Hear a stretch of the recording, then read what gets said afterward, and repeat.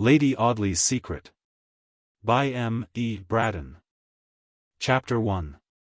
Lucy. It lay down in a hollow, rich with fine old timber and luxuriant pastures. And you came upon it through an avenue of limes, bordered on either side by meadows, over the high hedges of which the cattle looked inquisitively at you as you passed, wondering, perhaps, what you wanted. For there was no thoroughfare, and unless you were going to the court you had no business there at all. At the end of this avenue there was an old arch and a clock tower, with a stupid, bewildering clock, which had only one hand, and which jumped straight from one hour to the next, and was therefore always in extremes. Through this arch you walked straight into the gardens of Audley Court. A smooth lawn lay before you, dotted with groups of rhododendrons, which grew in more perfection here than anywhere else in the county. To the right there were the kitchen gardens, the fish pond, and an orchard bordered by a dry moat, and a broken ruin of a wall, in some places thicker than it was high, and everywhere overgrown with trailing ivy, yellow stonecrop, and dark moss. To the left there was a broad gravelled walk, down which, years ago, when the place had been a convent, the quiet nuns had walked hand in hand. A wall bordered with espaliers, and shadowed on one side by goodly oaks, which shut out the flat landscape, and circled in the house and gardens with a darkening shelter. The house faced the arch, and occupied 3 sides of a quadrangle. It was very old, and very irregular and rambling. The windows were uneven. Some small, some large, some with heavy stone mullions and rich stained glass, others with frail lattices that rattled in every breeze. Others so modern that they might have been added only yesterday. Great piles of chimneys rose up here and there behind the pointed gables, and seemed as if they were so broken down by age and long service that they must have fallen but for the straggling ivy which, crawling up the walls and trailing even over the roof, wound itself about them and supported them. The principal door was squeezed into a corner of a turret at one angle of the building, as if it were in hiding from dangerous visitors, and wished to keep itself a secret, a noble door for all that, old oak, and studded with great square-headed iron nails, and so thick that the sharp iron knocker struck upon it with a muffled sound, and the visitor rung a clanging bell that dangled in a corner among the ivy, lest the noise of the knocking should never penetrate the stronghold. A glorious old place. A place that visitors fell in raptures with, feeling a yearning wish to have done with life, and to stay there forever, staring into the cool fish ponds and counting the bubbles as the roach and carp rose to the surface of the water.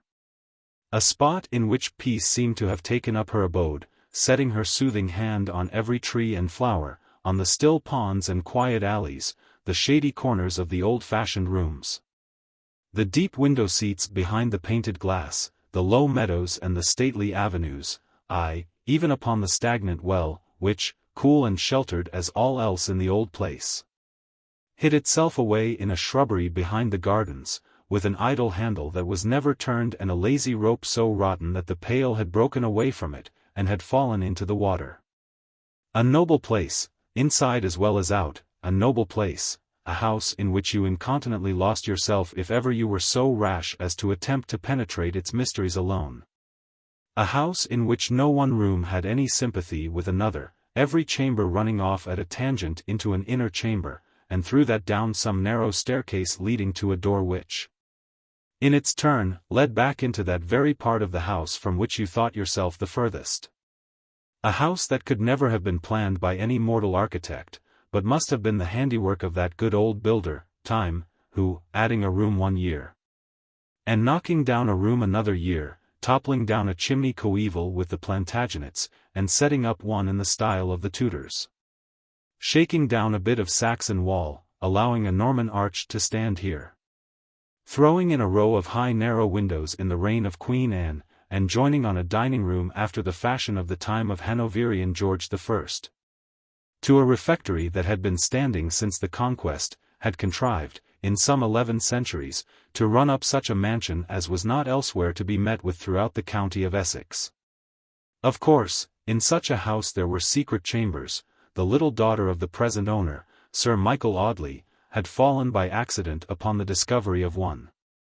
A board had rattled under her feet in the great nursery where she played, and on attention being drawn to it, it was found to be loose, and so removed, revealed a ladder, leading to a hiding-place between the floor of the nursery and the ceiling of the room below, a hiding-place so small that he who had hid there must have crouched on his hands and knees or lain at full length, and yet large enough to contain a quaint old carved oak chest, half filled with priest's vestments, which had been hidden away, no doubt, in those cruel days when the life of a man was in danger if he was discovered to have harbored a Roman Catholic priest, or to have mass said in his house.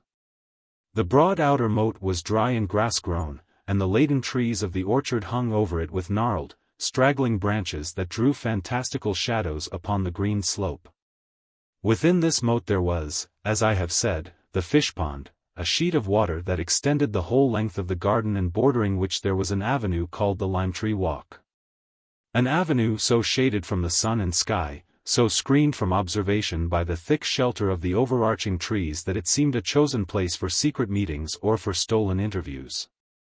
A place in which a conspiracy might have been planned, or a lover's vow registered with equal safety, and yet it was scarcely 20 paces from the house. At the end of this dark arcade there was the shrubbery, where, half buried among the tangled branches and the neglected weeds, stood the rusty wheel of that old well of which I have spoken. It had been of good service in its time, no doubt, and busy nuns have perhaps drawn the cool water with their own fair hands. But it had fallen into disuse now, and scarcely anyone at Audley Court knew whether the spring had dried up or not. But sheltered as was the solitude of this Lime-tree Walk, I doubt very much if it was ever put to any romantic uses. Often in the cool of the evening Sir Michael Audley would stroll up and down smoking his cigar, with his dogs at his heels, and his pretty young wife dawdling by his side. But in about 10 minutes the baronet and his companion would grow tired of the rustling limes and the still water, hidden under the spreading leaves of the water lilies, and the long green vista with the broken well at the end, and would stroll back to the drawing-room, where my lady played dreamy melodies by Beethoven and Mendelssohn till her husband fell asleep in his easy-chair.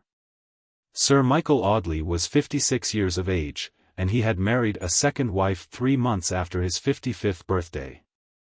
He was a big man, tall and stout, with a deep, sonorous voice, handsome black eyes, and a white beard which made him look venerable against his will, for he was as active as a boy, and one of the hardest riders in the country. For 17 years he had been a widower with an only child, a daughter, Alicia Audley, now 18, and by no means too well pleased at having a stepmother brought home to the court. For Miss Alicia had reigned supreme in her father's house since her earliest childhood, and had carried the keys, and jingled them in the pockets of her silk aprons, and lost them in the shrubbery, and dropped them into the pond, and given all manner of trouble about them from the hour in which she entered her teens, and had, on that account, deluded herself into the sincere belief that for the whole of that period, she had been keeping the house. But Miss Alicia's day was over. And now, when she asked anything of the housekeeper would tell her that she would speak to my lady, or she would consult my lady, and if my lady pleased it should be done. So the baronet's daughter, who was an excellent horsewoman and a very clever artist, spent most of her time out of doors, riding about the green lanes, and sketching the cottage children, and the ploughboys, and the cattle, and all manner of animal life that came in her way. She set her face with a sulky determination against any intimacy between herself and the baronet's young wife. And amiable as that lady was, she found it quite impossible to overcome Miss Alicia's prejudices and dislike, or to convince the spoilt girl that she had not done her a cruel injury by marrying Sir Michael Audley. The truth was that Lady Audley had, in becoming the wife of Sir Michael, made one of those apparently advantageous matches which are apt to draw upon a woman the envy and hatred of her sex. She had come into the neighborhood as a governess in the family of a surgeon in the village near Audley Court. No one knew anything of her, except that she came in answer to an advertisement which Mr. Dawson, the surgeon, had inserted in the Times. She came from London, and the only reference she gave was to a lady at a school at Brompton, where she had once been a teacher. But this reference was so satisfactory that none other was needed, and Miss Lucy Graham was received by the surgeon as the instructress of his daughters.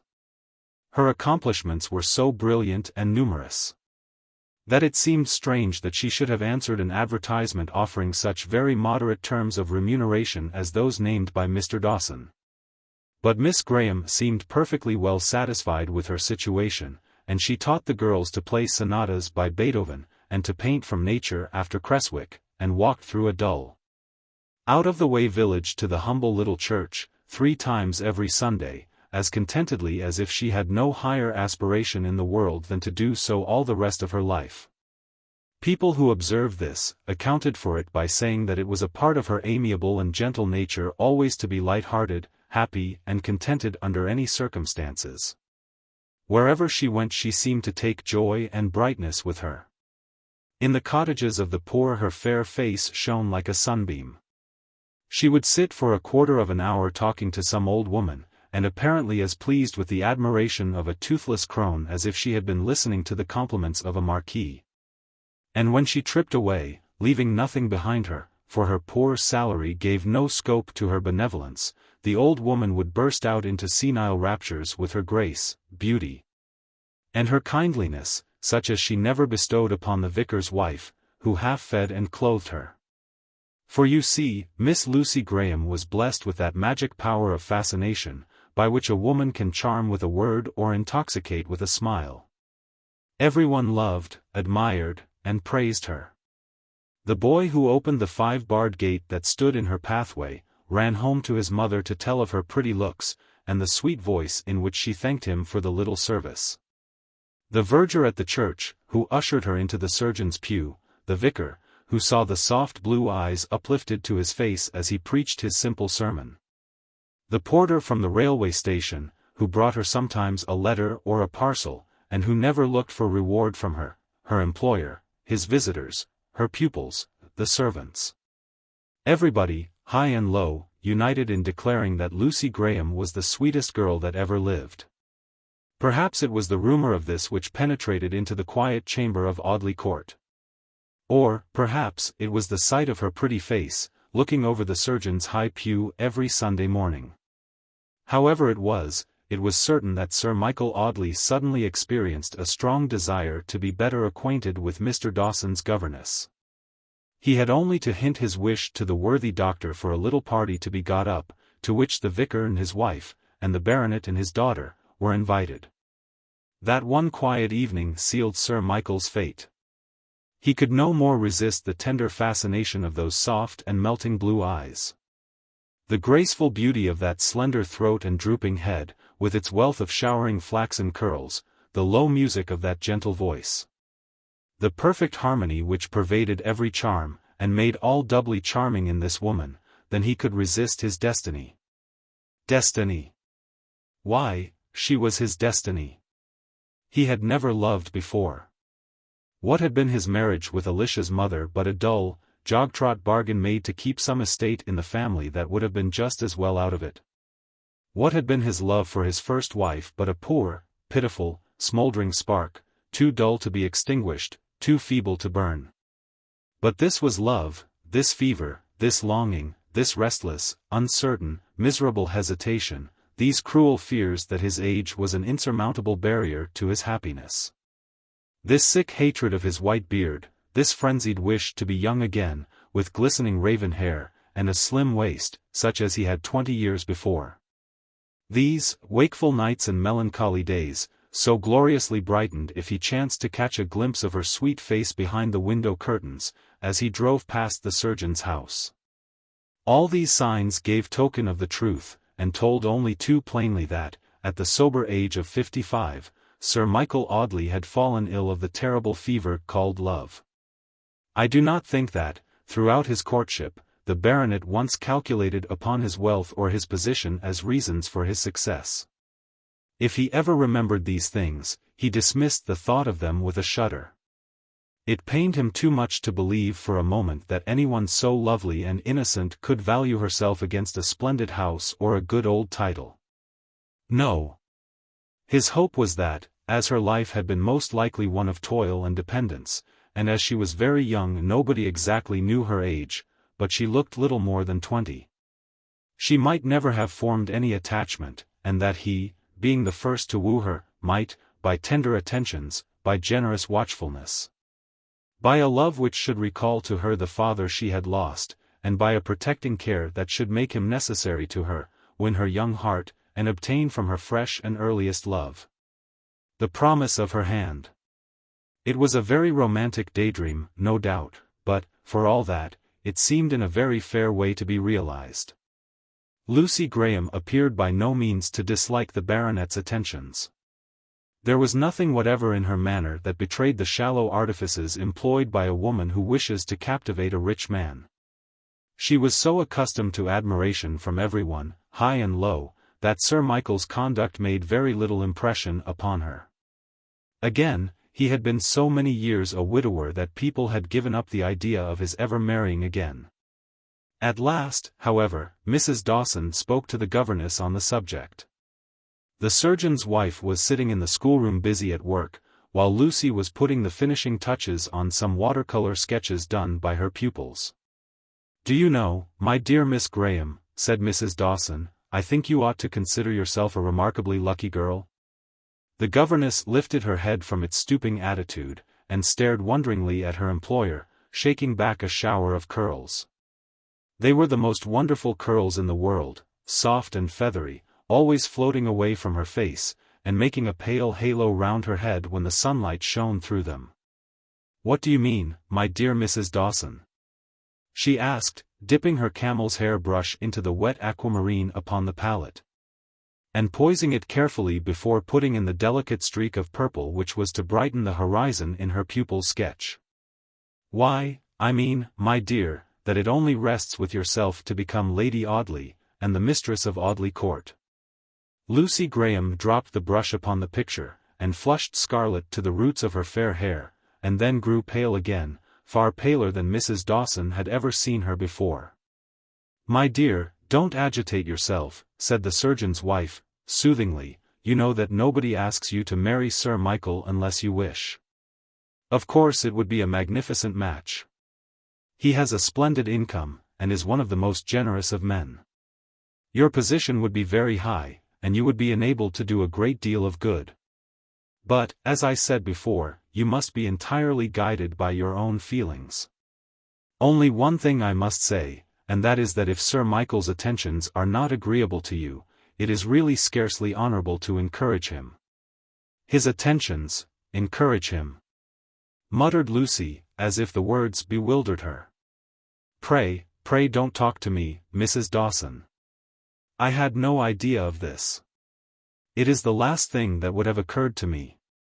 She leaned her elbows on the drawing board before her, and clasping her hands over her face, seemed for some minutes to be thinking deeply. She wore a narrow black ribbon round her neck, with a locket, or a cross, or a miniature, perhaps, attached to it, but whatever the trinket was, she always kept it hidden under her dress. Once or twice, while she sat silently thinking, she removed one of her hands from before her face, and fidgeted nervously with the ribbon, clutching at it with a half-angry gesture, and twisting it backward and forward between her fingers. "I think some people are born to be unlucky, Mrs. Dawson," she said, by and by. "It would be a great deal too much good fortune for me to become Lady Audley." She said this with so much bitterness in her tone, that the surgeon's wife looked up at her with surprise. "You unlucky, my dear," she exclaimed. "I think you are the last person who ought to talk like that, you, such a bright, happy creature, that it does everyone good to see you. I'm sure I don't know what we shall do if Sir Michael robs us of you." After this conversation they often spoke upon the subject, and Lucy never again showed any emotion whatever when the baronet's admiration for her was canvassed. It was a tacitly understood thing in the surgeon's family that whenever Sir Michael proposed, the governess would quietly accept him. And, indeed, the simple Dawsons would have thought it something more than madness in a penniless girl to reject such an offer. So, one misty August evening, Sir Michael, sitting opposite to Lucy Graham, at a window in the surgeon's little drawing-room, took an opportunity while the family happened by some accident to be absent from the room, of speaking upon the subject nearest to his heart. He made the governess, in a few but solemn words, an offer of his hand. There was something almost touching in the manner and tone in which he spoke to her, half in deprecation, knowing that he could hardly expect to be the choice of a beautiful young girl. And praying rather that she would reject him, even though she broke his heart by doing so, than that she should accept his offer if she did not love him. "I scarcely think there is a greater sin, Lucy," he said, solemnly, "than that of a woman who marries a man she does not love. You are so precious to me, my beloved, that deeply as my heart is set on this, and bitter as the mere thought of disappointment is to me, I would not have you commit such a sin for any happiness of mine. If my happiness could be achieved by such an act, which it could not, which it never could," he repeated earnestly, "nothing but misery can result from a marriage dictated by any motive but truth and love." Lucy Graham was not looking at Sir Michael, but straight out into the misty twilight and dim landscape far away beyond the little garden. The baronet tried to see her face, but her profile was turned to him, and he could not discover the expression of her eyes. If he could have done so, he would have seen a yearning gaze which seemed as if it would have pierced the far obscurity and looked away, away into another world. "Lucy, you heard me?" "Yes," she said, gravely, not coldly, or in any way as if she were offended at his words. "And your answer?" She did not remove her gaze from the darkening countryside, but for some moments was quite silent. Then turning to him, with a sudden passion in her manner, that lighted up her face with a new and wonderful beauty which the baronet perceived even in the growing twilight, she fell on her knees at his feet. "No, Lucy, no, no," he cried, vehemently, "not here, not here." "Yes, here, here," she said, the strange passion which agitated her making her voice sound shrill and piercing, not loud, but preternaturally distinct, "here and nowhere else. How good you are, how noble and how generous. Love you. Why, there are women 100 times my superiors in beauty and in goodness who might love you dearly, but you ask too much of me. Remember what my life has been, only remember that. From my very babyhood I have never seen anything but poverty. My father was a gentleman, clever, accomplished, handsome, but poor, and what a pitiful wretch poverty made of him. My mother, but do not let me speak of her. Poverty, poverty, trials, vexations, humiliations, deprivations. You cannot tell, you, who are among those for whom life is so smooth and easy, you can never guess what is endured by such as we. Do not ask too much of me, then. I cannot be disinterested, I cannot be blind to the advantages of such an alliance. I cannot. Beyond her agitation and her passionate vehemence, there is an undefined something in her manner which fills the baronet with a vague alarm. She is still on the ground at his feet, crouching rather than kneeling, her thin white dress clinging about her, her pale hair streaming over her shoulders. Her great blue eyes glittering in the dusk, and her hands clutching at the black ribbon about her throat, as if it had been strangling her. Don't ask too much of me, she kept repeating, I have been selfish from my babyhood. Lucy, Lucy, speak plainly. Do you dislike me? Dislike you? No, no. But is there anyone else whom you love? She laughed aloud at his question. I do not love anyone in the world, she answered. He was glad of her reply. And yet that and the strange laugh jarred upon his feelings. He was silent for some moments, and then said, with a kind of effort. Well, Lucy, I will not ask too much of you.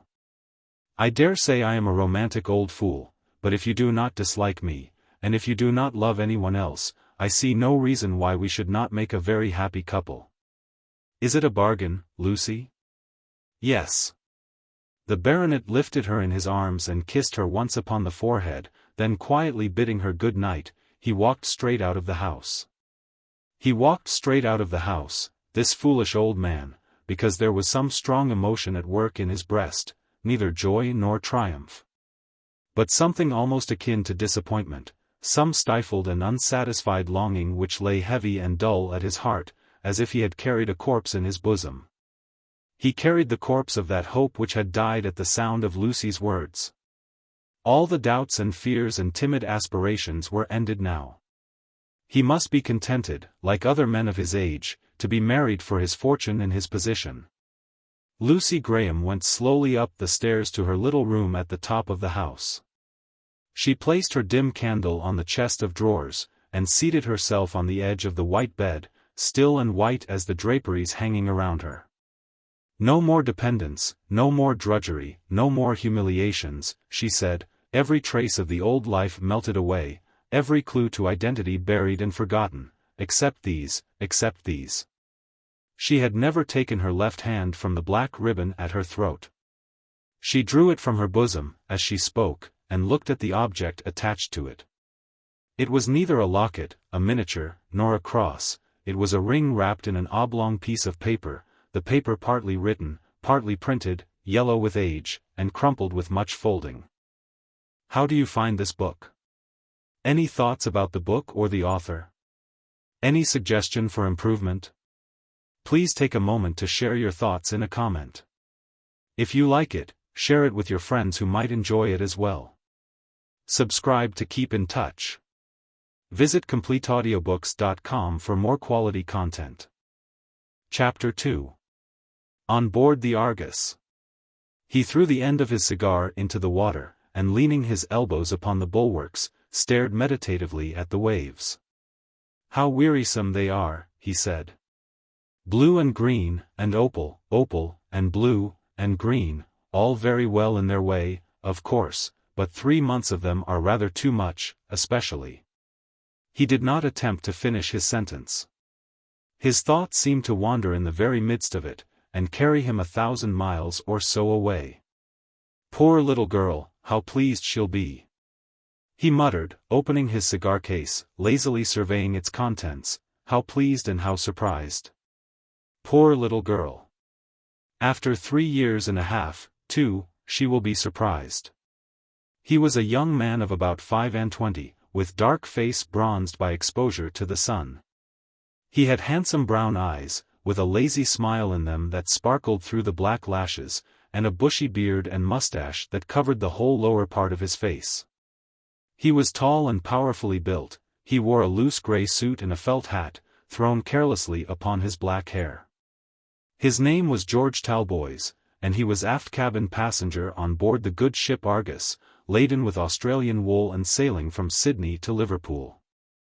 There were very few passengers in the aft cabin of the Argus. An elderly wool stapler returning to his native country with his wife and daughters, after having made a fortune in the colonies. A governess of 33 years of age, going home to marry a man to whom she had been engaged 15 years. The sentimental daughter of a wealthy Australian wine merchant, invoiced to England to finish her education, and George Talboys, were the only first-class passengers on board. This George Talboys was the life and soul of the vessel. Nobody knew who or what he was, or where he came from, but everybody liked him. He sat at the bottom of the dinner table, and assisted the captain in doing the honors of the friendly meal. He opened the champagne bottles, and took wine with everyone present. He told funny stories, and led the life himself with such a joyous peal that the man must have been a churl who could not have laughed for pure sympathy.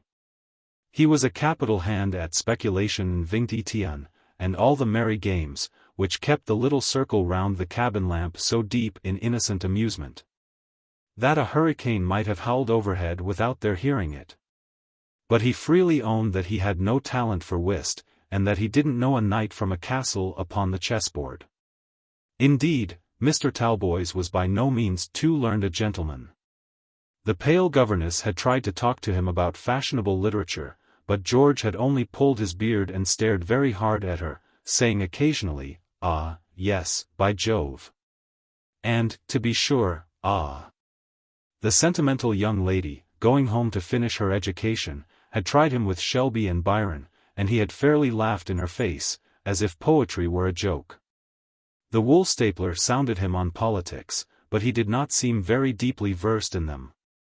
So they let him go his own way, smoke his cigars and talk to the sailors, lounge over the bulwarks and stare at the water, and make himself agreeable to everybody in his own fashion.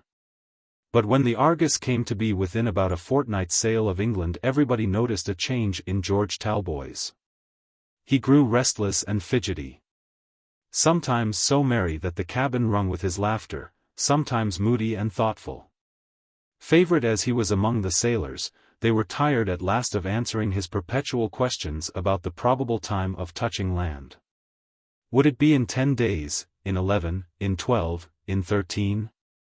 Was the wind favorable? How many knots an hour was the vessel doing? Then a sudden passion would seize him, and he would stamp upon the deck, crying out that she was a rickety old craft, and that her owners were swindlers to advertise her as the fast-sailing Argus. She was not fit for passenger traffic, she was not fit to carry impatient living creatures, with hearts and souls. She was fit for nothing but to be laden with bales of stupid wool, that might rot on the sea and be none the worse for it. The sun was drooping down behind the waves as George Talboys lighted his cigar upon this August evening. Only 10 days more, the sailors had told him that afternoon, and they would see the English coast. "I will go ashore in the first boat that hails us," he cried, "I will go ashore in a cockleshell.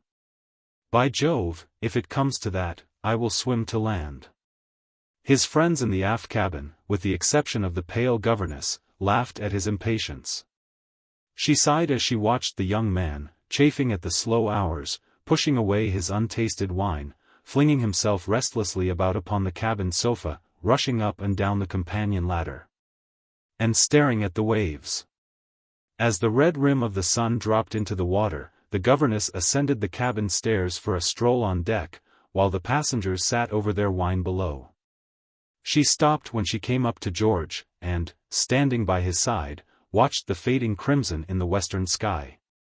The lady was very quiet and reserved, seldom sharing in the after-cabin amusements, never laughing, and speaking very little. But she and George Talboys had been excellent friends throughout the passage. "Does my cigar annoy you, Miss Morley?" he said, taking it out of his mouth. "Not at all. Pray do not leave off smoking. I only came up to look at the sunset. What a lovely evening." "Yes, yes, I dare say," he answered, impatiently, "yet so long, so long. 10 more interminable days and 10 more weary nights before we land." "Yes," said Miss Morley, sighing. "Do you wish the time shorter?" "Do I?" cried George. "Indeed I do." "Don't you?" "Scarcely. But is there no one you love in England? Is there no one you love looking out for your arrival?" "I hope so," she said gravely. They were silent for some time, he smoking his cigar with a furious impatience, as if he could hasten the course of the vessel by his own restlessness. She looking out at the waning light with melancholy blue eyes, eyes that seemed to have faded with poring over closely printed books and difficult needlework. Eyes that had faded a little, perhaps, by reason of tears secretly shed in the lonely night. "See," said George, suddenly, pointing in another direction from that toward which Miss Morley was looking, "there's the new moon." She looked up at the pale crescent, her own face almost as pale and wan. "This is the first time we have seen it." "We must wish," said George. "I know what I wish." "What?" "That we may get home quickly." "My wish is that we may find no disappointment when we get there," said the governess, sadly. "Disappointment?" He started as if he had been struck, and asked what she meant by talking of disappointment. "I mean this," she said, speaking rapidly, and with a restless motion of her thin hands. "I mean that as the end of the voyage draws near, hope sinks in my heart, and a sick fear comes over me that at the last all may not be well. The person I go to meet may be changed in his feelings toward me. Or he may retain all the old feeling until the moment of seeing me, and then lose it in a breath at sight of my poor wan face, for I was called a pretty girl, Mr. Talboys, when I sailed for Sydney 15 years ago. Or he may be so changed by the world as to have grown selfish and mercenary, and he may welcome me for the sake of my 15 years' savings. Again, he may be dead. He may have been well, perhaps, up to within a week of our landing, and in that last week may have taken a fever, and died an hour before our vessel anchors in the Mersey. I think of all these things, Mr. Talboys, and act the scenes over in my mind, and feel the anguish of them 20 times a day. 20 times a day, she repeated, why I do it 1,000 times a day. George Talboys had stood motionless, with his cigar in his hand, listening to her so intently that, as she said the last words, his hold relaxed, and the cigar dropped in the water. I wonder, she continued, more to herself than to him, I wonder, looking back, to think how hopeful I was when the vessel sailed. I never thought then of disappointment, but I pictured the joy of meeting, imagining the very words that would be said, the very tones, the very looks. But for this last month of the voyage, day by day, and hour by hour my heart sinks and my hopeful fancies fade away. And I dread the end as much as if I knew that I was going to England to attend a funeral. The young man suddenly changed his attitude, and turned his face full upon his companion, with a look of alarm. She saw in the pale light that the color had faded from his cheek. What a fool! He cried, striking his clenched fist upon the side of the vessel, what a fool I am to be frightened at this. Why do you come and say these things to me? Why do you come and terrify me out of my senses, when I am going straight home to the woman I love, to a girl whose heart is as true as the light of heaven, and in whom I no more expect to find any change than I do to see another sun rise in tomorrow's sky? Why do you come and try to put such fancies in my head when I am going home to my darling wife? Your wife, she said, that is different. There is no reason that my terrors should terrify you. I am going to England to rejoin a man to whom I was engaged to be married 15 years ago. He was too poor to marry then, and when I was offered a situation as governess in a rich Australian family, I persuaded him to let me accept it, so that I might leave him free and unfettered to win his way in the world, while I saved a little money to help us when we began life together. I never meant to stay away so long, but things have gone badly with him in England. That is my story, and you can understand my fears. They need not influence you. Mine is an exceptional case. So is mine, said George, impatiently. I tell you that mine is an exceptional case, although I swear to you that until this moment, I have never known a fear as to the result of my voyage home. But you are right, your terrors have nothing to do with me. You have been away 15 years, all kinds of things may happen in 15 years. Now it is only 3 years and a half this very month since I left England. What can have happened in such a short time as that? Miss Morley looked at him with a mournful smile, but did not speak. His feverish ardor, the freshness and impatience of his nature were so strange and new to her, that she looked at him half in admiration, half in pity. My pretty little wife. My gentle, innocent, loving little wife.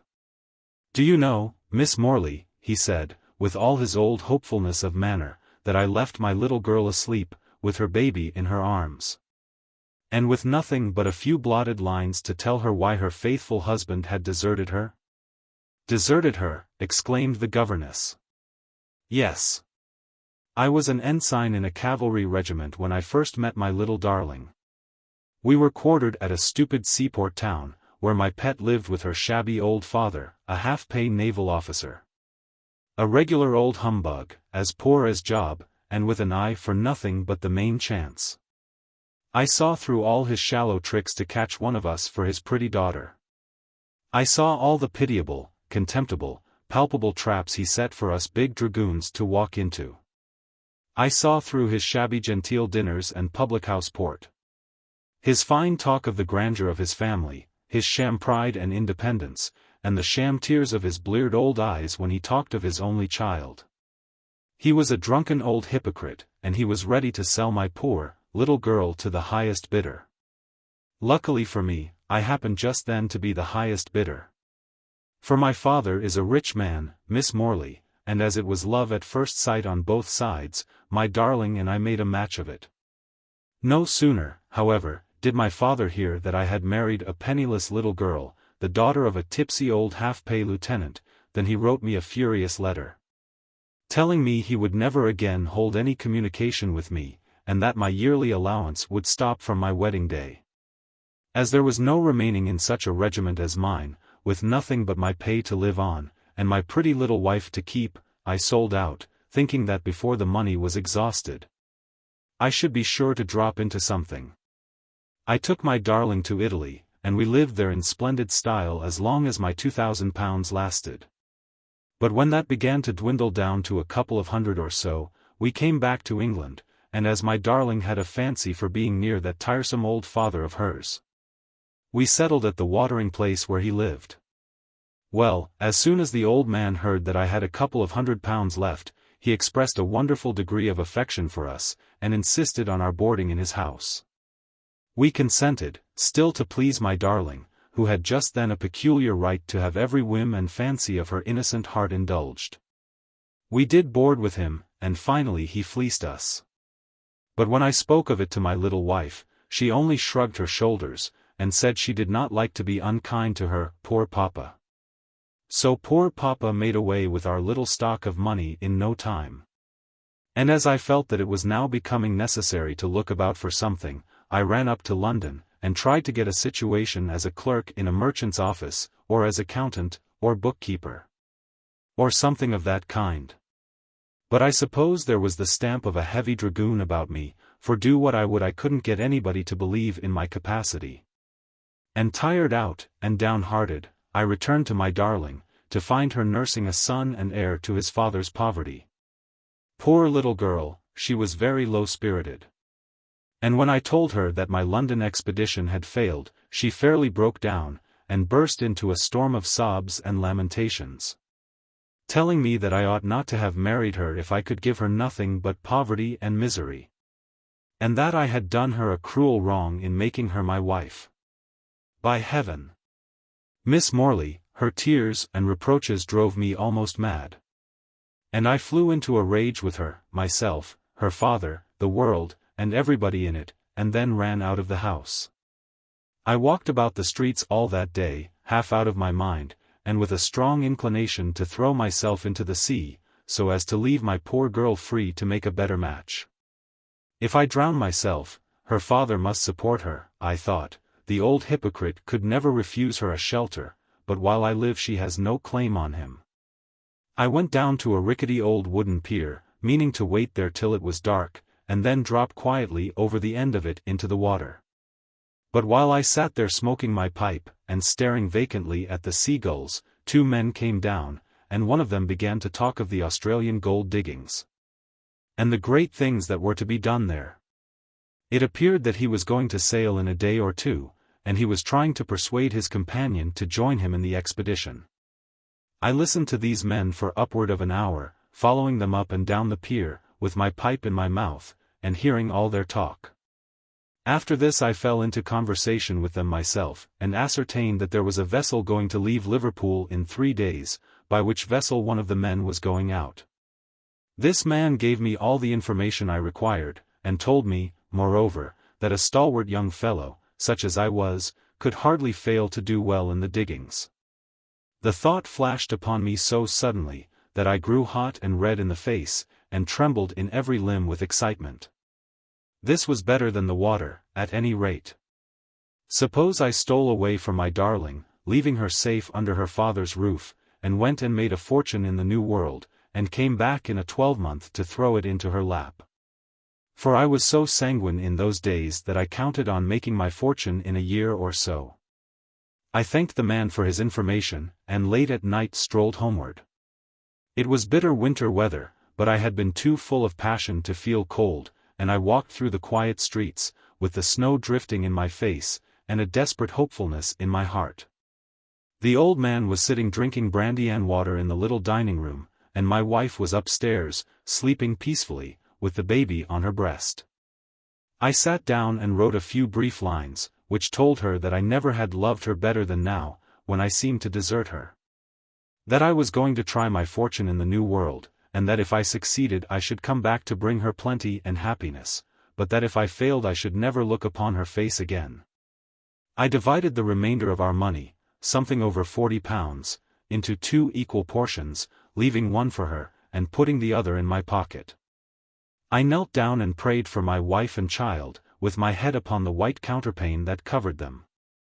I wasn't much of a praying man at ordinary times, but God knows that was a heartfelt prayer.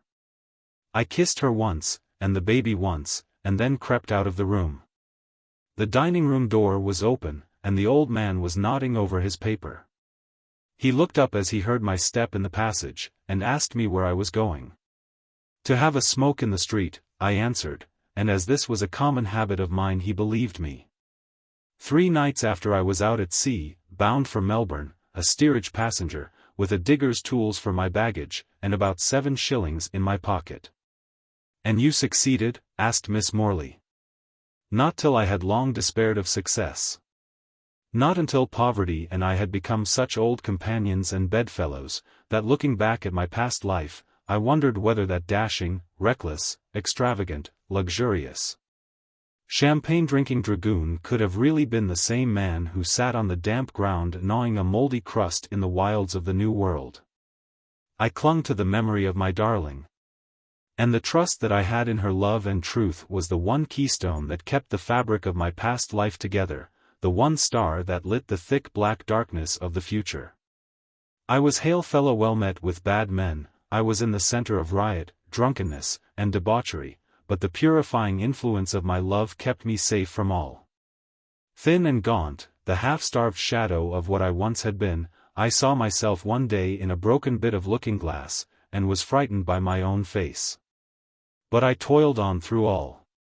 Through disappointment and despair, rheumatism, fever, starvation, at the very gates of death, I toiled on steadily to the end, and in the end I conquered. He was so brave in his energy and determination, in his proud triumph of success, and in the knowledge of the difficulties he had vanquished, that the pale governess could only look at him in wondering admiration. "How brave you were," she said.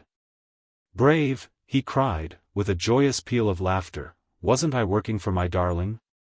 Through all the dreary time of that probation, her pretty white hand seemed beckoning me onward to a happy future. Why, I have seen her under my wretched canvas tent sitting by my side, with her boy in her arms, as plainly as I had ever seen her in the one happy year of our wedded life. At last, one dreary foggy morning, just 3 months ago, with a drizzling rain wetting me to the skin, up to my neck in clay and mire, half-starved, enfeebled by fever, stiff with rheumatism, a monster nugget turned up under my spade, and I was in 1 minute the richest man in Australia. I fell down on the wet clay, with my lump of gold in the bosom of my shirt, and, for the first time in my life, cried like a child. I travelled post-haste to Sydney, realised my price, which was worth upward of £20,000, and a fortnight afterward took my passage for England in this vessel. And in 10 days I shall see my darling. But in all that time did you never write to your wife? Never, till the night before I left Sydney. I could not write when everything looked so black. I could not write and tell her that I was fighting hard with despair and death. I waited for better fortune, and when that came I wrote telling her that I should be in England almost as soon as my letter, and giving her an address at a coffee-house in London where she could write to me, telling me where to find her, though she is hardly likely to have left her father's house. He fell into a reverie after this, and puffed meditatively at his cigar. His companion did not disturb him. The last ray of summer daylight had died out, and the pale light of the crescent moon only remained.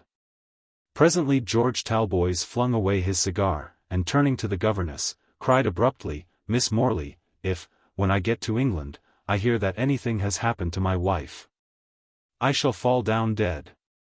"My dear Mr. Talboys, why do you think of these things?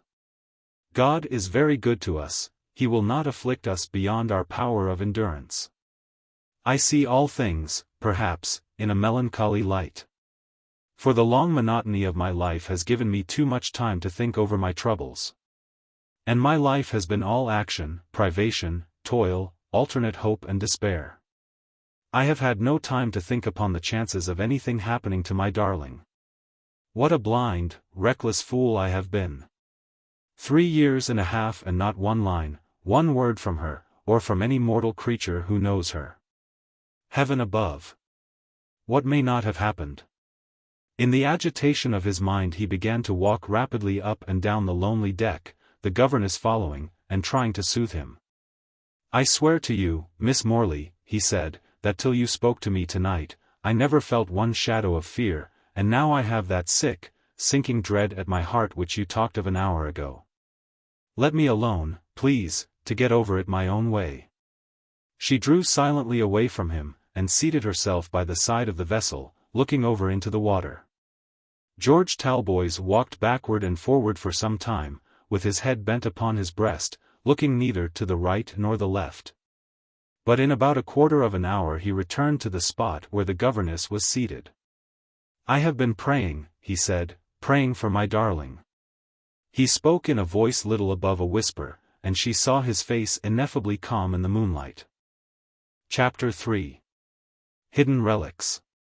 The same August sun which had gone down behind the waste of waters glimmered redly upon the broad face of the old clock over that ivy-covered archway which leads into the gardens of Audley Court. A fierce and crimson sunset. The mullioned windows and twinkling lattices are all ablaze with the red glory. The fading light flickers upon the leaves of the limes in the long avenue, and changes the still fish-pond into a sheet of burnished copper. Even into those dim recesses of briar and brushwood, amidst which the old well is hidden. The crimson brightness penetrates in fitful flashes till the dank weeds and the rusty iron wheel and broken woodwork seem as if they were flecked with blood. The lowing of a cow in the quiet meadows, the splash of a trout in the fish-pond, the last notes of a tired bird, the creaking of wagon wheels upon the distant road, every now and then breaking the evening silence, only made the stillness of the place seem more intense. It was almost oppressive, this twilight stillness. The very repose of the place grew painful from its intensity. And you felt as if a corpse must be lying somewhere within that grey and ivy-covered pile of building, so deathlike was the tranquillity of all around. As the clock over the archway struck 8, a door at the back of the house was softly opened, and a girl came out into the gardens. But even the presence of a human being scarcely broke the silence. For the girl crept slowly over the thick grass, and gliding into the avenue by the side of the fish-pond, disappeared in the rich shelter of the limes. She was not, perhaps, positively a pretty girl. But her appearance was of that order which is commonly called interesting. Interesting, it may be, because in the pale face and the light grey eyes, the small features and compressed lips, there was something which hinted at a power of repression and self-control not common in a woman of 19 or 20. She might have been pretty, I think, but for the one fault in her small oval face. This fault was an absence of color. Not one tinge of crimson flushed the waxen whiteness of her cheeks. Not one shadow of brown redeemed the pale insipidity of her eyebrows and eyelashes, not one glimmer of gold or auburn relieved the dull flaxen of her hair. Even her dress was spoiled by this same deficiency. The pale lavender muslin faded into a sickly grey, and the ribbon knotted round her throat melted into the same neutral hue. Her figure was slim and fragile, and in spite of her humble dress, she had something of the grace and carriage of a gentlewoman, but she was only a simple country girl, called Phoebe Marks, who had been nursemaid in Mr. Dawson's family, and whom Lady Audley had chosen for her maid after her marriage with Sir Michael. Of course, this was a wonderful piece of good fortune for Phoebe, who found her wages trebled and her work lightened in the well-ordered household at the court, and who was therefore quite as much the object of envy among her particular friends as my lady herself to higher circles. A man, who was sitting on the broken woodwork of the well, started as the lady's maid came out of the dim shade of the limes and stood before him among the weeds and brushwood. I have said before that this was a neglected spot. It lay in the midst of a low shrubbery, hidden away from the rest of the gardens, and only visible from the garret windows at the back of the west wing. "Why, Phoebe," said the man, shutting a clasp knife with which he had been stripping the bark from a blackthorn stake, you came upon me so still and sudden, that I thought you was an evil spirit. I've come across through the fields, and come in here at the gate egg in the moat, and I was taking a rest before I came up to the house to ask if you was come back. I can see the well from my bedroom window, Luke, Phoebe answered, pointing to an open lattice in one of the gables. I saw you sitting here, and came down to have a chat. It's better talking out here than in the house, where there's always somebody listening. The man was a big, broad-shouldered, stupid-looking clodhopper of about 23 years of age. His dark red hair grew low upon his forehead, and his bushy brows met over a pair of greenish-gray eyes. His nose was large and well-shaped, but the mouth was coarse in form and animal in expression. Rosy-cheeked, red-haired, and bull-necked, he was not unlike one of the stout oxen grazing in the meadows round about the court. The girl seated herself lightly upon the woodwork at his side, and put one of her hands, which had grown white in her new and easy service, about his thick neck. "Are you glad to see me, Luke?" she asked. "Of course I'm glad, lass," he answered, boorishly, opening his knife again, and scraping away at the hedge stake. They were first cousins, and had been playfellows in childhood, and sweethearts in early youth. "You don't seem much as if you were glad," said the girl. "You might look at me, Luke, and tell me if you think my journey has improved me." "It ain't put any color into your cheeks, my girl," he said, glancing up at her from under his lowering eyebrows. "You're every bit as white as you was when you went away. But they say traveling makes people genteel, Luke. I've been on the continent with my lady, through all manner of curious places. And you know, when I was a child, Squire Horton's daughters taught me to speak a little French, and I found it so nice to be able to talk to the people abroad." "Genteel?" cried Luke Marks, with a hoarse laugh. "Who wants you to be genteel, I wonder?" "Not me, for one. When you're my wife you won't have over much time for gentility, my girl. French, too. Dang me, Phoebe, I suppose when we've saved money enough between us to buy a bit of a farm, you'll be parleyvooing to the cows?" She bit her lip as her lover spoke, and looked away. He went on cutting and chopping at a rude handle he was fashioning to the stake, whistling softly to himself all the while, and not once looking at his cousin. For some time they were silent, but by and by she said, with her face still turned away from her companion, "What a fine thing it is for Miss Graham that was. To travel with her maid and her courier, and her chariot and four, and a husband that thinks there isn't one spot upon all the earth that's good enough for her to set her foot upon." "Aye, it is a fine thing, Phoebe, to have lots of money," answered Luke, "and I hope you'll be warned by that, my lass, to save up your wages agin we get married." "Why, what was she in Mr. Dawson's house only 3 months ago?" continued the girl, as if she had not heard her cousin's speech. "What was she but a servant like me? Taking wages and working for them as hard, or harder, than I did. You should have seen her shabby clothes, Luke, worn and patched, and darned and turned and twisted, yet always looking nice upon her, somehow. She gives me more as lady's maid here than ever she got from Mr. Dawson then. Why, I've seen her come out of the parlor with a few sovereigns and a little silver in her hand, that master had just given her for her quarter's salary, and now look at her." "Never you mind her," said Luke, "take care of yourself, Phoebe, that's all you've got to do. What should you say to a public house for you and me, by and by, my girl? There's a deal of money to be made out of a public house." The girl still sat with her face averted from her lover, her hands hanging listlessly in her lap, and her pale grey eyes fixed upon the last low streak of crimson dying out behind the trunks of the trees. "You should see the inside of the house, Luke," she said. "It's a tumble-down-looking place enough outside. But you should see my lady's rooms, all pictures and gilding, and great looking-glasses that stretch from the ceiling to the floor. Painted ceilings, too, that cost hundreds of pounds, the housekeeper told her, and all done for her." "She's a lucky one," muttered Luke, with lazy indifference. "You should have seen her while we were abroad, with a crowd of gentlemen hanging about her, Sir Michael not jealous of them, only proud to see her so much admired. You should have heard her laugh and talk with them, throwing all their compliments and fine speeches back at them, as it were, as if they had been pelting her with roses. She set everybody mad about her, wherever she went. Her singing, her playing, her painting, her dancing, her beautiful smile, and sunshiny ringlets. She was always the talk of a place, as long as we stayed in it. Is she at home tonight? No, she has gone out with Sir Michael to a dinner party at the Beeches. They've 7 or 8 miles to drive, and they won't be back till after 11. Then I'll tell you what, Phoebe, if the inside of the house is so mighty fine, should like to have a look at it. You shall, then. Mrs. Barton, the housekeeper, knows you by sight, and she can't object to my showing you some of the best rooms.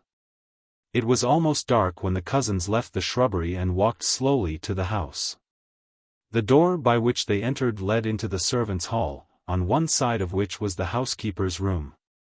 Phoebe Marks stopped for a moment to ask the housekeeper if she might take her cousin through some of the rooms, and having received permission to do so, lighted a candle at the lamp in the hall, and beckoned to Luke to follow her into the other part of the house. The long, black oak corridors were dim in the ghostly twilight, the light carried by Phoebe looking only a poor speck in the broad passages through which the girl led her cousin. Luke looked suspiciously over his shoulder now and then, half frightened by the creaking of his own hobnailed boots. "It's a mortal dull place, Phoebe," he said, as they emerged from a passage into the principal hall, which was not yet lighted. "I've heard tell of a murder that was done here in old times." "There are murders enough in these times, as to that, Luke," answered the girl, ascending the staircase, followed by the young man. She led the way through a great drawing-room, rich in satin and ormolu, buhl and inlaid cabinets, bronzes, cameos, statuettes, and trinkets, that glistened in the dusky light. Then through a morning-room, hung with proof engravings of valuable pictures, through this into an antechamber, where she stopped, holding the light above her head. The young man stared about him, open-mouthed and open-eyed. "It's a rare fine place," he said, "and must have cost a heap of money." "Look at the pictures on the walls," said Phoebe, glancing at the panels of the octagonal chamber, which were hung with Claudes and Poussins, Wouvermans and quips. "I've heard that those alone are worth a fortune. This is the entrance to my lady's apartments, Miss Graham that was." She lifted a heavy green cloth curtain which hung across a doorway, and led the astonished countryman into a fairy-like boudoir, and thence to a dressing-room, in which the open doors of a wardrobe and a heap of dresses flung about a sofa showed that it still remained exactly as its occupants had left it. "I've got all these things to put away before my lady comes home, Luke. You might sit down here while I do it. I shan't be long." Her cousin looked around in gawky embarrassment, bewildered by the splendor of the room, and after some deliberation selected the most substantial of the chairs, on the extreme edge of which he carefully seated himself. "I wish I could show you the jewels, Luke," said the girl. "But I can't, for she always keeps the keys herself. That's the case on the dressing-table there." "What, that?" cried Luke, staring at the massive walnut-wood and brass-inlaid casket. "Why, that's big enough to hold every bit of clothes I've got. And it's as full as it can be of diamonds, rubies, pearls and emeralds," answered Phoebe, busy as she spoke in folding the rustling silk dresses, and laying them one by one upon the shelves of the wardrobe. As she was shaking out the flounces of the last, a jingling sound caught her ear, and she put her hand into the pocket. "I declare," she exclaimed, "my lady has left her keys in her pocket for once in a way. I can show you the jewelry, if you like, Luke." "Well, I may as well have a look at it, my girl," he said, rising from his chair and holding the light while his cousin unlocked the casket. He uttered a cry of wonder when he saw the ornaments glittering on white satin cushions. He wanted to handle the delicate jewels, to pull them about, and find out their mercantile value. Perhaps a pang of longing and envy shot through his heart as he thought how he would have liked to have taken one of them. "Why, one of those diamond things would set us up in life, Phoebe," he said, turning a bracelet over and over in his big red hands. "Put it down, Luke. Put it down directly," cried the girl, with a look of terror. how can you speak about such things? He laid the bracelet in its place with a reluctant sigh, and then continued his examination of the casket. What's this? He asked presently, pointing to a brass knob in the framework of the box. He pushed it as he spoke, and a secret drawer, lined with purple velvet, flew out of the casket. Look ye here, cried Luke, pleased at his discovery. Phoebe Marks threw down the dress she had been folding, and went over to the toilette table. Why, I never saw this before, she said. I wonder what there is in it. There was not much in it, neither gold nor gems. Only a baby's little worsted shoe rolled up in a piece of paper, and a tiny lock of pale and silky yellow hair, evidently taken from a baby's head. Phoebe's eyes dilated as she examined the little packet. So this is what my lady hides in the secret drawer, she muttered. It's queer rubbish to keep in such a place, said Luke, carelessly. The girl's thin lip curved into a curious smile. You will bear me witness where I found this, she said, putting the little parcel into her pocket. Why, Phoebe, you're not going to be such a fool as to take that, cried the young man. I'd rather have this than the diamond bracelet you would have liked to take, she answered. You shall have the public house, Luke. Chapter 4. In the first page of the Times. Robert Audley was supposed to be a barrister. As a barrister was his name inscribed in the law list. As a barrister he had chambers in Fig Tree Court, Temple. As a barrister he had eaten the allotted number of dinners, which form the sublime ordeal through which the forensic aspirant wades on to fame and fortune. If these things can make a man a barrister, Robert Audley decidedly was one. But he had never either had a brief, or tried to get a brief, or even wished to have a brief in all those 5 years, during which his name had been painted upon one of the doors in Fig Tree Court. He was a handsome, lazy, care-for-nothing fellow, of about 27, the only son of a younger brother of Sir Michael Audley. His father had left him £400 a year, which his friends had advised him to increase by being called to the bar. And as he found it, after due consideration, more trouble to oppose the wishes of these friends than to eat so many dinners, and to take a set of chambers in the Temple, he adopted the latter course. And unblushingly called himself a barrister. Sometimes, when the weather was very hot, and he had exhausted himself with the exertion of smoking his German pipe, and reading French novels, he would stroll into the Temple gardens. And lying in some shady spot, pale and cool, with his shirt collar turned down and a blue silk handkerchief tied loosely about his neck, would tell grave benchers that he had knocked himself up with overwork. The sly old benchers laughed at the pleasant fiction, but they all agreed that Robert Audley was a good fellow, a generous-hearted fellow. Rather a curious fellow, too, with a fund of sly wit and quiet humor, under his listless, dawdling, indifferent, irresolute manner. A man who would never get on in the world. But who would not hurt a worm. Indeed, his chambers were converted into a perfect dog kennel, by his habit of bringing home stray and benighted curs, who were attracted by his looks in the street, and followed him with abject fondness. Robert always spent the hunting season at Audley Court. Not that he was distinguished as a Nimrod, for he would quietly trot to covert upon a mild-tempered, stout-limbed bay hack, and keep at a very respectful distance from the hard riders. His horse knowing quite as well as he did, that nothing was further from his thoughts than any desire to be in at the death. The young man was a great favourite with his uncle, and by no means despised by his pretty, gypsy-faced, light-hearted, hoydenish cousin, Miss Alicia Audley. It might have seemed to other men, that the partiality of a young lady who was sole heiress to a very fine estate, was rather well worth cultivating, but it did not so occur to Robert Audley. Alicia was a very nice girl, he said, a jolly girl, with no nonsense about her, a girl of 1,000, but this was the highest point to which enthusiasm could carry him. The idea of turning his cousin's girlish liking for him to some good account never entered his idle brain. I doubt if he even had any correct notion of the amount of his uncle's fortune. And I am certain that he never for one moment calculated upon the chances of any part of that fortune ultimately coming to himself.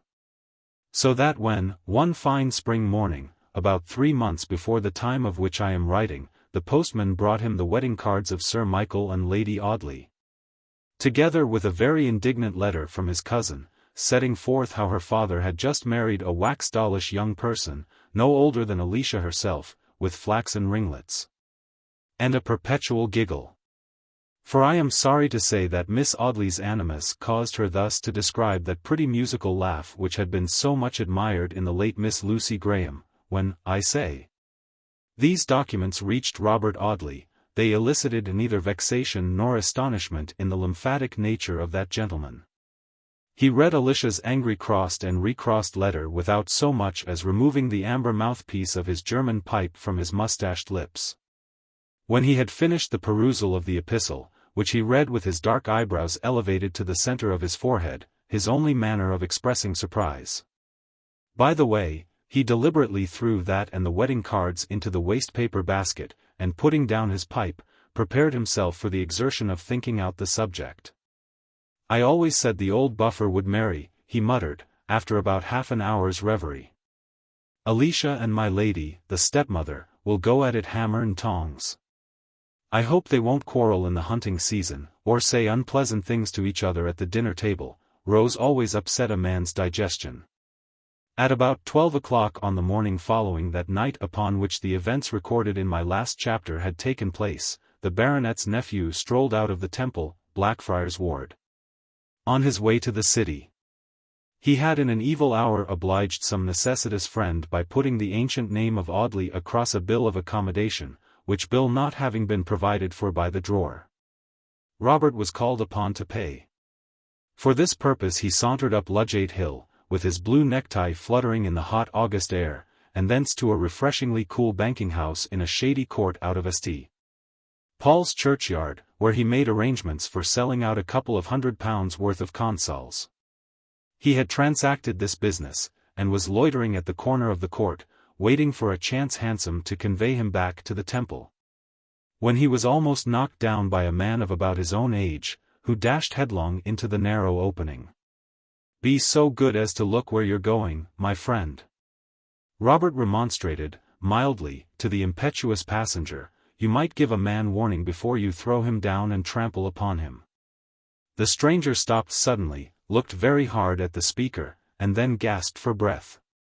"Bob," he cried, in a tone expressive of the most intense astonishment, "I only touched British ground after dark last night, and to think that I should meet you this morning." "I've seen you somewhere before, my bearded friend," said Mr. Audley, calmly scrutinizing the animated face of the other, "but I'll be hanged if I can remember when or where." "What?" exclaimed the stranger, reproachfully. "You don't mean to say that you've forgotten George Talboys?" "No, I have not," said Robert, with an emphasis by no means usual to him. And then hooking his arm into that of his friend, he led him into the shady court, saying, with his old indifference, "And now, George, tell us all about it." George Talboys did tell him all about it. He told that very story which he had related 10 days before to the pale governess on board the Argus. And then, hot and breathless, he said that he had £20,000 or so in his pocket, and that he wanted to bank it at Messrs., who had been his bankers many years before. "If you'll believe me, I've only just left their counting-house," said Robert. "I'll go back with you, and we'll settle that matter in 5 minutes." They did contrive to settle it in about a quarter of an hour. And then Robert Audley was for starting off immediately for the Crown and Sceptre, at Greenwich, or the Castle, at Richmond, where they could have a bit of dinner, and talk over those good old times when they were together at Eton. But George told his friend that before he went anywhere, before he shaved or broke his fast, or in any way refreshed himself after a night journey from Liverpool by express train, he must call at a certain coffee-house in Bridge Street, Westminster, where he expected to find a letter from his wife. As they dashed through Ludgate Hill, Fleet Street, and the Strand, in a fast hansom, George Talboys poured into his friend's ear all those wild hopes and dreams which had usurped such a dominion over his sanguine nature. "I shall take a villa on the banks of the Thames, Bob," he said, "for the little wife and myself. And we'll have a yacht, Bob, old boy, and you shall lie on the deck and smoke, while my pretty one plays her guitar and sings songs to us. She's for all the world like one of those what's-its-names, who got poor old Ulysses into trouble," added the young man, whose classic lore was not very great. The waiters at the Westminster coffee-house stared at the hollow-eyed, unshaven stranger, with his clothes of colonial cut, and his boisterous, excited manner. But he had been an old frequenter of the place in his military days, and when they heard who he was they flew to do his bidding. He did not want much, only a bottle of soda water, and to know if there was a letter at the bar directed to George Talboys. The waiter brought the soda water before the young men had seated themselves in a shady box near the disused fireplace. No, there was no letter for that name.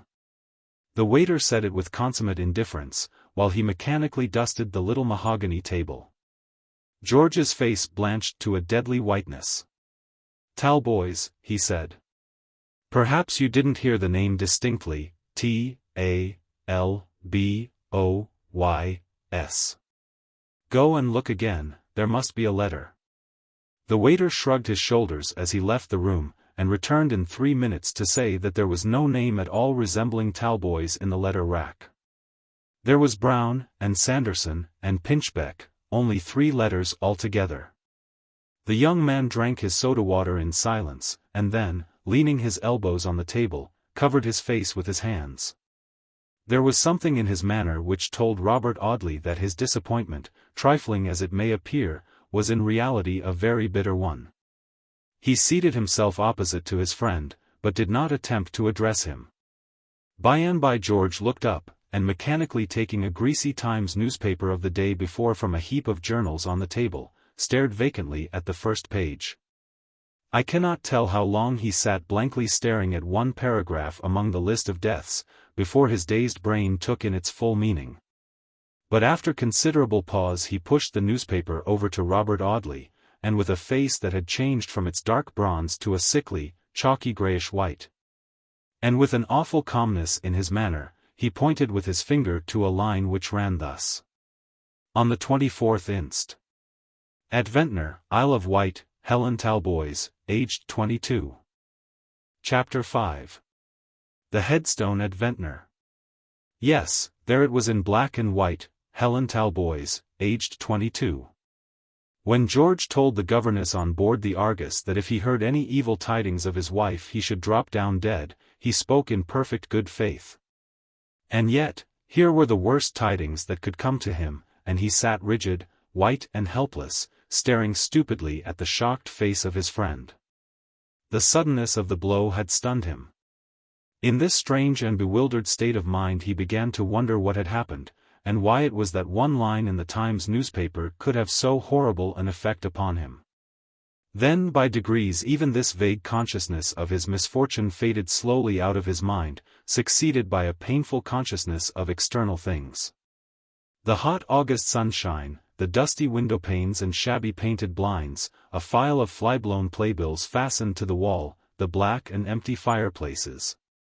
A bald-headed old man nodding over the morning advertiser, the slipshod waiter folding a tumbled tablecloth, and Robert Audley's handsome face looking at him full of compassionate alarm. He knew that all these things took gigantic proportions, and then, one by one, melted into dark blots and swam before his eyes. He knew that there was a great noise, as of half a dozen furious steam engines tearing and grinding in his ears. And he knew nothing more, except that somebody or something fell heavily to the ground. He opened his eyes upon the dusky evening in a cool and shaded room, the silence only broken by the rumbling of wheels at a distance. He looked about him wonderingly, but half indifferently. His old friend, Robert Audley, was seated by his side smoking. George was lying on a low iron bedstead opposite to an open window, in which there was a stand of flowers and 2 or 3 birds in cages. "You don't mind the pipe, do you, George?" his friend asked, quietly. "No." He lay for some time looking at the flowers and the birds. One canary was singing a shrill hymn to the setting sun. "Do the birds annoy you, George? Shall I take them out of the room?" "No, I like to hear them sing." Robert Audley knocked the ashes out of his pipe, laid the precious meerschaum tenderly upon the mantelpiece, and going into the next room, returned presently with a cup of strong tea.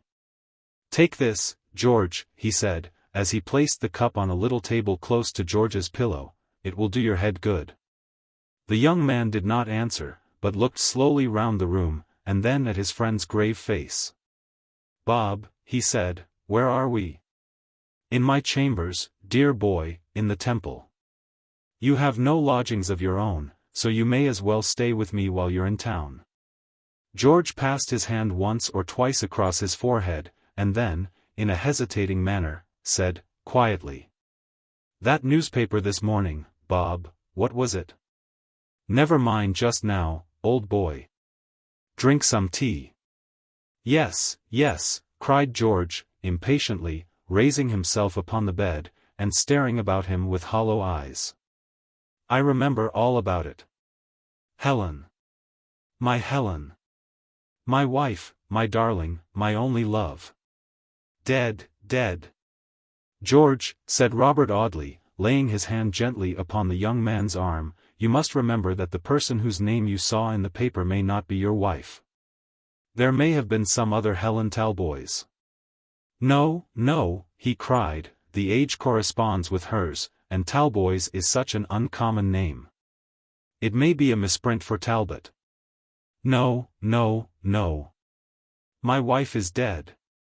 He shook off Robert's restraining hand, and rising from the bed, walked straight to the door. "Where are you going?" exclaimed his friend. "To Ventnor, to see her grave." "Not tonight, George, not tonight. I will go with you myself by the first train tomorrow." Robert led him back to the bed, and gently forced him to lie down again. He then gave him an opiate, which had been left for him by the medical man whom they had called in at the coffee-house in Bridge Street, when George fainted. So George Talboys fell into a heavy slumber, and dreamed that he went to Ventnor, to find his wife alive and happy, but wrinkled, old, and grey, and to find his son grown into a young man.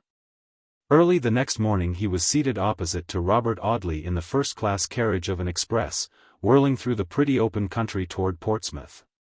They landed at Ventnor under the burning heat of the midday sun. As the two young men came from the steamer, the people on the pier stared at George's white face and untrimmed beard. "What are we to do, George?" Robert Audley asked. "We have no clue to finding the people you want to see." The young man looked at him with a pitiful, bewildered expression. The big dragoon was as helpless as a baby, and Robert Audley, the most vacillating and unenergetic of men, found himself called upon to act for another. He rose superior to himself, and equal to the occasion. "Had we not better ask at one of the hotels about a Mrs. Talboys, George?" he said. "Her father's name was Malden," George muttered. "He could never have sent her here to die alone." They said nothing more, but Robert walked straight to a hotel where he inquired for a Mr. Malden. Yes, they told him, there was a gentleman of that name stopping at Ventnor, a Captain Malden, his daughter was lately dead. The waiter would go and inquire for the address. The hotel was a busy place at this season, people hurrying in and out, and a great bustle of grooms and waiters about the halls. George Talboys leaned against the doorpost, with much the same look in his face, as that which had frightened his friend in the Westminster coffee-house. The worst was confirmed now. His wife, Captain Malden's daughter, was dead. The waiter returned in about 5 minutes to say that Captain Malden was lodging at Lansdowne Cottage, No. 4. They easily found the house, a shabby, low-windowed cottage, looking toward the water. Was Captain Malden at home? No, the landlady said, he had gone out on the beach with his little grandson. Would the gentleman walk in and sit down a bit? George mechanically followed his friend into the little front parlor, dusty, shabbily furnished, and disorderly, with a child's broken toys scattered on the floor, and the scent of stale tobacco hanging about the muslin window curtains. "Look," said George, pointing to a picture over the mantelpiece. It was his own portrait, painted in the old dragooning days. A pretty good likeness, representing him in uniform, with his charger in the background. Perhaps the most animated of men would have been scarcely so wise a comforter as Robert Audley. He did not utter a word to the stricken widower, but quietly seated himself with his back to George, looking out of the open window. For some time the young man wandered restlessly about the room, looking at and sometimes touching the knickknacks lying here and there. Her workbox, with an unfinished piece of work. Her album full of extracts from Byron and Moore, written in his own scrawling hand, some books which he had given her, and a bunch of withered flowers in a vase they had bought in Italy. Her portrait used to hang by the side of mine, he muttered, I wonder what they have done with it. By and by he said, after about an hour's silence. I should like to see the woman of the house, I should like to ask her about. He broke down, and buried his face in his hands. Robert summoned the landlady. She was a good-natured garrulous creature, accustomed to sickness and death, for many of her lodgers came to her to die. She told all the particulars of Mrs. Talboys' last hours, how she had come to Ventnor only 10 days before her death, in the last stage of decline. And how, day by day, she had gradually, but surely, sunk under the fatal malady. Was the gentleman any relative? She asked of Robert Audley, as George sobbed aloud. Yes, he is the lady's husband. What, the woman cried, him as deserted her so cruel, and left her with her pretty boy upon her poor old father's hands, which Captain Maldon has told me often, with the tears in his poor eyes? I did not desert her, George cried out, and then he told the history of his 3 years' struggle. Did she speak of me? He asked, did she speak of me, at the last? No, she went off as quiet as a lamb. She said very little from the first, but the last day she knew nobody, not even her little boy, nor her poor old father, who took on awful. Once she went off wild-like, talking about her mother, and about the cruel shame it was to leave her to die in a strange place, till it was quite pitiful to hear her. Her mother died when she was quite a child, said George. To think that she should remember her and speak of her, but never once of me. The woman took him into the little bedroom in which his wife had died. He knelt down by the bed and kissed the pillow tenderly, the landlady crying as he did so. While he was kneeling, praying, perhaps, with his face buried in this humble, snow-white pillow, the woman took something from a drawer. She gave it to him when he rose from his knees. It was a long tress of hair wrapped in silver paper. I cut this off when she lay in her coffin, she said, poor dear. He pressed the soft lock to his lips. Yes, he murmured. This is the dear hair that I have kissed so often when her head lay upon my shoulder. But it always had a rippling wave in it then, and now it seems smooth and straight. It changes in illness, said the landlady. If you'd like to see where they have laid her, Mr. Talboys, my little boy shall show you the way to the churchyard. So George Talboys and his faithful friend walked to the quiet spot, where, beneath a mound of earth, to which the patches of fresh turf hardly adhered, lay that wife of whose welcoming smile George had dreamed so often in the far antipodes. Robert left the young man by the side of this newly made grave, and returning in about a quarter of an hour, found that he had not once stirred. He looked up presently, and said that if there was a stonemason's anywhere near he should like to give an order. They very easily found the stonemason, and sitting down amidst the fragmentary litter of the man's yard. George Talboys wrote in pencil this brief inscription for the headstone of his dead wife's grave. Sacred to the memory of Helen, the beloved wife of George Talboys, who departed this life August 24, 1857, aged 22. Deeply regretted by her sorrowing husband. Chapter 6. Anywhere out of the world. When they returned to Lansdowne Cottage they found the old man had not yet come in, so they walked down to the beach to look for him. After a brief search they found him, sitting upon a heap of pebbles, reading a newspaper and eating filberts. The little boy was at some distance from his grandfather, digging in the sand with a wooden spade. The crape round the old man's shabby hat, and the child's poor little black frock, went to George's heart. Go where he would he met fresh confirmation of this great grief of his life. His wife was dead. "Mr. Malden," he said, as he approached his father-in-law. The old man looked up, and, dropping his newspaper, rose from the pebbles with a ceremonious bow. His faded light hair was tinged with gray, he had a pinched hook nose, watery blue eyes, and an irresolute-looking mouth. He wore his shabby dress with an affectation of foppish gentility. An eyeglass dangled over his closely buttoned-up waistcoat, and he carried a cane in his ungloved hand. "Great heaven!" cried George, "don't you know me?" Mr. Malden started and colored violently, with something of a frightened look, as he recognized his son-in-law. "My dear boy," he said, "I did not, for the first moment I did not. That beard makes such a difference." "You find the beard makes a great difference, do you not, sir?" he said, appealing to Robert. "Great heavens!" exclaimed George Talboys, "is this the way you welcome me?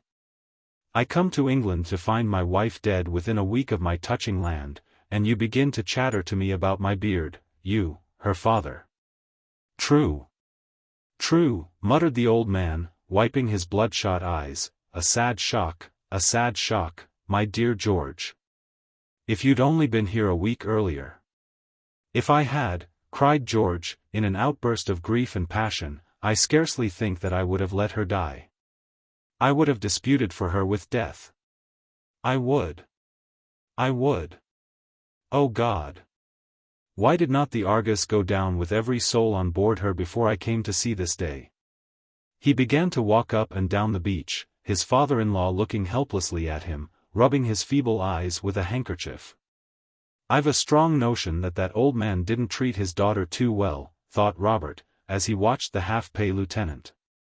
"He seems, for some reason or other, to be half afraid of George." While the agitated young man walked up and down in a fever of regret and despair, the child ran to his grandfather, and clung about the tails of his coat.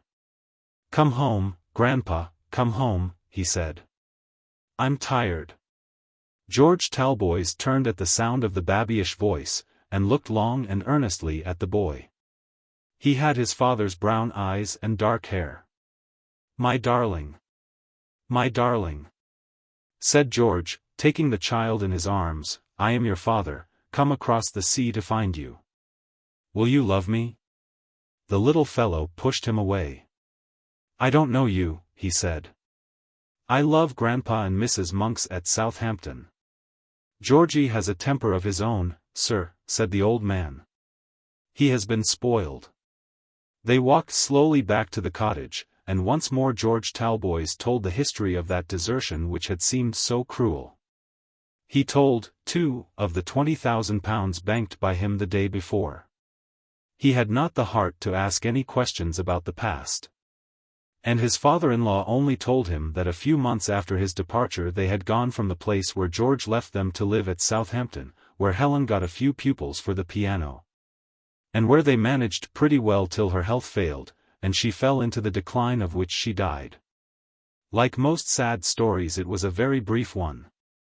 "The boy seems fond of you, Mr. Malden," said George, after a pause. "Yes, yes," answered the old man, smoothing the child's curling hair, "yes. Georgey is very fond of his grandfather." "Then he had better stop with you. The interest of my money will be about 600 a year. You can draw 100 of that for Georgey's education, leaving the rest to accumulate till he is of age. My friend here will be trustee, and if he will undertake the charge, I will appoint him guardian to the boy, allowing him for the present to remain under your care." "But why not take care of him yourself, George?" asked Robert Audley.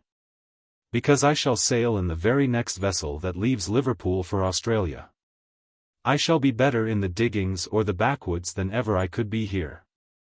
I'm broken for a civilized life from this hour, Bob." The old man's weak eyes sparkled as George declared this determination. "My poor boy, I think you're right," he said, "I really think you're right. The change, the wild life, he hesitated and broke down as Robert looked earnestly at him. "You're in a great hurry to get rid of your son-in-law, I think, Mr. Malden," he said, gravely. "Get rid of him, dear boy. "Oh, no, no. But for his own sake, my dear sir, for his own sake, you know. I think for his own sake he'd much better stay in England and look after his son," said Robert. "But I tell you I can't," cried George. "Every inch of this accursed ground is hateful to me. I want to run out of it as I would out of a graveyard. I'll go back to town tonight, get that business about the money settled early tomorrow morning, and start for Liverpool without a moment's delay. I shall be better when I've put half the world between me and her grave." Before he left the house he stole out to the landlady, and asked some more questions about his dead wife. Were they poor? He asked, were they pinched for money while she was ill? "Oh, no," the woman answered, "though the captain dresses shabby, he has always plenty of sovereigns in his purse. The poor lady wanted for nothing." George was relieved at this, though it puzzled him to know where the drunken half-pay lieutenant could have contrived to find money for all the expenses of his daughter's illness. But he was too thoroughly broken down by the calamity which had befallen him to be able to think much of anything, so he asked no further questions, but walked with his father-in-law and Robert Audley down to the boat by which they were to cross to Portsmouth. The old man bade Robert a very ceremonious adieu. "You did not introduce me to your friend, by the by, my dear boy," he said. George stared at him, muttered something indistinct, and ran down the ladder to the boat before Mr. Maldon could repeat his request. The steamer sped away through the sunset, and the outline of the island melted in the horizon as they neared the opposite shore. "To think," said George, "that 2 nights ago, at this time, I was steaming into Liverpool, full of the hope of clasping her to my heart, and tonight I am going away from her grave." The document which appointed Robert Audley as guardian to little George Talboys was drawn up in a solicitor's office the next morning. "It's a great responsibility," exclaimed Robert. "I, guardian to anybody or anything. I, who never in my life could take care of myself." "I trust in your noble heart, Bob," said George. "I know you will take care of my poor orphan boy, and see that he is well used by his grandfather. I shall only draw enough from Georgey's fortune to take me back to Sydney, and then begin my old work again." But it seemed as if George was destined to be himself the guardian of his son. For when he reached Liverpool, he found that a vessel had just sailed, and that there would not be another for a month. So he returned to London, and once more threw himself upon Robert Audley's hospitality. The barrister received him with open arms. He gave him the room with the birds and flowers, and had a bed put up in his dressing-room for himself. Grief is so selfish that George did not know the sacrifices his friend made for his comfort. He only knew that for him the sun was darkened, and the business of life done. He sat all day long smoking cigars, and staring at the flowers and canaries, chafing for the time to pass that he might be far out at sea. But just as the hour was drawing near for the sailing of the vessel, Robert Audley came in one day, full of a great scheme. A friend of his, another of those barristers whose last thought is of a brief, was going to St. Petersburg to spend the winter, and wanted Robert to accompany him. Robert would only go on condition that George went too. For a long time the young man resisted. But when he found that Robert was, in a quiet way, thoroughly determined upon not going without him, he gave in, and consented to join the party. What did it matter? He said. One place was the same to him as another, anywhere out of England, what did he care where? This was not a very cheerful way of looking at things, but Robert Audley was quite satisfied with having won his consent. The 3 young men started under very favorable circumstances, carrying letters of introduction to the most influential inhabitants of the Russian capital. Before leaving England, Robert wrote to his cousin Alicia, telling her of his intended departure with his old friend George Talboys, whom he had lately met for the first time after a lapse of years, and who had just lost his wife. Alicia's reply came by return post, and ran thus. My dear Robert, how cruel of you to run away to that horrid St. Petersburg before the hunting season. I have heard that people lose their noses in that disagreeable climate, and as yours is rather a long one, I should advise you to return before the very severe weather sets in. What sort of person is this Mr. Talboys? If he is very agreeable you may bring him to the court as soon as you return from your travels. Lady Audley tells me to request you to secure her a set of sables. You are not to consider the price, but to be sure that they are the handsomest that can be obtained. Papa is perfectly absurd about his new wife, and she and I cannot get on together at all, not that she is disagreeable to me, for, as far as that goes, she makes herself agreeable to everyone. But she is so irretrievably childish and silly. Believe me to be, my dear Robert, your affectionate cousin, Alicia Audley. Chapter 7. After a year. The first year of George Talboys' widowhood passed away, the deep band of crape about his hat grew brown and dusty, and as the last burning day of another August faded out, he sat smoking cigars in the quiet chambers of Fig Tree Court, much as he had done the year before, when the horror of his grief was new to him, and every object in life, however trifling or however important, seemed saturated with his one great sorrow. But the big ex-dragoon had survived his affliction by a 12-month, and hard as it may be to have to tell it, he did not look much the worse for it. Heaven knows what wasted agonies of remorse and self-reproach may not have racked George's honest heart, as he lay awake at nights thinking of the wife he had abandoned in the pursuit of a fortune which she never lived to share. Once, while they were abroad, Robert Audley ventured to congratulate him upon his recovered spirits. He burst into a bitter laugh. "Do you know, Bob," he said, "that when some of our fellows were wounded in India, they came home, bringing bullets inside them. They did not talk of them, and they were stout and hearty, and looked as well, perhaps, as you or I. But every change in the weather, however slight, every variation of the atmosphere, however trifling, brought back the old agony of their wounds as sharp as ever they had felt it on the battlefield. I've had my wound, Bob, I carry the bullet still, and I shall carry it into my coffin." The travelers returned from St. Petersburg in the spring, and George again took up his quarters at his old friend's chambers, only leaving them now and then to run down to Southampton and take a look at his little boy. He always went loaded with toys and sweetmeats to give to the child. But, for all this, Georgey would not become very familiar with his papa, and the young man's heart sickened as he began to fancy that even his child was lost to him. "What can I do?" he thought. "If I take him away from his grandfather, I shall break his heart. If I let him remain, he will grow up a stranger to me, and care more for that drunken old hypocrite than for his own father. But then, what could an ignorant, heavy dragoon like me do with such a child? What could I teach him, except to smoke cigars and idle around all day with his hands in his pockets?" So the anniversary of that 30th of August, upon which George had seen the advertisement of his wife's death in the Times newspaper, came round for the first time. And the young man put off his black clothes and the shabby crape from his hat, and laid his mournful garments in a trunk in which he kept a packet of his wife's letters, her portrait, and that lock of hair which had been cut from her head after death. Robert Audley had never seen either the letters, the portrait, or the long tress of silky hair. Nor, indeed, had George ever mentioned the name of his dead wife after that one day at Ventnor, on which he learned the full particulars of her decease. "I shall write to my cousin Alicia today, George," the young barrister said, "upon this very 30th of August. Do you know that the day after tomorrow is the 1st of September? I shall write and tell her that we will both run down to the court for a week's shooting."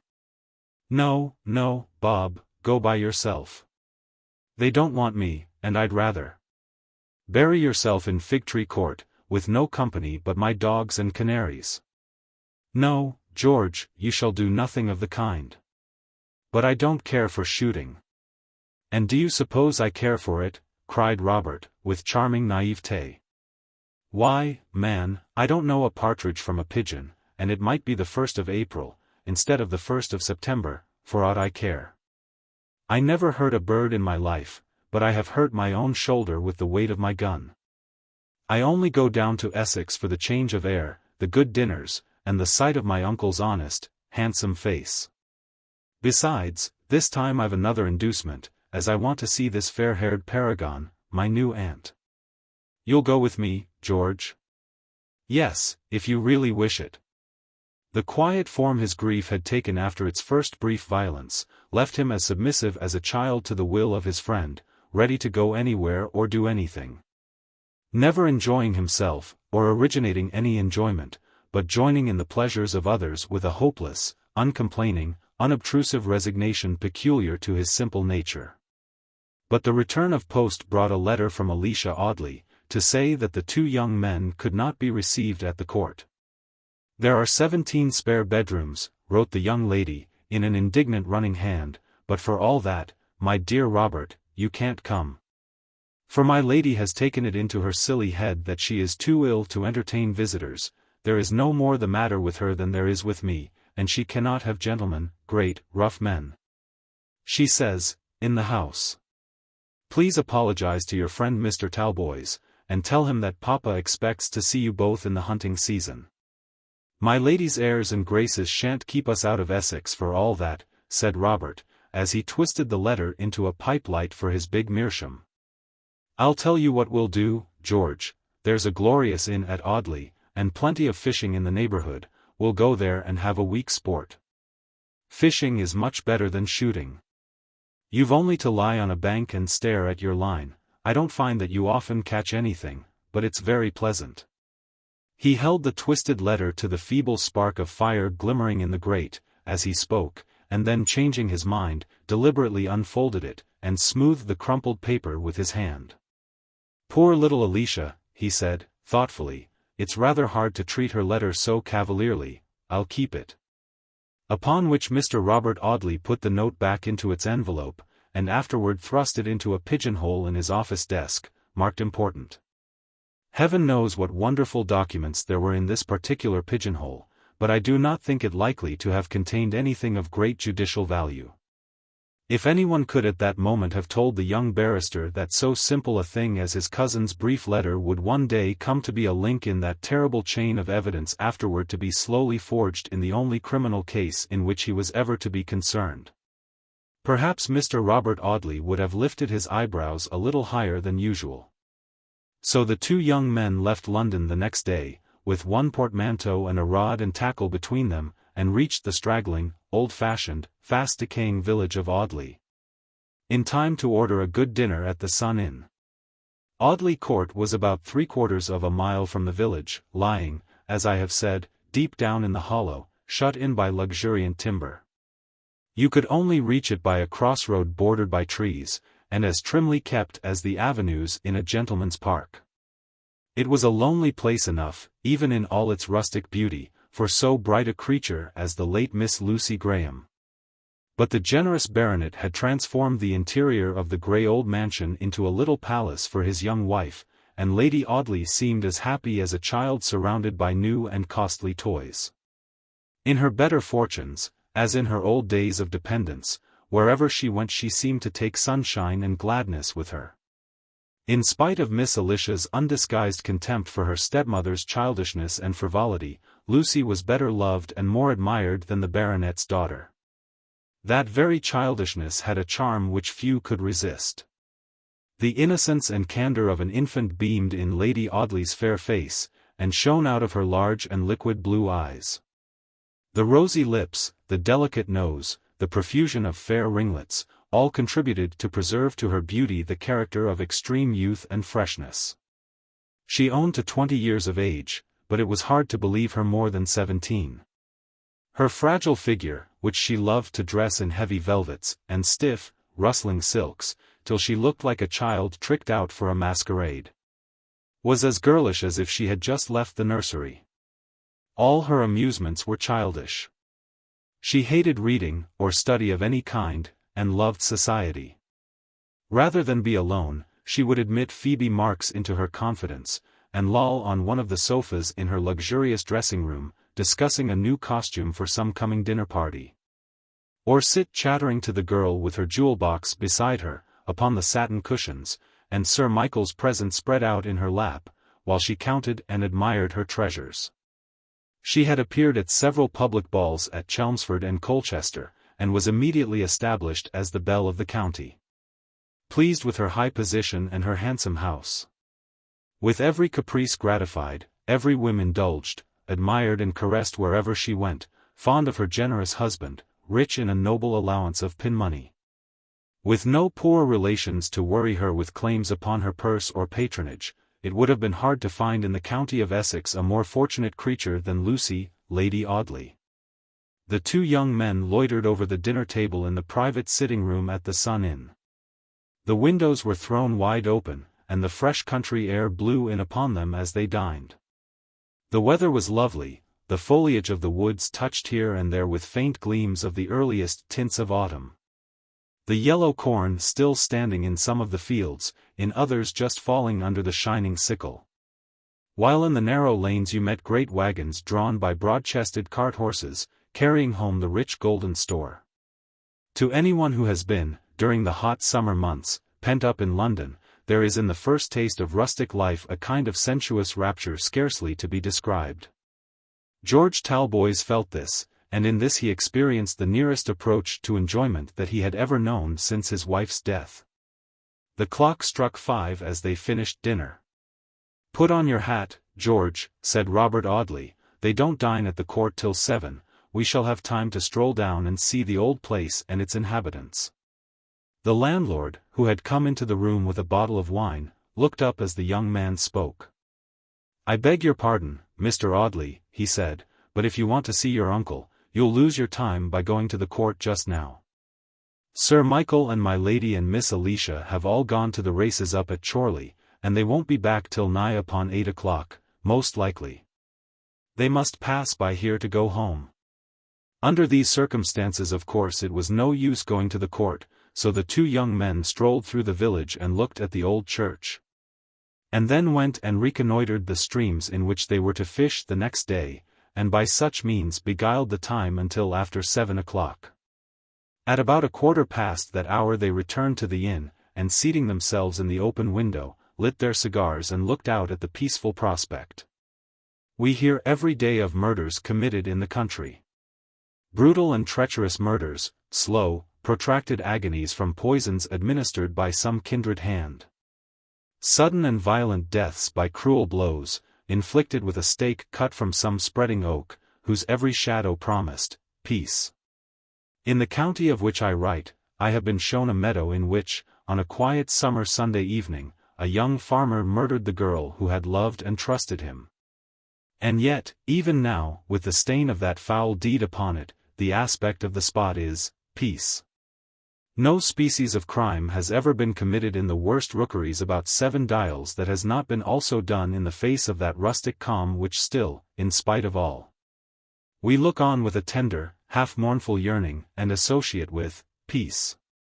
It was dusk when gigs and chaises, dog-carts, and clumsy farmers' phaetons, began to rattle through the village street, and under the windows of the Sun Inn. Deeper dusk still when an open carriage and 4 drew suddenly up beneath the rocking signpost. It was Sir Michael Audley's barouche which came to so sudden a stop before the little inn. The harness of one of the leaders had become out of order, and the foremost postilion dismounted to set it right. "Why, it's my uncle," cried Robert Audley, as the carriage stopped. "I'll run down and speak to him." George lit another cigar, and, sheltered by the window curtains, looked out at the little party. Alicia sat with her back to the horses, and he could perceive, even in the dusk, that she was a handsome brunette. But Lady Audley was seated on the side of the carriage furthest from the inn, and he could see nothing of the fair-haired paragon of whom he had heard so much. "Why, Robert," exclaimed Sir Michael, as his nephew emerged from the inn, "this is a surprise."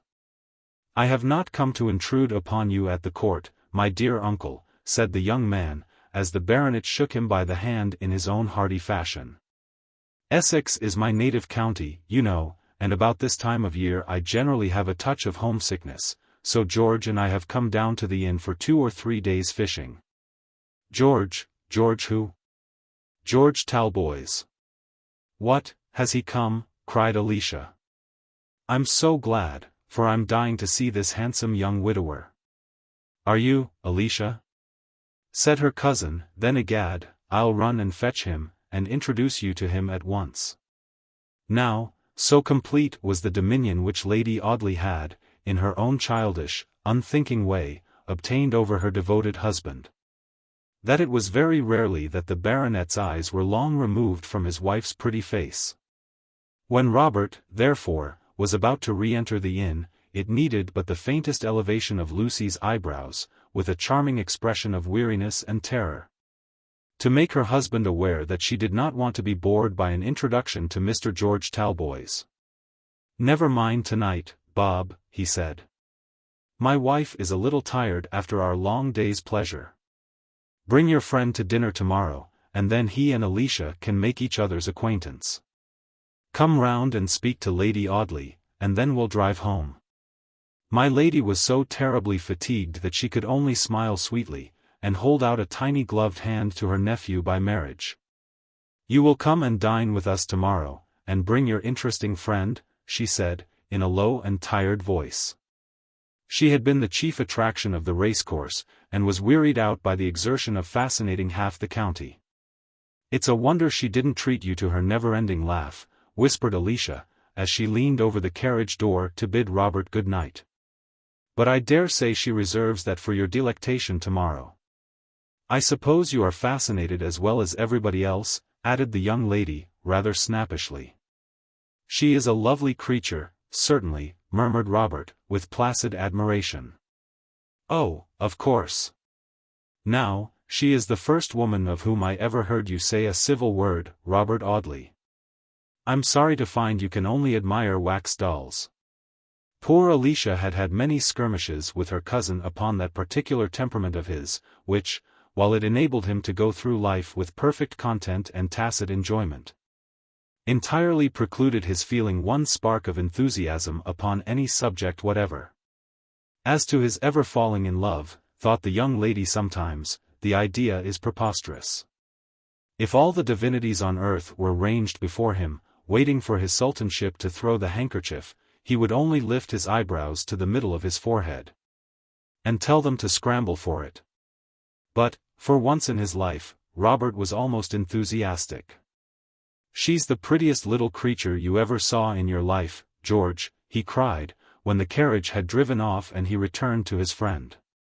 "Such blue eyes, such ringlets, such a ravishing smile, such a fairy-like bonnet, all of a tremble with heartsease and dewy spangles, shining out of a cloud of gauze. George Talboys, I feel like the hero of a French novel. I am falling in love with my aunt." The widower only sighed and puffed his cigar fiercely out of the open window. Perhaps he was thinking of that far-away time, little better than 5 years ago, in fact. But such an age gone by to him, when he first met the woman for whom he had worn crape round his hat 3 days before. They returned, all those old unforgotten feelings.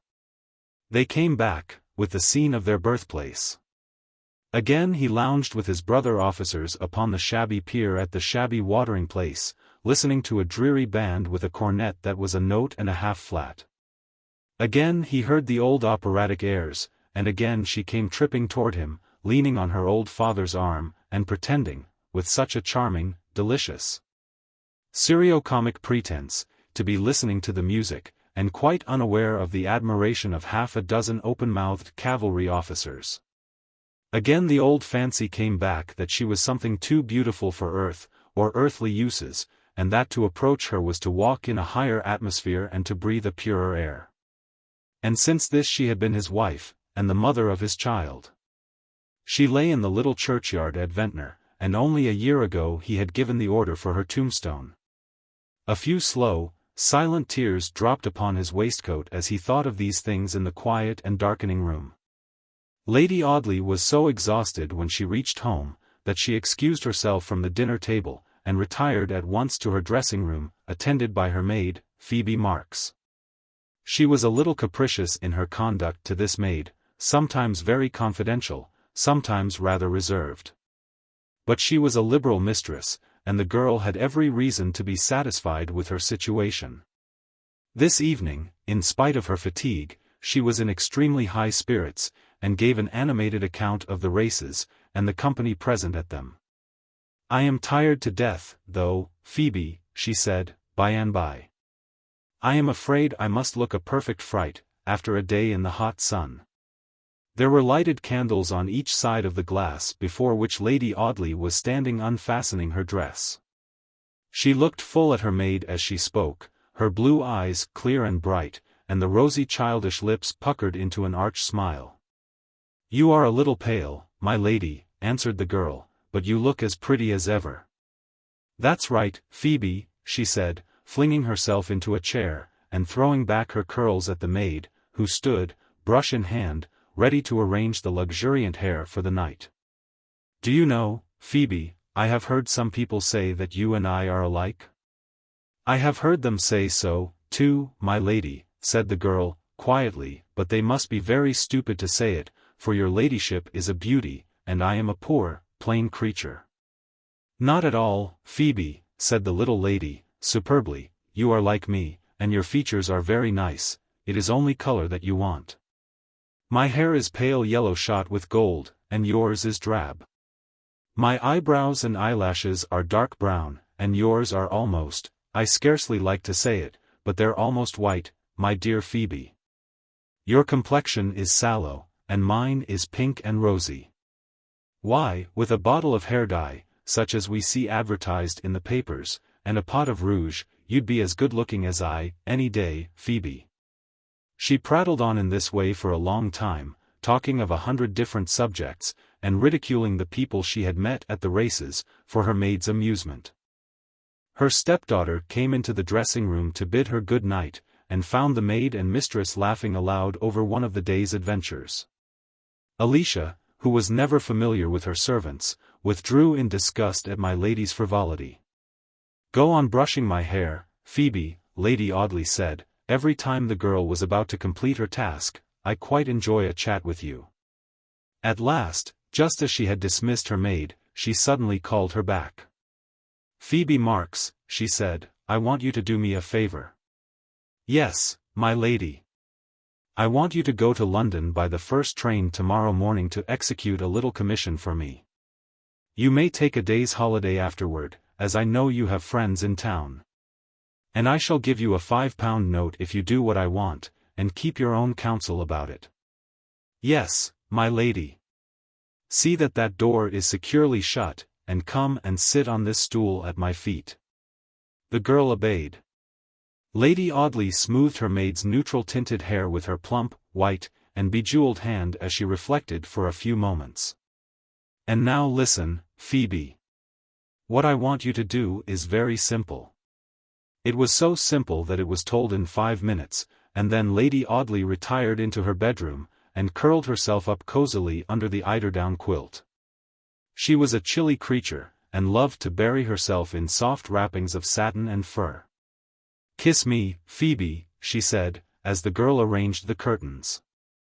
"I hear Sir Michael's step in the anteroom. You will meet him as you go out, and you may as well tell him that you are going up by the first train tomorrow morning to get my dress from Madame Frederick for the dinner at Morton Abbey." It was late the next morning when Lady Audley went down to breakfast, past 10 o'clock. While she was sipping her coffee a servant brought her a sealed packet, and a book for her to sign. "A telegraphic message," she cried, for the convenient word telegram had not yet been invented. "What can be the matter?" She looked up at her husband with wide-open, terrified eyes, and seemed half afraid to break the seal. The envelope was addressed to Miss Lucy Graham, at Mr. Dawson's, and had been sent on from the village. "Read it, my darling," he said, "and do not be alarmed, it may be nothing of any importance." It came from a Mrs. Vincent, the schoolmistress with whom she had lived before entering Mr. Dawson's family. The lady was dangerously ill, and implored her old pupil to go and see her. "Poor soul! She always meant to leave me her money," said Lucy, with a mournful smile. "She has never heard of the change in my fortunes. Dear Sir Michael, I must go to her." "To be sure you must, dearest. If she was kind to my poor girl in her adversity, she has a claim upon her prosperity that shall never be forgotten. Put on your bonnet, Lucy, we shall be in time to catch the express. You will go with me?" "Of course, my darling. Do you suppose I would let you go alone?" "I was sure you would go with me," she said, thoughtfully. "Does your friend send any address?" "No. But she always lived at Crescent Villa, West Brompton, and no doubt she lives there still." There was only time for Lady Audley to hurry on her bonnet and shawl before she heard the carriage drive round to the door, and Sir Michael calling to her at the foot of the staircase. Her suite of rooms, as I have said, opened one out of another, and terminated in an octagon antechamber hung with oil paintings. Even in her haste she paused deliberately at the door of this room, double-locked it, and dropped the key into her pocket. This door once locked cut off all access to my lady's apartments. Chapter 8. Before the Storm. So the dinner at Audley Court was postponed, and Miss Alicia had to wait still longer for an introduction to the handsome young widower, Mr. George Talboys. I am afraid, if the real truth is to be told, there was, perhaps, something of affectation in the anxiety this young lady expressed to make George's acquaintance. But if poor Alicia for a moment calculated upon arousing any latent spark of jealousy lurking in her cousin's breast by this exhibition of interest, she was not so well acquainted with Robert Audley's disposition as she might have been. Indolent, handsome, and indifferent, the young barrister took life as altogether too absurd a mistake for any one event in its foolish course to be for a moment considered seriously by a sensible man. His pretty, gypsy-faced cousin might have been over head and ears in love with him. And she might have told him so, in some charming, roundabout, womanly fashion, 100 times a day for all the 365 days in the year. But unless she had waited for some privileged 29th of February, and walked straight up to him, saying, "Robert, please will you marry me?" I very much doubt if he would ever have discovered the state of her feelings. Again, had he been in love with her himself, I fancy that the tender passion would, with him, have been so vague and feeble a sentiment that he might have gone down to his grave with a dim sense of some uneasy sensation which might be love or indigestion, and with, beyond this, no knowledge whatever of his state. So it was not the least use, my poor Alicia, to ride about the lanes around Audley during those 3 days which the two young men spent in Essex. It was wasted trouble to wear that pretty cavalier hat and plume, and to be always, by the most singular of chances, meeting Robert and his friend. The black curls, nothing like Lady Audley's feathery ringlets, but heavy clustering locks, that clung about your slender brown throat, the red and pouting lips, the nose inclined to be retroussé. The dark complexion, with its bright crimson flush, always ready to glance up like a signal light in a dusky sky, when you came suddenly upon your apathetic cousin, all this coquettish espiègle. Brunette beauty was thrown away upon the dull eyes of Robert Audley, and you might as well have taken your rest in the cool drawing-room at the court, instead of working your pretty mare to death under the hot September sun. Now fishing, except to the devoted disciple of Isaac Walton, is not the most lively of occupations. Therefore, it is scarcely, perhaps, to be wondered that on the day after Lady Audley's departure, the two young men, one of whom was disabled by that heart wound which he bore so quietly, from really taking pleasure in anything, and the other of whom looked upon almost all pleasure as a negative kind of trouble, began to grow weary of the shade of the willows overhanging the winding streams about Audley. "Fig Tree Court is not gay in the long vacation," said Robert, reflectively, "but I think, upon the whole, it's better than this. At any rate, it's near a tobacconist's," he added, puffing resignedly at an execrable cigar procured from the landlord of the Sun Inn. George Talboys, who had only consented to the Essex expedition in passive submission to his friend, was by no means inclined to object to their immediate return to London. "I shall be glad to get back, Bob," he said, "for I want to take a run down to Southampton. I haven't seen the little one for upward of a month." He always spoke of his son as the little one. Always spoke of him mournfully rather than hopefully. He accounted for this by saying that he had a fancy that the child would never learn to love him. And worse even than this fancy, a dim presentiment that he would not live to see his little Georgey reach manhood. "I'm not a romantic man, Bob," he would say sometimes, "and I never read a line of poetry in my life that was any more to me than so many words and so much jingle. But a feeling has come over me, since my wife's death, that I am like a man standing upon a long, low shore, with hideous cliffs frowning down upon him from behind. And the rising tide crawling slowly but surely about his feet. It seems to grow nearer and nearer every day, that black, pitiless tide. Not rushing upon me with a great noise and a mighty impetus, but crawling, creeping, stealing, gliding toward me, ready to close in above my head when I am least prepared for the end. Robert Audley stared at his friend in silent amazement, and, after a pause of profound deliberation, said solemnly, "George Talboys, I could understand this if you had been eating heavy suppers. Cold pork, now, especially if underdone, might produce this sort of thing. You want change of air, my dear boy, you want the refreshing breezes of Fig Tree Court, and the soothing air of Fleet Street. Or, stay," he added, suddenly, "I have it. You've been smoking our friend the landlord's cigars, that accounts for everything." They met Alicia Audley on her mare about half an hour after they had come to the determination of leaving Essex early the next morning. The young lady was very much surprised and disappointed at hearing her cousin's determination, and for that very reason pretended to take the matter with supreme indifference. "You are very soon tired of Audley, Robert," she said, carelessly, "but of course you have no friends here, except your relations at the court. While in London, no doubt, you have the most delightful society and—" "I get good tobacco," murmured Robert, interrupting his cousin. "Audley is the dearest old place, but when a man has to smoke dried cabbage leaves, you know, Alicia." "Then you are really going tomorrow morning?" "Positively, by the express train that leaves at 10:50. Then Lady Audley will lose an introduction to Mr. Talboys, and Mr. Talboys will lose the chance of seeing the prettiest woman in Essex." "Really," stammered George. "The prettiest woman in Essex would have a poor chance of getting much admiration out of my friend, George Talboys," said Robert. "His heart is at Southampton, where he has a curly-headed little urchin, about as high as his knee, who calls him the big gentleman, and asks him for sugar plums." "I am going to write to my stepmother by tonight's post," said Alicia. "She asked me particularly in her letter how long you were going to stop, and whether there was any chance of her being back in time to receive you."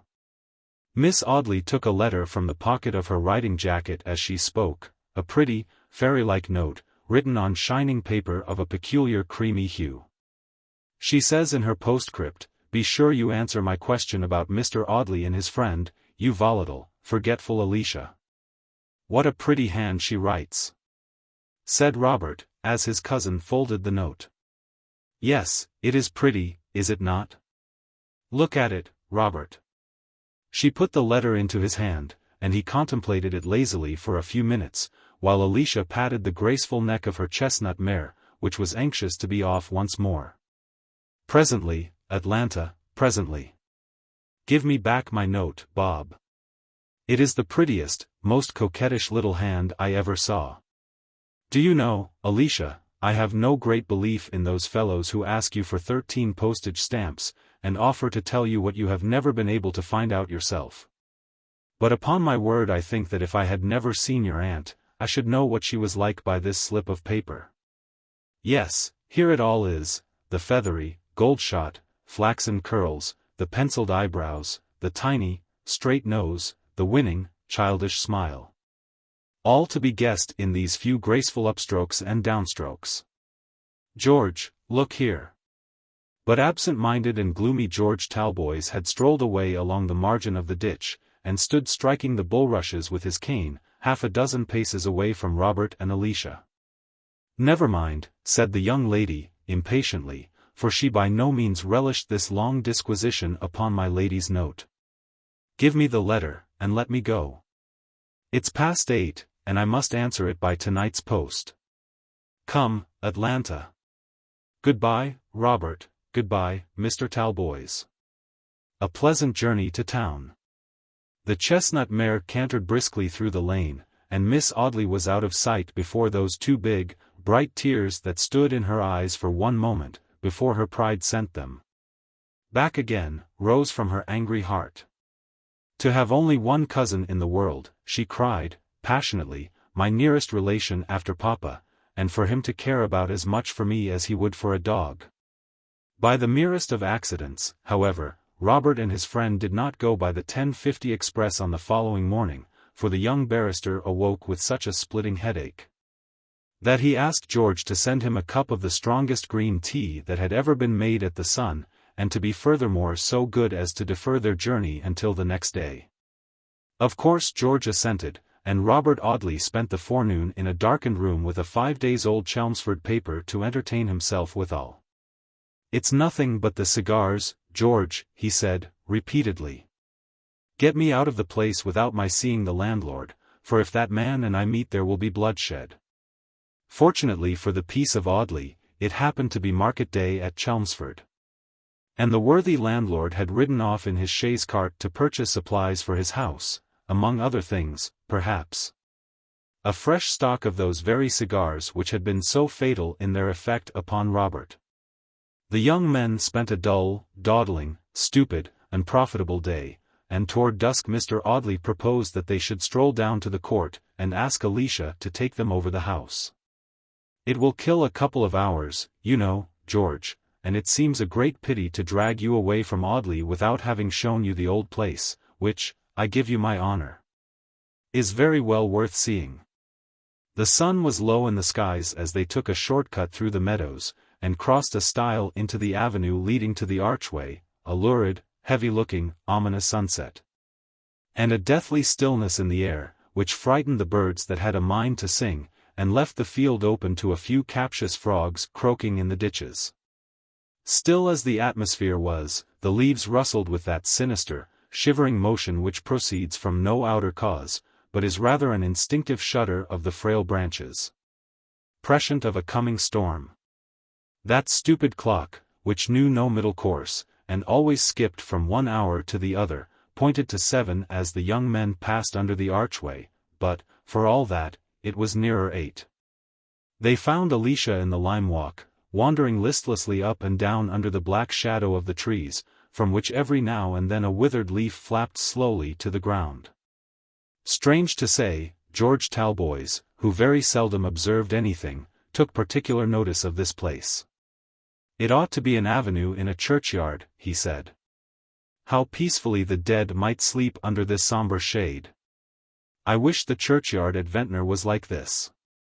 They walked on to the ruined well, and Alicia told them some old legend connected with the spot, some gloomy story, such as those always attached to an old house, as if the past were one dark page of sorrow and crime. "We want to see the house before it is dark, Alicia," said Robert. "Then we must be quick," she answered. "Come." She led the way through an open French window, modernized a few years before, into the library, and thence to the hall. In the hall they passed my lady's pale-faced maid, who looked furtively under her white eyelashes at the two young men. They were going upstairs, when Alicia turned and spoke to the girl. "After we have been in the drawing-room, I should like to show these gentlemen Lady Audley's rooms." "Are they in good order, Phoebe?" "Yes, miss. But the door of the anteroom is locked, and I fancy that my lady has taken the key to London." "Taken the key? Impossible," cried Alicia. "Indeed, miss, I think she has. I cannot find it, and it always used to be in the door."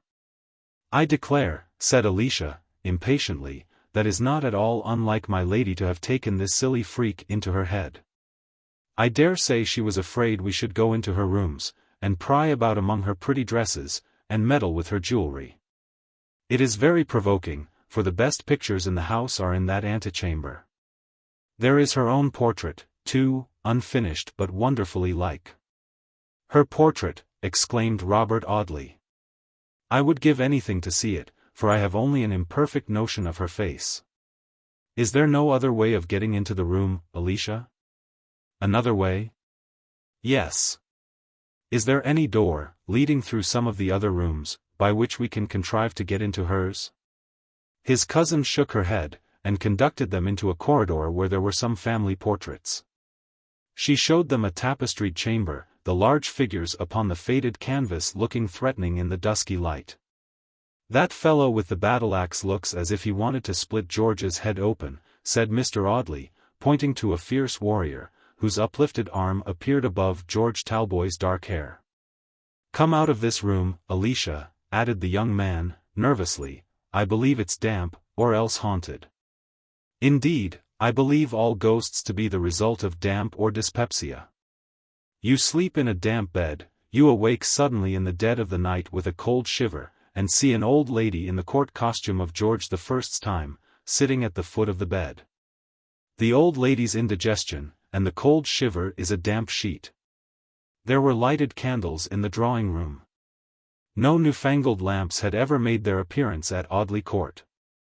Sir Michael's rooms were lighted by honest, thick, yellow-looking wax candles, in massive silver candlesticks, and in sconces against the walls. There was very little to see in the drawing-room. And George Talboys soon grew tired of staring at the handsome modern furniture, and at a few pictures of some of the academicians. "Isn't there a secret passage, or an old oak chest, or something of that kind, somewhere about the place, Alicia?" asked Robert. "To be sure," cried Miss Audley, with a vehemence that startled her cousin. "Of course. Why didn't I think of it before? How stupid of me, to be sure." "Why stupid?" "Because, if you don't mind crawling upon your hands and knees, you can see my lady's apartments, for that passage communicates with her dressing-room. She doesn't know of it herself, I believe. How astonished she'd be if some black-visored burglar, with a dark lantern, were to rise through the floor some night as she sat before her looking-glass, having her hair dressed for a party." "Shall we try the secret passage, George?" asked Mr. Audley. "Yes, if you wish it." Alicia led them into the room which had once been her nursery. It was now disused, except on very rare occasions when the house was full of company. Robert Audley lifted a corner of the carpet, according to his cousin's directions, and disclosed a rudely cut trapdoor in the oak flooring. "Now listen to me," said Alicia. "You must let yourself down by the hands into the passage, which is about 4 feet high.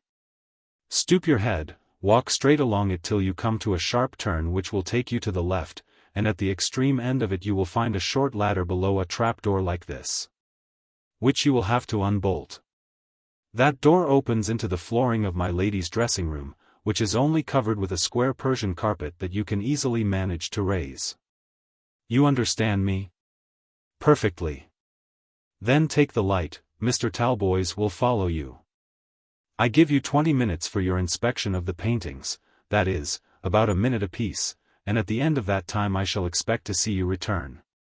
Robert obeyed her implicitly, and George, submissively following his friend, found himself, in 5 minutes, standing amidst the elegant disorder of Lady Audley's dressing-room. She had left the house in a hurry on her unlooked-for journey to London, and the whole of her glittering toilette apparatus lay about on the marble dressing-table. The atmosphere of the room was almost oppressive for the rich odors of perfumes in bottles whose gold stoppers had not been replaced. A bunch of hothouse flowers was withering upon a tiny writing-table.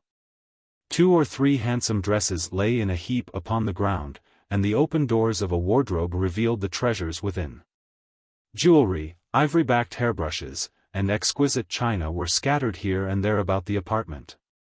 George Talboys saw his bearded face and tall, gaunt figure reflected in the glass, and wondered to see how out of place he seemed among all these womanly luxuries. They went from the dressing-room to the boudoir, and through the boudoir into the antechamber, in which there were, as Alicia had said, about 20 valuable paintings, besides my lady's portrait. My lady's portrait stood on an easel, covered with a green baize in the center of the octagonal chamber.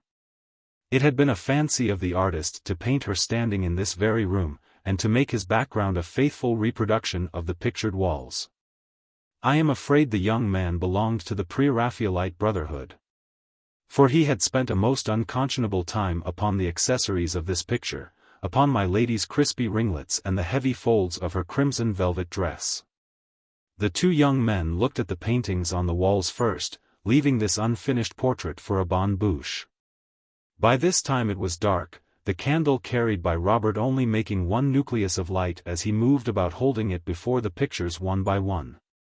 The broad, bare window looked out upon the pale sky, tinged with the last cold flicker of the twilight. The ivy rustled against the glass with the same ominous shiver as that which agitated every leaf in the garden, prophetic of the storm that was to come. "There are our friend's eternal white horses," said Robert, standing beside a Wouvermans.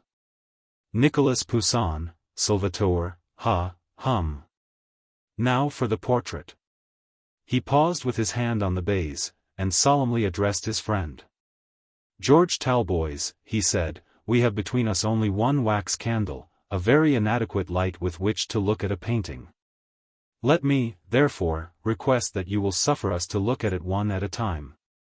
If there is one thing more disagreeable than another, it is to have a person dodging behind your back and peering over your shoulder, when you're trying to see what a picture's made of." George fell back immediately. He took no more interest in any lady's picture than in all the other wearinesses of this troublesome world. He fell back, and leaning his forehead against the window panes, looked out at the night. When he turned round he saw that Robert had arranged the easel very conveniently, and that he had seated himself on a chair before it for the purpose of contemplating the painting at his leisure. He rose as George turned round. "Now, then, for your turn, Talboys," he said. "It's an extraordinary picture." He took George's place at the window, and George seated himself in the chair before the easel. Yes, the painter must have been a pre-Raphaelite.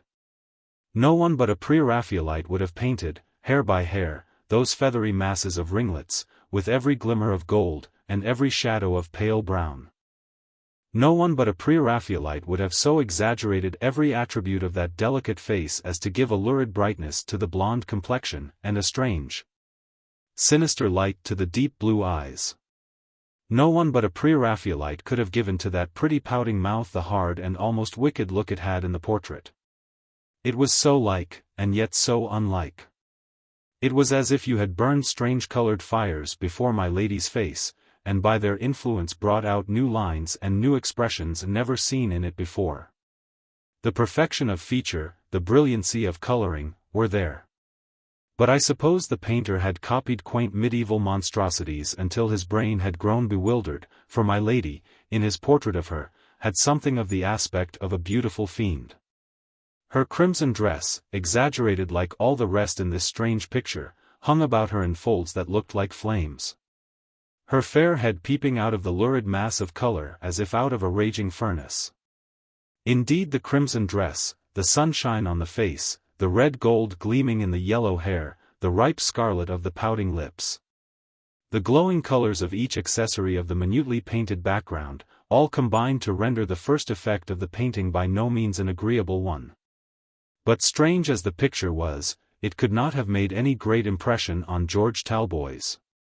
For he sat before it for about a quarter of an hour without uttering a word, only staring blankly at the painted canvas, with the candlestick grasped in his strong right hand, and his left arm hanging loosely by his side. He sat so long in this attitude, that Robert turned round at last. "Why, George, I thought you had gone to sleep." "I had almost."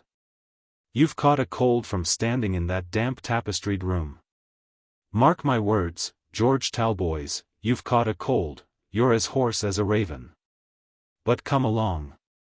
Robert Audley took the candle from his friend's hand, and crept back through the secret passage, followed by George, very quiet, but scarcely more quiet than usual. They found Alicia in the nursery waiting for them. "Well?" she said, interrogatively. "We managed it capitally. But I don't like the portrait, there's something odd about it."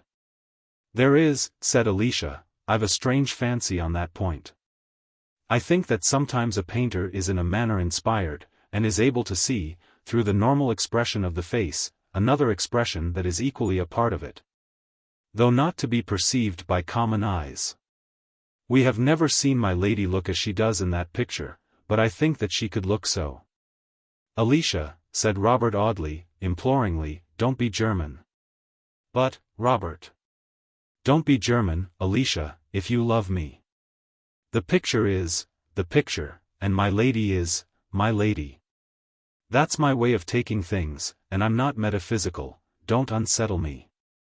He repeated this several times with an air of terror that was perfectly sincere. And then, having borrowed an umbrella in case of being overtaken by the coming storm, left the court, leading passive George Talboys away with him. The one hand of the stupid clock had skipped to 9 by the time they reached the archway, but before they could pass under its shadow they had to step aside to allow a carriage to dash past them. It was a fly from the village, but Lady Audley's fair face peeped out at the window. Dark as it was, she could see the two figures of the young men black against the dusk. "Who is that?"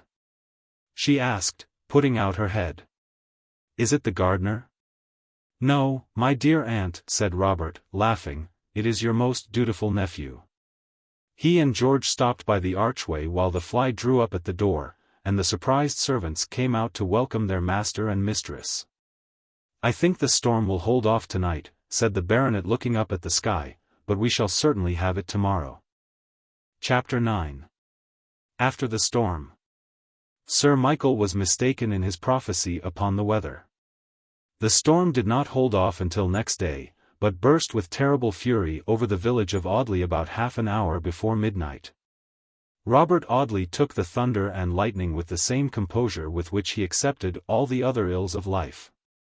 He lay on a sofa in the sitting-room, ostensibly reading the 5-days-old Chelmsford paper, and regaling himself occasionally with a few sips from a large tumbler of cold punch. But the storm had quite a different effect upon George Talboys. His friend was startled when he looked at the young man's white face as he sat opposite the open window listening to the thunder, and staring at the black sky, rent every now and then by forked streaks of steel-blue lightning.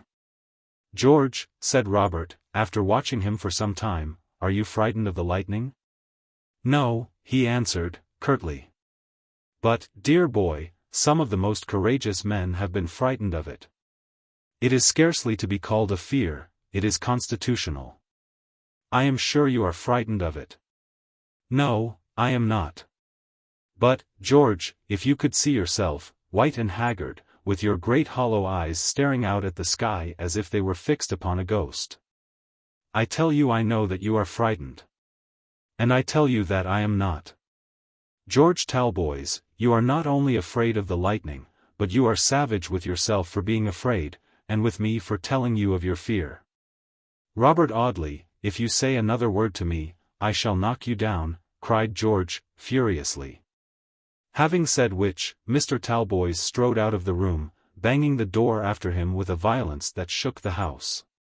Those inky clouds, which had shut in the sultry earth as if with a roof of hot iron, poured out their blackness in a sudden deluge as George left the room. But if the young man was afraid of the lightning, he certainly was not afraid of the rain, for he walked straight downstairs to the inn door, and went out into the wet high road. He walked up and down, in the soaking shower for about 20 minutes, and then, re-entering the inn, strode up to his bedroom. Robert Audley met him on the landing, with his hair beaten about his white face, and his garments dripping wet. "Are you going to bed, George?" "Yes." "But you have no candle." "I don't want one." "But look at your clothes, man. Do you see the wet streaming down your coat sleeves? What on earth made you go out upon such a night?" "I am tired, and want to go to bed, don't bother me." "You'll take some hot brandy and water, George?" Robert Audley stood in his friend's way as he spoke, anxious to prevent his going to bed in the state he was in. But George pushed him fiercely aside, and, striding past him, said, in the same hoarse voice Robert had noticed at the court, "Let me alone, Robert Audley, and keep clear of me if you can." Robert followed George to his bedroom, but the young man banged the door in his face, so there was nothing for it but to leave Mr. Talboys to himself, to recover his temper as best he might.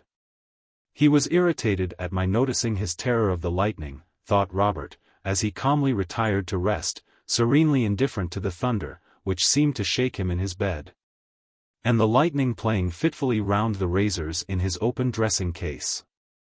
The storm rolled away from the quiet village of Audley, and when Robert awoke the next morning it was to see bright sunshine, and a peep of cloudless sky between the white curtains of his bedroom window. It was one of those serene and lovely mornings that sometimes succeed a storm. The birds sung loud and cheerily, the yellow corn uplifted itself in the broad fields, and waved proudly after its sharp tussle with the tempest, which had done its best to beat down the heavy ears with cruel wind and driving rain half the night through. The vine leaves clustering round Robert's window fluttered with a joyous rustling, shaking the raindrops in diamond showers from every spray and tendril. Robert Audley found his friend waiting for him at the breakfast table. George was very pale, but perfectly tranquil, if anything, indeed, more cheerful than usual. He shook Robert by the hand with something of that hearty manner for which he had been distinguished before the one affliction of his life overtook and shipwrecked him. "Forgive me, Bob," he said, frankly, "for my surly temper of last night. You were quite correct in your assertion, the thunderstorm did upset me.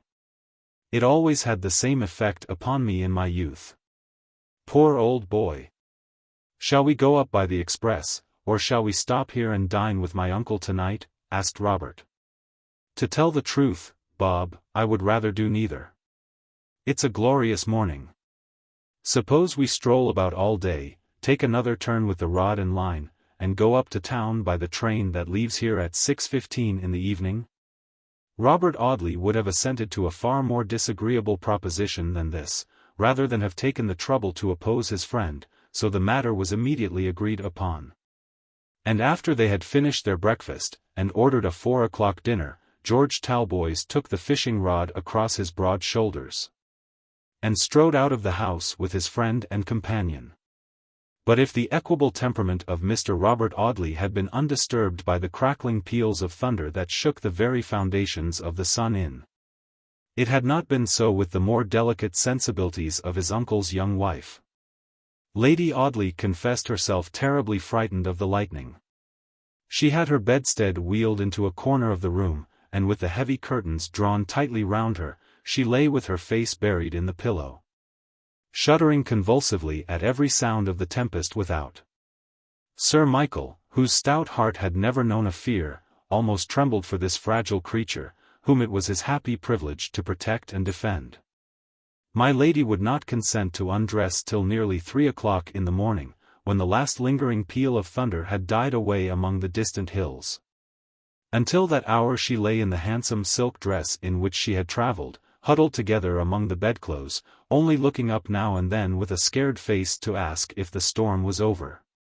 Toward 4 o'clock her husband, who spent the night in watching by her bedside, saw her drop off into a deep sleep, from which she did not awake for nearly 5 hours. But she came into the breakfast-room, at 9:30, singing a little Scotch melody, her cheeks tinged with as delicate a pink as the pale hue of her muslin morning dress. Like the birds and the flowers, she seemed to recover her beauty and joyousness in the morning sunshine. She tripped lightly out onto the lawn, gathering a last lingering rosebud here and there, and a sprig or two of geranium, and returning through the dewy grass, warbling long cadences for very happiness of heart, and looking as fresh and radiant as the flowers in her hands. The baronet caught her in his strong arms as she came in through the open window. "My pretty one," he said, "my darling, what happiness to see you your own merry self again. Do you know, Lucy, that once last night, when you looked out through the dark green bed curtains, with your poor, white face, and the purple rims round your hollow eyes, I had almost a difficulty to recognize my little wife in that terrified, agonized-looking creature, crying out about the storm. Thank God for the morning sun, which has brought back the rosy cheeks and bright smile. I hope to heaven, Lucy, I shall never again see you look as you did last night." She stood on tiptoe to kiss him, and then was only tall enough to reach his white beard. She told him, laughing, that she had always been a silly, frightened creature, frightened of dogs, frightened of cattle, frightened of a thunderstorm, frightened of a rough sea. Frightened of everything and everybody but my dear, noble, handsome husband, she said. She had found the carpet in her dressing-room disarranged, and had inquired into the mystery of the secret passage. She chid Miss Alicia in a playful, laughing way, for her boldness in introducing 2 great men into my lady's rooms. "And they had the audacity to look at my picture, Alicia," she said, with mock indignation. I found the baize thrown on the ground, and a great man's glove on the carpet. Look! She held up a thick driving glove as she spoke. It was George's, which he had dropped looking at the picture. I shall go up to the Sun, and ask those boys to dinner, Sir Michael said, as he left the court upon his morning walk around his farm. Lady Audley flitted from room to room in the bright September sunshine, now sitting down to the piano to trill out a ballad, or the first page of an Italian bravura. Or running with rapid fingers through a brilliant waltz, now hovering about a stand of hothouse flowers, doing amateur gardening with a pair of fairy-like silver-mounted embroidery scissors, now strolling into her dressing-room to talk to Phoebe Marks, and have her curls rearranged for the third or fourth time. For the ringlets were always getting into disorder, and gave no little trouble to Lady Audley's maid. My dear lady seemed, on this particular September day, restless from very joyousness of spirit, and unable to stay long in one place, or occupy herself with one thing. While Lady Audley amused herself in her own frivolous fashion, the two young men strolled slowly along the margin of the stream until they reached a shady corner where the water was deep and still, and the long branches of the willows trailed into the brook. George Talboys took the fishing rod, while Robert stretched himself at full length on a railway rug, and balancing his hat upon his nose as a screen from the sunshine, fell fast asleep. Those were happy fish in the stream on the banks of which Mr. Talboys was seated. They might have amused themselves to their heart's content with timid nibbles at this gentleman's bait without in any manner endangering their safety. For George only stared vacantly in the water, holding his rod in a loose, listless hand, and with a strange, far-away look in his eyes. As the church clock struck 2 he threw down his rod, and, striding away along the bank, left Robert Audley to enjoy a nap which, according to that gentleman's habits, was by no means unlikely to last for 2 or 3 hours. About a quarter of a mile further on George crossed a rustic bridge, and struck into the meadows which led to Audley Court. The birds had sung so much all the morning, that they had, perhaps, by this time grown tired. The lazy cattle were asleep in the meadows. Sir Michael was still away on his morning's ramble. Miss Alicia had scampered off an hour before on her chestnut mare, the servants were all at dinner in the back part of the house, and my lady had strolled, book in hand, into the shadowy lime walk. So the grey old building had never worn a more peaceful aspect than on that bright afternoon when George Talboys walked across the lawn to ring a sonorous peal at the sturdy, iron-bound oak door. The servant who answered his summons told him that Sir Michael was out, and my lady walking in the lime-tree avenue. He looked a little disappointed at this intelligence, and muttering something about wishing to see my lady, or going to look for my lady, the servant did not clearly distinguish his words, strode away from the door without leaving either card or message for the family. It was full an hour and a half after this when Lady Audley returned to the house, not coming from the lime walk, but from exactly the opposite direction, carrying her open book in her hand, and singing as she came. Alicia had just dismounted from her mare, and stood in the low-arched doorway, with her great Newfoundland dog by her side. The dog, which had never liked my lady, showed his teeth with a suppressed growl. "Send that horrid animal away, Alicia," Lady Audley said, impatiently. "The brute knows that I am frightened of him, and takes advantage of my terror. And yet they call the creatures generous and noble-hearted. Bah, Caesar! I hate you, and you hate me. And if you met me in the dark in some narrow passage you would fly at my throat and strangle me, wouldn't you?" My lady, safely sheltered behind her stepdaughter, shook her yellow curls at the angry animal, and defied him maliciously. "Do you know, Lady Audley, that Mr. Talboys, the young widower, has been here asking for Sir Michael and you?" Lucy Audley lifted her penciled eyebrows. "I thought they were coming to dinner," she said. "Surely we shall have enough of them then." She had a heap of wild autumn flowers in the skirt of her muslin dress. She had come through the fields at the back of the court, gathering the hedgerow blossoms in her way. She ran lightly up the broad staircase to her own rooms. George's glove lay on her boudoir table. Lady Audley rung the bell violently, and it was answered by Phoebe Marks. "Take that litter away," she said, sharply. The girl collected the glove and a few withered flowers and torn papers lying on the table into her apron. "What have you been doing all this morning?" asked my lady. "Not wasting your time, I hope?" "No, my lady, I have been altering the blue dress. It is rather dark on this side of the house, so I took it up to my own room, and worked at the window." The girl was leaving the room as she spoke, but she turned around and looked at Lady Audley as if waiting for further orders. Lucy looked up at the same moment, and the eyes of the two women met. "Phoebe Marks," said my lady, throwing herself into an easy chair, and trifling with the wild flowers in her lap, "you are a good, industrious girl, and while I live and am prosperous, you shall never want a firm friend or a 20-pound note." Chapter 10. Missing. When Robert Audley awoke, he was surprised to see the fishing rod lying on the bank, the line trailing idly in the water, and the float bobbing harmlessly up and down in the afternoon sunshine. The young barrister was a long time stretching his arms and legs in various directions to convince himself, by means of such exercise, that he still retained the proper use of those members. Then, with a mighty effort, he contrived to rise from the grass, and having deliberately folded his railway rug into a convenient shape for carrying over his shoulder, he strolled away to look for George Talboys.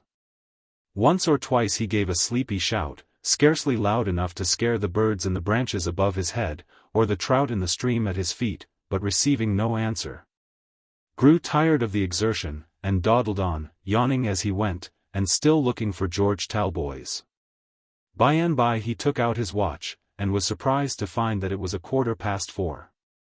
"Why, the selfish beggar must have gone home to his dinner," he muttered, reflectively. "And yet that isn't much like him, for he seldom remembers even his meals unless I jog his memory." Even a good appetite, and the knowledge that his dinner would very likely suffer by this delay, could not quicken Mr. Robert Audley's constitutional dawdle. And by the time he strolled in at the front door of the Sun, the clocks were striking 5.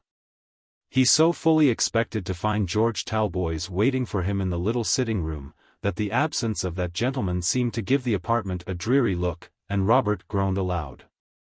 "This is lively," he said. "A cold dinner, and nobody to eat it with." The landlord of the Sun came himself to apologize for his ruined dishes. "As fine a pair of ducks, Mr. Audley, as ever you clapped eyes on, but burnt up to a cinder, along of being kept hot." "Never mind the ducks," Robert said impatiently. "Where's Mr. Talboys?" "He ain't been in, sir, since you went out together this morning." "What?" cried Robert. "Why, in heaven's name, what has the man done with himself?" He walked to the window and looked out upon the broad, white high road. There was a wagon laden with trusses of hay crawling slowly past, the lazy horses and the lazy wagoner drooping their heads with a weary stoop under the afternoon sunshine. There was a flock of sheep straggling about the road, with a dog running himself into a fever in the endeavor to keep them decently together. There were some bricklayers just released from work, a tinker mending some kettles by the roadside. There was a dog-cart dashing down the road, carrying the master of the Audley hounds to his 7 o'clock dinner. There were a dozen common village sights and sounds that mixed themselves up into a cheerful bustle and confusion, but there was no George Talboys. "Of all the extraordinary things that ever happened to me in the whole course of my life," said Mr. Robert Audley, "this is the most miraculous." The landlord, still in attendance, opened his eyes as Robert made this remark. What could there be extraordinary in the simple fact of a gentleman being late for his dinner? "I shall go and look for him," said Robert, snatching up his hat and walking straight out of the house. But the question was where to look for him. He certainly was not by the trout stream, so it was no good going back there in search of him. Robert was standing before the inn, deliberating on what was best to be done, when the landlord came out after him. "I forgot to tell you, Mr. Audley, as how your uncle called here 5 minutes after you was gone, and left a message, asking of you and the other gentleman to go down to dinner at the court." "Then I shouldn't wonder," said Robert, if George Talboys has gone down to the court to call upon my uncle.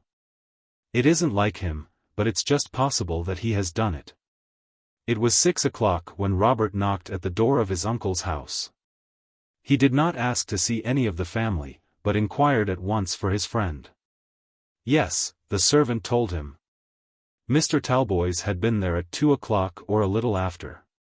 And not since? No, not since.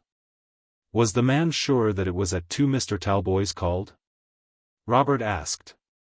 Yes, perfectly sure. He remembered the hour because it was the servants' dinner hour, and he had left the table to open the door to Mr. Talboys. Why, what can have become of the man? Thought Robert, as he turned his back upon the court. From 2 till 6, 4 good hours, and no signs of him. If anyone had ventured to tell Mr. Robert Audley that he could possibly feel a strong attachment to any creature breathing, that cynical gentleman would have elevated his eyebrows in supreme contempt at the preposterous notion. Yet here he was, flurried and anxious, bewildering his brain by all manner of conjectures about his missing friend, and false to every attribute of his nature, walking fast. I haven't walked fast since I was at Eton, he murmured, as he hurried across one of Sir Michael's meadows in the direction of the village. And the worst of it is, that I haven't the most remote idea where I am going. Here he crossed another meadow, and then seating himself upon a stile, rested his elbows upon his knees, buried his face in his hands, and set himself seriously to think the matter out. I have it, he said, after a few minutes' thought, the railway station.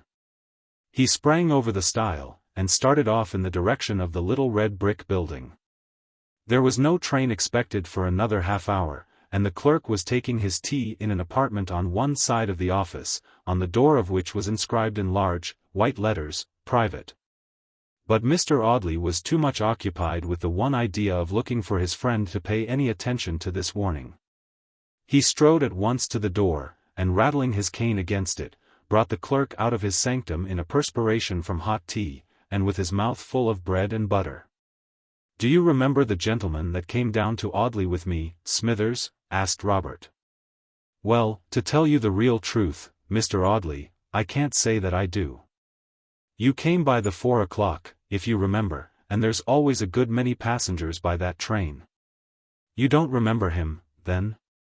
"Not to my knowledge, sir." "That's provoking.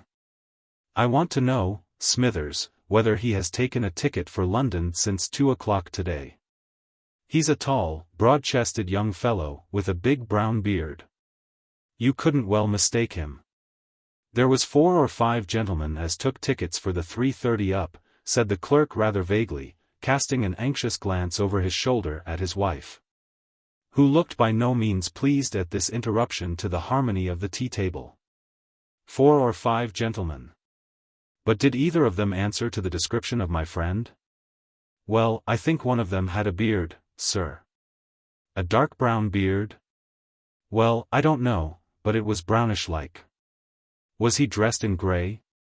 "I believe it was grey, a great many gents wear grey." "He asked for the ticket sharp and short-like, and when he'd got it walked straight out onto the platform whistling." "That's George," said Robert. "Thank you, Smithers. I needn't trouble you any more. It's as clear as daylight," he muttered, as he left the station. "He's got one of his gloomy fits on him, and he's gone back to London without saying a word about it. I'll leave Audley myself tomorrow morning, and for tonight, why, I may as well go down to the court and make the acquaintance of my uncle's young wife. They don't dine till 7. If I get back across the fields I shall be in time. Bob, otherwise Robert Audley, this sort of thing will never do. You are falling over head and ears in love with your aunt." Chapter 11. The mark upon my lady's wrist. Robert found Sir Michael and Lady Audley in the drawing-room. My lady was sitting on a music stool before the grand piano, turning over the leaves of some new music. She twirled upon the revolving seat, making a rustling with her silk flounces, as Mr. Robert Audley's name was announced. Then, leaving the piano, she made her nephew a pretty, mock-ceremonious courtesy. "Thank you so much for the sables," she said, holding out her little fingers, all glittering and twinkling with the diamonds she wore upon them. "Thank you for those beautiful sables. How good it was of you to get them for me." Robert had almost forgotten the commission he had executed for Lady Audley during his Russian expedition. His mind was so full of George Talboys that he only acknowledged my lady's gratitude by a bow. "Would you believe it, Sir Michael?" he said. "That foolish chum of mine has gone back to London, leaving me in the lurch." "Mr. George Talboys returned to town?" exclaimed my lady, lifting her eyebrows. "What a dreadful catastrophe!" said Alicia, maliciously, "since Pythias, in the person of Mr. Robert Audley, cannot exist for half an hour without Damon, commonly known as George Talboys." "He's a very good fellow," Robert said, stoutly, "and to tell the honest truth, I'm rather uneasy about him." "Uneasy about him?" My lady was quite anxious to know why Robert was uneasy about his friend. "I'll tell you why, Lady Audley," answered the young barrister. "George had a bitter blow year ago in the death of his wife. He has never got over that trouble. He takes life pretty quietly, almost as quietly as I do, but he often talks very strangely, and I sometimes think that one day this grief will get the better of him, and he will do something rash." Mr. Robert Audley spoke vaguely, but all three of his listeners knew that the something rash to which he alluded was that one deed for which there is no repentance. There was a brief pause, during which Lady Audley arranged her yellow ringlets by the aid of the glass over the console table opposite to her. "Dear me," she said, "this is very strange. I did not think men were capable of these deep and lasting affections. I thought that one pretty face was as good as another pretty face to them. And that when number one with blue eyes and fair hair died, they had only to look out for number two, with dark eyes and black hair, by way of variety. George Talboys is not one of those men. I firmly believe that his wife's death broke his heart." "How sad," murmured Lady Audley. "It seems almost cruel of Mrs. Talboys to die, and grieve her poor husband so much." Alicia was right, she is childish, thought Robert as he looked at his aunt's pretty face. My lady was very charming at the dinner table. She professed the most bewitching incapacity for carving the pheasant set before her, and called Robert to her assistance.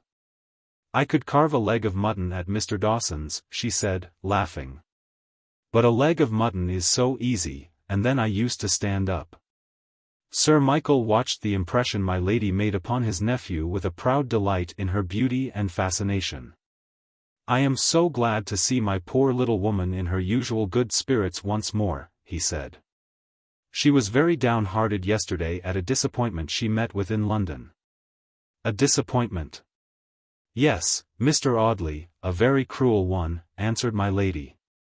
"I received the other morning a telegraphic message from my dear old friend and schoolmistress, telling me that she was dying, and that if I wanted to see her again, I must hasten to her immediately. The telegraphic dispatch contained no address, and of course, from that very circumstance, I imagined that she must be living in the house in which I left her 3 years ago. Sir Michael and I hurried up to town immediately, and drove straight to the old address. The house was occupied by strange people, who could give me no tidings of my friend.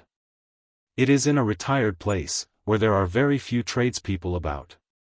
Sir Michael made inquiries at the few shops there are, but, after taking an immense deal of trouble, could discover nothing whatever likely to lead to the information we wanted. I have no friends in London, and had therefore no one to assist me except my dear, generous husband, who did all in his power, but in vain, to find my friend's new residence. It was very foolish not to send the address in the telegraphic message," said Robert. "When people are dying it is not so easy to think of all these things," murmured my lady, looking reproachfully at Mr. Audley with her soft blue eyes. In spite of Lady Audley's fascination, and in spite of Robert's very unqualified admiration of her, the barrister could not overcome a vague feeling of uneasiness on this quiet September evening. As he sat in the deep embrasure of a mullioned window, talking to my lady, his mind wandered away to shady Fig-tree Court. And he thought of poor George Talboys smoking his solitary cigar in the room with the birds and canaries. I wish I'd never felt any friendliness for the fellow, he thought. I feel like a man who has an only son whose life has gone wrong with him. I wish to heaven I could give him back his wife, and send him down to Ventnor to finish his days in peace. Still my lady's pretty musical prattle ran on as merrily and continuously as the babble in some brook, and still Robert's thoughts wandered, in spite of himself, to George Talboys. He thought of him hurrying down to Southampton by the mail train to see his boy. He thought of him as he had often seen him spelling over the shipping advertisements in the Times, looking for a vessel to take him back to Australia. Once he thought of him with a shudder, lying cold and stiff at the bottom of some shallow stream with his dead face turned toward the darkening sky. Lady Audley noticed his abstraction, and asked him what he was thinking of. George Talboys, he answered abruptly. She gave a little nervous shudder. Upon my word, she said, you make me quite uncomfortable by the way in which you talk of Mr. Talboys. One would think that something extraordinary had happened to him. God forbid. But I cannot help feeling uneasy about him. Later in the evening Sir Michael asked for some music, and my lady went to the piano. Robert Audley strolled after her to the instrument to turn over the leaves of her music, but she played from memory, and he was spared the trouble his gallantry would have imposed upon him. He carried a pair of lighted candles to the piano, and arranged them conveniently for the pretty musician. She struck a few chords, and then wandered into a pensive sonata of Beethoven's. It was one of the many paradoxes in her character, that love of sombre and melancholy melodies, so opposite to her gay nature. Robert Audley lingered by her side, and as he had no occupation in turning over the leaves of her music, he amused himself by watching her jeweled, white hands gliding softly over the keys. With the lace sleeves dropping away from her graceful, arched wrists. He looked at her pretty fingers one by one, this one glittering with a ruby heart, that encircled by an emerald serpent, and about them all a starry glitter of diamonds. From the fingers his eyes wandered to the rounded wrists, the broad, flat, gold bracelet upon her right wrist dropped over her hand, as she executed a rapid passage. She stopped abruptly to rearrange it, but before she could do so Robert Audley noticed a bruise upon her delicate skin. "You have hurt your arm, Lady Audley," he exclaimed. She hastily replaced the bracelet. "It is nothing," she said. "I am unfortunate in having a skin which the slightest touch bruises." She went on playing, but Sir Michael came across the room to look into the matter of the bruise upon his wife's pretty wrist. "What is it, Lucy?" he asked, "and how did it happen?" "How foolish you all are to trouble yourselves about anything so absurd," said Lady Audley, laughing. "I am rather absent in mind, and amused myself a few days ago by tying a piece of ribbon around my arms so tightly, that it left a bruise when I removed it." Thought Robert. "My lady tells little childish white lies, the bruise is of a more recent date than a few days ago, the skin has only just begun to change color." Sir Michael took the slender wrist in his strong hand. "Hold the candle, Robert," he said, "and let us look at this poor little arm." It was not one bruise, but 4 slender, purple marks, such as might have been made by the 4 fingers of a powerful hand, that had grasped the delicate wrist a shade too roughly. A narrow ribbon, bound tightly, might have left some such marks, it is true, and my lady protested once more that, to the best of her recollection, that must have been how they were made. Across one of the faint purple marks there was a darker tinge, as if a ring worn on one of those strong and cruel fingers had been ground into the tender flesh. "I am sure my lady must tell white lies," thought Robert, "for I can't believe the story of the ribbon." He wished his relations good night and goodbye at about 10:30 o'clock. He should run up to London by the first train to look for George in Fig Tree Court. "If I don't find him there I shall go to Southampton," he said, "and if I don't find him there—" "What then?" asked my lady. "I shall think that something strange has happened." Robert Audley felt very low-spirited as he walked slowly home between the shadowy meadows. More low-spirited still when he re-entered the sitting-room at Sun Inn, where he and George had lounged together, staring out of the window and smoking their cigars. "To think," he said, meditatively, "that it is possible to care so much for a fellow. But come what may, I'll go up to town after him the first thing tomorrow morning. And, sooner than be balked in finding him, I'll go to the very end of the world."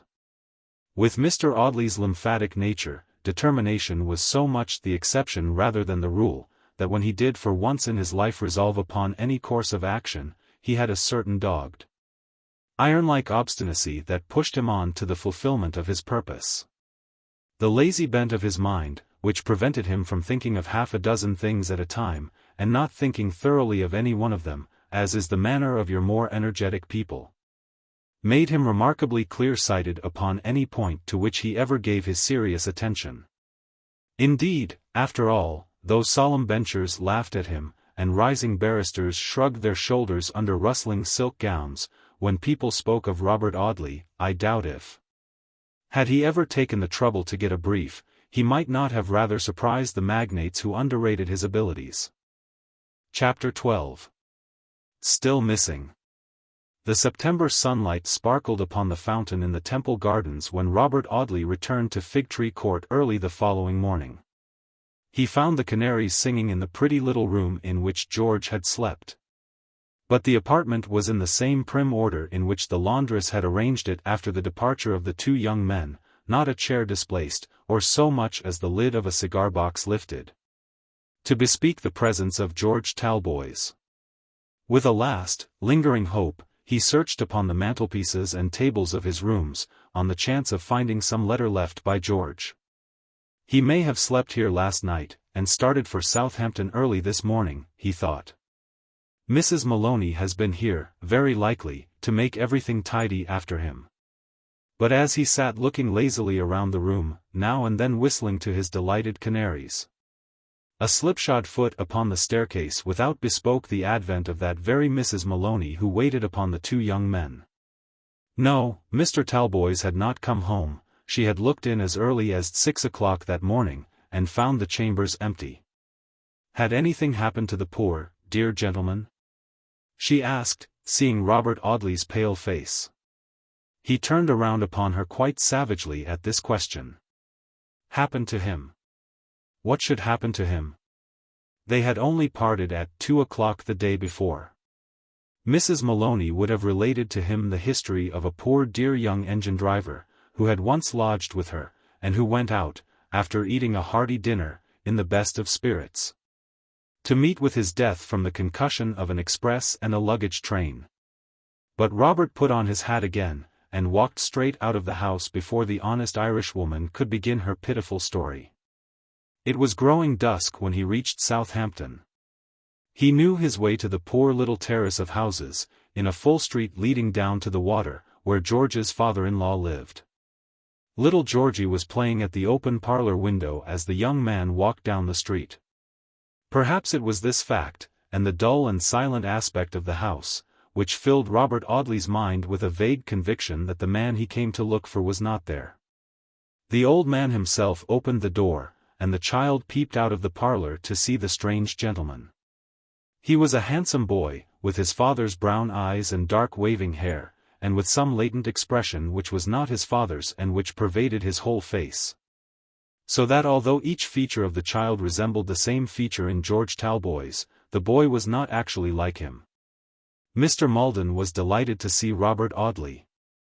He remembered having had the pleasure of meeting him at Ventnor, on the melancholy occasion of, he wiped his watery old eyes by way of conclusion to the sentence. Would Mr. Audley walk in? Robert strode into the parlor.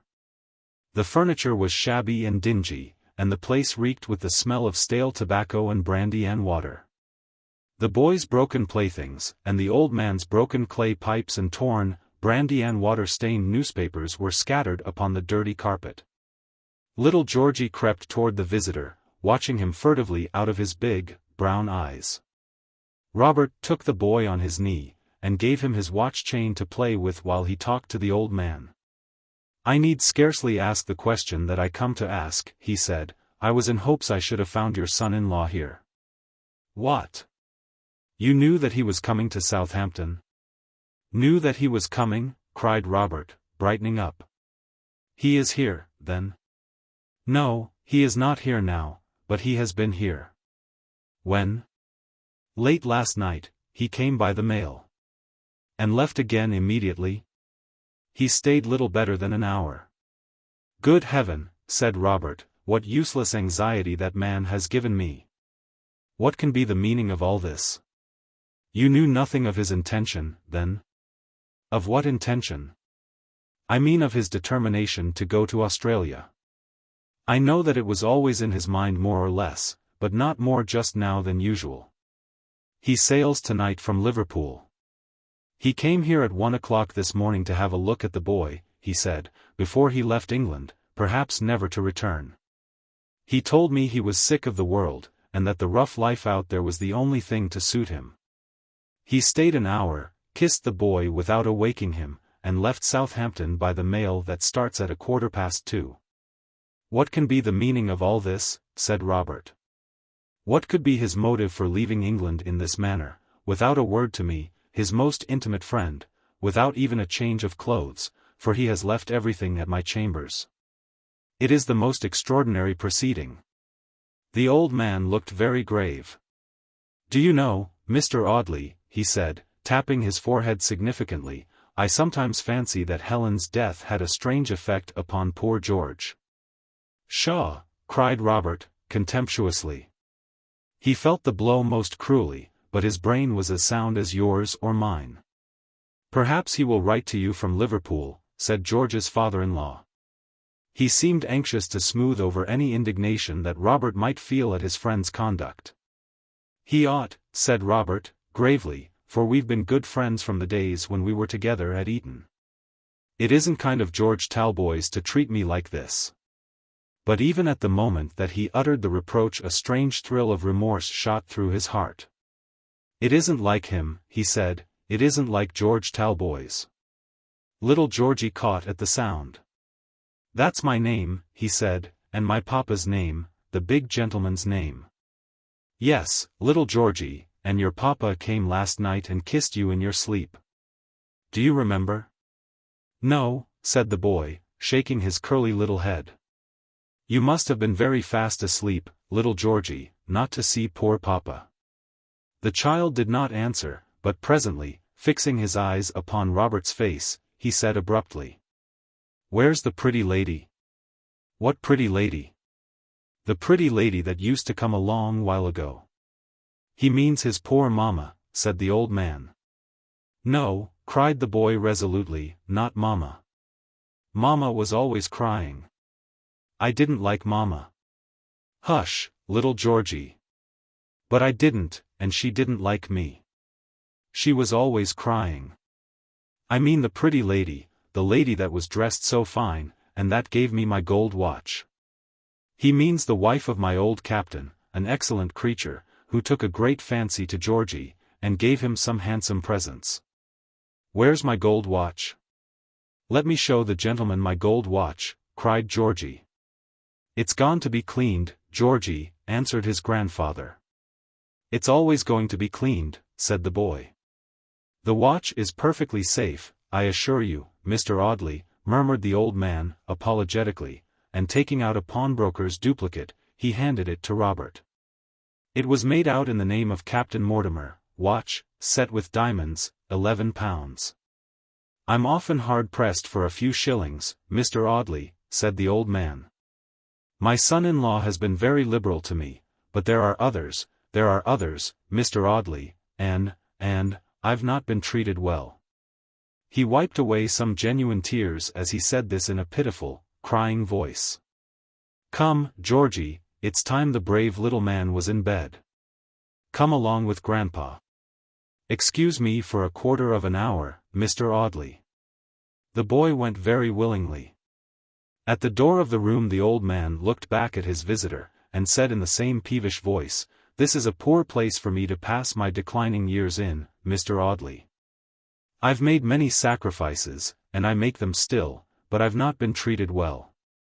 Left alone in the dusky little sitting-room, Robert Audley folded his arms, and sat absently staring at the floor. George was gone, then, he might receive some letter of explanation perhaps, when he returned to London, but the chances were that he would never see his old friend again. "And to think that I should care so much for the fellow," he said, lifting his eyebrows to the center of his forehead. "The place smells of stale tobacco like a taproom," he muttered presently. "There can be no harm in my smoking a cigar here." He took one from the case in his pocket. There was a spark of fire in the little grate, and he looked about for something to light his cigar with. A twisted piece of paper lay half burned upon the hearth-rug. He picked it up, and unfolded it, in order to get a better pipe light by folding it the other way of the paper. As he did so, absently glancing at the penciled writing upon the fragment of thin paper, a portion of a name caught his eye, a portion of the name that was most in his thoughts. He took the scrap of paper to the window, and examined it by the declining light. It was part of a telegraphic dispatch. The upper portion had been burnt away, but the more important part, the greater part of the message itself, remained. "Alboys came to, last night, and left by the mail for London, on his way to Liverpool, whence he was to sail for Sydney." The date and the name and address of the sender of the message had been burnt with the heading. Robert Audley's face blanched to a deathly whiteness. He carefully folded the scrap of paper, and placed it between the leaves of his pocketbook. "My God," he said, "what is the meaning of this? I shall go to Liverpool tonight, and make inquiries there." Chapter 13. Troubled Dreams. Robert Audley left Southampton by the mail, and let himself into his chambers just as the dawn was creeping cold and grey into the solitary rooms. And the canaries were beginning to rustle their feathers feebly in the early morning. There were several letters in the box behind the door, but there was none from George Talboys. The young barrister was worn out by a long day spent in hurrying from place to place. The usual lazy monotony of his life had been broken as it had never been broken before in 28 tranquil, easygoing years. His mind was beginning to grow confused upon the point of time. It seemed to him months since he had lost sight of George Talboys. It was so difficult to believe that it was less than 48 hours ago that the young man had left him asleep under the willows by the trout stream. His eyes were painfully weary for want of sleep. He searched about the room for some time, looking in all sorts of impossible places for a letter from George Talboys, and then threw himself dressed upon his friend's bed. In the room with the canaries and geraniums. "I shall wait for tomorrow morning's post," he said, "and if that brings no letter from George, I shall start for Liverpool without a moment's delay." He was thoroughly exhausted, and fell into a heavy sleep, a sleep which was profound without being in any way refreshing. For he was tormented all the time by disagreeable dreams, dreams which were painful, not from any horror in themselves, but from a vague and wearying sense of their confusion and absurdity. At one time he was pursuing strange people and entering strange houses in the endeavor to unravel the mystery of the telegraphic dispatch. At another time he was in the churchyard at Ventnor, gazing at the headstone George had ordered for the grave of his dead wife. Once in the long, rambling mystery of these dreams he went to the grave, and found this headstone gone, and on remonstrating with the stonemason, was told that the man had a reason for removing the inscription. A reason that Robert would some day learn. In another dream he saw the grave of Helen Talboys open, and while he waited, with the cold horror lifting up his hair, to see the dead woman rise and stand before him with her stiff charnel-house drapery clinging about her rigid limbs, his uncle's wife tripped gaily out of the open grave, dressed in the crimson velvet robes in which the artist had painted her, and with her ringlets flashing like red gold in the unearthly light that shone about her. But into all these dreams the places he had last been in, and the people with whom he had last been concerned, were dimly interwoven, sometimes his uncle, sometimes Alicia, oftenest of all my lady. The trout stream in Essex, the lime walk at the court. Once he was walking in the black shadows of this long avenue, with Lady Audley hanging on his arm, when suddenly they heard a great knocking in the distance. And his uncle's wife wound her slender arms around him, crying out that it was the day of judgment, and that all wicked secrets must now be told. Looking at her as she shrieked this in his ear, he saw that her face had grown ghastly white, and that her beautiful golden ringlets were changing into serpents. and slowly creeping down her fair neck. He started from his dream to find that there was someone really knocking at the outer door of his chambers. It was a dreary, wet morning, the rain beating against the windows, and the canaries twittering dismally to each other, complaining, perhaps, of the bad weather. Robert could not tell how long the person had been knocking. He had mixed the sound with his dreams, and when he woke he was only half conscious of other things. "It's that stupid Mrs. Maloney, I dare say," he muttered. "She may knock again for all I care. Why can't she use her duplicate key, instead of dragging a man out of bed when he's half dead with fatigue?" The person, whoever it was, did knock again, and then desisted, apparently tired out. But about a minute afterward a key turned in the door. "She had her key with her all the time, then," said Robert. "I'm very glad I didn't get up." The door between the sitting room and bedroom was half open, and he could see the laundress bustling about, dusting the furniture, and rearranging things that had never been disarranged. "Is that you, Mrs. Maloney?" he asked. "Yes, sir." "Then why, in goodness' name, did you make that row at the door, when you had a key with you all the time?" "A row at the door, sir?" "Yes. That infernal knocking." "Sure, I never knocked, Mr. Audley, but walked straight in with my key." "Then who did knock?" "There's been someone kicking up a row at that door for a quarter of an hour, should think. You must have met him going downstairs." "But I'm rather late this morning, sir, for I've been in Mr. Martin's rooms first, and I've come straight from the floor above." "Then you didn't see anyone at the door, or on the stairs?" "Not a mortal soul, sir." "Was ever anything so provoking?" said Robert. "To think that I should have let this person go away without ascertaining who he was, or what he wanted. How do I know that it was not someone with a message or a letter from George Talboys?" "Sure, if it was, sir, he'll come again," said Mrs. Maloney, soothingly. "Yes, of course, if it was anything of consequence he'll come again," muttered Robert. The fact was, that from the moment of finding the telegraphic message at Southampton, all hope of hearing of George had faded out of his mind. He felt that there was some mystery involved in the disappearance of his friend, some treachery toward himself, or toward George. What if the young man's greedy old father-in-law had tried to separate them on account of the monetary trust lodged in Robert Audley's hands? Or what if, since even in these civilized days all kinds of unsuspected horrors are constantly committed, what if the old man had decoyed George down to Southampton, and made away with him in order to get possession of that £20,000, left in Robert's custody for little Georgey's use? But neither of these suppositions explained the telegraphic message, and it was the telegraphic message which had filled Robert's mind with a vague sense of alarm. The postman brought no letter from George Talboys, and the person who had knocked at the door of the chambers did not return between 7 and 9 o'clock. So Robert Audley left Fig Tree Court once more in search of his friend. This time he told the cabman to drive to the Euston station, and in 20 minutes he was on the platform, making inquiries about the trains. The Liverpool express had started half an hour before he reached the station, and he had to wait an hour and a quarter for a slow train to take him to his destination. Robert Audley chafed cruelly at this delay. Half a dozen vessels might sail for Australia while he roamed up and down the long platform, tumbling over trucks and porters, and swearing at his ill luck. He bought the Times newspaper, and looked instinctively at the second column, with a morbid interest in the advertisements of people missing, sons, brothers, and husbands who had left their homes, never to return or to be heard of more. There was one advertisement of a young man found drowned somewhere on the Lambeth shore. What if that should have been George's fate? No.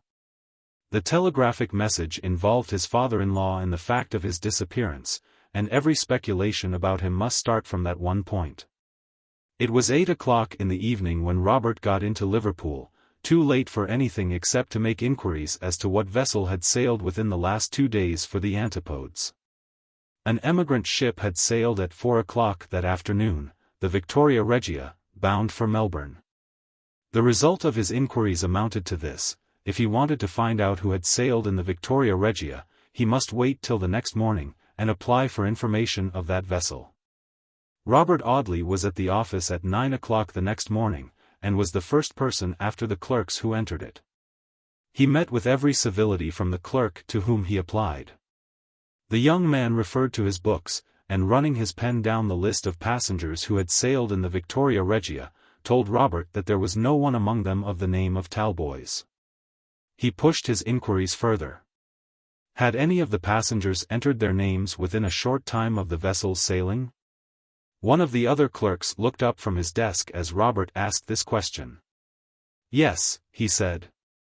He remembered a young man's coming into the office at 3:30 o'clock in the afternoon, and paying his passage money. His name was the last on the list, Thomas Brown. Robert Audley shrugged his shoulders.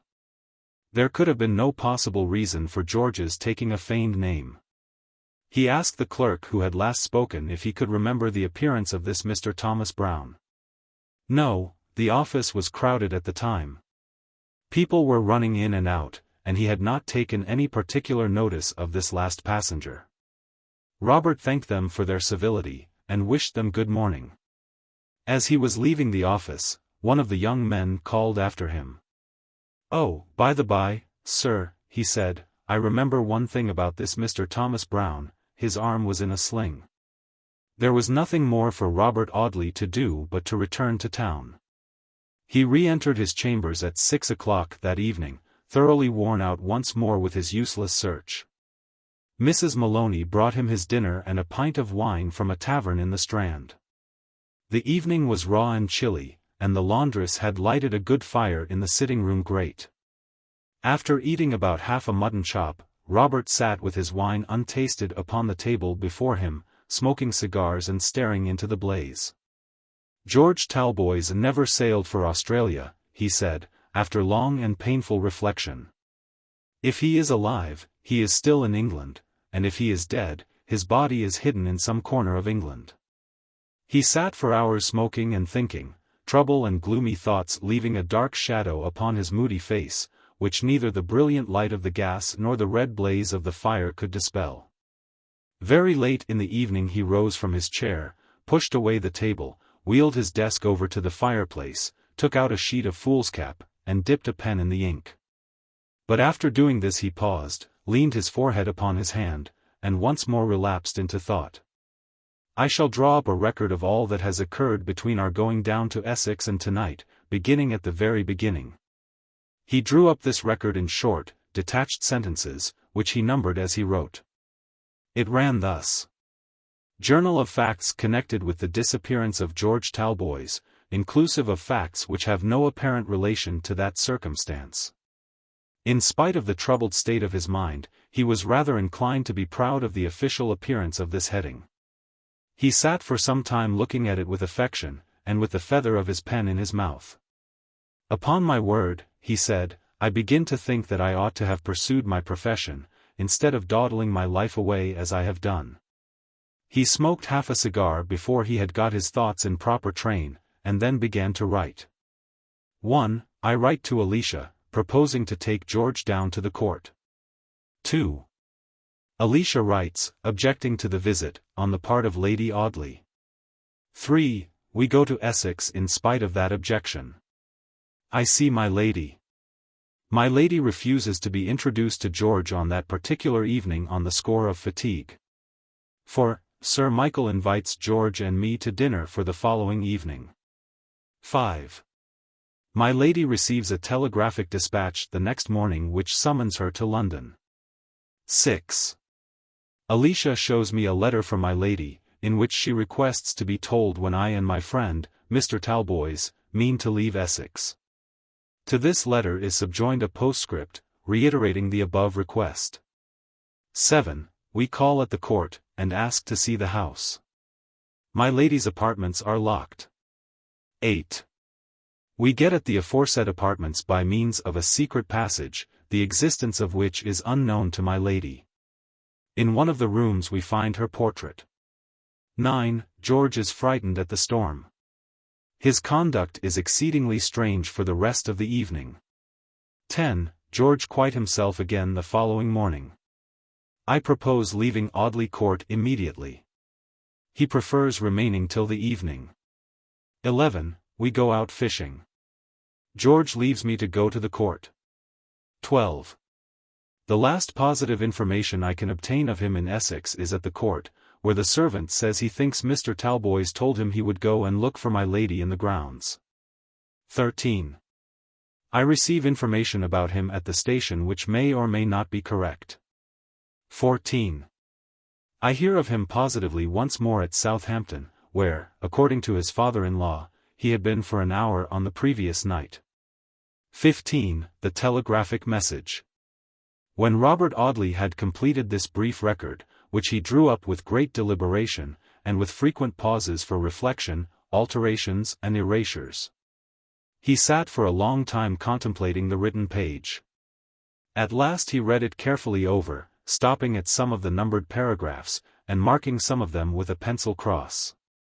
Then he folded the sheet of foolscap, went over to a cabinet on the opposite side of the room, unlocked it, and placed the paper in that very pigeonhole into which he had thrust Alicia's letter, the pigeonhole marked important.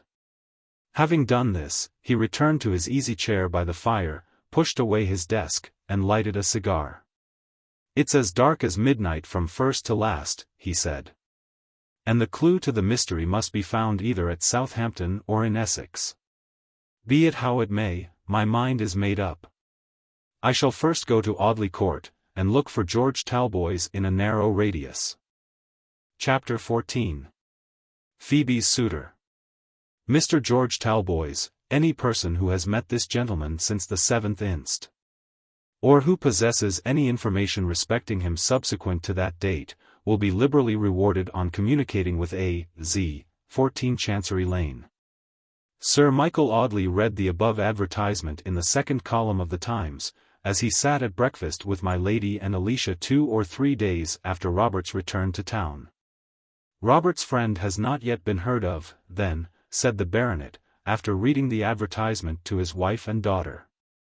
"As for that," replied my lady, "I cannot help wondering that anyone can be silly enough to advertise for him." The young man was evidently of a restless, roving disposition, a sort of Bampfylde Moore Carew of modern life, whom no attraction could ever keep in one spot. Though the advertisement appeared 3 successive times, the party at the court attached very little importance to Mr. Talboys' disappearance. And after this one occasion his name was never again mentioned by either Sir Michael, my lady, or Alicia.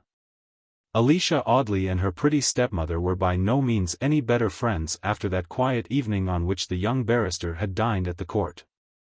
"She is a vain, frivolous, heartless little coquette," said Alicia, addressing herself to her Newfoundland dog Caesar, who was the sole recipient of the young lady's confidences. "She is a practised and consummate flirt, Caesar. And not contented with setting her yellow ringlets and her silly giggle at half the men in Essex, she must needs make that stupid cousin of mine dance attendance upon her. I haven't common patience with her."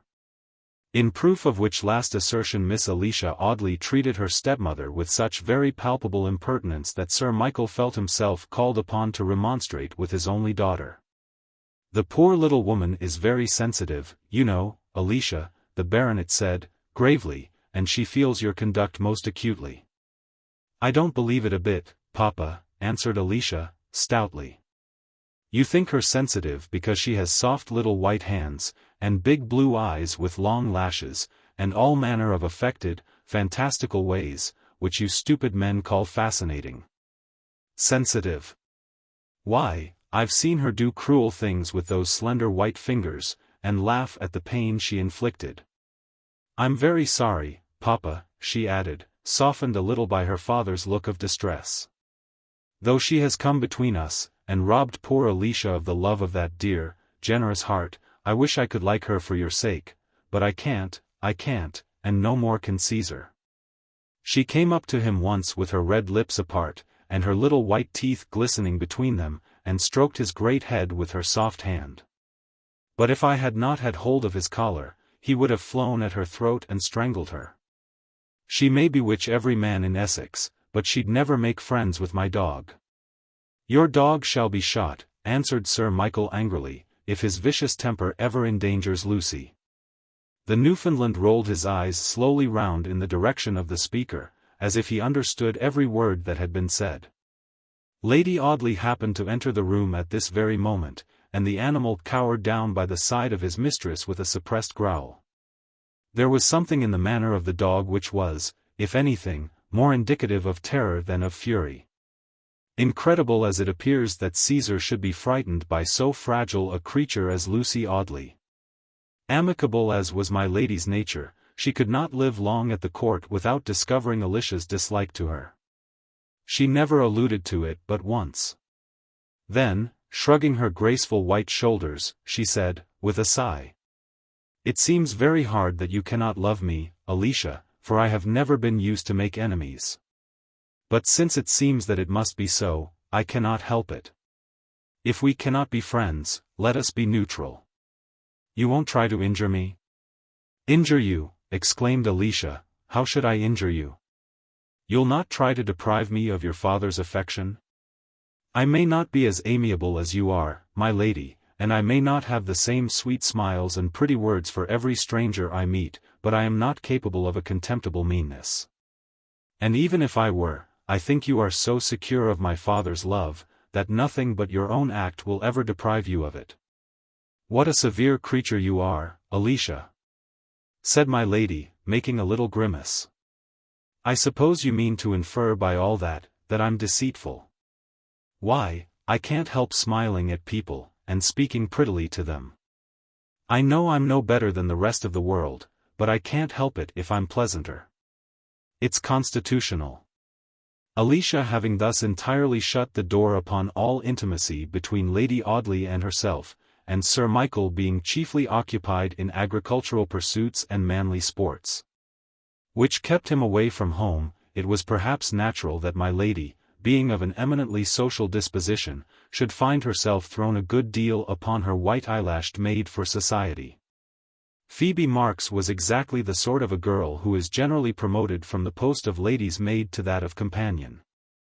She had just sufficient education to enable her to understand her mistress when Lucy chose to allow herself to run riot in a species of intellectual tarantella, in which her tongue went mad to the sound of its own rattle, as the Spanish dancer at the noise of his castanets. Phoebe knew enough of the French language to be able to dip into the yellow paper-covered novels which my lady ordered from the Burlington Arcade, and to discourse with her mistress upon the questionable subjects of these romances. The likeness which the lady's maid bore to Lucy Audley was, perhaps, a point of sympathy between the two women. It was not to be called a striking likeness. A stranger might have seen them both together, and yet have failed to remark it. But there were certain dim and shadowy lights in which, meeting Phoebe Marks gliding softly through the dark oak passages of the court, or under the shrouded avenues in the garden, you might have easily mistaken her for my lady. Sharp October winds were sweeping the leaves from the limes in the long avenue, and driving them in withered heaps with a ghostly rustling noise along the dry gravel walks. The old well must have been half choked up with the leaves that drifted about it, and whirled in eddying circles into its black, broken mouth. On the still bosom of the fish pond the same withered leaves slowly rotted away, mixing themselves with the tangled weeds that discolored the surface of the water. All the gardeners Sir Michael could employ could not keep the impress of autumn's destroying hand from the grounds about the court. "How I hate this desolate month," my lady said, as she walked about the garden, shivering beneath her sable mantle. "Everything dropping to ruin and decay, and the cold flicker of the sun lighting up the ugliness of the earth, as the glare of gas lamps lights the wrinkles of an old woman.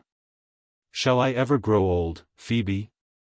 Will my hair ever drop off as the leaves are falling from those trees, and leave me wan and bare like them? What is to become of me when I grow old?" She shivered at the thought of this more than she had done at the cold, wintry breeze, and muffling herself closely in her fur, walked so fast that her maid had some difficulty in keeping up with her.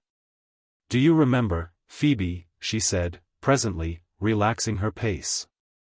"Do you remember that French story we read, the story of a beautiful woman who had committed some crime, I forget what, in the zenith of her power and loveliness? When all Paris drank to her every night, and when the people ran away from the carriage of the king to flock about hers, and get a peep at her face? Do you remember how she kept the secret of what she had done for nearly half a century, spending her old age in her family chateau? Beloved and honored by all the province as an uncanonized saint and benefactress to the poor. And how, when her hair was white, and her eyes almost blind with age, the secret was revealed through one of those strange accidents by which such secrets always are revealed in romances. And she was tried, found guilty, and condemned to be burned alive? The king who had worn her colors was dead and gone, the court of which she had been a star had passed away. Powerful functionaries and great magistrates, who might perhaps have helped her, were moldering in the graves.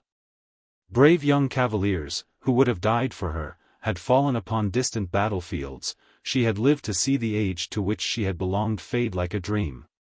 And she went to the stake, followed by only a few ignorant country people, who forgot all her bounties, and hooted at her for a wicked sorceress.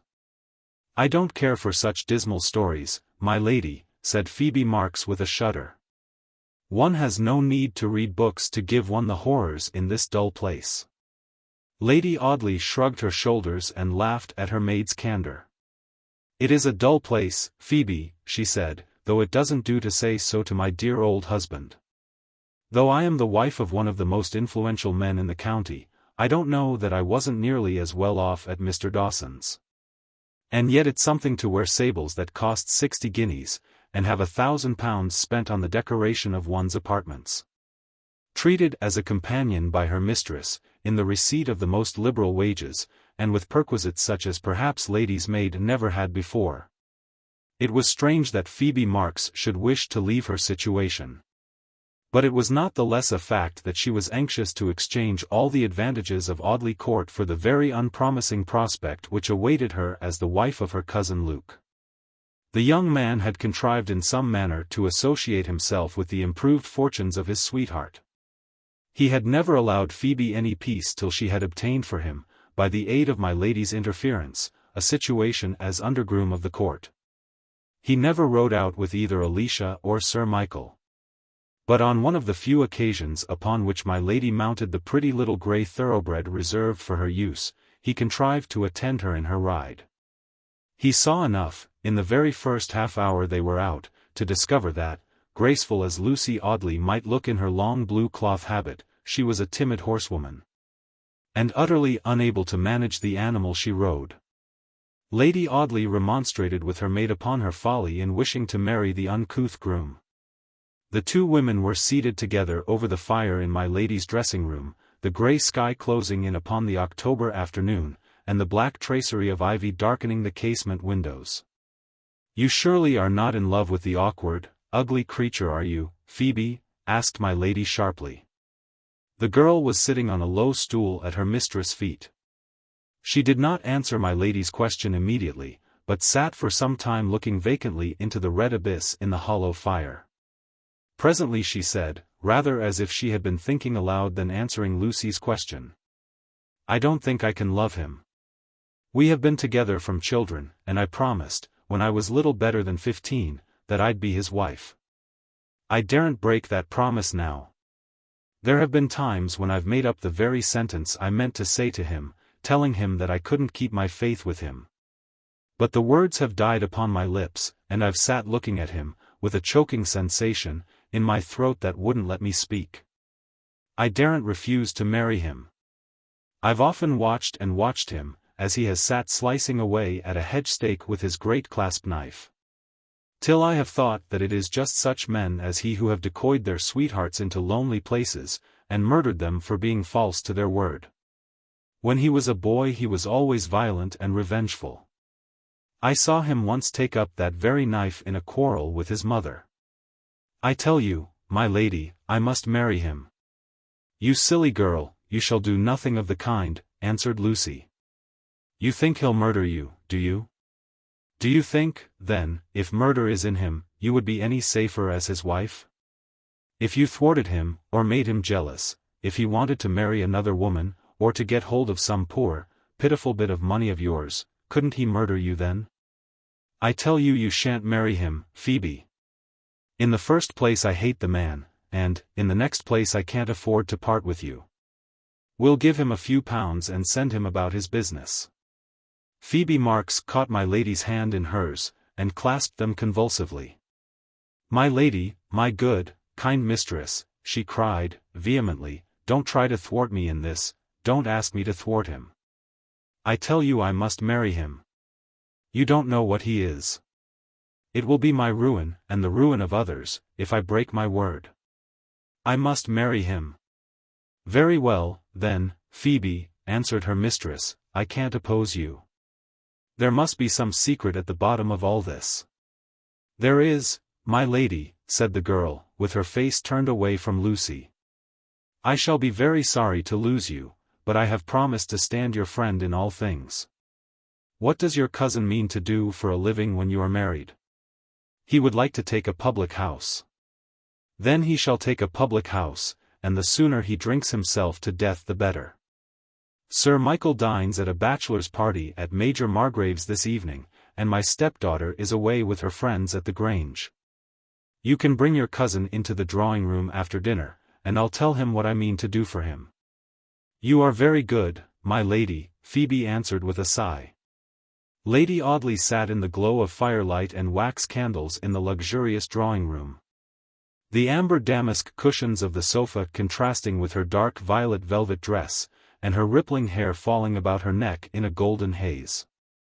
Everywhere around her were the evidences of wealth and splendor, while in strange contrast to all this, and to her own beauty.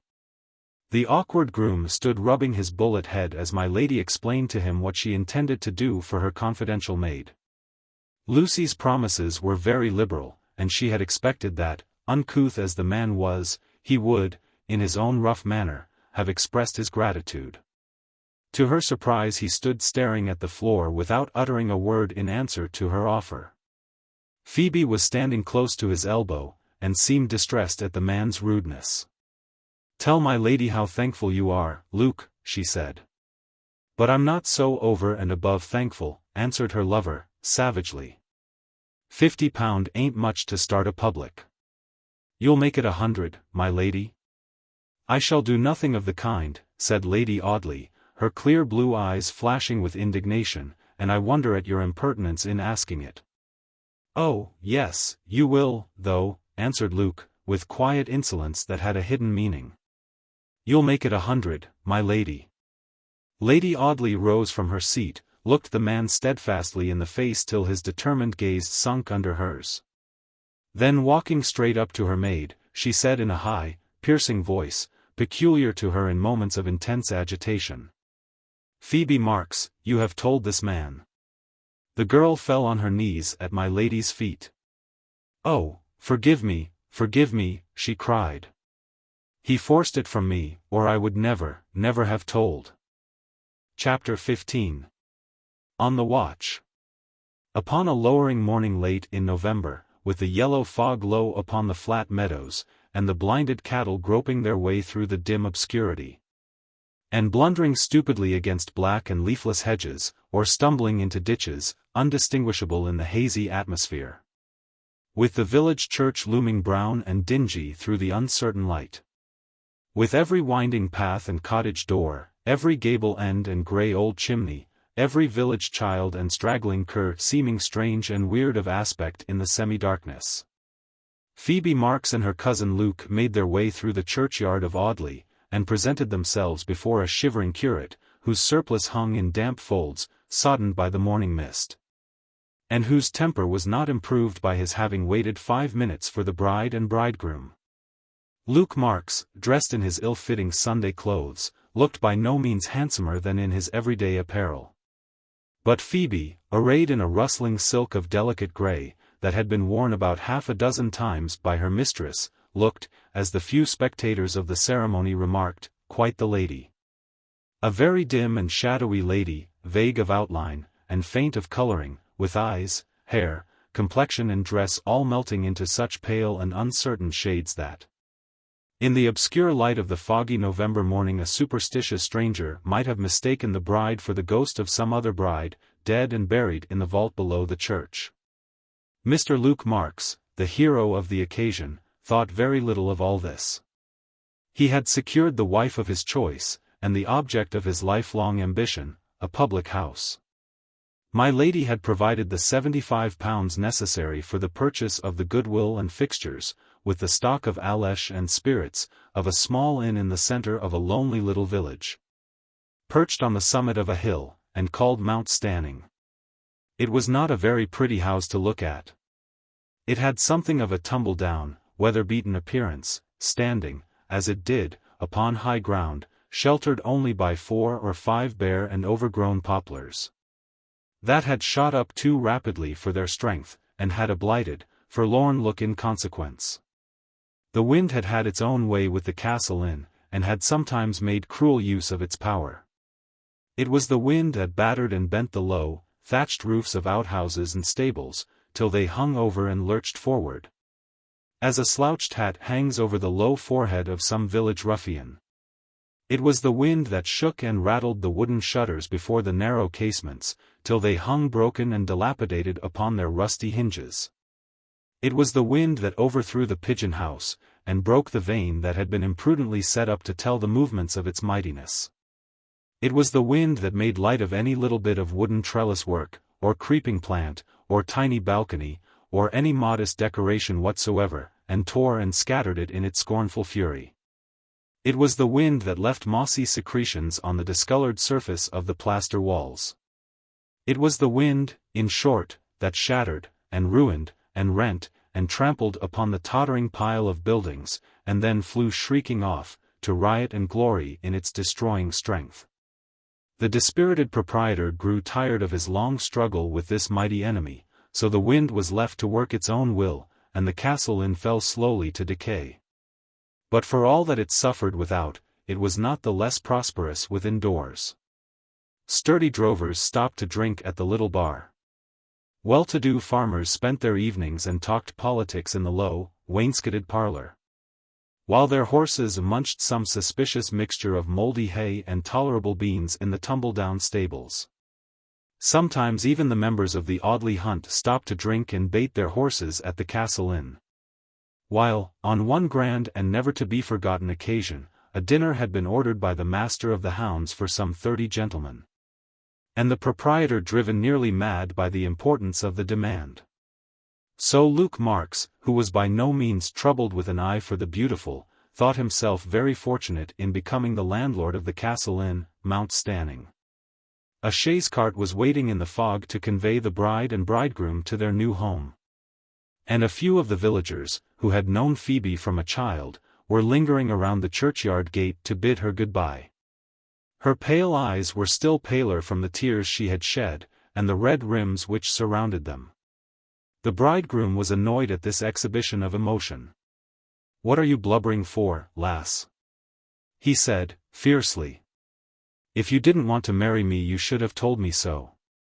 I ain't going to murder you, am I?" The lady's maid shivered as he spoke to her, and dragged her little silk mantle closely around her. "You're cold in all this here finery," said Luke, staring at her costly dress with no expression of goodwill. "Why can't women dress according to their station? You won't have no silk gowns out of my pocket, I can tell you." He lifted the shivering girl into the chaise, wrapped a rough greatcoat about her, and drove off through the yellow fog, followed by a feeble cheer from 2 or 3 urchins clustered around the gate. A new maid was brought from London to replace Phoebe Marks about the person of my lady, a very showy damsel, who wore a black satin gown, and rose-coloured ribbons in her cap, and complained bitterly of the dullness of Audley Court. But Christmas brought visitors to the rambling old mansion. A country squire and his fat wife occupied the tapestried chamber. Merry girls scampered up and down the long passages, and young men stared out of the latticed windows, watching for southerly winds and cloudy skies. There was not an empty stall in the roomy old stables. An extempore forge had been set up in the yard for the shoeing of hunters. Yelping dogs made the place noisy with their perpetual clamor. Strange servants herded together on the garret story, and every little casement hidden away under some pointed gable, and every dormer window in the quaint old roof, glimmered upon the winter's night with its separate taper, till, Coming suddenly upon Audley Court, the benighted stranger, misled by the light, and noise, and bustle of the place, might have easily fallen into young Marlowe's error, and have mistaken the hospitable mansion for a good, old-fashioned inn, such as have faded from this earth since the last mail coach and prancing tits took their last melancholy journey to the knacker's yard.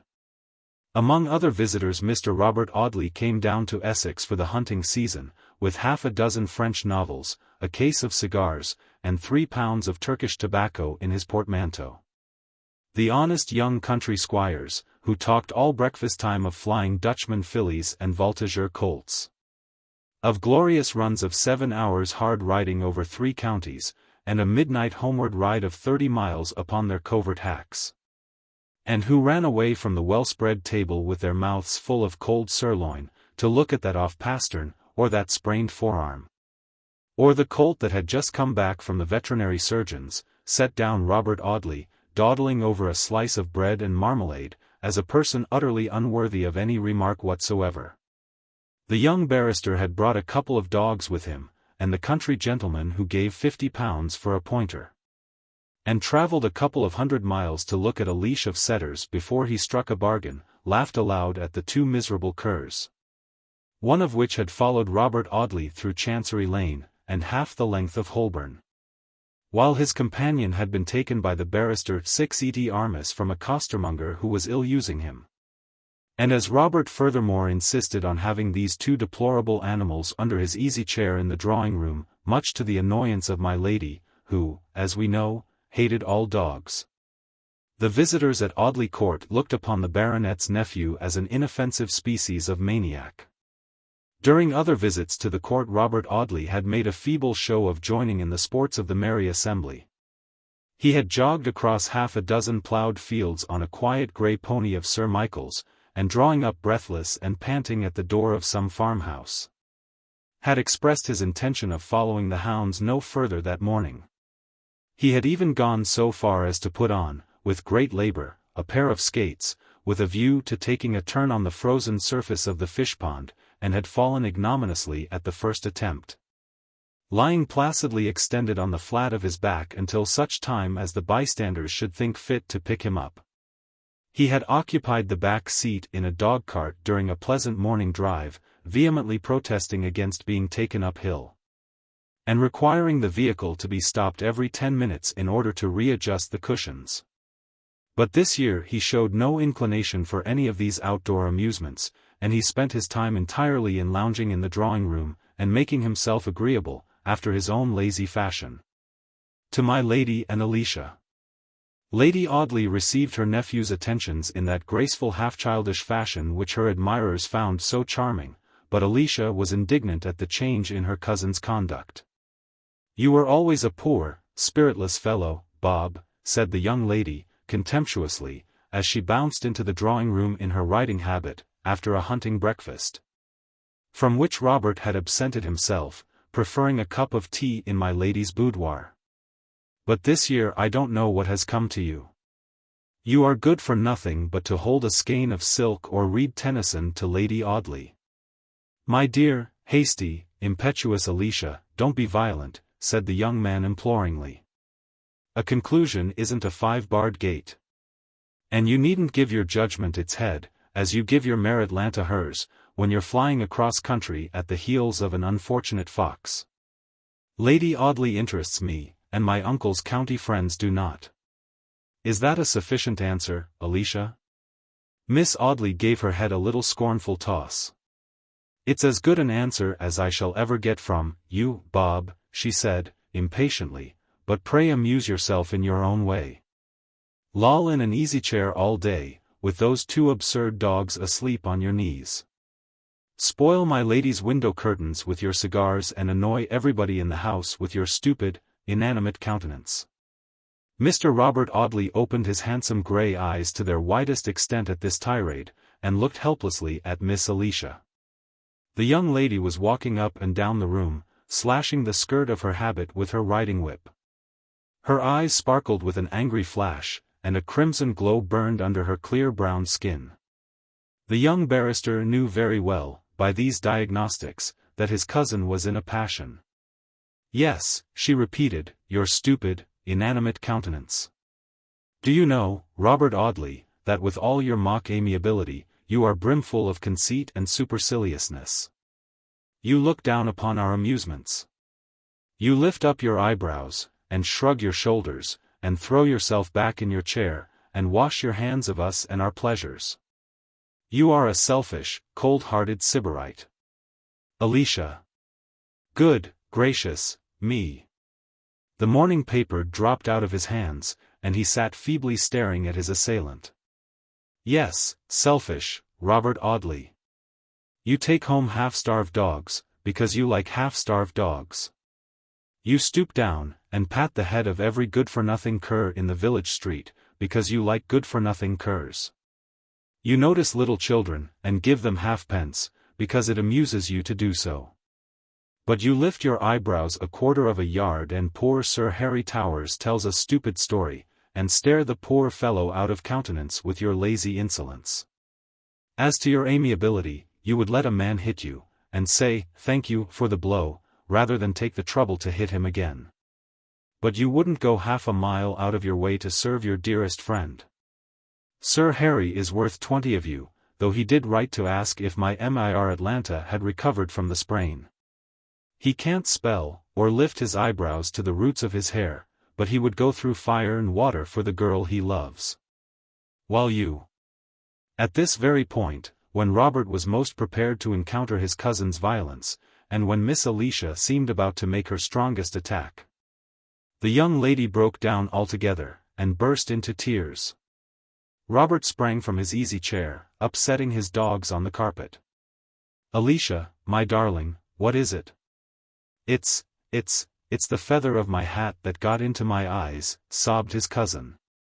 And before he could investigate the truth of this assertion, Alicia had darted out of the room. Robert Audley was preparing to follow her, when he heard her voice in the courtyard below, amidst the tramping of horses and the clamor of visitors, dogs, and grooms. Sir Harry Towers, the most aristocratic young sportsman in the neighborhood, had just taken her little foot in his hand as she sprung into her saddle. Good heaven! Exclaimed Robert, as he watched the merry party of equestrians until they disappeared under the archway. What does all this mean? How charmingly she sits her horse! What a pretty figure, too, and a fine, candid, brown, rosy face, but to fly at a fellow like that, without the least provocation. That's the consequence of letting a girl follow the hounds. She learns to look at everything in life as she does at 6 feet of timber or a sunk fence. She goes through the world as she goes across country, straight ahead, and over everything. Such a nice girl as she might have been, too, if she'd been brought up in Fig Tree Court. If ever I marry, and have daughters, which remote contingency may heaven forfend, they shall be educated in paper buildings, take their sole exercise in the Temple Gardens, and they shall never go beyond the gates till they are marriageable. When I will walk them straight across Fleet Street to St. Dunstan's Church, and deliver them into the hands of their husbands. With such reflections as these did Mr. Robert Audley beguile the time until my lady re-entered the drawing-room, fresh and radiant in her elegant morning costume. Her yellow curls glistening with the perfumed waters in which she had bathed, and her velvet-covered sketchbook in her arms. She planted a little easel upon a table by the window, seated herself before it, and began to mix the colors upon her palette, Robert watching her out of his half-closed eyes. You are sure my cigar does not annoy you, Lady Audley? Oh, no indeed, I am quite used to the smell of tobacco. Mr. Dawson, the surgeon, smoked all the evening when I lived in his house. Dawson is a good fellow, isn't he? Robert asked, carelessly.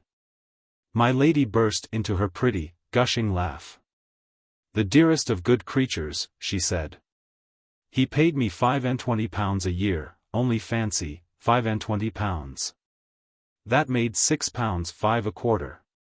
How well I remember receiving the money, 6 dingy old sovereigns, and a little heap of untidy, dirty silver, that came straight from the till in the surgery.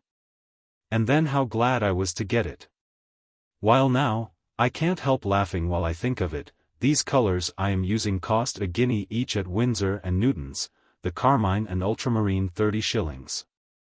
I gave Mrs. Dawson one of my silk dresses the other day, and the poor thing kissed me, and the surgeon carried the bundle home under his cloak. My lady laughed long and joyously at the thought. Her colours were mixed, she was copying a water-coloured sketch of an impossibly Turneresque atmosphere. The sketch was nearly finished, and she had only to put in some critical little touches with the most delicate of her sable pencils. She prepared herself daintily for the work, looking sideways at the painting. All this time Mr. Robert Audley's eyes were fixed intently on her pretty face. "It is a change," he said, after so long a pause that my lady might have forgotten what she had been talking of. "It is a change. Some women would do a great deal to accomplish such a change as that." Lady Audley's clear blue eyes dilated as she fixed them suddenly on the young barrister. The wintry sunlight, gleaming full upon her face from a side window, lit up the azure of those beautiful eyes, till their colour seemed to flicker and tremble betwixt blue and green, as the opal tints of the sea change upon a summer's day. The small brush fell from her hand, and blotted out the peasant's face under a widening circle of crimson lake. Robert Audley was tenderly coaxing the crumbled leaf of his cigar with cautious fingers. "My friend at the corner of Chancery Lane has not given me such good Manillas as usual," he murmured. "If ever you smoke, my dear aunt, and I am told that many women take a quiet weed under the rose, be very careful how you choose your cigars." My lady drew a long breath, picked up her brush, and laughed aloud at Robert's advice. "What an eccentric creature you are, Mr. Audley. Do you know that you sometimes puzzle me?" "Not more than you puzzle me, dear aunt." My lady put away her colours and sketch-book, and seating herself in the deep recess of another window, at a considerable distance from Robert Audley, settled to a large piece of Berlin wool work, a piece of embroidery which the Penelopes of 10 or 12 years ago were very fond of exercising their ingenuity upon, the olden time at Bolton Abbey. Seated in the embrasure of this window, my lady was separated from Robert Audley by the whole length of the room, and the young man could only catch an occasional glimpse of her fair face, surrounded by its bright aureole of hazy, golden hair. Robert Audley had been a week at the court, but as yet neither he nor my lady had mentioned the name of George Talboys. This morning, however, after exhausting the usual topics of conversation, Lady Audley made an inquiry about her nephew's friend, that Mr. George, she said, hesitating. "Talboys," suggested Robert.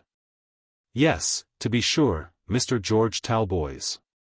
Rather a singular name, by the by, and certainly, by all accounts, a very singular person. Have you seen him lately?" "I have not seen him since the 7th of September last, the day upon which he left me asleep in the meadows on the other side of the village." "Dear me!" exclaimed my lady, "what a very strange young man this Mr. George Talboys must be. Pray tell me all about it." Robert told, in a few words, of his visit to Southampton and his journey to Liverpool, with their different results, my lady listening very attentively. In order to tell this story to better advantage, the young man left his chair, and, crossing the room, took up his place opposite to Lady Audley, in the embrasure of the window. "And what do you infer from all this?" asked my lady, after a pause. "It is so great a mystery to me," he answered, "that I scarcely dare to draw any conclusion whatever. But in the obscurity I think I can grope my way to two suppositions, which to me seem almost certainties. And they are: first, that George Talboys never went beyond Southampton. Second, that he never went to Southampton at all." "But you traced him there?" "His father-in-law had seen him." "I have reason to doubt his father-in-law's integrity." "Good gracious me!" cried my lady, piteously. "What do you mean by all this?" "Lady Audley," answered the young man, gravely, "I have never practiced as a barrister. I have enrolled myself in the ranks of a profession, the members of which hold solemn responsibilities and have sacred duties to perform. And I have shrunk from those responsibilities and duties, as I have from all the fatigues of this troublesome life. But we are sometimes forced into the very position we have most avoided, and I have found myself lately compelled to think of these things. Lady Audley, did you ever study the theory of circumstantial evidence? How can you ask a poor little woman about such horrid things? Exclaimed my lady. Circumstantial evidence, continued the young man, as if he scarcely heard Lady Audley's interruption, that wonderful fabric which is built out of straws collected at every point of the compass, and which is yet strong enough to hang a man. Upon what infinitesimal trifles may sometimes hang the whole secret of some wicked mystery, inexplicable heretofore to the wisest upon the earth. A scrap of paper, a shred of some torn garment, the button off a coat, a word dropped incautiously from the overcautious lips of guilt, the fragment of a letter, the shutting or opening of a door. A shadow on a window blind, the accuracy of a moment tested by one of Benson's watches, 1,000 circumstances so slight as to be forgotten by the criminal, but links of iron in the wonderful chain forged by the science of the detective officer. And lo! The gallows is built up, the solemn bell tolls through the dismal grey of the early morning, the drop creaks under the guilty feet, and the penalty of crime is paid. Faint shadows of green and crimson fell upon my lady's face from the painted escutcheons in the mullioned window by which she sat. But every trace of the natural color of that face had faded out, leaving it a ghastly ashen gray. Sitting quietly in her chair, her head fallen back upon the amber damask cushions, and her little hands lying powerless in her lap, Lady Audley had fainted away. "The radius grows narrower day by day," said Robert Audley. George Talboys never reached Southampton. Chapter 16. Robert Audley gets his Conge. The Christmas week was over, and one by one the country visitors dropped away from Audley Court. The fat squire and his wife abandoned the grey, tapestried chamber, and left the black-browed warriors looming from the wall to scowl upon and threaten new guests, or to glare vengefully upon vacancy. The merry girls on the second story packed, or caused to be packed, their trunks and imperials, and tumbled gauze ball dresses were taken home that had been brought fresh to Audley. Blundering old family chariots, with horses whose untrimmed fetlocks told of rougher work than even country roads, were brought round to the broad space before the grim oak door, and laden with chaotic heaps of womanly luggage. Pretty rosy faces peeped out of carriage windows to smile the last farewell upon the group at the hall door, as the vehicle rattled and rumbled under the ivied archway. Sir Michael was in request everywhere, shaking hands with the young sportsmen, kissing the rosy-cheeked girls, sometimes even embracing portly matrons who came to thank him for their pleasant visit.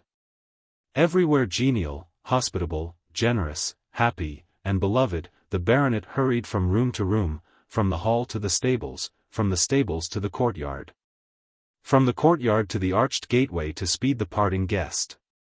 My lady's yellow curls flashed hither and thither like wandering gleams of sunshine on these busy days of farewell. Her great blue eyes had a pretty, mournful look, in charming unison with the soft pressure of her little hand, and that friendly, though perhaps rather stereotyped speech, in which she told her visitors how she was so sorry to lose them, and how she didn't know what she should do till they came once more to enliven the court by their charming society. But however sorry my lady might be to lose her visitors, there was at least one guest whose society she was not deprived of. Robert Audley showed no intention of leaving his uncle's house. He had no professional duties, he said. Figtree Court was delightfully shady in hot weather, but there was a sharp corner round which the wind came in the summer months, armed with avenging rheumatisms and influenzas. Everybody was so good to him at the court, that really he had no inclination to hurry away. Sir Michael had but one answer to this: "Stay, my dear boy, stay, my dear Bob, as long as ever you like. I have no son, and you stand to me in the place of one. Make yourself agreeable to Lucy, and make the court your home as long as you live." To which Robert would merely reply by grasping his uncle's hand vehemently, and muttering something about "a jolly old prince." It was to be observed that there was sometimes a certain vague sadness in the young man's tone when he called Sir Michael "a jolly old prince." Some shadow of affectionate regret that brought a mist into Robert's eyes, as he sat in a corner of the room looking thoughtfully at the white-bearded baronet. Before the last of the young sportsmen departed, Sir Harry Towers demanded and obtained an interview with Miss Alicia Audley in the Oak Library, an interview in which considerable emotion was displayed by the stalwart young fox-hunter. So much emotion, indeed, and of such a genuine and honest character, that Alicia fairly broke down as she told him she should forever esteem and respect him for his true and noble heart. But that he must never, never, unless he wished to cause her the most cruel distress, ask more from her than this esteem and respect. Sir Harry left the library by the French window opening into the pond garden. He strolled into that very lime walk which George Talboys had compared to an avenue in a churchyard, and under the leafless trees fought the battle of his brave young heart. "What a fool I am to feel it like this," he cried, stamping his foot upon the frosty ground. "I always knew it would be so, I always knew that she was 100 times too good for me. God bless her. How nobly and tenderly she spoke. How beautiful she looked with the crimson blushes under her brown skin, and the tears in her big, grey eyes, almost as handsome as the day she took the sunk fence. And let me put the brush in her hat as we rode home. God bless her. I can get over anything as long as she doesn't care for that sneaking lawyer. But I couldn't stand that. That sneaking lawyer," by which appellation Sir Harry alluded to Mr. Robert Audley, was standing in the hall, looking at a map of the Midland counties, when Alicia came out of the library. With red eyes, after her interview with the fox-hunting baronet. Robert, who was short-sighted, had his eyes within half an inch of the surface of the map as the young lady approached him.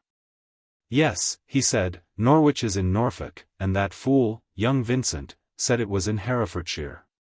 "Ha, Alicia, is that you?" He turned round so as to intercept Miss Audley on her way to the staircase. "Yes," replied his cousin curtly, trying to pass him. "Alicia, you have been crying." The young lady did not condescend to reply. "You have been crying, Alicia.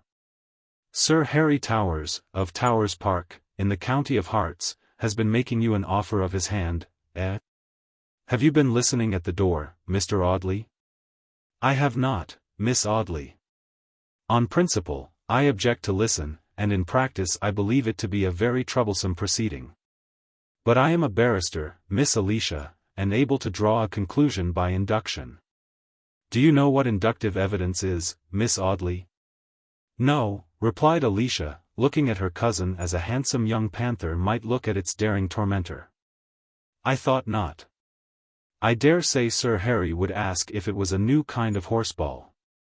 I knew by induction that the baronet was going to make you an offer, first, because he came downstairs with his hair parted on the wrong side, and his face as pale as a tablecloth. Secondly, because he couldn't eat any breakfast, and let his coffee go the wrong way, and, thirdly, because he asked for an interview with you before he left the court. Well, how's it to be, Alicia? Do we marry the baronet, and his poor cousin Bob to be the best man at the wedding?" "Sir Harry Towers is a noble-hearted young man," said Alicia, still trying to pass her cousin. "But do we accept him, yes or no? Are we to be Lady Towers, with a superb estate in Hertfordshire, summer quarters for our hunters, and a drag with outriders to drive us across to Papa's place in Essex? Is it to be so, Alicia, or not?" "What is that to you, Mr. Robert Audley?" cried Alicia, passionately. "What do you care what becomes of me, or whom I marry? If I married a chimney-sweep you'd only lift up your eyebrows and say, 'Bless my soul, she was always eccentric.' I have refused Sir Harry Towers. But when I think of his generous and unselfish affection, and compare it with the heartless, lazy, selfish, supercilious indifference of other men, I've a good mind to run after him and tell him." "That you'll retract, and be my Lady Towers?" "Yes." "Then don't, Alicia, don't," said Robert Audley, grasping his cousin's slender little wrist, and leading her upstairs. "Come into the drawing-room with me, Alicia, my poor little cousin. My charming, impetuous, alarming little cousin. Sit down here in this mullioned window, and let us talk seriously and leave off quarreling if we can. The cousins had the drawing-room all to themselves. Sir Michael was out, my lady in her own apartments, and poor Sir Harry Towers walking up and down upon the gravel walk, darkened with the flickering shadows of the leafless branches in the cold winter sunshine. "My poor little Alicia," said Robert, as tenderly as if he had been addressing some spoiled child, "do you suppose that because people don't wear vinegar tops, or part their hair on the wrong side, or conduct themselves altogether after the manner of well-meaning maniacs, by way of proving the vehemence of their passion, do you suppose, because of this, Alicia Audley, that they may not be just as sensible of the merits of a dear little warm-hearted and affectionate girl as ever their neighbors can be? Life is such a very troublesome matter, when all is said and done, that it's as well even to take its blessings quietly. I don't make a great howling because I can get good cigars one door from the corner of Chancery Lane, and have a dear, good girl for my cousin. But I am not the less grateful to Providence that it is so." Alicia opened her grey eyes to their widest extent, looking her cousin full in the face with a bewildered stare. Robert had picked up the ugliest and leanest of his attendant curs, and was placidly stroking the animal's ears. "Is this all you have to say to me, Robert?" asked Miss Audley, meekly. "Well, yes, I think so," replied her cousin, after considerable deliberation. "I fancy that what I wanted to say was this: don't marry the fox-hunting baronet if you like anybody else better. For if you'll only be patient and take life easily, and try and reform yourself of banging doors, bouncing in and out rooms, talking of the stables, and riding across country, I've no doubt the person you prefer will make you a very excellent husband." "Thank you, cousin," said Miss Audley, crimsoning with bright, indignant blushes up to the roots of her waving brown hair. "But as you may not know the person I prefer, I think you had better not take upon yourself to answer for him." Robert pulled the dog's ears thoughtfully for some moments. "No, to be sure," he said, after a pause. "Of course, if I don't know him, I thought I did." "Did you?" exclaimed Alicia. And opening the door with a violence that made her cousin shiver, she bounced out of the drawing-room. "I only said I thought I knew him," Robert called after her. And then, as he sunk into an easy chair, he murmured thoughtfully, "Such a nice girl, too, if she didn't bounce." So poor Sir Harry Towers rode away from Audley Court, looking very crestfallen and dismal. He had very little pleasure in returning to the stately mansion, hidden among sheltering oaks and venerable beeches. The square, red brick house, gleaming at the end of a long arcade of leafless trees, was to be forever desolate, he thought, since Alicia would not come to be its mistress. 100 improvements planned and thought of were dismissed from his mind as useless now. The hunter that Jim the trainer was breaking in for a lady. The 2 pointer pups that were being reared for the next shooting season, the big black retriever that would have carried Alicia's parasol. The pavilion in the garden, disused since his mother's death, but which he had meant to have restored for Miss Audley, all these things were now so much vanity and vexation of spirit. "What's the good of being rich if one has no one to help spend one's money?" said the young baronet. "One only grows a selfish beggar, and takes to drinking too much port. It's a hard thing that a girl can refuse a true heart and such stables as we've got at the park. It unsettles a man somehow." Indeed, this unlooked-for rejection had very much unsettled the few ideas which made up the small sum of the baronet's mind. He had been desperately in love with Alicia ever since the last hunting season, when he had met her at the county ball. His passion, cherished through the slow monotony of a summer, had broken out afresh in the merry winter months, and the young man's mauvaise honte alone had delayed the offer of his hand. But he had never for a moment supposed that he would be refused. He was so used to the adulation of mothers who had daughters to marry, and of even the daughters themselves. He had been so accustomed to feel himself the leading personage in an assembly, although half the wits of the age had been there, and he could only say, "Ha, to be sure," and, "By Jove, hum." He had been so spoiled by the flatteries of bright eyes that looked, or seemed to look, the brighter when he drew near, that without being possessed of one shadow of personal vanity, He had yet come to think that he had only to make an offer to the prettiest girl in Essex to behold himself immediately accepted. Yes, he would say complacently to some admiring satellite, I know I'm a good match, and I know what makes the gals so civil. They're very pretty, and they're very friendly to a fellow. But I don't care about 'em. They're all alike, they can only drop their eyes and say, Lor, Sir Harry, why do you call that curly black dog a retriever? Or, oh Sir Harry, and did the poor mare really sprain her pastern shoulder blade? I haven't got much brains myself, I know, the baronet would add deprecatingly. And I don't want a strong-minded woman, who writes books and wears green spectacles, but, hang it, I like a gal who knows what she's talking about. So when Alicia said no, or rather made that pretty speech about esteem and respect, which well-bred young ladies substitute for the obnoxious monosyllable, Sir Harry Towers felt that the whole fabric of the future he had built so complacently was shivered into a heap of dingy ruins. Sir Michael grasped him warmly by the hand just before the young man mounted his horse in the courtyard. I'm very sorry, Towers, he said. You're as good a fellow as ever breathed, and would have made my girl an excellent husband. But you know there's a cousin, and I think that. Don't say that, Sir Michael, interrupted the fox hunter, energetically. I can get over anything but that. A fellow whose hand upon the curb weighs half a ton, why, he pulled the cavalier's mouth to pieces, sir, the day you let him ride the horse. A fellow who turns his collars down, and eats bread and marmalade. No, no, Sir Michael, it's a queer world, but I can't think that of Miss Audley. There must be someone in the background, sir. It can't be the cousin. Sir Michael shook his head as the rejected suitor rode away. I don't know about that, he muttered. Bob's a good lad, and the girl might do worse. But he hangs back as if he didn't care for her. There's some mystery, there's some mystery. The old baronet said this in that semi-thoughtful tone with which we speak of other people's affairs. The shadows of the early winter twilight, gathering thickest under the low oak ceiling of the hall, and the quaint curve of the arched doorway, fell darkly round his handsome head.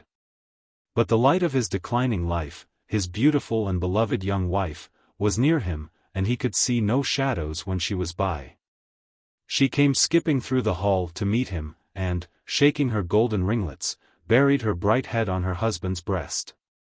So the last of our visitors is gone, dear, and we're all alone, she said. Isn't that nice? Yes, darling, he answered fondly, stroking her bright hair. Except Mr. Robert Audley. How long is that nephew of yours going to stay here?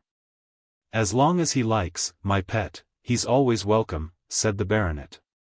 And then, as if remembering himself, he added, tenderly, but not unless his visit is agreeable to you, darling. Not if his lazy habits, or his smoking, or his dogs, or anything about him is displeasing to you. Lady Audley pursed up her rosy lips and looked thoughtfully at the ground. It isn't that, she said, hesitatingly. Mr. Audley is a very agreeable young man, and a very honorable young man. But you know, Sir Michael, I'm rather a young aunt for such a nephew, and what, Lucy? Asked the baronet, fiercely. Poor Alicia is rather jealous of any attention Mr. Audley pays me, and I think it would be better for her happiness if your nephew were to bring his visit to a close. He shall go tonight, Lucy, exclaimed Sir Michael. I am a blind, neglectful fool not to have thought of this before. My lovely little darling, it was scarcely just to Bob to expose the poor lad to your fascinations. I know him to be as good and true-hearted a fellow as ever breathed, but, he shall go tonight. But you won't be too abrupt, dear? You won't be rude? Rude? No, Lucy. I left him smoking in the lime walk. I'll go and tell him that he must get out of the house in an hour. So in that leafless avenue, under whose gloomy shade George Talboys had stood on that thunderous evening before the day of his disappearance, Sir Michael Audley told his nephew that the court was no home for him, and that my lady was too young and pretty to accept the attentions of a handsome nephew of 28. Robert only shrugged his shoulders and elevated his thick, black eyebrows as Sir Michael delicately hinted all this. "I have been attentive to my lady," he said. "She interests me." And then, with a change in his voice, and an emotion not common to him, he turned to the baronet, and grasping his hand, exclaimed, "God forbid, my dear uncle, that I should ever bring trouble upon such a noble heart as yours. God forbid that the slightest shadow of dishonor should ever fall upon your honored head, least of all through agency of mine." The young man uttered these few words in a broken and disjointed fashion in which Sir Michael had never heard him speak before, and then turning away his head, fairly broke down. He left the court that night, but he did not go far. Instead of taking the evening train for London, he went straight up to the little village of Mount Stanning, and walking into the neatly kept inn, asked Phoebe Marks if he could be accommodated with apartments. Chapter 17. At the Castle Inn. The little sitting room into which Phoebe Marks ushered the baronet's nephew was situated on the ground floor, and only separated by a lathan plaster partition from the little bar parlour occupied by the innkeeper and his wife. It seemed as though the wise architect who had superintended the building of the Castle Inn had taken especial care that nothing but the frailest and most flimsy material should be used, and that the wind, having a special fancy for this unprotected spot, should have full play for the indulgence of its caprices. To this end pitiful woodwork had been used instead of solid masonry. Rickety ceilings had been propped up by fragile rafters, and beams that threatened on every stormy night to fall upon the heads of those beneath them. Doors whose specialty was never to be shut, yet always to be banging. Windows constructed with a peculiar view to letting in the draught and they were shut, and keeping out the air when they were open. The hand of genius had devised this lonely country inn. And there was not an inch of woodwork, or trowelful of plaster employed in all the rickety construction that did not offer its own peculiar weak point to every assault of its indefatigable foe. Robert looked about him with a feeble smile of resignation. It was a change, decidedly, from the luxurious comforts of Audley Court. And it was rather a strange fancy of the young barrister to prefer loitering at this dreary village hostelry to returning to his snug chambers in Fig Tree Court. But he had brought his Laras and Penates with him, in the shape of his German pipe, his tobacco canister, half a dozen French novels, and his two ill-conditioned, canine favourites, which sat shivering before the smoky little fire, barking shortly and sharply now and then, by way of hinting for some slight refreshment. While Mr. Robert Audley contemplated his new quarters, Phoebe Marks summoned a little village lad who was in the habit of running errands for her, and taking him into the kitchen, gave him a tiny note, carefully folded and sealed. "You know Audley Court?" "Yes, Mum. If you'll run there with this letter tonight, and see that it's put safely in Lady Audley's hands, I'll give you a shilling." "Yes, Mum. You understand? Ask to see my lady, you can say you've a message, not a note, mind, but a message from Phoebe Marks, and when you see her, give this into her own hand." "Yes, Mum. You won't forget?" "No, Mum." "Then be off with you." The boy waited for no second bidding, but in another moment was scudding along the lonely high road, down the sharp descent that led to Audley. Phoebe Marks went to the window, and looked out at the black figure of the lad hurrying through the dusky winter evening. "If there's any bad meaning in his coming here," she thought, "my lady will know of it in time, at any rate."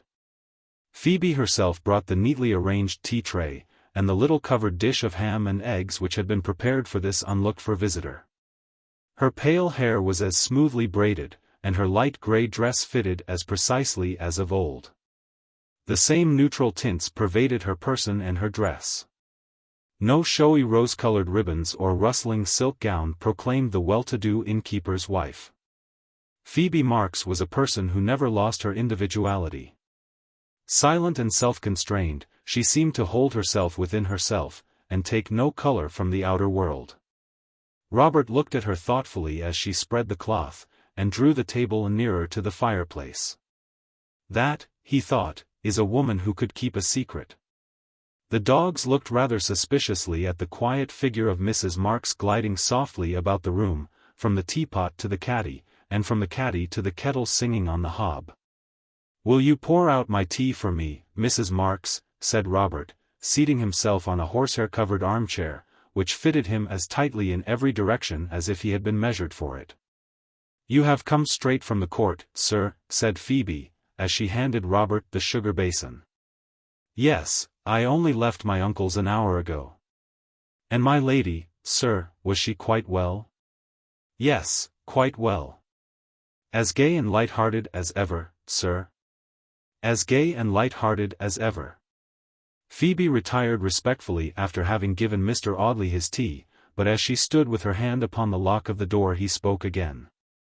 "You knew Lady Audley when she was Miss Lucy Graham, did you not?" he asked. "Yes, sir. I lived at Mrs. Dawson's when my lady was governess there." "Indeed.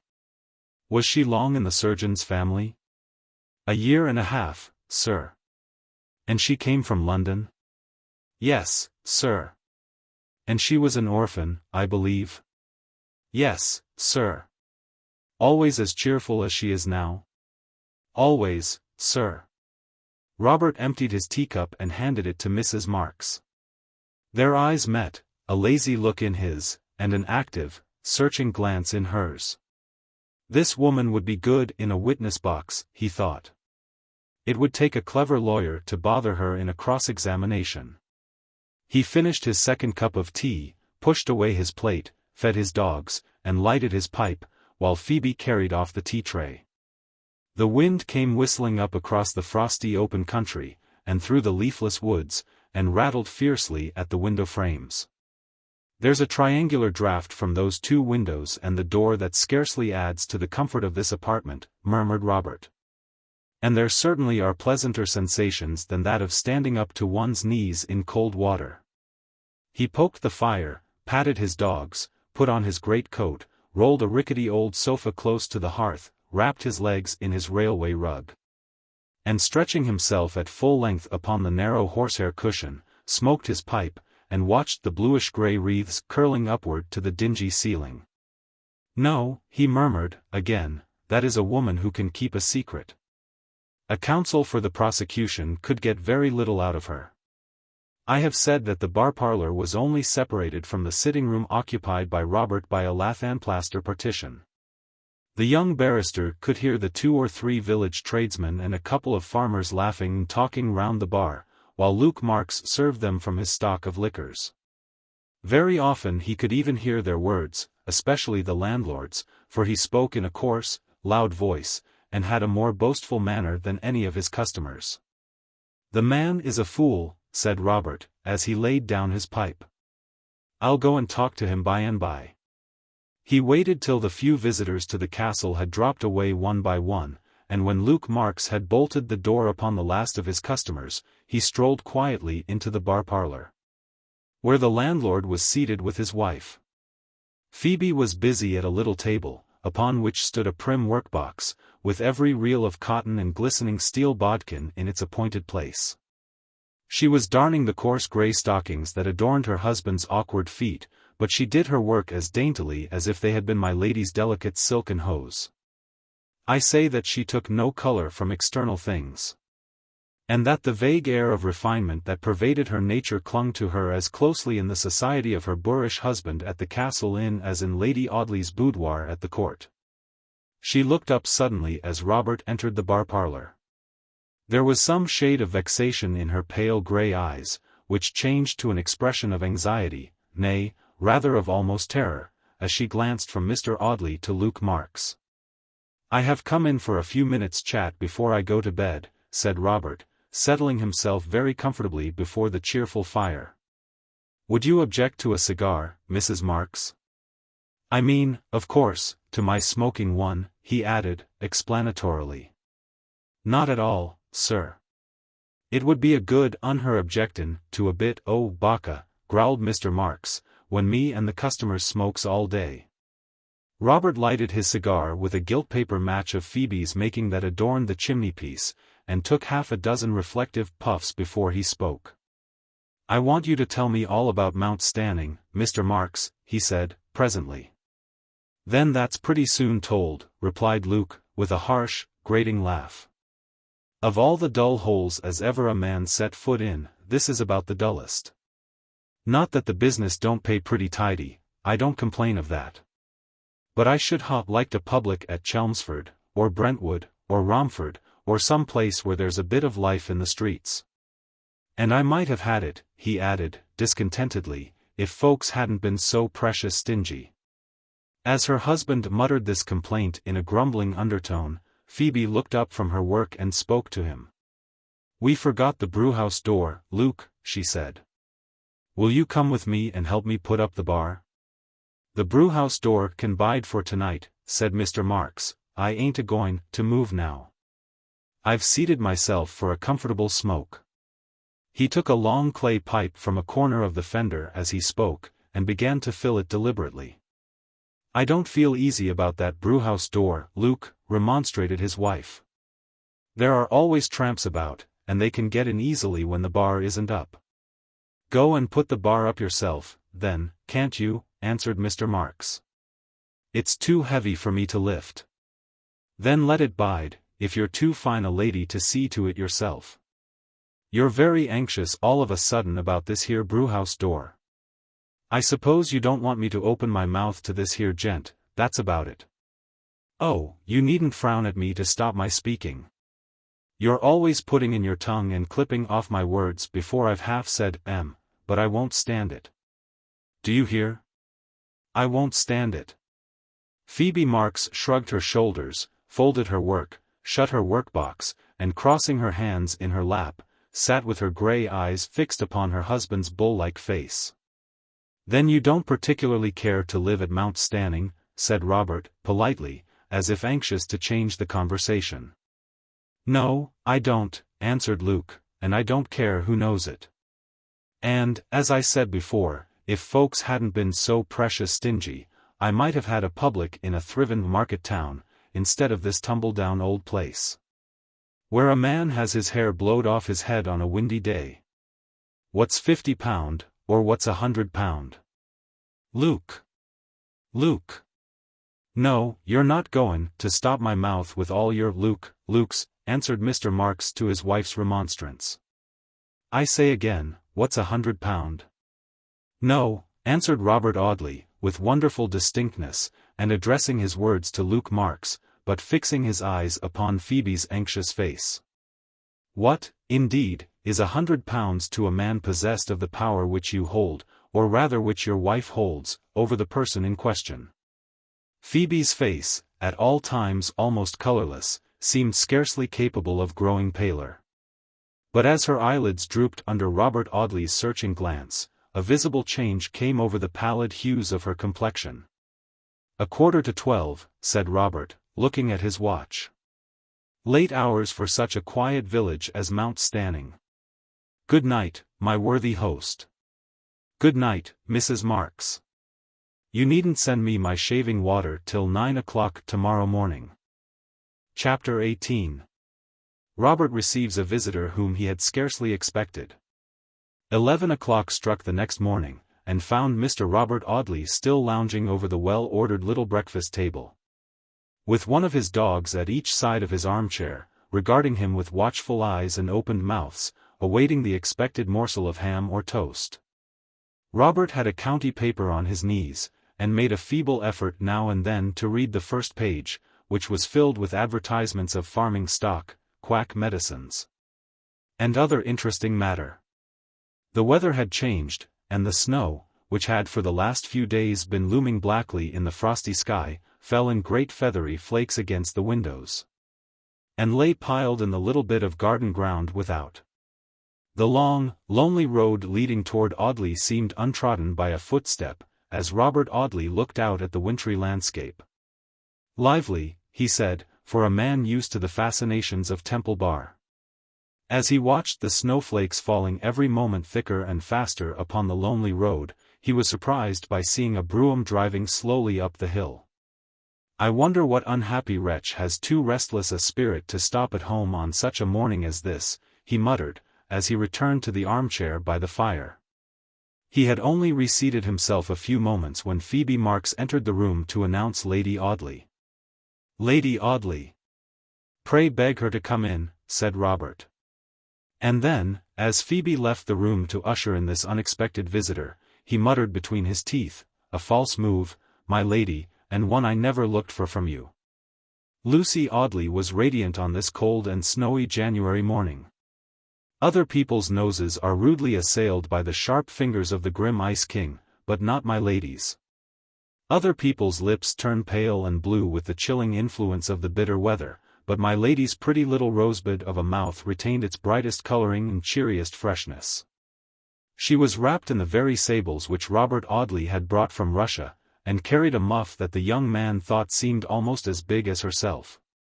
She looked a childish, helpless, babyfied little creature. And Robert looked down upon her with some touch of pity in his eyes, as she came up to the hearth by which he was standing, and warmed her tiny gloved hands at the blaze. "What a morning, Mr. Audley," she said, "what a morning." "Yes, indeed. Why did you come out in such weather?" "Because I wished to see you, particularly."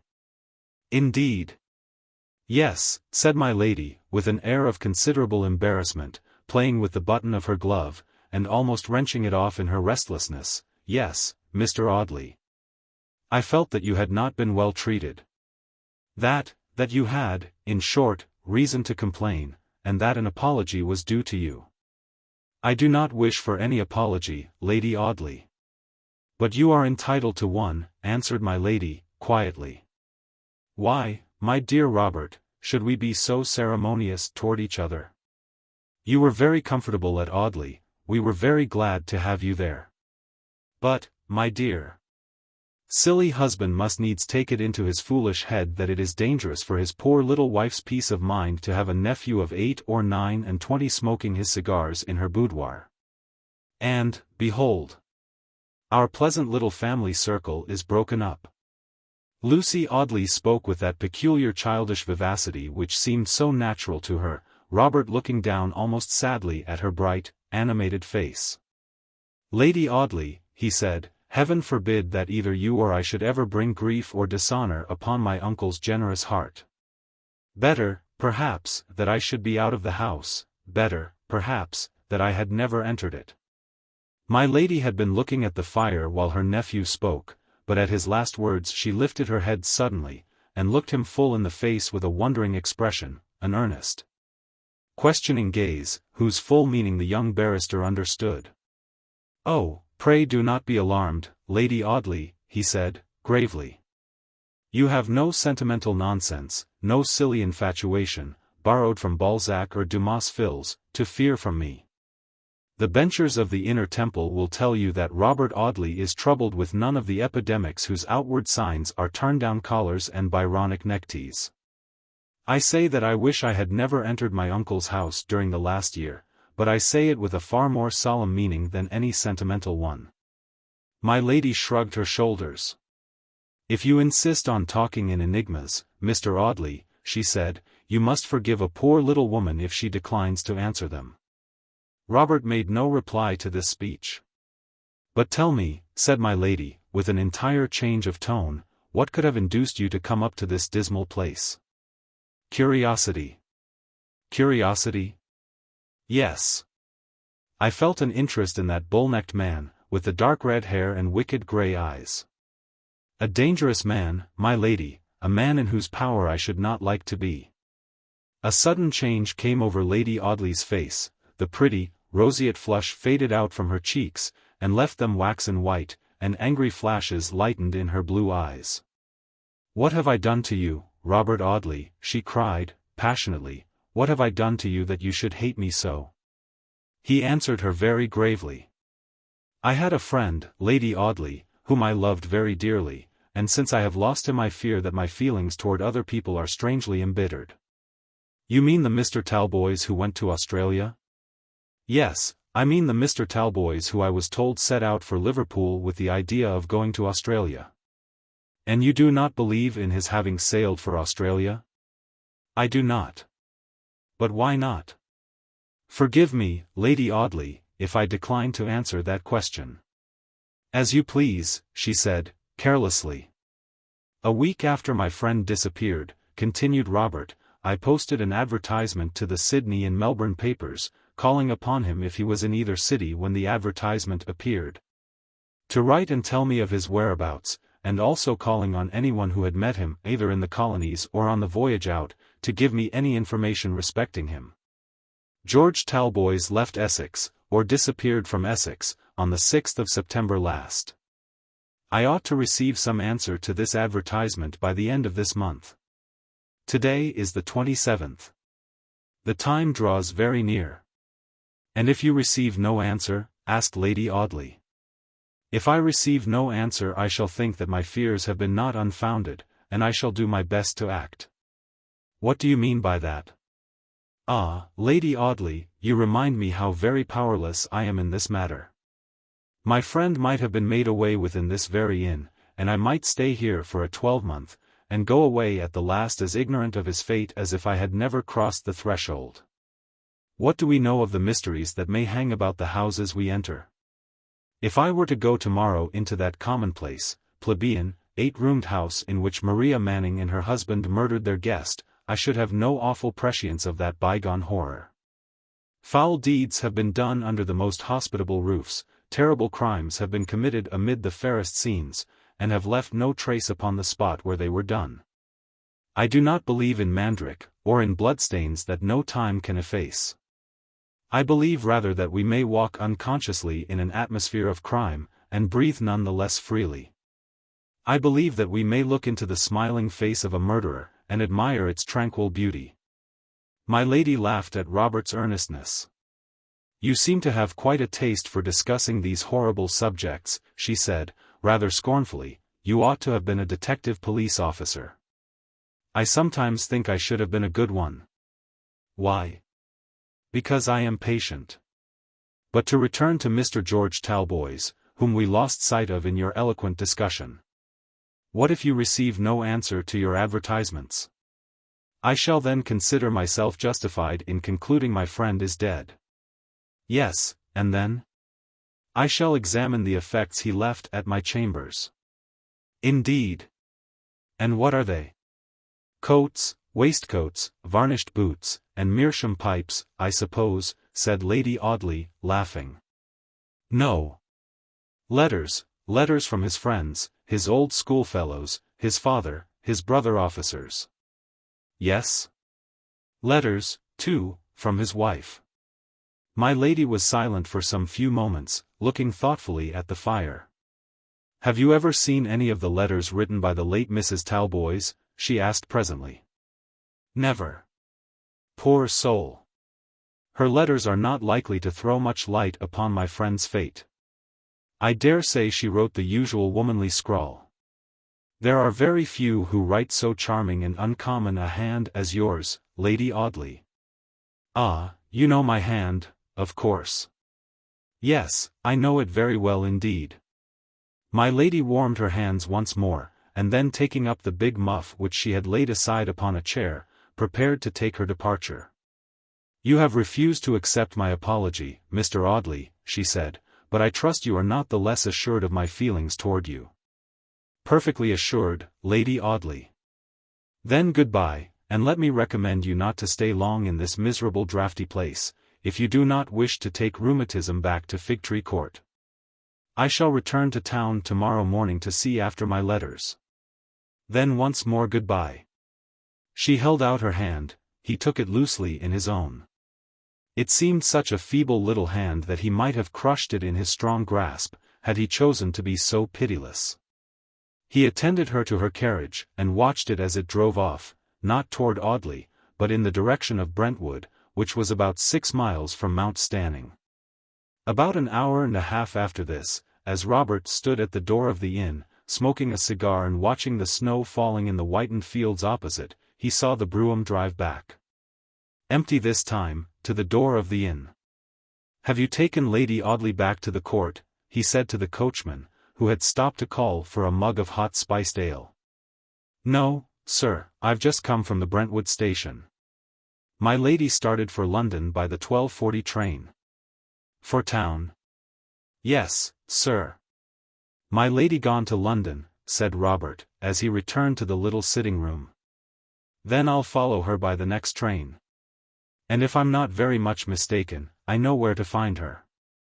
He packed his portmanteau, paid his bill, fastened his dogs together with a couple of leathern collars and a chain, and stepped into the rumbling fly kept by the Castle Inn for the convenience of Mount Stanning. He caught an express that left Brentwood at 3 o'clock, and settled himself comfortably in a corner of an empty first-class carriage, coiled up in a couple of railway rugs, and smoking a cigar in mild defiance of the authorities. Chapter 19. The Writing in the Book. It was exactly 5 minutes past 4 as Mr. Robert Audley stepped out upon the platform at Shoreditch, and waited placidly until such time as his dogs and his portmanteau should be delivered up to the attendant porter who had called his cab, and undertaken the general conduct of his affairs. With that disinterested courtesy which does such infinite credit to a class of servitors who are forbidden to accept the tribute of a grateful public, Robert Audley waited with consummate patience for a considerable time. But as the express was generally a long train, and as there were a great many passengers from Norfolk carrying guns and pointers, and other paraphernalia of a critical description, it took a long while to make matters agreeable to all claimants, and even the barrister's seraphic indifference to mundane affairs nearly gave way. Perhaps, when that gentleman who is making such a noise about a pointer with liver-colored spots has discovered the particular pointer and spots that he wants, which happy combination of events scarcely seems likely to arrive, they'll give me my luggage and let me go. The designing wretches knew at a glance that I was born to be imposed upon, and that if they were to trample the life out of me upon this very platform, I should never have the spirit to bring an action against the company. Suddenly an idea seemed to strike him, and he left the porter to struggle for the custody of his goods, and walked round to the other side of the station. He heard a bell ring, and looking at the clock, had remembered that the down train for Colchester started at this time. He had learned what it was to have an earnest purpose since the disappearance of George Talboys, and he reached the opposite platform in time to see the passengers take their seats. There was one lady who had evidently only just arrived at the station, for she hurried on to the platform at the very moment that Robert approached the train, and almost ran against that gentleman in her haste and excitement. "I beg your pardon," she began, ceremoniously, then raising her eyes from Mr. Audley's waistcoat, which was about on a level with her pretty face, she exclaimed, "Robert, you in London already?" "Yes, Lady Audley, you were quite right, the Castle Inn is a dismal place, Anne. You got tired of it, I knew you would. Please open the carriage door for me, the train will start in 2 minutes." Robert Audley was looking at his uncle's wife with rather a puzzled expression of countenance. "What does it mean?" he thought. "She is altogether a different being to the wretched, helpless creature who dropped her mask for a moment, and looked at me with her own pitiful face, in the little room at Mount Stanning 4 hours ago. What has happened to cause the change?" He opened the door for her while he thought this, and helped her to settle herself in her seat, spreading her furs over her knees, and arranging the huge velvet mantle in which her slender little figure was almost hidden. "Thank you very much, how good you are to me," she said, as he did this. "You will think me very foolish to travel upon such a day, without my dear darling's knowledge too. But I went up to town to settle a very terrific milliner's bill, which I did not wish my best of husbands to see, for, indulgent as he is, he might think me extravagant. And I cannot bear to suffer even in his thoughts." "Heaven forbid that you ever should, Lady Audley," Robert said, gravely. She looked at him for a moment with a smile, which had something defiant in its brightness. "Heaven forbid it, indeed," she murmured. "I don't think I ever shall." The second bell rung, and the train moved as she spoke. The last Robert Audley saw of her was that bright defiant smile. "Whatever object brought her to London has been successfully accomplished," he thought. "Has she baffled me by some piece of womanly jugglery? Am I never to get any nearer to the truth, but am I to be tormented all my life by vague doubts, and wretched suspicions, which may grow upon me till I become a monomaniac?" why did she come to London? He was still mentally asking himself this question as he ascended the stairs in Fig Tree Court, with one of his dogs under each arm, and his railway rugs over his shoulder. He found his chambers in their accustomed order. The geraniums had been carefully tended, and the canaries had retired for the night under cover of a square of green baize, testifying to the care of honest Mrs. Maloney. Robert cast a hurried glance round the sitting-room, then setting down the dogs upon the hearth-rug, he walked straight into the little inner chamber which served as his dressing-room. It was in this room that he kept disused portmanteaus, battered japanned cases, and other lumber, and it was in this room that George Talboys had left his luggage. Robert lifted a portmanteau from the top of a large trunk, and kneeling down before it with a lighted candle in his hand, carefully examined the lock. To all appearance it was exactly in the same condition in which George had left it. When he laid his mourning garments aside and placed them in this shabby repository with all other memorials of his dead wife. Robert brushed his coat sleeve across the worn, leather-covered lid, upon which the initials G.T. were inscribed with big brass-headed nails. But Mrs. Maloney, the laundress, must have been the most precise of housewives, for neither the portmanteau nor the trunk were dusty. Mr. Audley dispatched a boy to fetch his Irish attendant, and paced up and down his sitting-room waiting anxiously for her arrival. She came in about 10 minutes, and, after expressing her delight in the return of the master, humbly awaited his orders. "I only sent for you to ask if anybody has been here. That is to say, if anybody has applied to you for the key of my rooms today. Any lady?" "Lady? No, indeed, your honor, there's been no lady for the key, Baron, it's the blacksmith." "The blacksmith?" "Yes, the blacksmith your honor ordered to come today." "I order a blacksmith," exclaimed Robert. "I left a bottle of French brandy in the cupboard," he thought, "and Mrs. M. has been evidently enjoying herself." "Sure, and the blacksmith your honor too'd to see to the locks," replied Mrs. Maloney. "It's him that lives down in one of the little streets by the bridge," she added, giving a very lucid description of the man's whereabouts. Robert lifted his eyebrows in mute despair. "If you'll sit down and compose yourself, Mrs. M. he said. He abbreviated her name thus on principle, for the avoidance of unnecessary labor. "Perhaps we shall be able by and by to understand each other. You say a blacksmith has been here?" "Sure, and I did, sir." "Today?" "Quite correct, sir." Step by step Mr. Audley elicited the following information. A locksmith had called upon Mrs. Maloney that afternoon at 3 o'clock, and had asked for the key of Mr. Audley's chambers, in order that he might look to the locks of the doors, which he stated were all out of repair. He declared that he was acting upon Mr. Audley's own orders, conveyed to him by a letter from the country, where the gentleman was spending his Christmas.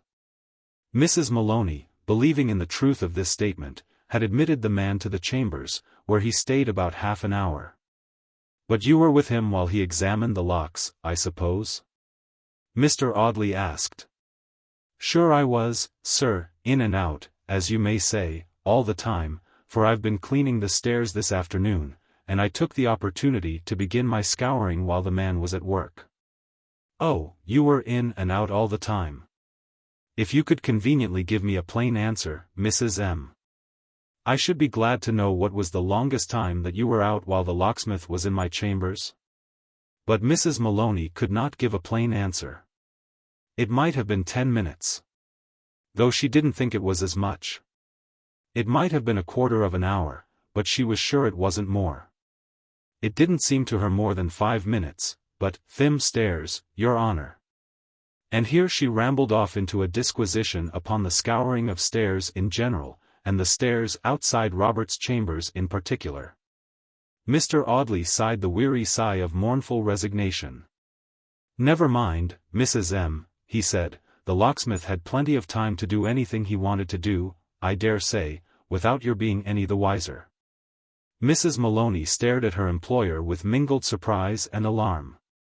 "Sure, there wasn't anything for him to stale, your honor, Baron, the birds and the geraniums, and—" "No, I understand." There, that'll do, Mrs. M. Tell me where the man lives, and I'll go and see him. But you'll have a bit of dinner first, sir? I'll go and see the locksmith before I have my dinner. He took up his hat as he announced his determination, and walked toward the door. The man's address, Mrs. M. The Irish woman directed him to a small street at the back of St. Bride's Church, and thither Mr. Robert Audley quietly strolled, through the miry slush which simple Londoners call snow. He found the locksmith, and, at the sacrifice of the crown of his hat, contrived to enter the low, narrow doorway of a little open shop. A jet of gas was flaring in the unglazed window, and there was a very merry party in the little room behind the shop, but no one responded to Robert's "hello." The reason of this was sufficiently obvious. The merry party was so much absorbed in its own merriment as to be deaf to all commonplace summonses from the outer world. And it was only when Robert, advancing further into the cavernous little shop, made so bold as to open the half-glass door which separated him from the merrymakers, that he succeeded in obtaining their attention. A very jovial picture of the Tenure School was presented to Mr. Robert Audley upon the opening of this door. The locksmith, with his wife and family, and 2 or 3 droppers in of the female sex, were clustered about a table, which was adorned by 2 bottles. Not vulgar bottles of that colorless extract of the juniper berry, much affected by the masses, but of bona fide port and sherry, fiercely strong sherry, which left a fiery taste in the mouth, nut-brown sherry, rather unnaturally brown, if anything, and fine old port. No sickly vintage, faded and thin from excessive age, but a rich, full-bodied wine, sweet and substantial and high-colored. The locksmith was speaking as Robert Audley opened the door. "And with that," he said, "she walked off, as graceful as you please." The whole party was thrown into confusion by the appearance of Mr. Audley, but it was to be observed that the locksmith was more embarrassed than his companions. He set down his glass so hurriedly, that he spilt his wine, and wiped his mouth nervously with the back of his dirty hand. "You called at my chambers today," Robert said, quietly. "Don't let me disturb you, ladies." This to the droppers in. "You called at my chambers today, Mr. White, Anne." The man interrupted him. "I hope, sir, you will be so good as to look over the mistake," he stammered. "I'm sure, sir, I'm very sorry it should have occurred. I was sent for to another gentleman's chambers, Mr. Alwyn, in Garden Court, and the name slipped my memory, and having done odd jobs before for you, I thought it must be you as wanted me today.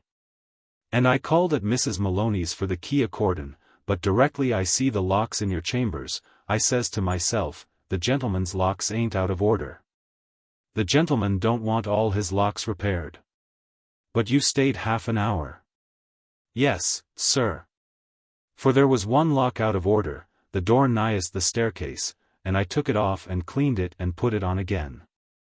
I won't charge you nothin' for the job, and I hope as you'll be as good as to look over the mistake as has occurred, which I've been in business 13 years come July." "Anne. Nothing of this kind ever happened before, I suppose," said Robert, gravely. "No, it's altogether a singular kind of business, not likely to come about every day. You've been enjoying yourself this evening, I see, Mr. White. You've done a good stroke of work today, I'll wager, made a lucky hit, and you're what you call standing treat, eh?" Robert Audley looked straight into the man's dingy face as he spoke. The locksmith was not a bad-looking fellow, and there was nothing that he need have been ashamed of in his face, except the dirt, and that, as Hamlet's mother says, is common. But in spite of this, Mr. White's eyelids dropped under the young barrister's calm scrutiny, and he stammered out some apologetic sort of speech about his missus and his missus' neighbors. And port wine and sherry wine, with as much confusion as if he, an honest mechanic in a free country, were called upon to excuse himself to Robert Audley for being caught in the act of enjoying himself in his own parlor. Robert cut him short with a careless nod. "Pray don't apologize," he said, "I like to see people enjoy themselves. Good night, Mr. White, good night, ladies." He lifted his hat to the missus and the missus' neighbors, who were much fascinated by his easy manner and his handsome face, and left the shop. And so, he muttered to himself as he went back to his chambers, with that she walked off as graceful as you please. Who was it that walked off? And what was the story which the locksmith was telling when I interrupted him at that sentence? Oh, George Talboys, George Talboys, am I ever to come any nearer to the secret of your fate? Am I coming nearer to it now, slowly but surely? Is the radius to grow narrower day by day until it draws a dark circle around the home of those I love? How is it all to end? He sighed wearily as he walked slowly back across the flagged quadrangles in the temple to his own solitary chambers. Mrs. Maloney had prepared for him that bachelor's dinner, which, however excellent and nutritious in itself, has no claim to the special charm of novelty. She had cooked for him a mutton chop, which was soddening itself between two plates upon the little table near the fire. Robert Audley sighed as he sat down to the familiar meal, remembering his uncle's cook with a fond, regretful sorrow. Her cutlets à la Maintenon made mutton seem more than mutton. A sublimated meat that could scarcely have grown upon any mundane sheep, he murmured sentimentally, and Mrs. Maloney's chops are apt to be tough, but such is life, what does it matter? He pushed away his plate impatiently after eating a few mouthfuls. I have never eaten a good dinner at this table since I lost George Talboys, he said. The place seems as gloomy as if the poor fellow had died in the next room, and had never been taken away to be buried.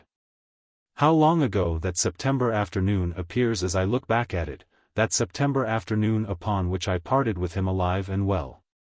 And lost him as suddenly and unaccountably as if a trapdoor had opened in the solid earth and let him through to the antipodes. Mr. Audley rose from the dinner table and walked over to the cabinet in which he kept the document he had drawn up relating to George Talboys. He unlocked the doors of his cabinet, took the paper from the pigeonhole marked important, and seated himself at his desk to write. He added several paragraphs to those in the document, numbering the fresh paragraphs as carefully as he had numbered the old ones. Heaven help us all, he muttered once. Is this paper with which no attorney has had any hand to be my first brief? He wrote for about half an hour, then replaced the document in the pigeonhole, and locked the cabinet. When he had done this, he took a candle in his hand, and went into the room in which were his own portmanteaus and the trunk belonging to George Talboys. He took a bunch of keys from his pocket, and tried them one by one. The lock of the shabby old trunk was a common one, and at the fifth trial the key turned easily. There'd be no need for anyone to break open such a lock as this, muttered Robert, as he lifted the lid of the trunk. He slowly emptied it of its contents, taking out each article separately, and laying it carefully upon a chair by his side. He handled the things with a respectful tenderness, as if he had been lifting the dead body of his lost friend. One by one he laid the neatly folded mourning garments on the chair. He found old meerschaum pipes, and soiled, crumpled gloves that had once been fresh from the Parisian maker, old playbills, whose biggest letters spelled the names of actors who were dead and gone. Old perfume bottles, fragrant with essences, whose fashion had passed away, neat little parcels of letters, each carefully labeled with the name of the writer, fragments of old newspapers. And a little heap of shabby, dilapidated books, each of which tumbled into as many pieces as a pack of cards in Robert's incautious hand. But among all the mass of worthless litter, each scrap of which had once had its separate purpose, Robert Audley looked in vain for that which he sought, the packet of letters written to the missing man by his dead wife Helen Talboys.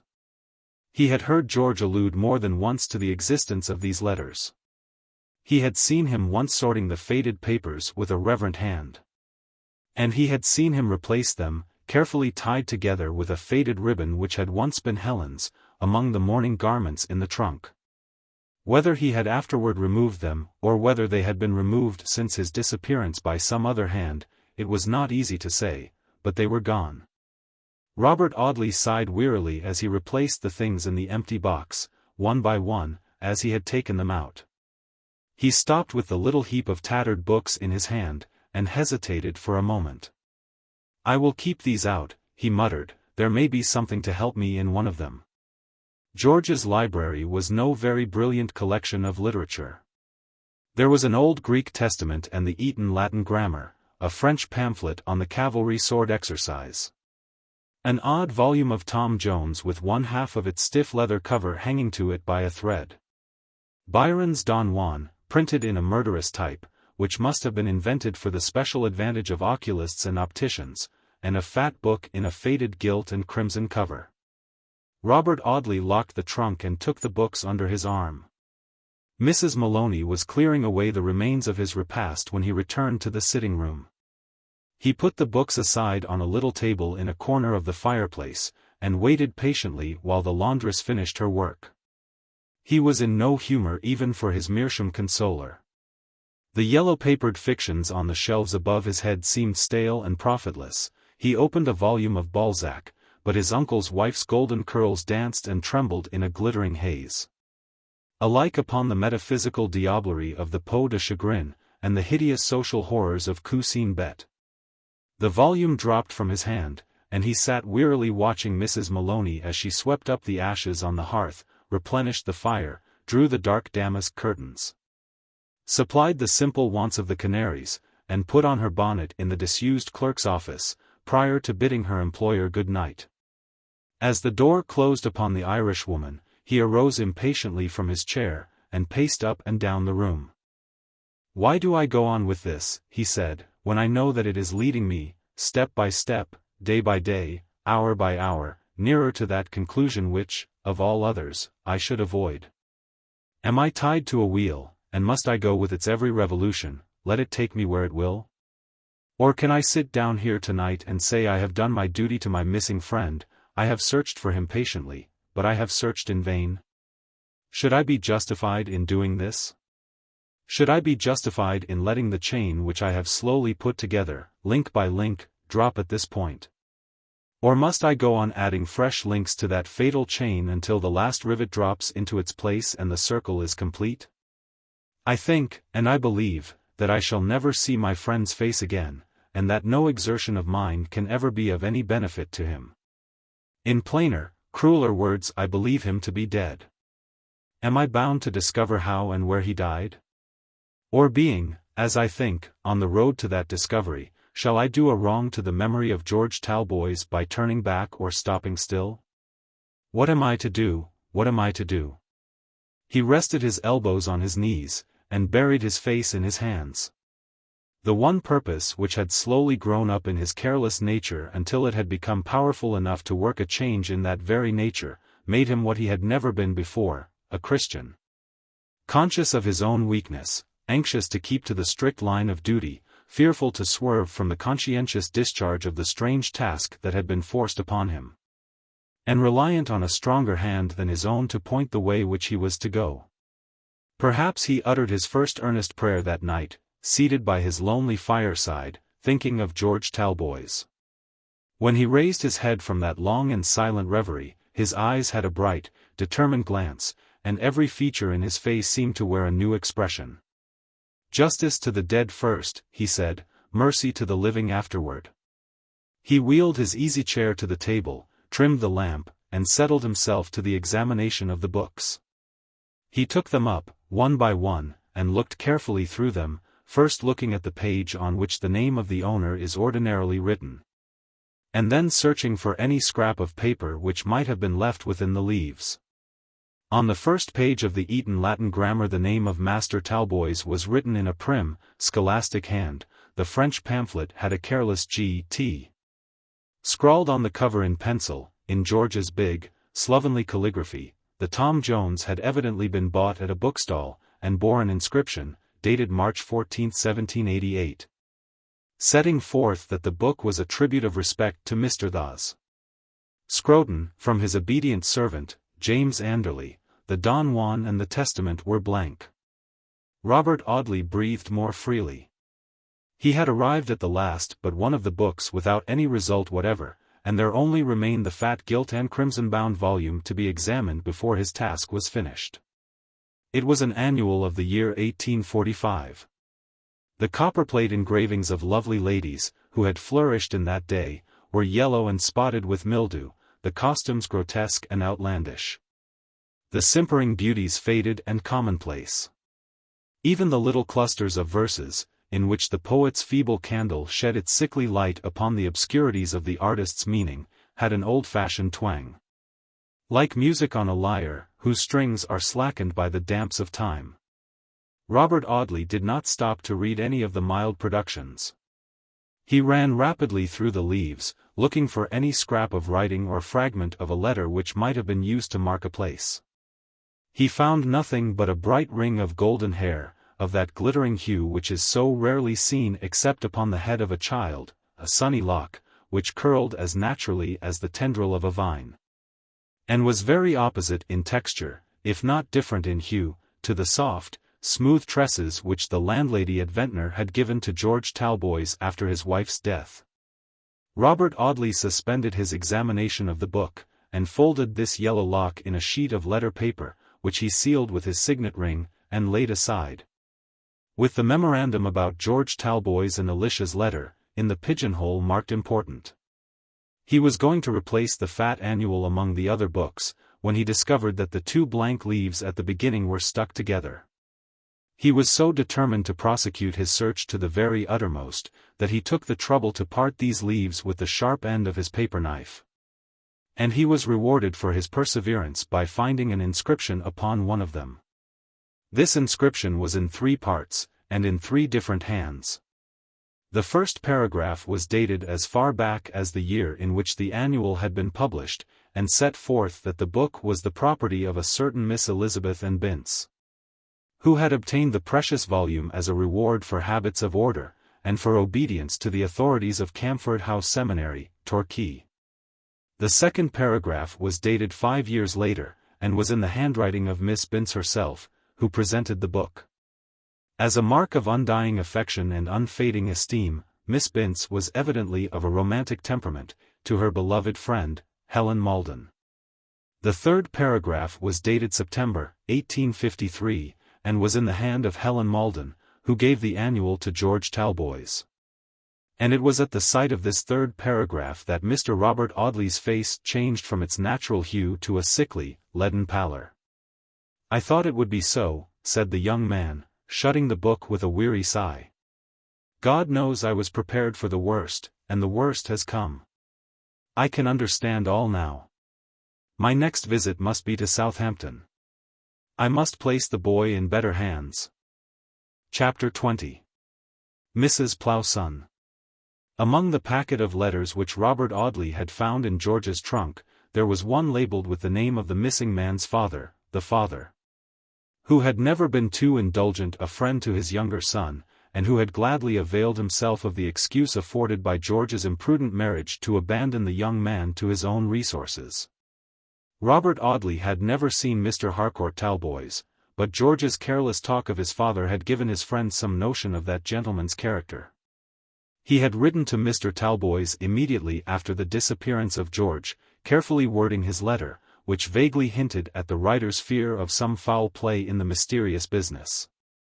And, after the lapse of several weeks, he had received a formal epistle, in which Mr. Harcourt Talboys expressly declared that he had washed his hands of all responsibility in his son George's affairs upon the young man's wedding day, and that his absurd disappearance was only in character with his preposterous marriage. The writer of this fatherly letter added in a postscript that if George Talboys had any low design of alarming his friends by this pretended disappearance, and thereby playing on their feelings with a view to pecuniary advantage, he was most egregiously deceived in the character of those persons with whom he had to deal. Robert Audley had answered this letter by a few indignant lines, informing Mr. Talboys that his son was scarcely likely to hide himself for the furtherance of any deep-laid design on the pockets of his relatives, as he had left £20,000 in his banker's hands at the time of his disappearance. After dispatching this letter, Robert had abandoned all thought of assistance from the man who, in the natural course of things, should have been most interested in George's fate. But now that he found himself advancing every day some step nearer to the end that lay so darkly before him, his mind reverted to this heartlessly indifferent Mr. Harcourt Talboys. "I will run into Dorsetshire after I leave Southampton," he said, "and see this man. If he is content to let his son's fate rest a dark and cruel mystery to all who knew him, if he is content to go down to his grave uncertain to the last of this poor fellow's end, why should I try to unravel the tangled skein? To fit the pieces of the terrible puzzle, and gather together the stray fragments which, when collected, may make such a hideous whole? I will go to him and lay my darkest doubts freely before him. It will be for him to say what I am to do. Robert Audley started by an early express for Southampton. The snow lay thick and white upon the pleasant country through which he went. And the young barrister had wrapped himself in so many comforters and railway rugs as to appear a perambulating mass of woolen goods, rather than a living member of a learned profession. He looked gloomily out of the misty window, opaque with the breath of himself and an elderly Indian officer, who was his only companion, and watched the fleeting landscape, which had a certain phantom-like appearance in its shroud of snow. He wrapped himself in the vast folds of his railway rug, with a peevish shiver, and felt inclined to quarrel with the destiny which compelled him to travel by an early train upon a pitiless winter's day. Who would have thought that I could have grown so fond of the fellow, he muttered, or feel so lonely without him? I've a comfortable little fortune in the 3%. I'm heir presumptive to my uncle's title, and I know of a certain dear little girl who, as I think, would do her best to make me happy. But I declare that I would freely give up all, and stand penniless in the world tomorrow, if this mystery could be satisfactorily cleared away, and George Talboys could stand by my side. He reached Southampton between 11 and 12 o'clock, and walked across the platform, with the snow drifting in his face, toward the pier and the lower end of the town. The clock of St. Michael's Church was striking 12 as he crossed the quaint old square in which that edifice stands, and groped his way through the narrow streets leading down to the water. Mr. Maldon had established his slovenly household gods in one of those dreary thoroughfares which speculative builders love to raise upon some miserable fragment of waste ground hanging to the skirts of a prosperous town. Brigsome's Terrace was, perhaps, one of the most dismal blocks of building that was ever composed of brick and mortar since the first mason plied his trowel and the first architect drew his plan. The builder who had speculated in the 10 dreary 8-roomed prison houses had hung himself behind the parlor door of an adjacent tavern while the carcasses were yet unfinished.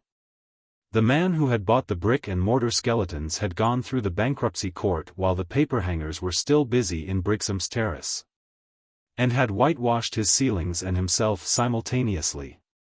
Ill luck and insolvency clung to the wretched habitations.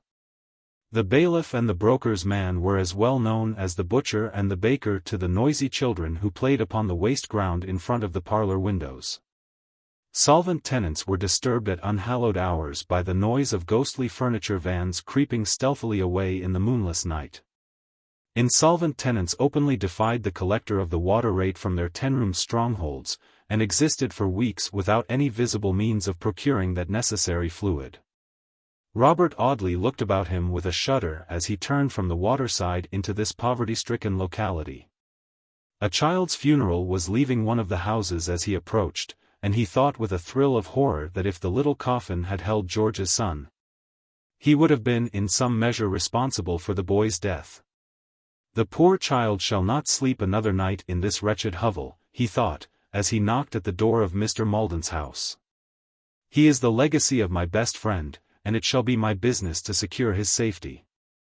A slipshod servant girl opened the door and looked at Mr. Audley rather suspiciously as she asked him, very much through her nose, what he pleased to want. The door of the little sitting-room was ajar, and Robert could hear the clattering of knives and forks and the childish voice of little George prattling gaily. He told the servant that he had come from London, that he wanted to see Master Talboys, and that he would announce himself. And walking past her, without further ceremony he opened the door of the parlor. The girl stared at him aghast as he did this, and as if struck by some sudden and terrible conviction, threw her apron over her head and ran out into the snow. She darted across the waste ground, plunged into a narrow alley, and never drew breath till she found herself upon the threshold of a certain tavern called the Coach and Horses, and much affected by Mr. Maldon. The lieutenant's faithful retainer had taken Robert Audley for some new and determined collector of poor's rates, rejecting that gentleman's account of himself as an artful fiction devised for the destruction of parochial defaulters, and had hurried off to give her master timely warning of the enemy's approach. When Robert entered the sitting-room he was surprised to find little George seated opposite to a woman who was doing the honors of a shabby repast, spread upon a dirty tablecloth, and flanked by a pewter beer measure. The woman rose as Robert entered, and courtesied very humbly to the young barrister. She looked about 50 years of age, and was dressed in rusty widow's weeds. Her complexion was insipidly fair, and the two smooth bands of hair beneath her cap were of that sunless, flaxen hue which generally accompanies pink cheeks and white eyelashes. She had been a rustic beauty, perhaps, in her time, but her features, although tolerably regular in their shape, had a mean, pinched look, as if they had been made too small for her face. This defect was peculiarly noticeable in her mouth, which was an obvious misfit for the set of teeth it contained. She smiled as she courtesied to Mr. Robert Audley, and her smile, which laid bare the greater part of this set of square, hungry-looking teeth, by no means added to the beauty of her personal appearance. "Mr. Maldon is not at home, sir," she said, with insinuating civility. "But if it's for the water rate, he requested me to say that." She was interrupted by little George Talboys, who scrambled down from the high chair upon which he had been perched, and ran to Robert Audley. "I know you," he said. "You came to Ventnor with the big gentleman, and you came here once, and you gave me some money, and I gave it to Grandpa to take care of, and Grandpa kept it, and he always does." Robert Audley took the boy in his arms, and carried him to a little table in the window. "Stand there, Georgey," he said, "I want to have a good look at you." He turned the boy's face to the light, and pushed the brown curls off his forehead with both hands. "You are growing more like your father every day, Georgey. And you're growing quite a man, too," he said. "Would you like to go to school?" "Oh, yes, please, I should like it very much," the boy answered, eagerly. "I went to school at Miss Peven's once, day school, you know, round the corner in the next street. But I caught the measles, and Grandpa wouldn't let me go any more, for fear I should catch the measles again. And Grandpa won't let me play with the little boys in the street, because they're rude boys. He said blackguard boys, but he said I mustn't say blackguard boys, because it's naughty. He says damn and devil, but he says he may because he's old. I shall say damn and devil when I'm old, and I should like to go to school, please, and I can go today, if you like. Mrs. Plowson will get my frocks ready, won't you, Mrs. Plowson?" "Certainly, Master Georgey, if your grandpapa wishes it," the woman answered, looking rather uneasily at Mr. Robert Audley. "What on earth is the matter with this woman?" thought Robert as he turned from the boy to the fair-haired widow, who was edging herself slowly toward the table upon which little George Talboys stood talking to his guardian. "Does she still take me for a tax collector with inimical intentions toward these wretched goods and chattels, or can the cause of her fidgety manner lie deeper still? That's scarcely likely, though. For whatever secrets Lieutenant Maldon may have, it's not very probable that this woman has any knowledge of them." Mrs. Plowson had edged herself close to the little table by this time, and was making a stealthy descent upon the boy, when Robert turned sharply round. "What are you going to do with the child?" he said. "I was only going to take him away to wash his pretty face, sir, and smooth his hair," answered the woman, in the most insinuating tone in which she had spoken of the water rate. "You don't see him to any advantage, sir, while his precious face is dirty. I won't be 5 minutes making him as neat as a new pin." She had her long, thin arms about the boy as she spoke, and she was evidently going to carry him off bodily, when Robert stopped her. "I'd rather see him as he is, thank you," he said.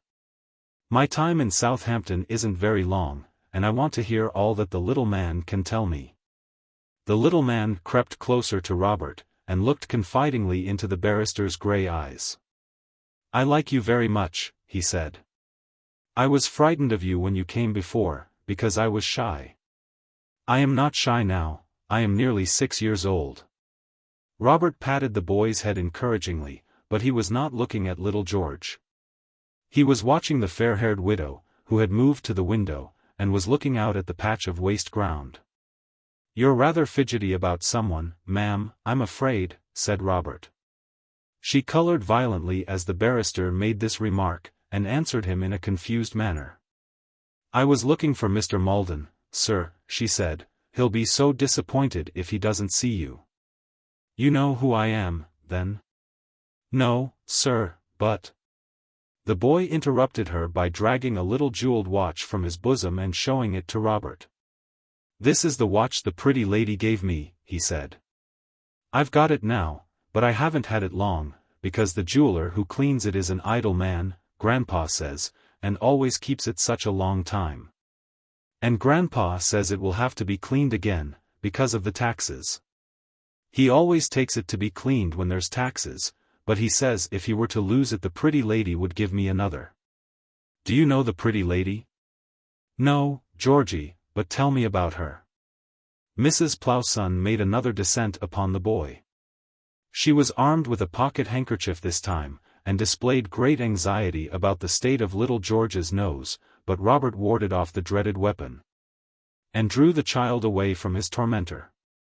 "The boy will do very well, ma'am," he said, "if you'll be good enough to let him alone for 5 minutes. Now, Georgey, suppose you sit on my knee, and tell me all about the pretty lady." The child clambered from the table onto Mr. Audley's knees, assisting his descent by a very unceremonious manipulation of his guardian's coat collar. "I'll tell you all about the pretty lady," he said, "because I like you very much. Grandpa told me not to tell anybody, but I'll tell you, you know, because I like you, and because you're going to take me to school.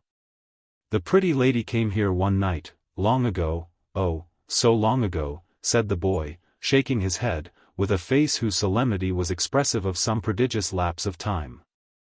"She came when I was not nearly so big as I am now, and she came at night, after I'd gone to bed, and she came up into my room, and sat upon the bed.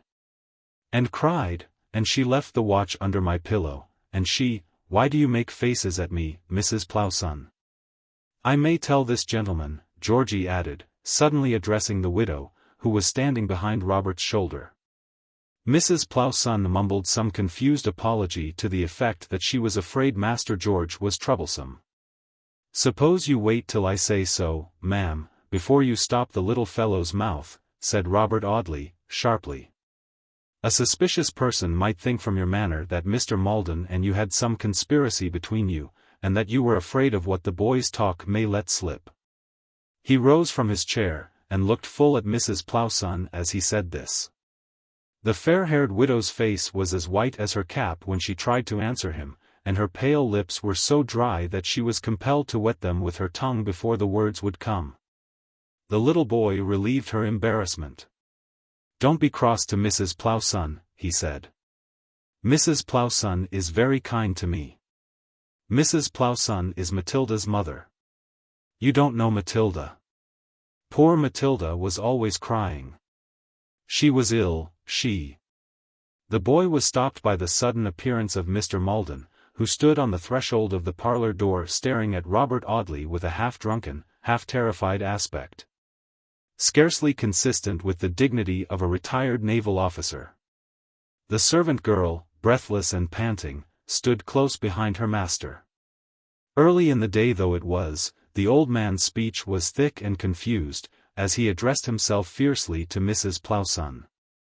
"You're a pret creature to call yourself sensible woman," he said. "Why don't you take chilly way, or wash face? Do yer want to ruin me? Do yer want to destroy me?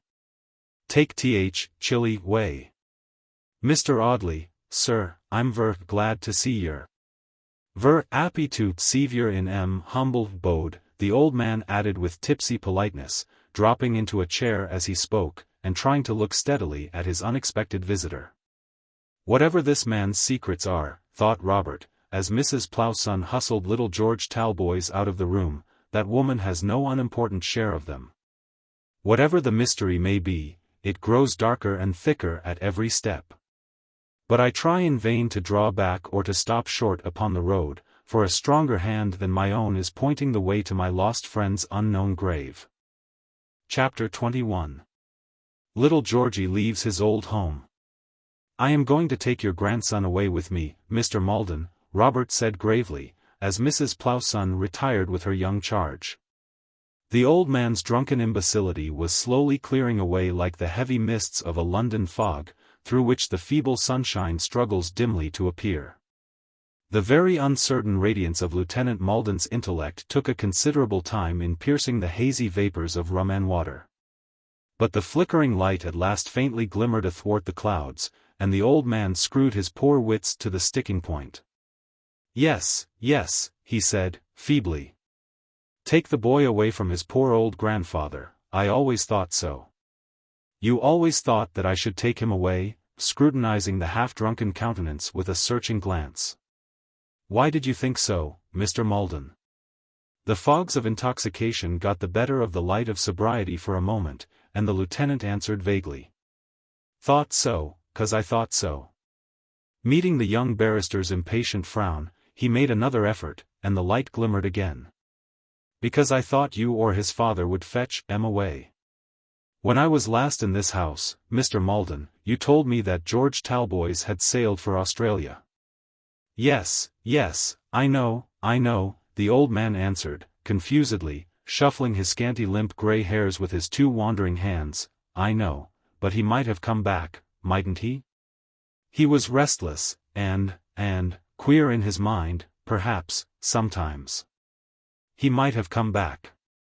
He repeated this 2 or 3 times in feeble, muttering tones. Groping about on the littered mantelpiece for a dirty-looking clay pipe, and filling and lighting it with hands that trembled violently, Robert Audley watched those poor, withered, tremulous fingers dropping shreds of tobacco upon the hearth rug, and scarcely able to kindle a lucifer for their unsteadiness. Then walking once or twice up and down the little room, he left the old man to take a few puffs from the great consoler. Presently he turned suddenly upon the half-pay lieutenant with a dark solemnity in his handsome face. "Mr. Maldon," he said, slowly watching the effect of every syllable as he spoke, "George Talboys never sailed for Australia, that I know. More than this, he never came to Southampton. And the lie you told me on the 8th of last September was dictated to you by the telegraphic message which you received on that day." The dirty clay pipe dropped from the tremulous hand, and shivered against the iron fender, but the old man made no effort to find a fresh one. He sat trembling in every limb, and looking, heaven knows how piteously, at Robert Audley. "The lie was dictated to you, and you repeated your lesson. But you no more saw George Talboys here on the 7th of September than I see him in this room now. You thought you had burnt the telegraphic message, but you had only burnt a part of it, the remainder is in my possession." Lieutenant Maldon was quite sober now. "What have I done?" he murmured, hopelessly. "Oh, my God! What have I done?" "At 2 o'clock on the 7th of September last," continued the pitiless, accusing voice, "George Talboys was seen alive and well at a house in Essex." Robert paused to see the effect of these words. They had produced no change in the old man. He still sat trembling from head to foot, and staring with the fixed and solid gaze of some helpless wretch whose every sense is gradually becoming numbed by terror. "At 2 o'clock on that day," remarked Robert Audley, "my poor friend was seen alive and well at the house of which I speak. From that hour to this I have never been able to hear that he has been seen by any living creature. I have taken such steps as must have resulted in procuring the information of his whereabouts, were he alive. I have done this patiently and carefully, at first, even hopefully. Now I know that he is dead."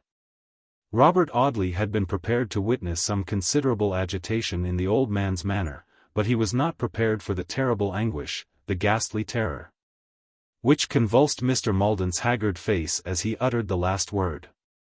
"No, no, no, no," reiterated the lieutenant, in a shrill, half-screaming voice, "no, no. For God's sake, don't say that. Don't think it, don't let me think it, don't let me dream of it. Not dead, anything but dead. Hidden away, perhaps, bribed to keep out of the way, perhaps, but not dead, not dead, not dead. He cried these words aloud, like one beside himself, beating his hands upon his grey head, and rocking backward and forward in his chair. His feeble hands trembled no longer, they were strengthened by some convulsive force that gave them a new power. "I believe," said Robert, in the same solemn, relentless voice, "that my friend left Essex, and I believe he died on the 7th of September last." The wretched old man, still beating his hands among his thin grey hair, slid from his chair to the ground, and grovelled at Robert's feet. "Oh! No, no, for God's, no," he shrieked hoarsely. "No! You don't know what you say, you don't know what your words mean. I know their weight and value only too well as I see you do, Mr. Maldon. God help us. Oh, what am I doing? What am I doing?" muttered the old man, feebly. Then raising himself from the ground with an effort, he drew himself to his full height, and said, in a manner which was new to him, and which was not without a certain dignity of his own, that dignity which must be always attached to unutterable misery, in whatever form it may appear, he said, gravely, "You have no right to come here and terrify a man who has been drinking, and who is not quite himself. You have no right to do it, Mr. Audley. Even the officer, sir, who. He did not stammer, but his lips trembled so violently that his words seemed to be shaken into pieces by their motion. "The officer, I repeat, sir, who arrests a thief, or a—" He stopped to wipe his lips, and to still them if he could by doing so, which he could not. "A thief or a murderer," his voice died suddenly away upon the last word, and it was only by the motion of those trembling lips that Robert knew what he meant. "Gives him warning, sir, fair warning, that he may say nothing which shall commit himself, or other people. The law, sir, has that amount of mercy for a suspected criminal. But you, sir, you come to my house, and you come at a time when, contrary to my usual habits, which, as people will tell you, are sober, you take the opportunity to terrify me, and it is not right, sir, it is." Whatever he would have said died away into inarticulate gasps, which seemed to choke him. And sinking into a chair, he dropped his face upon the table, and wept aloud. Perhaps in all the dismal scenes of domestic misery which had been acted in those spare and dreary houses, in all the petty miseries, the burning shames, the cruel sorrows, the bitter disgraces which own poverty for their father, there had never been such a scene as this. An old man hiding his face from the light of day, and sobbing aloud in his wretchedness. Robert Audley contemplated the painful picture with a hopeless and pitying face. If I had known this, he thought, I might have spared him. It would have been better, perhaps, to have spared him. The shabby room, the dirt, the confusion, the figure of the old man, with his grey head upon the soiled tablecloth, amid the muddled debris of a wretched dinner, grew blurred before the sight of Robert Audley as he thought of another man, as old as this one, but, ah! how widely different in every other quality, who might come by and by to feel the same, or even a worse anguish, and to shed, perhaps, yet bitterer tears. The moment in which the tears rose to his eyes and dimmed the piteous scene before him, was long enough to take him back to Essex, and to show him the image of his uncle, stricken by agony and shame.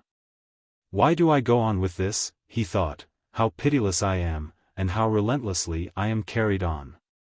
It is not myself. It is the hand which is beckoning me further and further upon the dark road, whose end I dare not dream of. He thought this, and 100 times more than this, while the old man sat with his face still hidden, wrestling with his anguish, but without power to keep it down. "Mr. Maldon," Robert Audley said, after a pause, "I do not ask you to forgive me for what I have brought upon you. For the feeling is strong within me that it must have come to you sooner or later, if not through me, through someone else. There are—" he stopped for a moment hesitating. The sobbing did not cease, it was sometimes low, sometimes loud, bursting out with fresh violence, or dying away for an instant, but never ceasing. There are some things which, as people say, cannot be hidden. I think there is truth in that common saying which had its origin in that old worldly wisdom which people gathered from experience and not from books. If I were content to let my friend rest in his hidden grave, it is but likely that some stranger who had never heard the name of George Talboys might fall by the remotest accident upon the secret of his death. Tomorrow, perhaps, or 10 years hence, or in another generation, when the hand that wronged him is as cold as his own. If I could let the matter rest. If I could leave England forever, and purposely fly from the possibility of ever coming across another clue to the secret, I would do it, I would gladly, thankfully do it, but I cannot. A hand which is stronger than my own beckons me on. I wish to take no base advantage of you, less than of all other people, but I must go on, I must go on. If there is any warning you would give to anyone, give it. If the secret toward which I am traveling day by day, hour by hour, involves anyone in whom you have an interest, let that person fly before I come to the end. Let them leave this country. Let them leave all who know them, all whose peace their wickedness has endangered, let them go away, they shall not be pursued. But if they slight your warning, if they try to hold their present position in defiance of what it will be in your power to tell them, let them beware of me, for, when the hour comes, I swear that I will not spare them. The old man looked up for the first time, and wiped his wrinkled face upon a ragged silk handkerchief. I declare to you that I do not understand you, he said. I solemnly declare to you that I cannot understand, and I do not believe that George Talboys is dead. I would give 10 years of my own life if I could see him alive, answered Robert, sadly. I am sorry for you, Mr. Malden, I am sorry for all of us. I do not believe that my son-in-law is dead, said the lieutenant, I do not believe that the poor lad is dead. He endeavored in a feeble manner to show to Robert Audley that his wild outburst of anguish had been caused by his grief for the loss of George, but the pretense was miserably shallow. Mrs. Plowson re-entered the room, leading little Georgey, whose face shone with that brilliant polish which yellow soap and friction can produce upon the human countenance. "Dear heart alive!" exclaimed Mrs. Plowson, "what has the poor old gentleman been taking on about? We could hear him in the passage, sobbin' awful." Little George crept up to his grandfather, and smoothed the wet and wrinkled face with his pudgy hand. "Don't cry, Grandpa," he said, "don't cry. You shall have my watch to be cleaned, and the kind jeweler shall lend you the money to pay the taxman while he cleans the watch. I don't mind, Grandpa. Let's go to the jeweler in High Street, you know, with golden balls painted upon his door, to show that he comes from Lombardshire," said the boy, making a dash at the name. "Come, Grandpa." The little fellow took the jeweled toy from his bosom and made for the door, proud of being possessed of a talisman, which he had seen so often made useful. "There are wolves at Southampton," he said, with rather a triumphant nod to Robert Audley. "My grandpa says when he takes my watch that he does it to keep the wolf from the door. Are there wolves where you live?" The young barrister did not answer the child's question, but stopped him as he was dragging his grandfather toward the door. "Your grandpapa does not want the watch today, Georgey," he said, gravely. "Why is he sorry, then?" asked Georgey, naively. "When he wants the watch he is always sorry, and beats his poor forehead so." The boy stopped to pantomime with his small fists, and says that she, the pretty lady, I think he means, uses him very hard, and that he can't keep the wolf from the door. And then I say, "Grandpa, have the watch," and then he takes me in his arms, and says, "Oh, my blessed angel. How can I rob my blessed angel?" And then he cries, but not like today, not loud, you know, only tears running down his poor cheeks, not so that you could hear him in the passage. Painful as the child's prattle was to Robert Audley, it seemed a relief to the old man. He did not hear the boy's talk, but walked 2 or 3 times up and down the little room and smoothed his rumpled hair and suffered his cravat to be arranged by Mrs. Plowson, who seemed very anxious to find out the cause of his agitation. "Poor dear old gentleman," she said, looking at Robert. "What has happened to upset him so?" "His son-in-law is dead," answered Mr. Audley, fixing his eyes upon Mrs. Plowson's sympathetic face. "He died, within a year and a half after the death of Helen Talboys, who lies buried in Ventnor churchyard." The face into which he was looking changed very slightly, but the eyes that had been looking at him shifted away as he spoke. And Mrs. Plowson was obliged to moisten her white lips with her tongue before she answered him. "Poor Mr. Talboys dead," she said, "that is bad news indeed, sir." Little George looked wistfully up at his guardian's face as this was said. "Who's dead?" he said. "George Talboys is my name." "Who's dead?" "Another person whose name is Talboys, Georgey." "Poor person. Will he go to the pit-hole?" The boy had that notion of death which is generally imparted to children by their wise elders, and which always leads the infant mind to the open grave and rarely carries it any higher. "I should like to see him put in the pit-hole," Georgey remarked, after a pause. He had attended several infant funerals in the neighborhood, and was considered valuable as a mourner on account of his interesting appearance. He had come, therefore, to look upon the ceremony of interment as a solemn festivity, in which cake and wine, and a carriage drive were the leading features. "You have no objection to my taking Georgey away with me, Mr. Maldon?" asked Robert Audley. The old man's agitation had very much subsided by this time. He had found another pipe stuck behind the tawdry frame of the looking-glass, and was trying to light it with a bit of twisted newspaper. "You do not object, Mr. Maldon?" "No, sir, no, sir. You are his guardian, and you have a right to take him where you please. He has been a very great comfort to me in my lonely old age, but I have been prepared to lose him. I may not have always done my duty to him, sir, in the way of schooling, and boots. The number of boots which boys of his age wear out, sir, is not easily realized by the mind of a young man like yourself. He has been kept away from school, perhaps, sometimes, and occasionally worn shabby boots when our funds have got low, but he has not been unkindly treated. No, sir. If you were to question him for a week, I don't think you'd hear that his poor old grandfather ever said a harsh word to him." Upon this, Georgey, perceiving the distress of his old protector, set up a terrible howl, and declared that he would never leave him. "Mr. Maldon," said Robert Audley, with a tone which was half mournful, half compassionate, "when I looked at my position last night, I did not believe that I could ever come to think it more painful than I thought it then. I can only say, God have mercy upon us all. I feel it my duty to take the child away, but I shall take him straight from your house to the best school in Southampton. And I give you my honor that I will extort nothing from his innocent simplicity which can in any manner, I mean," he said, breaking off abruptly, "I mean this. I will not seek to come one step nearer the secret through him.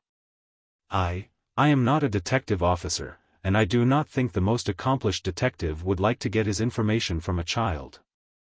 The old man did not answer. He sat with his face shaded by his hand, and with his extinguished pipe between the listless fingers of the other. "Take the boy away, Mrs. Plowson," he said, after a pause. "Take him away and put his things on. He is going with Mr. Audley. Which I do say that it's not kind of the gentleman to take his poor grandpa's pet away," Mrs. Plowson exclaimed, suddenly, with respectful indignation. "Hush, Mrs. Plowson," the old man answered, piteously, "Mr. Audley is the best judge. I haven't many years to live, I shan't trouble anybody long."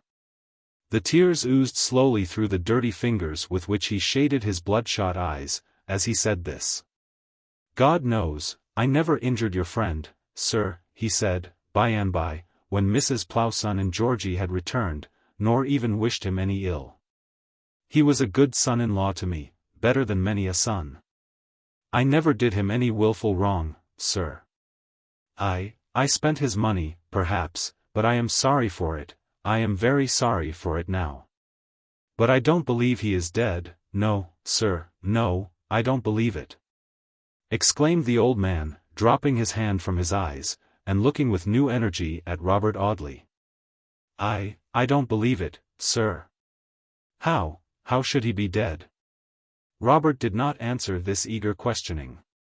He shook his head mournfully, and, walking to the little window, looked out across a row of straggling geraniums at the dreary patch of waste ground on which the children were at play. Mrs. Plowson returned with little Georgey muffled in a coat and comforter, and Robert took the boy's hand. The little fellow sprung toward the old man, and clinging about him, kissed the dirty tears from his faded cheeks. "Don't be sorry for me, Grandpa," he said. "I am going to school to learn to be a clever man, and I shall come home to see you and Mrs. Plowson, shan't I?" he added, turning to Robert. "Yes, my dear, by and by." "Take him away, sir, take him away," cried Mr. Maldon, "you are breaking my heart." The little fellow trotted away contentedly at Robert's side. He was very well pleased at the idea of going to school, though he had been happy enough with his drunken old grandfather, who had always displayed a maudlin affection for the pretty child, and had done his best to spoil Georgey, by letting him have his own way in everything. In consequence of which indulgence, Master Talboys had acquired a taste for late hours, hot suppers of the most indigestible nature, and sips of rum and water from his grandfather's glass. He communicated his sentiments upon many subjects to Robert Audley, as they walked to the Dolphin Hotel, but the barrister did not encourage him to talk. It was no very difficult matter to find a good school in such a place as Southampton. Robert Audley was directed to a pretty house between the bar and the avenue, and leaving Georgey to the care of a good-natured waiter, who seemed to have nothing to do but to look out of the window and whisk invisible dust off the brightly polished tables, the barrister walked up the High Street toward Mr. Marchmont's Academy for Young Gentlemen. He found Mr. Marchmont a very sensible man, and he met a file of orderly-looking young gentlemen walking townward under the escort of a couple of ushers as he entered the house. He told the schoolmaster that little George Talboys had been left in his charge by a dear friend, who had sailed for Australia some months before, and whom he believed to be dead. He confided him to Mr. Marchmont's especial care, and he further requested that no visitors should be admitted to see the boy unless accredited by a letter from himself. Having arranged the matter in a very few business-like words, he returned to the hotel to fetch Georgey. He found the little man on intimate terms with the idle waiter, who had been directing Master Georgey's attention to the different objects of interest in the High Street. Poor Robert had about as much notion of the requirements of a child as he had of those of a white elephant. He had catered for silkworms, guinea pigs, dormice, canary birds, and dogs, without number, during his boyhood, but he had never been called upon to provide for a young person of 5 years old. He looked back 25 years, and tried to remember his own diet at the age of 5. "I've a vague recollection of getting a good deal of bread and milk and boiled mutton," he thought. "And I've another vague recollection of not liking them. I wonder if this boy likes bread and milk and boiled mutton." He stood pulling his thick mustache and staring thoughtfully at the child for some minutes before he could get any further. "I dare say you're hungry, Georgey," he said, at last. The boy nodded, and the waiter whisked some more invisible dust from the nearest table as a preparatory step toward laying a cloth. "Perhaps you'd like some lunch?" Mr. Audley suggested, still pulling his mustache. The boy burst out laughing. "Lunch," he cried. "Why, it's afternoon, and I've had my dinner." Robert Audley felt himself brought to a standstill. What refreshment could he possibly provide for a boy who called it afternoon at 3 o'clock? "You shall have some bread and milk, Georgey," he said, presently. "Waiter, bread and milk, and a pint of hock." Master Talboys made a wry face. "I never have bread and milk," he said, "I don't like it. I like what Grandpa calls something savory. I should like a veal cutlet. Grandpa told me he dined here once, and the veal cutlets were lovely," Grandpa said. "Please may I have a veal cutlet, with egg and breadcrumb, you know, and lemon juice you know," he added to the waiter. "Grandpa knows the cook here. The cook's such a nice gentleman, and once gave me a shilling, when Grandpa brought me here. The cook wears better clothes than Grandpa, better than yours, even," said Master Georgey, pointing to Robert's rough greatcoat with a depreciating nod. Robert Audley stared aghast. How was he to deal with this epicure of 5 years old, who rejected bread and milk and asked for veal cutlets? "I'll tell you what I'll do with you, little Georgey," he exclaimed, after a pause. "I'll give you a dinner." The waiter nodded briskly. "Upon my word, sir," he said, approvingly, "I think the little gentleman will know how to eat it." "I'll give you a dinner, Georgey," repeated Robert, "some stewed eels, a little julienne, a dish of cutlets, a bird, and a pudding. What do you say to that, Georgey?" "I don't think the young gentleman will object to it when he sees it, sir," said the waiter. "Eels, julienne, cutlets, bird, pudding, I'll go and tell the cook, sir." "What time, sir?" "Well, we'll say 6, and Master Georgey will get to his new school by bedtime. You can contrive to amuse the child for this afternoon, I dare say. I have some business to settle, and shan't be able to take him out. I shall sleep here tonight. Goodbye, Georgey, take care of yourself and try and get your appetite in order against 6 o'clock. Robert Audley left the boy in charge of the idle waiter, and strolled down to the waterside. Choosing that lonely bank which leads away under the mouldering walls of the town toward the little villages beside the narrowing river. He had purposely avoided the society of the child, and he walked through the light drifting snow till the early darkness closed upon him. He went back to the town, and made inquiries at the station about the trains for Dorsetshire. "I shall start early tomorrow morning," he thought, "and see George's father before nightfall. I will tell him all but the interest which I take in the suspected person, and he shall decide what is next to be done." Master Georgey did very good justice to the dinner which Robert had ordered. He drank base pale ale to an extent which considerably alarmed his entertainer, and enjoyed himself amazingly, showing an appreciation of roast pheasant and bread sauce which was beyond his years. At 8 o'clock a fly was brought out for his accommodation, and he departed in the highest spirits, with a sovereign in his pocket, and a letter from Robert to Mr. Marchmont, enclosing a cheque for the young gentleman's outfit. "I'm glad I'm going to have new clothes," he said, as he bade Robert goodbye, "for Mrs. Plowson has mended the old ones ever so many times. She can have them now, for Billy." "Who's Billy?" Robert asked, laughing at the boy's chatter. "Billy is poor Matilda's little boy. He's a common boy, you know. Matilda was common, but the flyman snapping his whip at this moment, the old horse jogged off, and Robert Audley heard no more of Matilda. Chapter 22. Coming to a Standstill. Mr. Harcourt Talboys lived in a prim, square, red brick mansion, within a mile of a little village called Grange Heath, in Dorsetshire.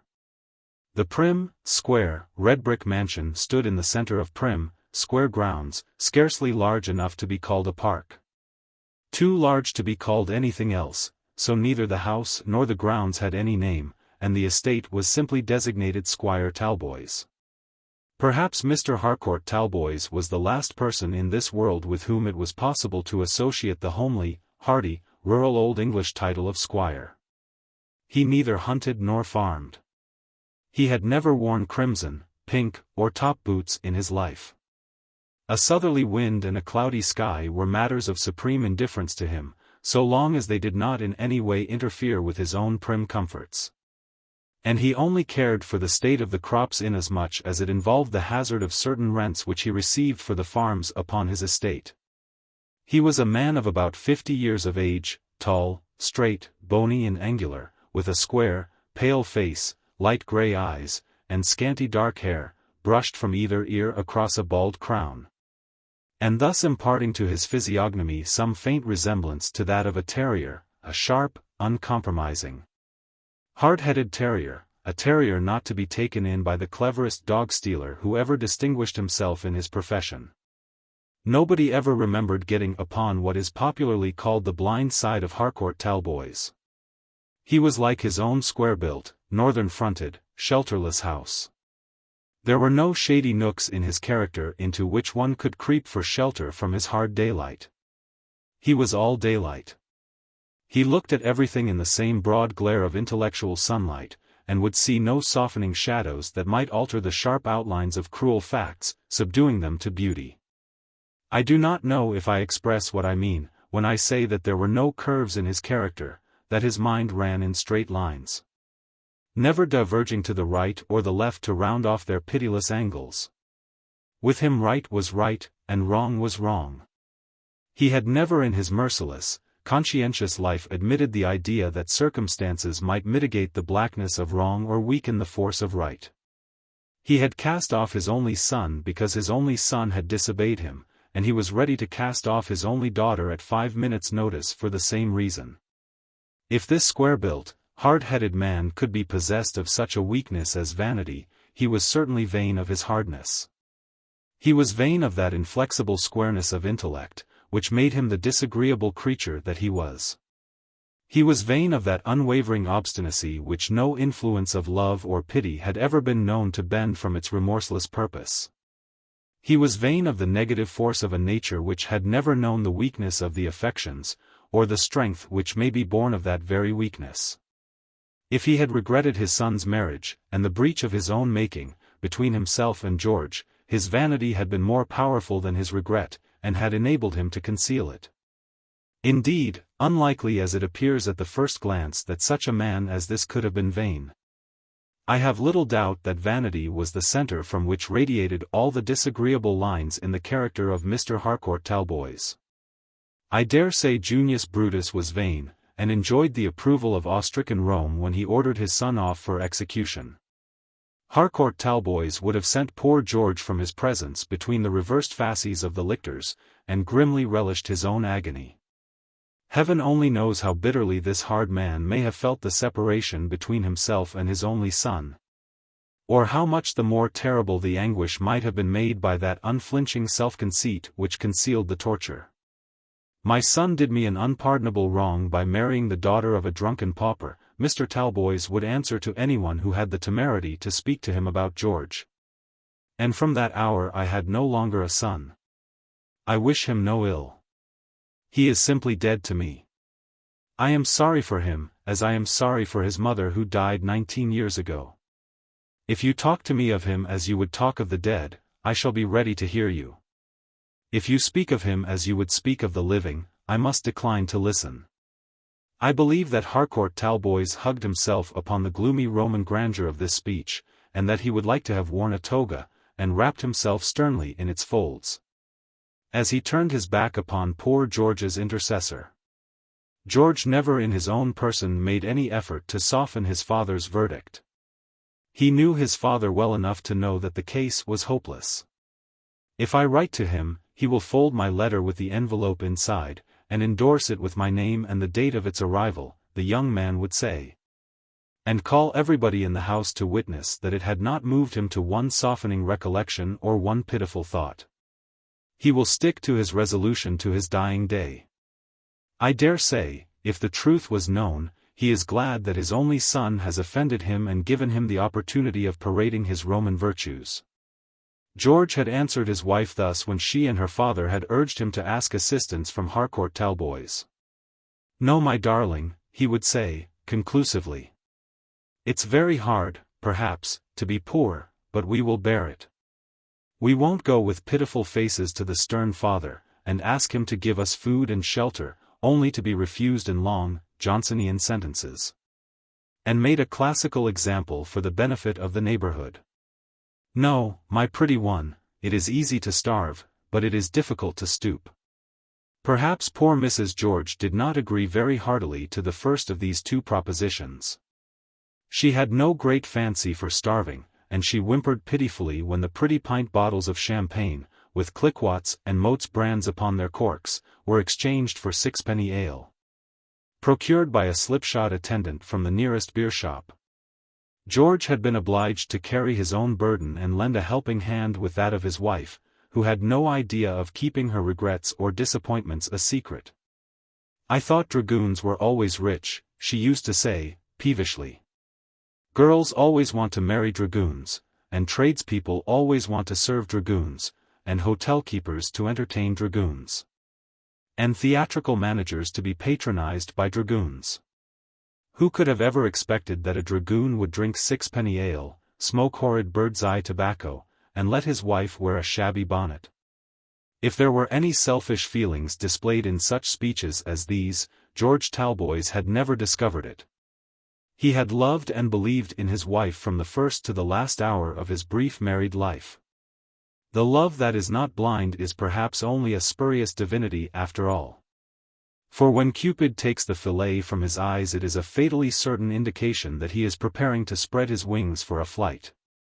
George never forgot the hour in which he had first become bewitched by Lieutenant Maldon's pretty daughter, and however she might have changed, the image which had charmed him then, unchanged and unchanging, represented her in his heart. Robert Audley left Southampton by a train which started before daybreak, and reached Wareham Station early in the day. He hired a vehicle at Wareham to take him over to Grange Heath. The snow had hardened upon the ground, and the day was clear and frosty, every object in the landscape standing in sharp outline against the cold blue sky. The horses' hoofs clattered upon the icebound road, the iron shoes striking on the ground that was almost as iron as themselves. The wintry day bore some resemblance to the man to whom Robert was going. Like him, it was sharp, frigid, and uncompromising. Like him, it was merciless to distress and impregnable to the softening power of sunshine.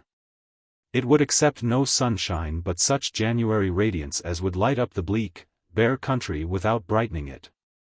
And thus resembled Harcourt Talboys, who took the sternest side of every truth, and declared loudly to the disbelieving world that there never had been, and never could be, any other side.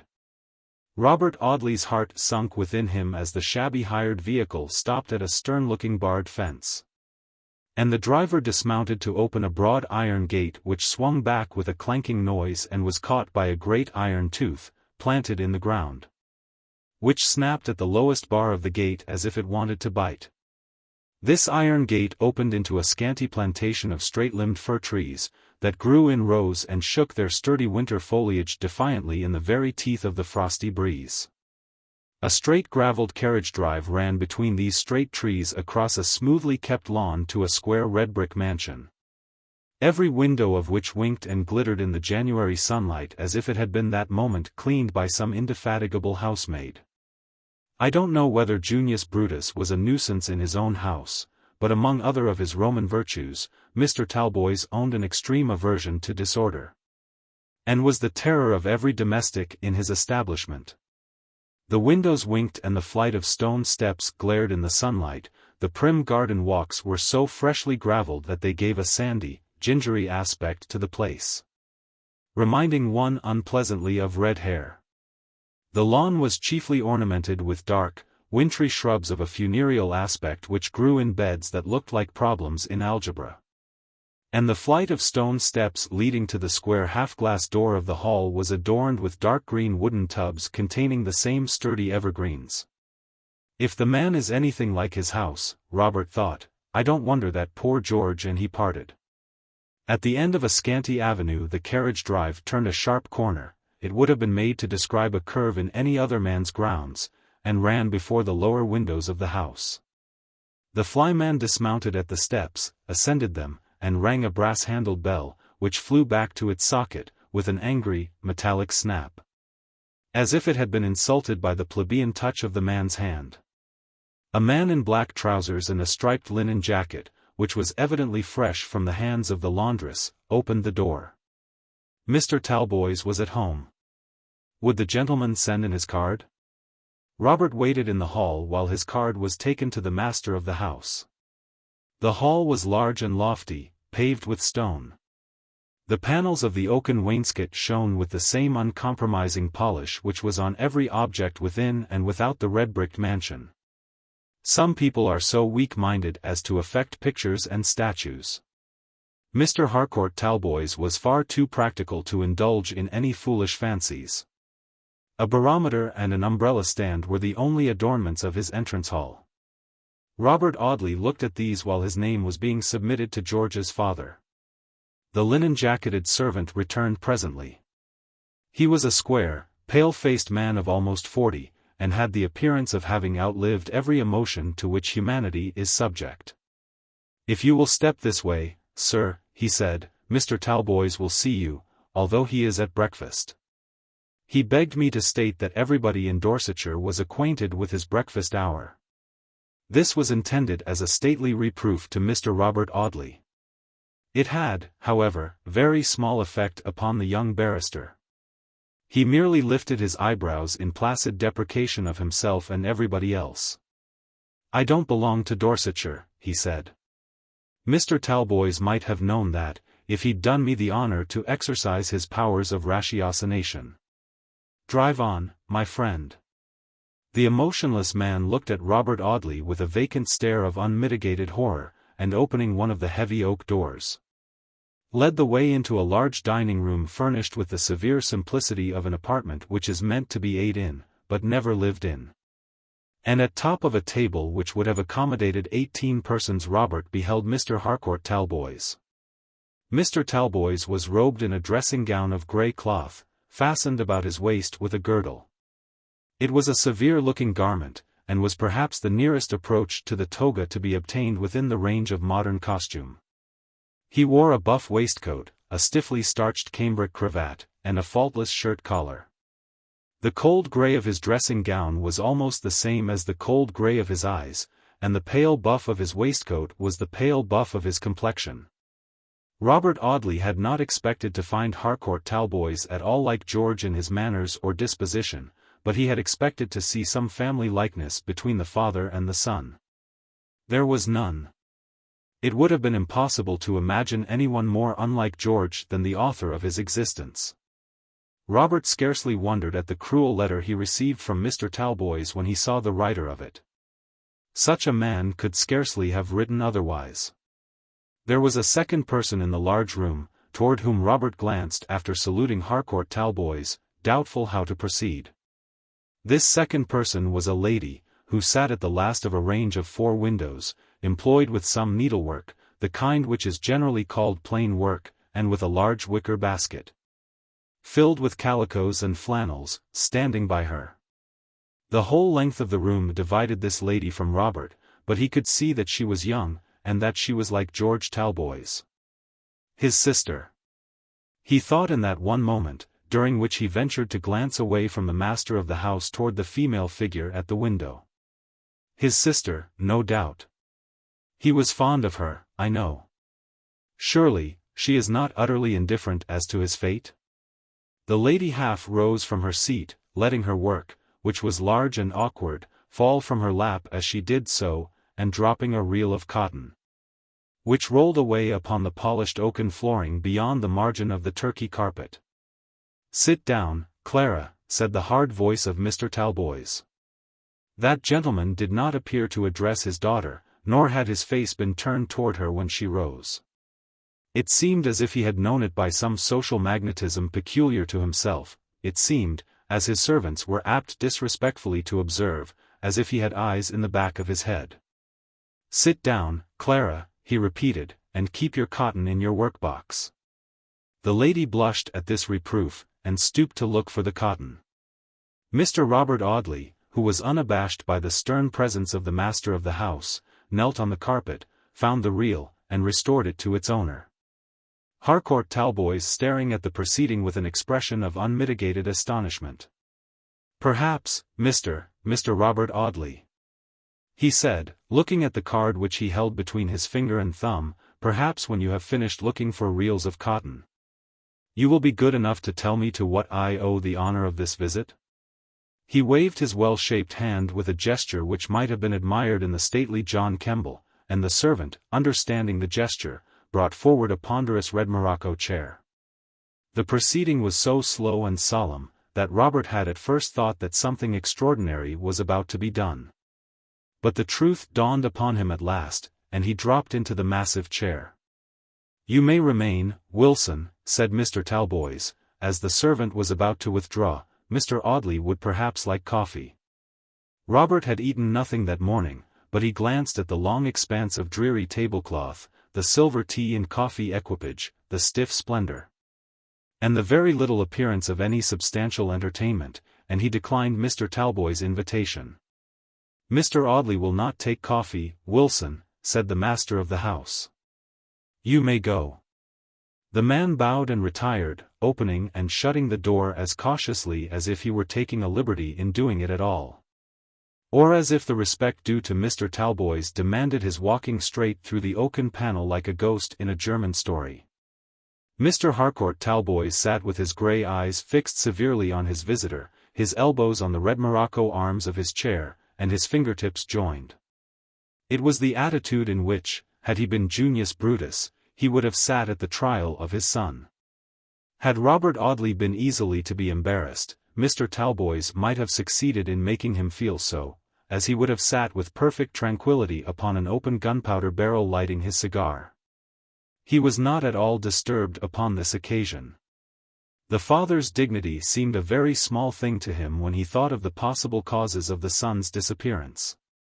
"I wrote to you some time since, Mr. Talboys," he said quietly, when he saw that he was expected to open the conversation.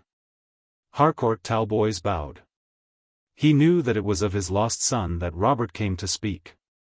Heaven grant that his icy stoicism was the paltry affectation of a vain man, rather than the utter heartlessness which Robert thought it. He bowed across his fingertips at his visitor. The trial had begun, and Junius Brutus was enjoying himself. "I received your communication, Mr. Audley," he said. "It is among other business letters." It was duly answered. "That letter concerned your son." There was a little rustling noise at the window where the lady sat. As Robert said this, he looked at her almost instantaneously, but she did not seem to have stirred. She was not working, but she was perfectly quiet. "She's as heartless as her father, I expect, though she is like George," thought Mr. Audley. "If your letter concerned the person who was once my son, perhaps, sir," said Harcourt Talboys, "I must ask you to remember that I have no longer a son." "You have no reason to remind me of that, Mr. Talboys," answered Robert, gravely. "I remember it only too well. I have fatal reason to believe that you have no longer a son. I have bitter cause to think that he is dead." It may be that Mr. Talboys' complexion faded to a paler shade of buff as Robert said this. But he only elevated his bristling grey eyebrows and shook his head gently. "No," he said, "no, I assure you, no. I believe that George Talboys died in the month of September." The girl who had been addressed as Clara, sat with work primly folded upon her lap, and her hands lying clasped together on her work, and never stirred when Robert spoke of his friend's death. He could not distinctly see her face, for she was seated at some distance from him, and with her back to the window. "No, no, I assure you," repeated Mr. Talboys, "you labor under a sad mistake." "You believe that I am mistaken in thinking your son dead?" asked Robert. "Most certainly," replied Mr. Talboys, with a smile, expressive of the serenity of wisdom. "Most certainly, my dear sir. The disappearance was a very clever trick, no doubt, but it was not sufficiently clever to deceive me. You must permit me to understand this matter a little better than you, Mr. Audley, and you must also permit me to assure you of three things. In the first place, your friend is not dead. In the second place, he is keeping out of the way for the purpose of alarming me, of trifling with my feelings as a man who was once his father, and of ultimately obtaining my forgiveness. In the third place, he will not obtain that forgiveness, however long he may please to keep out of the way. And he would therefore act wisely by returning to his ordinary residence and avocations without delay. Then you imagine him to purposely hide himself from all who know him, for the purpose of influencing me," exclaimed Mr. Talboys, who, taking a stand upon his own vanity, traced every event in life from that one center, and resolutely declined to look at it from any other point of view. "For the purpose of influencing me." He knew the inflexibility of my character. To a certain degree he was acquainted with me, and knew that all attempts at softening my decision, or moving me from the fixed purpose of my life, would fail. He therefore tried extraordinary means. He has kept out of the way in order to alarm me, and when after due time he discovers that he has not alarmed me, he will return to his old haunts. When he does so, said Mr. Talboys, rising to sublimity, I will forgive him. Yes, sir, I will forgive him. I shall say to him, you have attempted to deceive me, and I have shown you that I am not to be deceived, you have tried to frighten me, and I have convinced you that I am not to be frightened. You did not believe in my generosity, I will show you that I can be generous. Harcourt Talboys delivered himself of these superb periods with a studied manner, that showed they had been carefully composed long ago. Robert Audley sighed as he heard them. Heaven grant that you may have an opportunity of saying this to your son, sir, he answered sadly. I am very glad to find that you are willing to forgive him, but I fear that you will never see him again upon this earth. I have a great deal to say to you upon this sad subject, Mr. Talboys. But I would rather say it to you alone, he added, glancing at the lady in the window. My daughter knows my ideas upon this subject, Mr. Audley, said Harcourt Talboys. There is no reason why she should not hear all you have to say. Miss Clara Talboys, Mr. Robert Audley, he added, waving his hand majestically. The young lady bent her head in recognition of Robert's bow. Let her hear it, he thought. If she has so little feeling as to show no emotion upon such a subject, let her hear the worst I have to tell. There was a few minutes' pause, during which Robert took some papers from his pocket. Among them the document which he had written immediately after George's disappearance. I shall require all your attention, Mr. Talboys, he said, for that which I have to disclose to you is of a very painful nature. Your son was my very dear friend, dear to me for many reasons. Perhaps most of all dear, because I had known him and been with him through the great trouble of his life. And because he stood comparatively alone in the world, cast off by you who should have been his best friend, bereft of the only woman he had ever loved. The daughter of a drunken pauper, Mr. Talboys remarked, parenthetically. Had he died in his bed, as I sometimes thought he would, continued Robert Audley, of a broken heart, I should have mourned for him very sincerely. Even though I had closed his eyes with my own hands, and had seen him laid in his quiet resting place.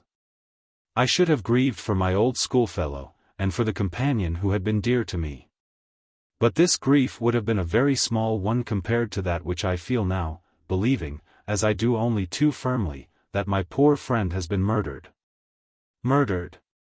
The father and daughter simultaneously repeated the horrible word. The father's face changed to a ghastly duskiness of hue. The daughter's face dropped upon her clasped hands, and was never lifted again throughout the interview. Mr. Audley, you are mad, exclaimed Harcourt Talboys. You are mad, or else you are commissioned by your friend to play upon my feelings. I protest against this proceeding as a conspiracy, and I revoke my intended forgiveness of the person who was once my son. He was himself again as he said this. The blow had been a sharp one, but its effect had been momentary. It is far from my wish to alarm you unnecessarily, sir, answered Robert. Heaven grant that you may be right and I wrong. I pray for it, but I cannot think it, I cannot even hope it. I come to you for advice. I will state to you plainly and dispassionately the circumstances which have aroused my suspicions. If you say those suspicions are foolish and unfounded, I am ready to submit to your better judgment. I will leave England, and I abandon my search for the evidence wanting to confirm my fears. If you say go on, I will go on. Nothing could be more gratifying to the vanity of Mr. Harcourt Talboys than this appeal. He declared himself ready to listen to all that Robert might have to say, and ready to assist him to the uttermost of his power. He laid some stress upon this last assurance, deprecating the value of his advice with an affectation that was as transparent as his vanity itself. Robert Audley drew his chair nearer to that of Mr. Talboys, and commenced a minutely detailed account of all that had occurred to George from the time of his arrival in England to the hour of his disappearance, as well as all that had occurred since his disappearance in any way touching upon that particular subject. Harcourt Talboys listened with demonstrative attention, now and then interrupting the speaker to ask some magisterial kind of question.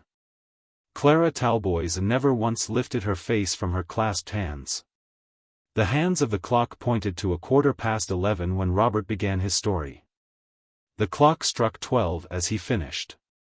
He had carefully suppressed the names of his uncle and his uncle's wife in relating the circumstances in which they had been concerned. "Now, sir," he said, when the story had been told, "I await your decision. You have heard my reasons for coming to this terrible conclusion. In what manner do these reasons influence you?" "They don't in any way turn me from my previous opinion," answered Mr. Harcourt Talboys, with the unreasoning pride of an obstinate man. "I still think, as I thought before, that my son is alive, and that his disappearance is a conspiracy against myself. I decline to become the victim of that conspiracy." "And you tell me to stop?" asked Robert, solemnly. "I tell you only this: if you go on for your own satisfaction, not for mine. I see nothing in what you have told me to alarm me for the safety of your friend." "So be it, then," exclaimed Robert, suddenly. "From this moment I wash my hands of this business. From this moment the purpose of my life shall be to forget it." He rose as he spoke, and took his hat from the table on which he had placed it. He looked at Clara Talboys. Her attitude had never changed since she had dropped her face upon her hands. "Good morning, Mr. Talboys," he said, gravely. "God grant that you are right. God grant that I am wrong. But I fear a day will come when you will have reason to regret your apathy respecting the untimely fate of your only son." He bowed gravely to Mr. Harcourt Talboys and to the lady, whose face was hidden by her hands. He lingered for a moment looking at Miss Talboys, thinking that she would look up, that she would make some sign, or show some desire to detain him. Mr. Talboys rang for the emotionless servant, who led Robert off to the hall door with the solemnity of manner which would have been in perfect keeping had he been leading him to execution. "She is like her father," thought Mr. Audley, as he glanced for the last time at the drooping head.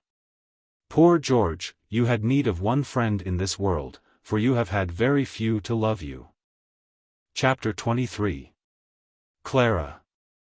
Robert Audley found the driver asleep upon the box of his lumbering vehicle. He had been entertained with beer of so hard a nature as to induce temporary strangulation in the daring imbiber thereof, and he was very glad to welcome the return of his fare.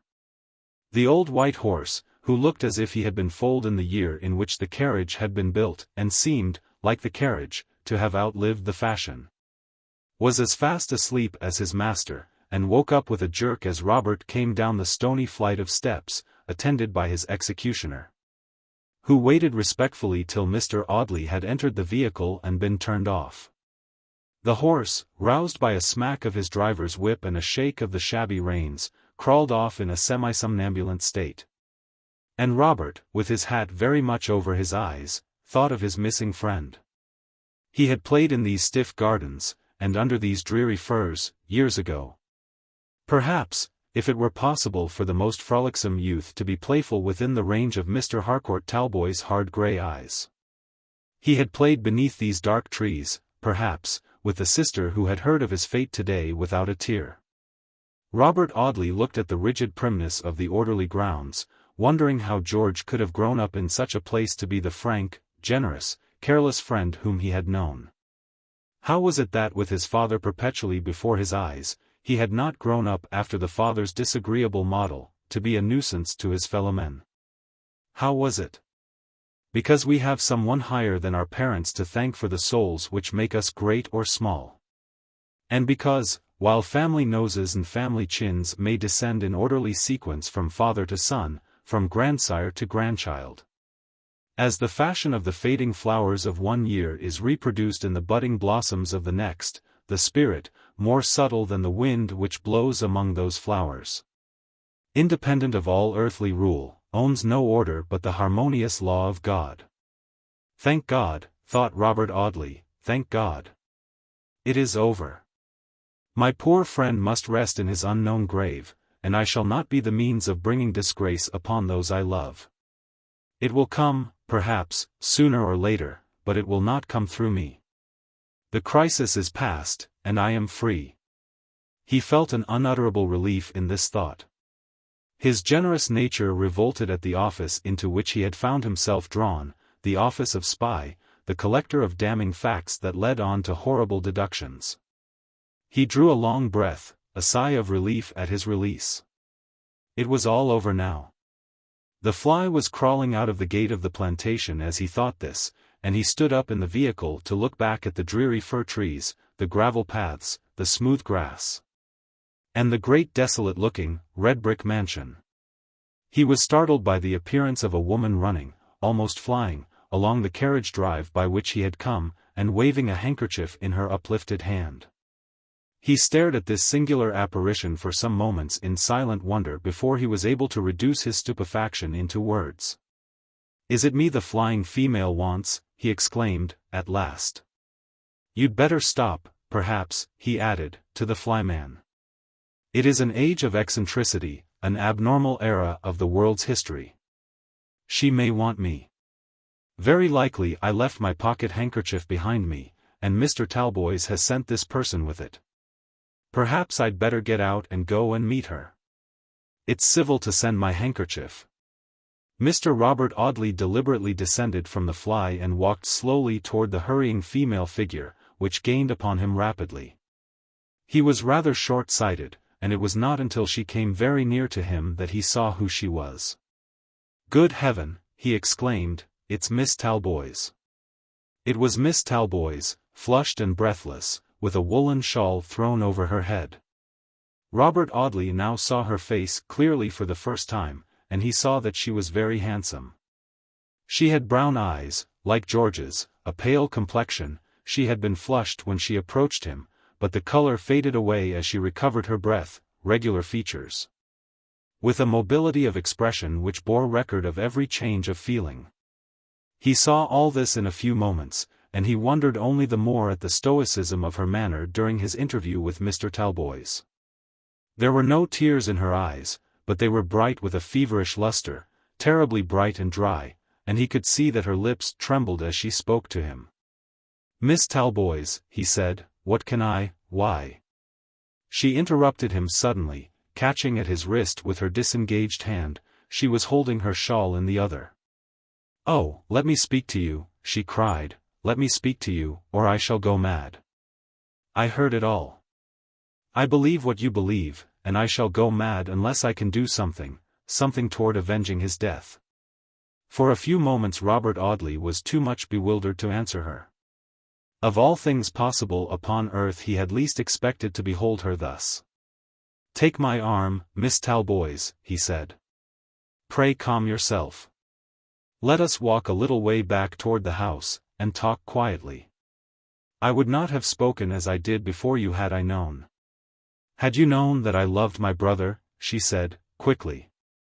"How should you know that I loved him? How should anyone think that I loved him, when I have never had power to give him a welcome beneath that roof, or a kindly word from his father? How should I dare to betray my love for him in that house when I knew that even a sister's affection would be turned to his disadvantage? You do not know my father, Mr. Audley. I do. I knew that to intercede for George would have been to ruin his cause. I knew that to leave matters in my father's hands, and to trust to time, was my only chance of ever seeing that dear brother again. And I waited patiently, always hoping for the best. For I knew that my father loved his only son. I see your contemptuous smile, Mr. Audley. And I dare say it is difficult for a stranger to believe that underneath his affected stoicism my father conceals some degree of affection for his children, no very warm attachment perhaps. For he has always ruled his life by the strict law of duty." "Stop," she said, suddenly, laying her hand upon his arm, and looking back through the straight avenue of pines. "I ran out of the house by the back way. Papa must not see me talking to you, Mr. Audley, and he must not see the fly standing at the gate. Will you go into the high road and tell the man to drive on a little way? I will come out of the plantation by a little gate further on, and meet you in the road." "But you will catch cold, Miss Talboys," remonstrated Robert, looking at her anxiously, for he saw that she was trembling. "You are shivering now." "Not with cold," she answered. "I am thinking of my brother George. If you have any pity for the only sister of your lost friend, do what I ask you, Mr. Audley.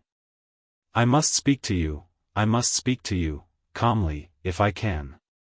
She put her hand to her head as if trying to collect her thoughts, and then pointed to the gate. Robert bowed and left her. He told the man to drive slowly toward the station, and walked on by the side of the tarred fence surrounding Mr. Talboys' grounds. About 100 yards beyond the principal entrance he came to a little wooden gate in the fence, and waited at it for Miss Talboys. She joined him presently, with her shawl still over her head, and her eyes still bright and tearless. "Will you walk with me inside the plantation?" she said. "We might be observed on the high road." He bowed, passed through the gate, and shut it behind him. When she took his offered arm he found that she was still trembling very violently. Pray calm yourself, Miss Talboys," he said. "I may have been deceived in the opinion which I have formed, I may." No, she exclaimed, "you are not deceived. My brother has been murdered.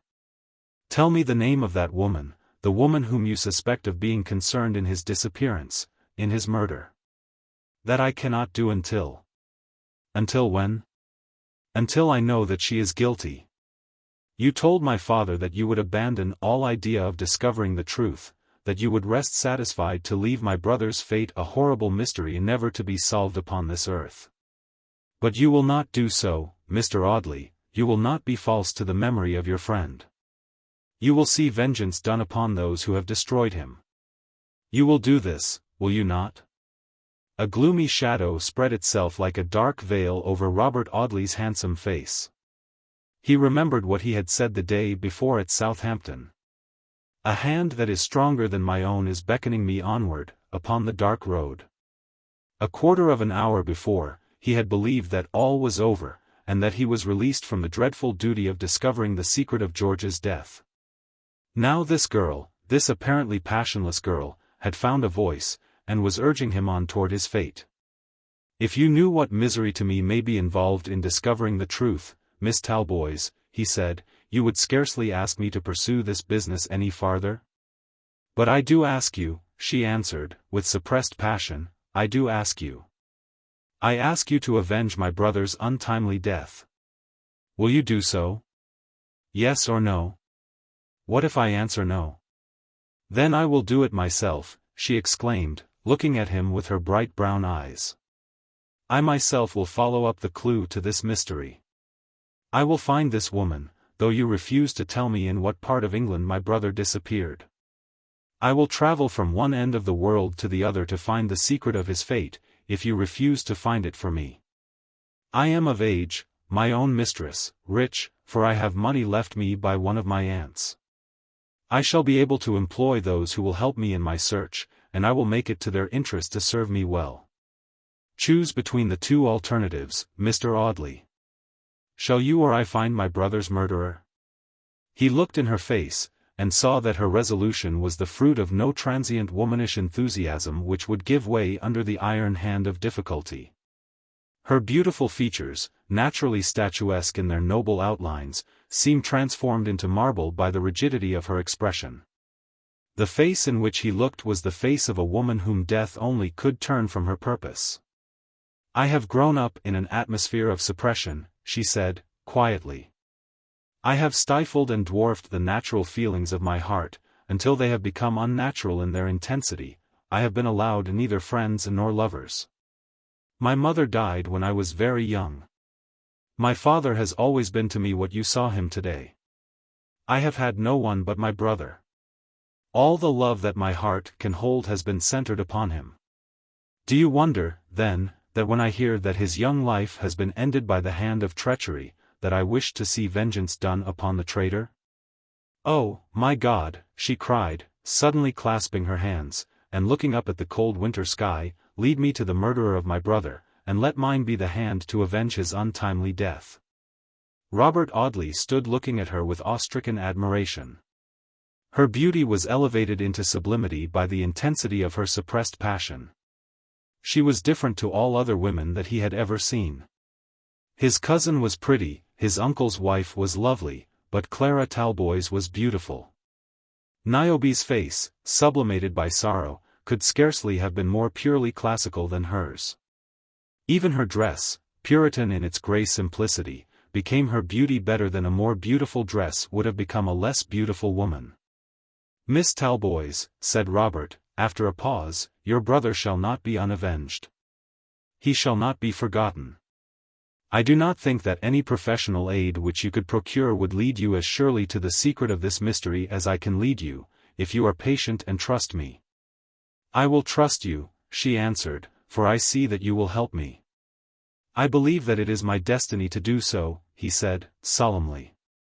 In the whole course of his conversation with Harcourt Talboys, Robert Audley had carefully avoided making any deductions from the circumstances which he had submitted to George's father. He had simply told the story of the missing man's life, from the hour of his arriving in London to that of his disappearance. But he saw that Clara Talboys had arrived at the same conclusion as himself, and that it was tacitly understood between them. "Have you any letters of your brother's, Miss Talboys?" he asked. "Two. One written soon after his marriage, the other written at Liverpool, the night before he sailed for Australia. Will you let me see them?" "Yes, I will send them to you if you will give me your address. You will write to me from time to time, will you not, to tell me whether you are approaching the truth? I shall be obliged to act secretly here, but I am going to leave home in 2 or 3 months, and I shall be perfectly free then to act as I please." "You are not going to leave England?" Robert asked. "Oh no. I am only going to pay a long-promised visit to some friends in Essex." Robert started so violently as Clara Talboys said this, that she looked suddenly at his face. The agitation visible there, betrayed a part of his secret. "My brother George disappeared in Essex," she said. He could not contradict her. "I am sorry you have discovered so much," he replied. "My position becomes every day more complicated, every day more painful. Goodbye." She gave him her hand mechanically, when he held out his. But it was cold as marble, and lay listlessly in his own, and fell like a log at her side when he released it. "Pray lose no time in returning to the house," he said earnestly. "I fear you will suffer from this morning's work." "Suffer," she exclaimed, scornfully. "You talk to me of suffering, when the only creature in this world who ever loved me has been taken from it in the bloom of youth. What can there be for me henceforth but suffering? What is the cold to me?" she said, flinging back her shawl and baring her beautiful head to the bitter wind. "I would walk from here to London barefoot through the snow, and never stop by the way, if I could bring him back to life. What would I not do to bring him back? What would I not do?" The words broke from her in a wail of passionate sorrow, and clasping her hands before her face, she wept for the first time that day. The violence of her sobs shook her slender frame, and she was obliged to lean against the trunk of a tree for support.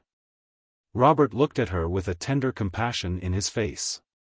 She was so like the friend whom he had loved and lost, that it was impossible for him to think of her as a stranger, impossible to remember that they had met that morning for the first time. Pray be calm," he said, "hope even against hope. We may both be deceived, your brother may still live." "Oh! If it were so," she murmured, passionately, "if it could be so. Let us try and hope that it may be so." "No," she answered, looking at him through her tears, "let us hope for nothing but revenge. Goodbye, Mr. Audley. Stop, your address." He gave her a card, which she put into the pocket of her dress. "I will send you George's letters," she said, "they may help you. Goodbye." She left him half bewildered by the passionate energy of her manner, and the noble beauty of her face. He watched her as she disappeared among the straight trunks of the fir trees, and then walked slowly out of the plantation.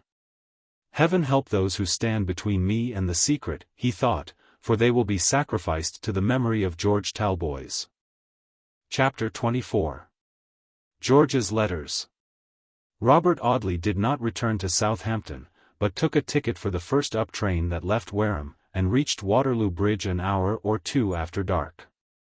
The snow, which had been hard and crisp in Dorsetshire, was a black and greasy slush in the Waterloo Road, thawed by the flaring lamps of the gin palaces and the glaring gas in the butchers' shops.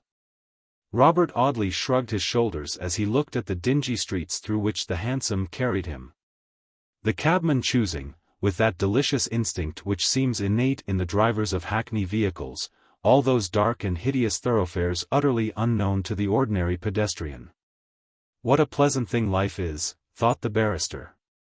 What an unspeakable boon, what an overpowering blessing.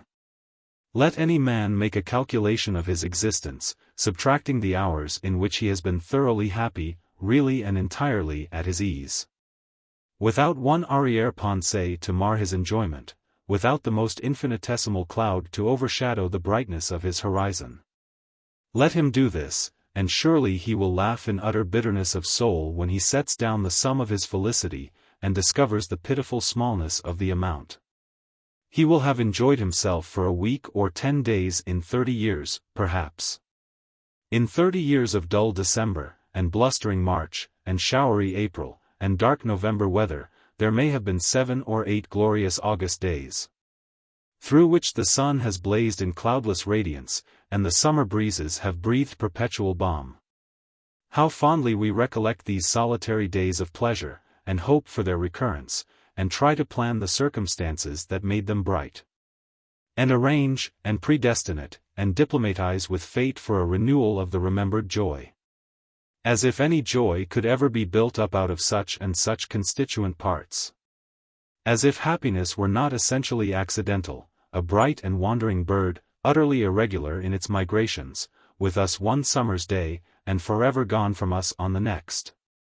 Look at marriages, for instance, mused Robert, who was as meditative in the jolting vehicle, for whose occupation he was to pay 6 pence a mile, as if he had been riding a mustang on the wild loneliness of the prairies. Look at marriage. Who is to say which shall be the one judicious selection out of 999 mistakes? Who shall decide from the first aspect of the slimy creature, which is to be the one eel out of the colossal bag of snakes?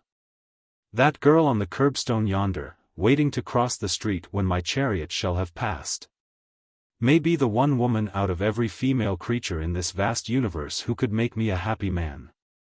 Yet I pass her by, bespatter her with the mud from my wheels, in my helpless ignorance, in my blind submission to the awful hand of fatality.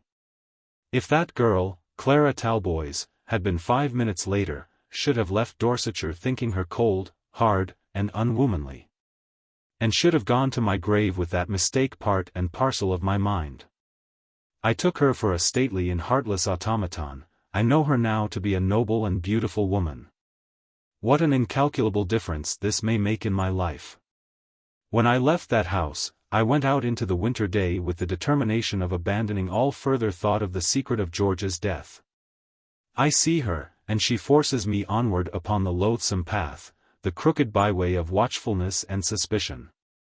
How can I say to this sister of my dead friend, I believe that your brother has been murdered? I believe that I know by whom, but I will take no step to set my doubts at rest, or to confirm my fears. I cannot say this. This woman knows half my secret. She will soon possess herself of the rest, and then.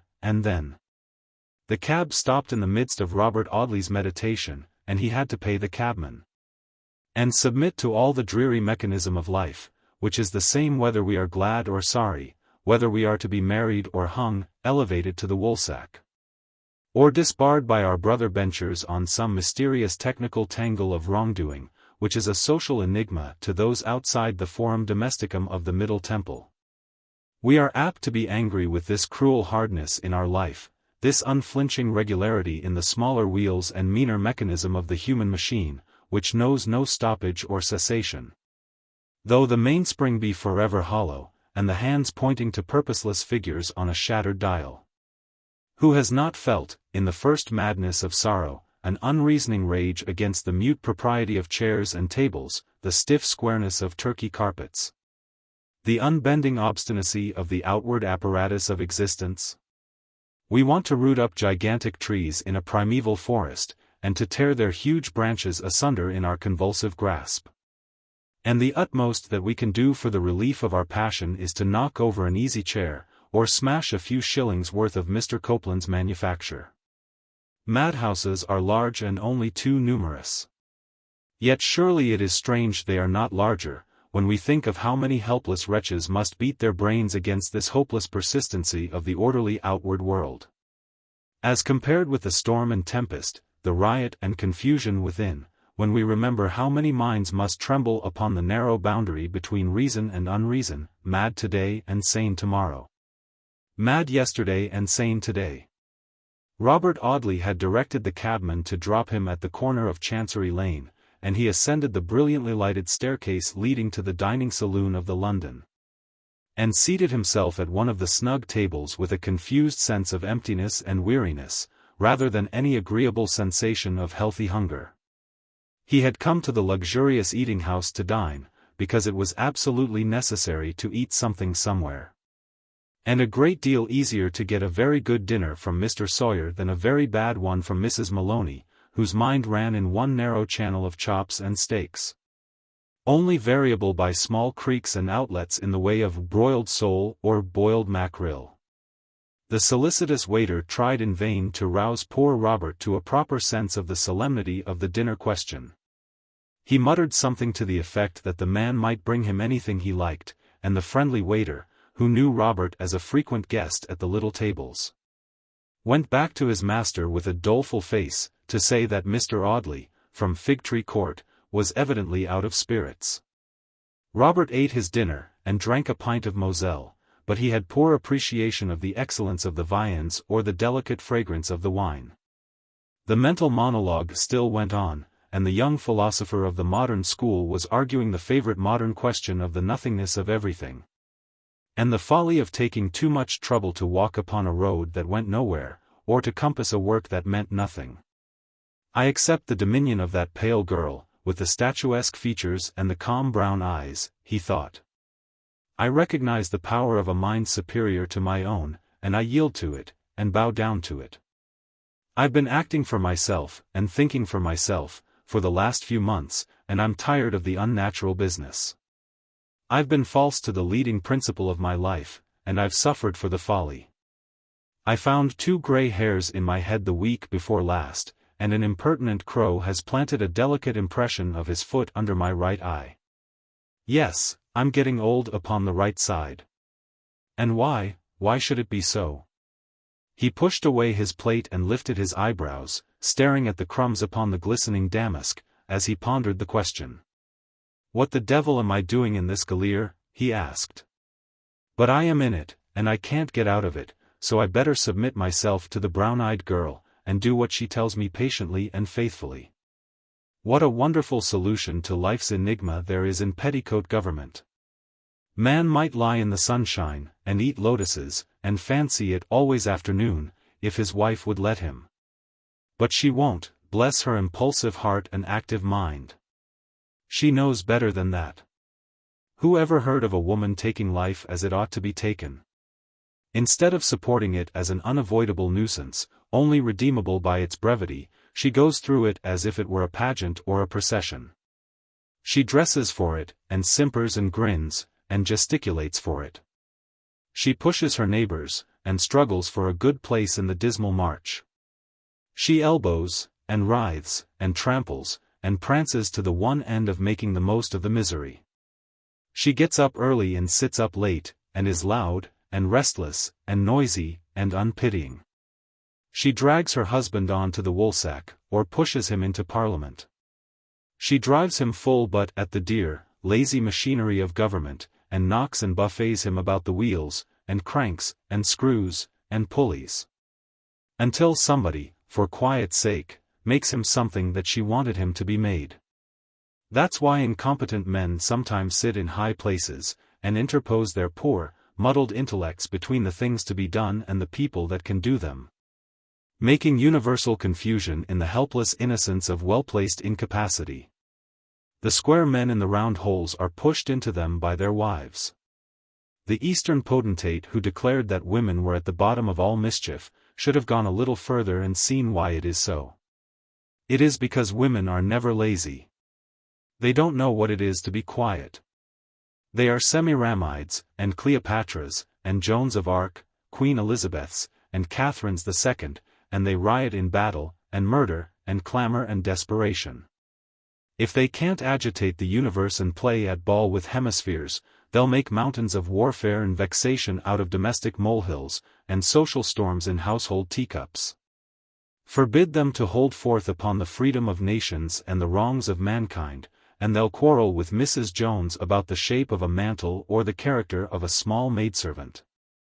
To call them the weaker sex is to utter a hideous mockery.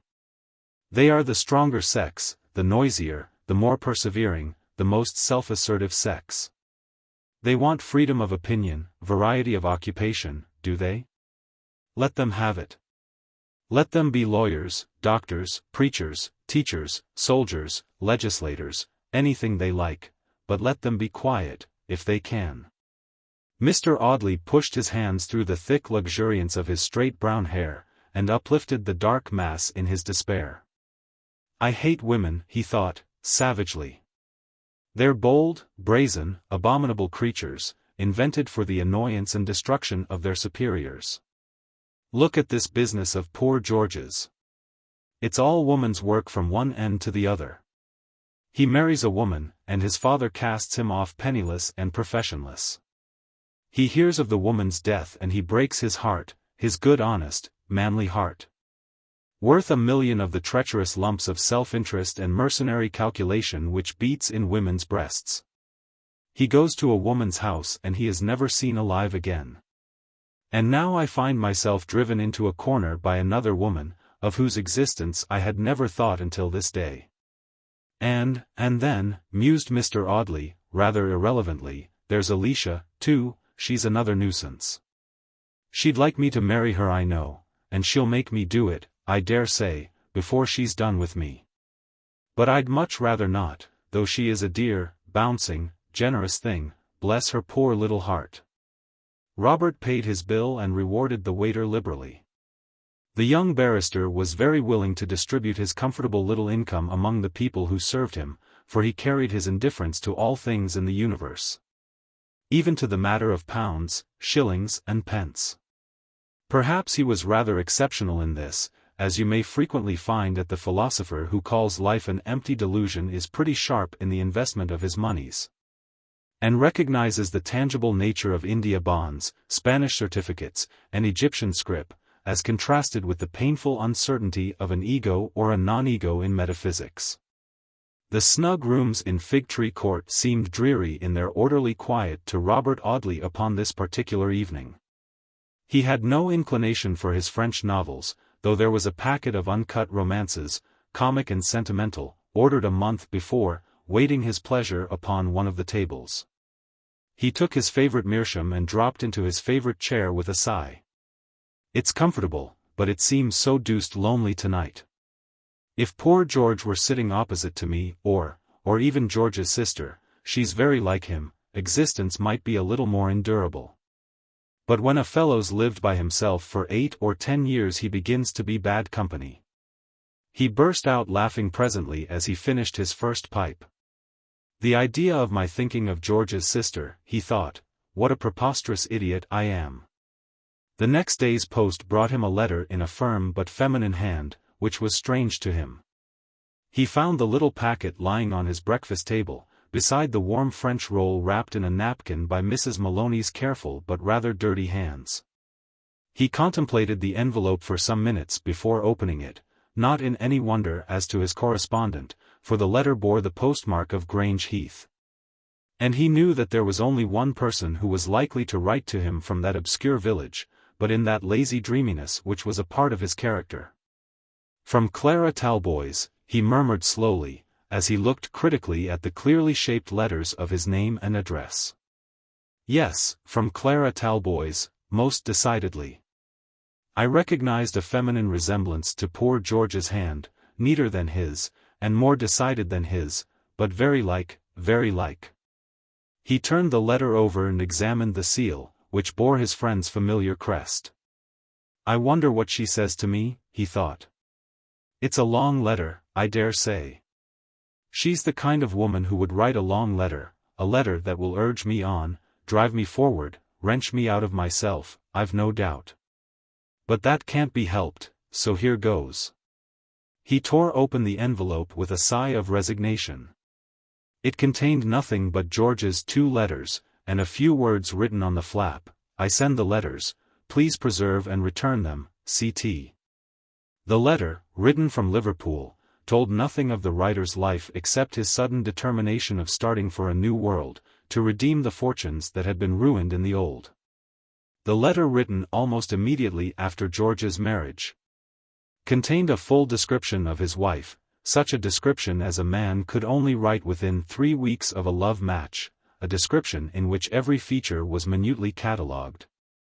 Every grace of form or beauty of expression fondly dwelt upon, every charm of manner lovingly depicted. Robert Audley read the letter 3 times before he laid it down. If George could have known for what a purpose this description would serve when he wrote it, thought the young barrister, surely his hand would have fallen paralyzed by horror, and powerless to shape one syllable of these tender words. Chapter 25. Retrograde Investigation. The dreary London January dragged its dull length slowly out. The last slender records of Christmas time were swept away. And Robert Audley still lingered in town, still spent his lonely evenings in his quiet sitting room in Fig Tree Court, still wandered listlessly in the Temple Gardens on sunny mornings, absently listening to the children's babble, idly watching their play. He had many friends among the inhabitants of the quaint old buildings round him. He had other friends far away in pleasant country places, whose spare bedrooms were always at Bob's service, whose cheerful firesides had snugly luxurious chairs specially allotted to him. But he seemed to have lost all taste for companionship, all sympathy with the pleasures and occupations of his class, since the disappearance of George Talboys. Elderly benchers indulged in facetious observations upon the young man's pale face and moody manner. They suggested the probability of some unhappy attachment, some feminine ill-usage as the secret cause of the change. They told him to be of good cheer, and invited him to supper parties, at which lovely woman, with all her faults, God bless her, was drunk by gentlemen who shed tears as they proposed the toast, and were maudlin and unhappy in their cups toward the close of the entertainment. Robert had no inclination for the wine-bibbing and the punch-making. The one idea of his life had become his master.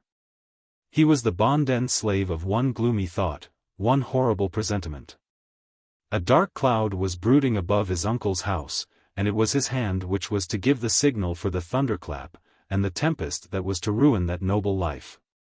If she would only take warning and run away, he said to himself sometimes. Heaven knows, I have given her a fair chance. Why doesn't she take it and run away? He heard sometimes from Sir Michael, sometimes from Alicia. The young lady's letter rarely contained more than a few curt lines informing him that her papa was well, and that Lady Audley was in very high spirits, amusing herself in her usual frivolous manner, and with her usual disregard for other people. A letter from Mr. Marchmont, the Southampton schoolmaster, informed Robert that little Georgey was going on very well, but that he was behindhand in his education, and had not yet passed the intellectual Rubicon of words of 2 syllables. Captain Maldon had called to see his grandson, but that privilege had been withheld from him, in accordance with Mr. Audley's instructions. The old man had furthermore sent a parcel of pastry and sweetmeats to the little boy, which had also been rejected on the ground of indigestible and bilious tendencies in the edibles. Toward the close of February, Robert received a letter from his cousin Alicia, which hurried him one step further forward toward his destiny, by causing him to return to the house from which he had become in a manner exiled at the instigation of his uncle's wife. Papa is very ill, Alicia wrote, not dangerously ill, thank God, but confined to his room by an attack of low fever which has succeeded a violent cold. Come and see him, Robert, if you have any regard for your nearest relations. He has spoken about you several times, and I know he will be glad to have you with him. Come at once, but say nothing about this letter. From your affectionate cousin, Alicia. A sick and deadly terror chilled Robert Audley's heart, as he read this letter, a vague yet hideous fear, which he dared not shape into any definite form. Have I done right? He thought, in the first agony of this new horror, have I done right to tamper with justice? And to keep the secret of my doubts in the hope that I was shielding those I love from sorrow and disgrace? What shall I do if I find him ill, very ill, dying perhaps, dying upon her breast? What shall I do? One course lay clear before him, and the first step of that course was a rapid journey to Audley Court. He packed his portmanteau, jumped into a cab, and reached the railway station within an hour of his receipt of Alicia's letter, which had come by the afternoon post. The dim village lights flickered faintly through the growing dusk when Robert reached Audley. He left his portmanteau with the station-master, and walked at a leisurely pace through the quiet lanes that led away to the still loneliness of the court. The overarching trees stretched their leafless branches above his head, bare and weird in the dusky light. A low moaning wind swept across the flat meadow land, and tossed those rugged branches hither and thither against the dark grey sky. They looked like the ghostly arms of shrunken and withered giants, beckoning Robert to his uncle's house. They looked like threatening phantoms in the chill winter twilight, gesticulating to him to hasten upon his journey. The long avenue, so bright and pleasant when the perfumed limes scattered their light bloom upon the pathway, and the dog-rose leaves floated on the summer air, was terribly bleak and desolate in the cheerless interregnum that divides the homely joys of Christmas from the pale blush of coming spring, a dead pause in the year, in which nature seems to lie in a tranced sleep, awaiting the wondrous signal for the budding of the flower. A mournful presentiment crept into Robert Audley's heart as he drew nearer to his uncle's house. Every changing outline in the landscape was familiar to him, every bend of the trees, every caprice of the untrammeled branches, every undulation in the bare hawthorn hedge, broken by dwarf horse-chestnuts, stunted willows, blackberry and hazel bushes.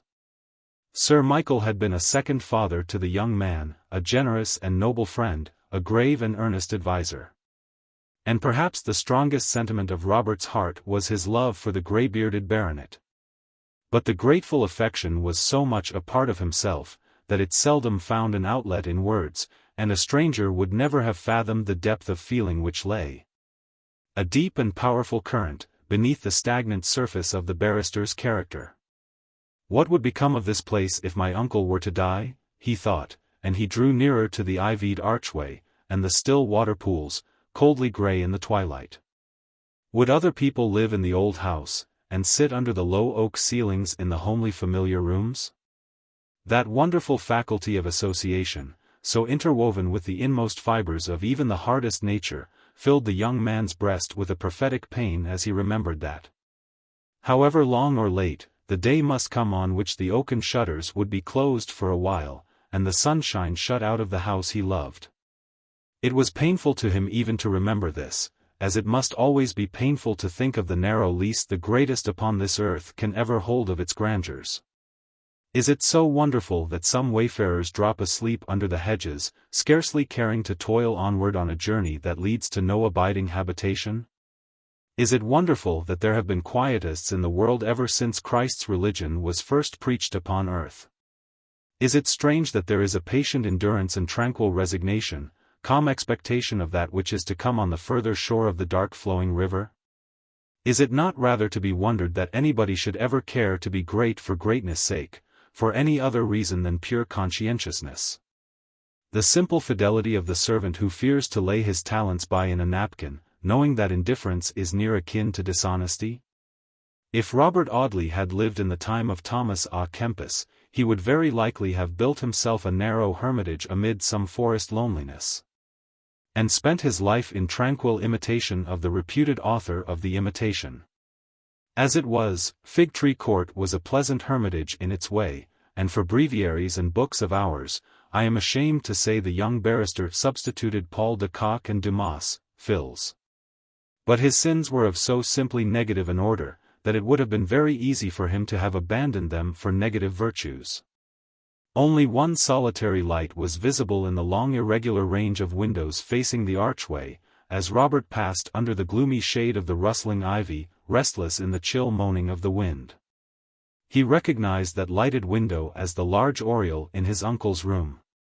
When last he had looked at the old house it had been gay with visitors, every window glittering like a low star in the dusk. Now, dark and silent, it faced the winter's night like some dismal baronial habitation, deep in a woodland solitude. The man who opened the door to the unlooked-for visitor, brightened as he recognized his master's nephew. "Sir Michael will be cheered up a bit, sir, by the sight of you," he said, as he ushered Robert Audley into the fire-lit library, which seemed desolate by reason of the baronet's easy-chair standing empty on the broad hearth-rug. "Shall I bring you some dinner here, sir, before you go upstairs?" the servant asked. "My lady and Miss Audley have dined early during my master's illness, but I can bring you anything you would please to take, sir." "I'll take nothing until I have seen my uncle," Robert answered, hurriedly, "that is to say, if I can see him at once. He is not too ill to receive me, I suppose," he added, anxiously. "Oh, no, sir, not too ill, only a little low, sir. This way, if you please." He conducted Robert up the short flight of shallow oaken stairs to the octagon chamber in which George Talboys had sat long 5 months before, staring absently at my lady's portrait. The picture was finished now, and hung in the post of honor opposite the window, amidst Claudes, Poussins and Wouvermans, whose less brilliant hues were killed by the vivid coloring of the modern artist. The bright face looked out of that tangled glitter of golden hair, in which the Pre-Raphaelites delight, with a mocking smile, as Robert paused for a moment to glance at the well-remembered picture. 2 or 3 moments afterward he had passed through my lady's boudoir and dressing-room and stood upon the threshold of Sir Michael's room. The baronet lay in a quiet sleep, his arm laying outside the bed, and his strong hand clasped in his young wife's delicate fingers. Alicia sat in a low chair beside the broad open hearth, on which the huge logs burned fiercely in the frosty atmosphere. The interior of this luxurious bedchamber might have made a striking picture for an artist's pencil. The massive furniture, dark and somber, yet broken up and relieved here and there by scraps of gilding, and masses of glowing color. The elegance of every detail, in which wealth was subservient to purity of taste.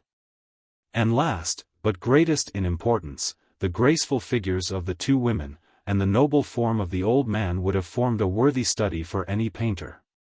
Lucy Audley, with her disordered hair in a pale haze of yellow gold about her thoughtful face, the flowing lines of her soft muslin dressing gown falling in straight folds to her feet, and clasped at the waist by a narrow circlet of agate links, might have served as a model for a medieval saint, in one of the tiny chapels hidden away in the nooks and corners of a grey old cathedral, unchanged by Reformation or Cromwell.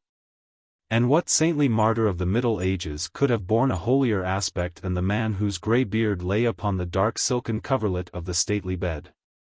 Robert paused upon the threshold, fearful of awaking his uncle. The 2 ladies had heard his step, cautious though he had been, and lifted their heads to look at him. My lady's face, quietly watching the sick man, had worn an anxious earnestness which made it only more beautiful. But the same face, recognizing Robert Audley, faded from its delicate brightness, and looked scared and wan in the lamplight. "Mr. Audley," she cried, in a faint, tremulous voice. "Hush!" whispered Alicia, with a warning gesture, "you will wake Papa." "How good of you to come, Robert," she added, in the same whispered tones, beckoning to her cousin to take an empty chair near the bed. The young man seated himself in the indicated seat at the bottom of the bed, and opposite to my lady, who sat close beside the pillows. He looked long and earnestly at the face of the sleeper. Still longer, still more earnestly at the face of Lady Audley, which was slowly recovering its natural hues. "He has not been very ill, has he?" Robert asked, in the same key as that in which Alicia had spoken. My lady answered the question.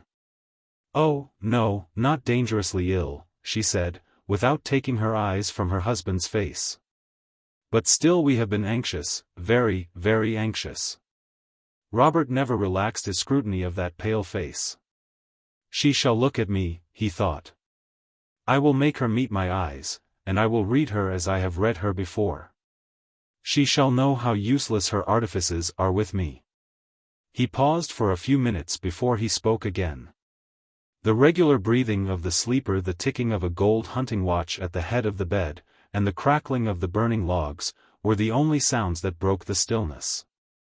I have no doubt you have been anxious, Lady Audley, Robert said, after a pause, fixing my lady's eyes as they wandered furtively to his face.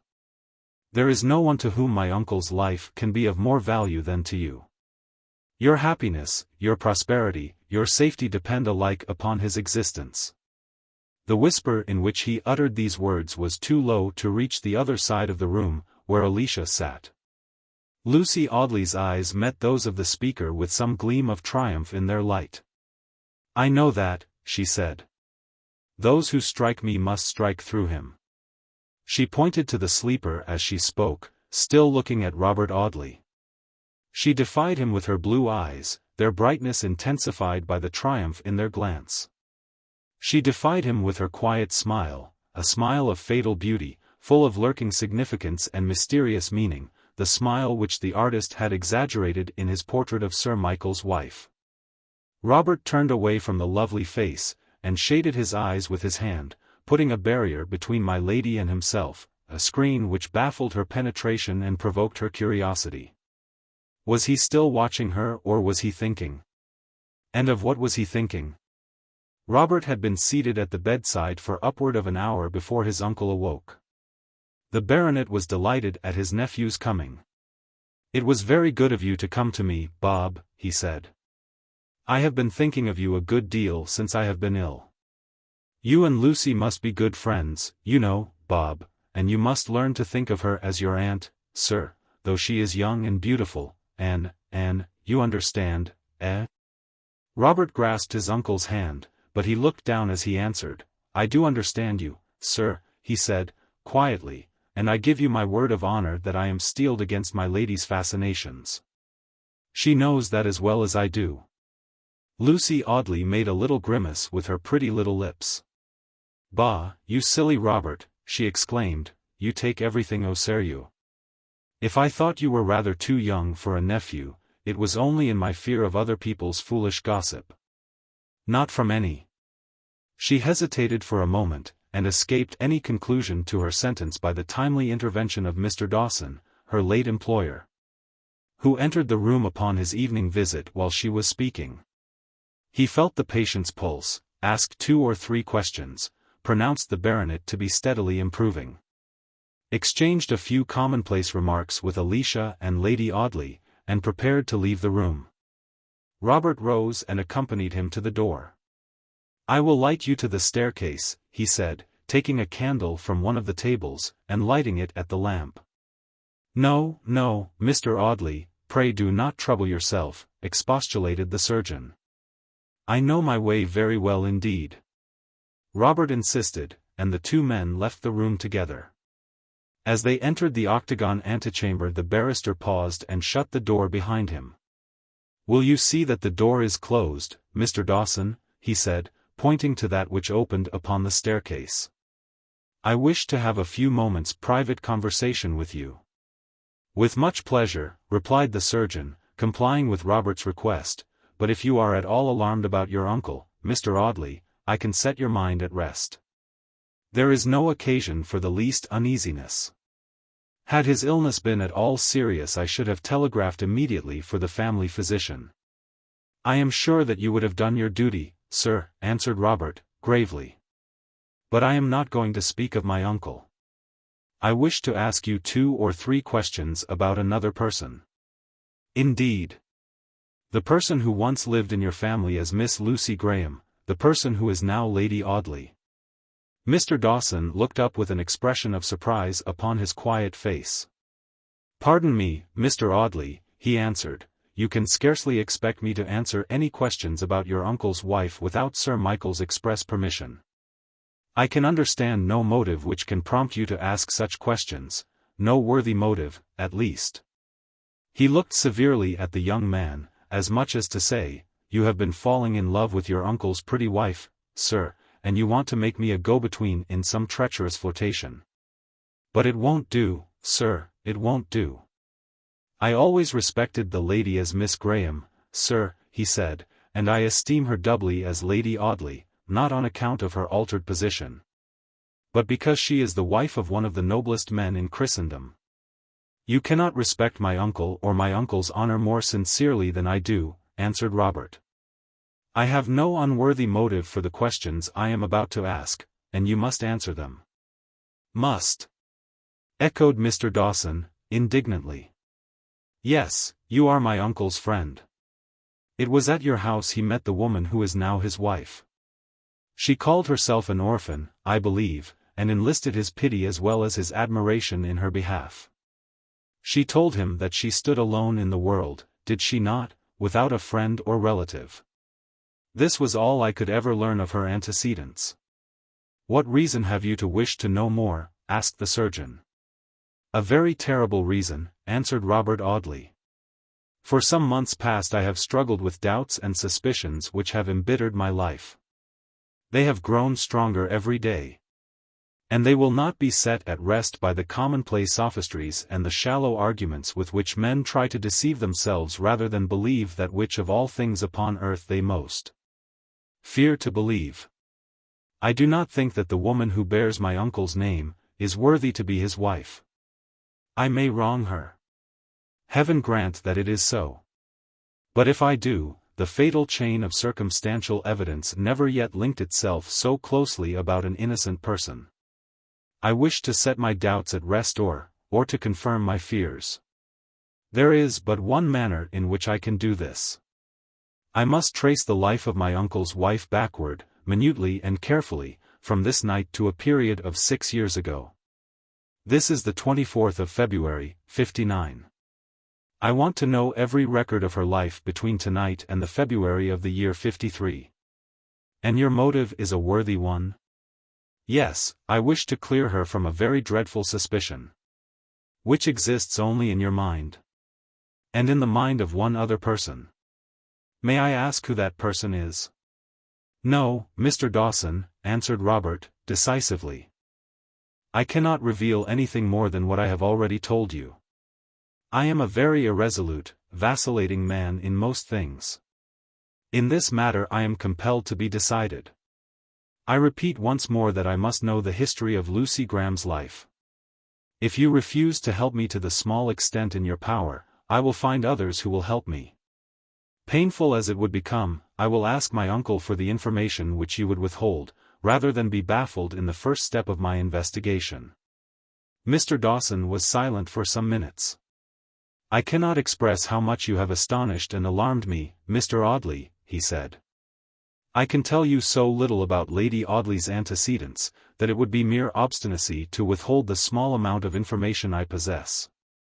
I have always considered your uncle's wife one of the most amiable of women. I cannot bring myself to think her otherwise. It would be an uprooting of one of the strongest convictions of my life were I compelled to think her otherwise." "You wish to follow her life backward from the present hour to the year 53? "I do. She was married to your uncle last June 12th, in the midsummer of 57. She had lived in my house a little more than 13 months. She became a member of my household upon the 14th of May, in the year 56. And she came to you from a school at Brompton, a school kept by a lady of the name of Vincent. It was Mrs. Vincent's strong recommendation that induced me to receive Miss Graham into my family without any more special knowledge of her antecedents." "Did you see this Mrs. Vincent?" "I did not. I advertised for a governess, and Miss Graham answered my advertisement. In her letter she referred me to Mrs. Vincent, the proprietress of a school in which she was then residing as junior teacher. My time is always so fully occupied, that I was glad to escape the necessity of a day's loss in going from Audley to London to inquire about the young lady's qualifications. I looked for Mrs. Vincent's name in the directory, found it, and concluded that she was a responsible person, and wrote to her. Her reply was perfectly satisfactory. Miss Lucy Graham was assiduous and conscientious, as well as fully qualified for the situation I offered. I accepted this reference, and I had no cause to regret what may have been an indiscretion. And now, Mr. Audley, I have told you all that I have the power to tell. Will you be so kind as to give me the address of this Mrs. Vincent? Asked Robert, taking out his pocketbook. Certainly. She was then living at number 9 Crescent Villas, Brompton. Ah, to be sure, muttered Mr. Audley, a recollection of last September flashing suddenly back upon him as the surgeon spoke. Crescent Villas, yes, I have heard the address before from Lady Audley herself. This Mrs. Vincent telegraphed to my uncle's wife early in last September. She was ill, dying, I believe, and sent for my lady, but had removed from her old house and was not to be found. Indeed. I never heard Lady Audley mention the circumstance. Perhaps not. It occurred while I was down here. Thank you, Mr. Dawson, for the information you have so kindly and honestly given me. It takes me back 2.5 years in the history of my lady's life. But I have still a blank of 3 years to fill up before I can exonerate her from my terrible suspicion. Good evening. Robert shook hands with the surgeon and returned to his uncle's room. He had been away about a quarter of an hour. Sir Michael had fallen asleep once more, and my lady's loving hands had lowered the heavy curtains and shaded the lamp by the bedside. Alicia and her father's wife were taking tea in Lady Audley's boudoir, the room next to the antechamber in which Robert and Mr. Dawson had been seated. Lucy Audley looked up from her occupation among the fragile china cups and watched Robert rather anxiously as he walked softly to his uncle's room and back again to the boudoir. She looked very pretty and innocent, seated behind the graceful group of delicate opal china and glittering silver. Surely a pretty woman never looks prettier than when making tea. The most feminine and most domestic of all occupations imparts a magic harmony to her every movement, a witchery to her every glance. The floating mists from the boiling liquid in which she infuses the soothing herbs, whose secrets are known to her alone, envelope her in a cloud of scented vapor, through which she seems a social fairy, weaving potent spells with gunpowder and bohea. At the tea-table she reigns omnipotent, unapproachable. What do men know of the mysterious beverage? Read how poor Hazlitt made his tea, and shudder at the dreadful barbarism. How clumsily the wretched creatures attempt to assist the witch president of the tea-tray. How hopelessly they hold the kettle, how continually they imperil the frail cups and saucers, or the taper hands of the priestess. To do away with the tea-table is to rob woman of her legitimate empire. To send a couple of hulking men about among your visitors, distributing a mixture made in the housekeeper's room, is to reduce the most social and friendly of ceremonies to a formal giving out of rations. Better the pretty influence of the tea-cups and saucers gracefully wielded in a woman's hand than all the inappropriate power snatched at the point of the pen from the unwilling sterner sex. Imagine all the women of England elevated to the high level of masculine intellectuality, superior to crinoline, above pearl powder and Mrs. Rachel Levison, above taking the pains to be pretty. Above tea-tables and that cruelly scandalous and rather satirical gossip which even strong men delight in, and what a drear, utilitarian, ugly life the sterner sex must lead. My lady was by no means strong-minded.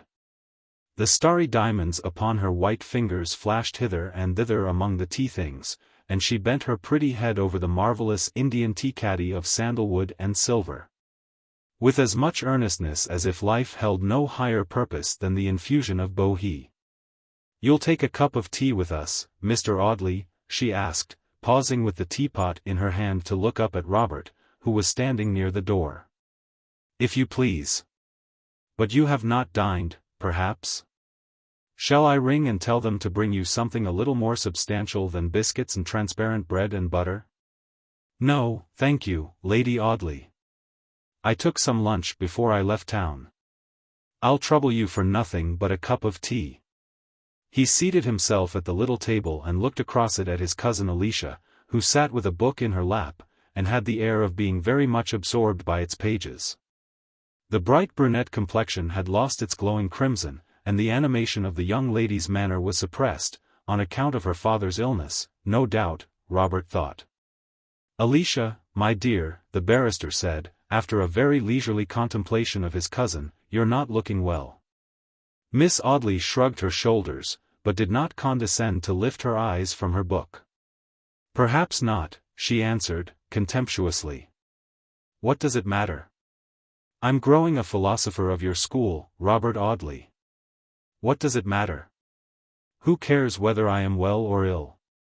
"What a spitfire she is," thought the barrister. He always knew his cousin was angry with him when she addressed him as Robert Audley. "You needn't pitch into a fellow because he asks you a civil question, Alicia," he said, reproachfully. "As to nobody caring about your health, that's nonsense." "I care." Miss Audley looked up with a bright smile. "Sir Harry Towers cares."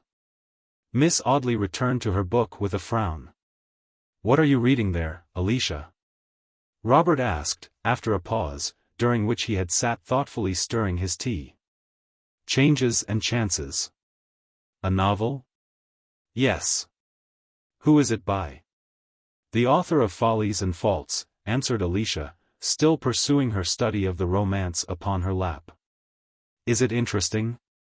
Miss Audley pursed up her mouth and shrugged her shoulders. "Not particularly," she said. "Then I think you might have better manners than to read it while your first cousin is sitting opposite you," observed Mr. Audley, with some gravity. "Especially as he has only come to pay you a flying visit, and will be off tomorrow morning." "Tomorrow morning," exclaimed my lady, looking up suddenly. Though the look of joy upon Lady Audley's face was as brief as a flash of lightning on a summer sky, it was not unperceived by Robert. "Yes," he said, "I shall be obliged to run up to London tomorrow on business, but I shall return the next day, if you will allow me, Lady Audley, and stay here till my uncle recovers." "But you are not seriously alarmed about him, are you?" asked my lady, anxiously. "You do not think him very ill?" "No," answered Robert. "Thank heaven, I think there is not the slightest cause for apprehension." My lady sat silent for a few moments, looking at the empty teacups with a prettily thoughtful face, a face grave with the innocent seriousness of a musing child. "But you were closeted such a long time with Mr. Dawson, just now," she said, after this brief pause. "I was quite alarmed at the length of your conversation. Were you talking of Sir Michael all the time?" "No, not all the time." My lady looked down at the teacups once more. "Why, what could you find to say to Mr. Dawson, or he to say to you?" she asked, after another pause. "You are almost strangers to each other. Suppose Mr. Dawson wished to consult me about some law business?" "Was it that?" cried Lady Audley, eagerly.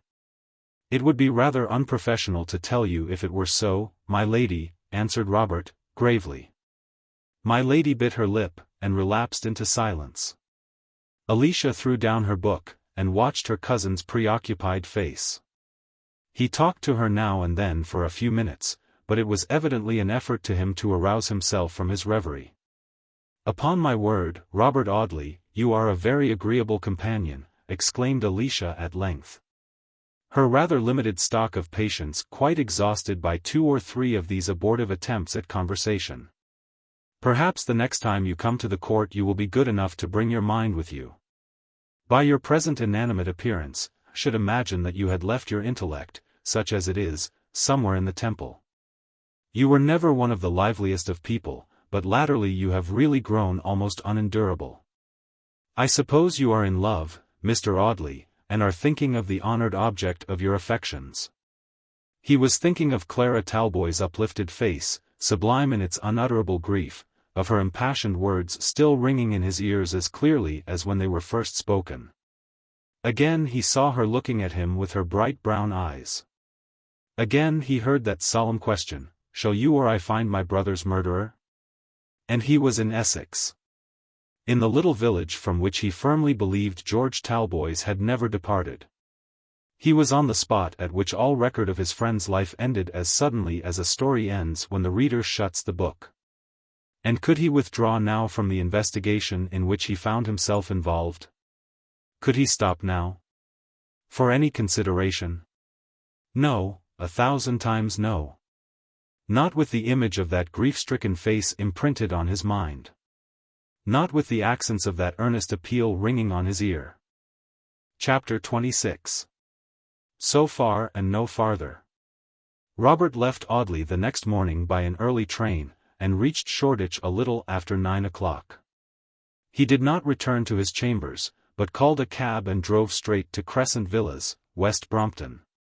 He knew that he should fail in finding the lady he went to seek at this address, as his uncle had failed a few months before. But he thought it possible to obtain some clue to the schoolmistress' new residence, in spite of Sir Michael's ill success. Mrs. Vincent was in a dying state, according to the telegraphic message, Robert thought.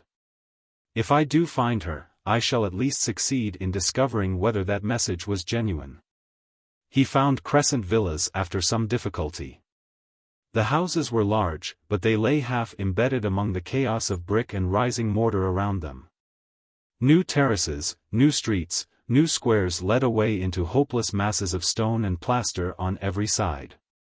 The roads were sticky with damp clay, which clogged the wheels of the cab and buried the fetlocks of the horse. The desolations, that awful aspect of incompleteness and discomfort which pervades a new and unfinished neighborhood, had set its dismal seal upon the surrounding streets which had arisen about and entrenched Crescent Villas. And Robert wasted 40 minutes by his watch, and an hour and a quarter by the cabman's reckoning, in driving up and down uninhabited streets and terraces, trying to find the villas, whose chimney-tops were frowning down upon him black and venerable, amid groves of virgin plaster, undimmed by time or smoke.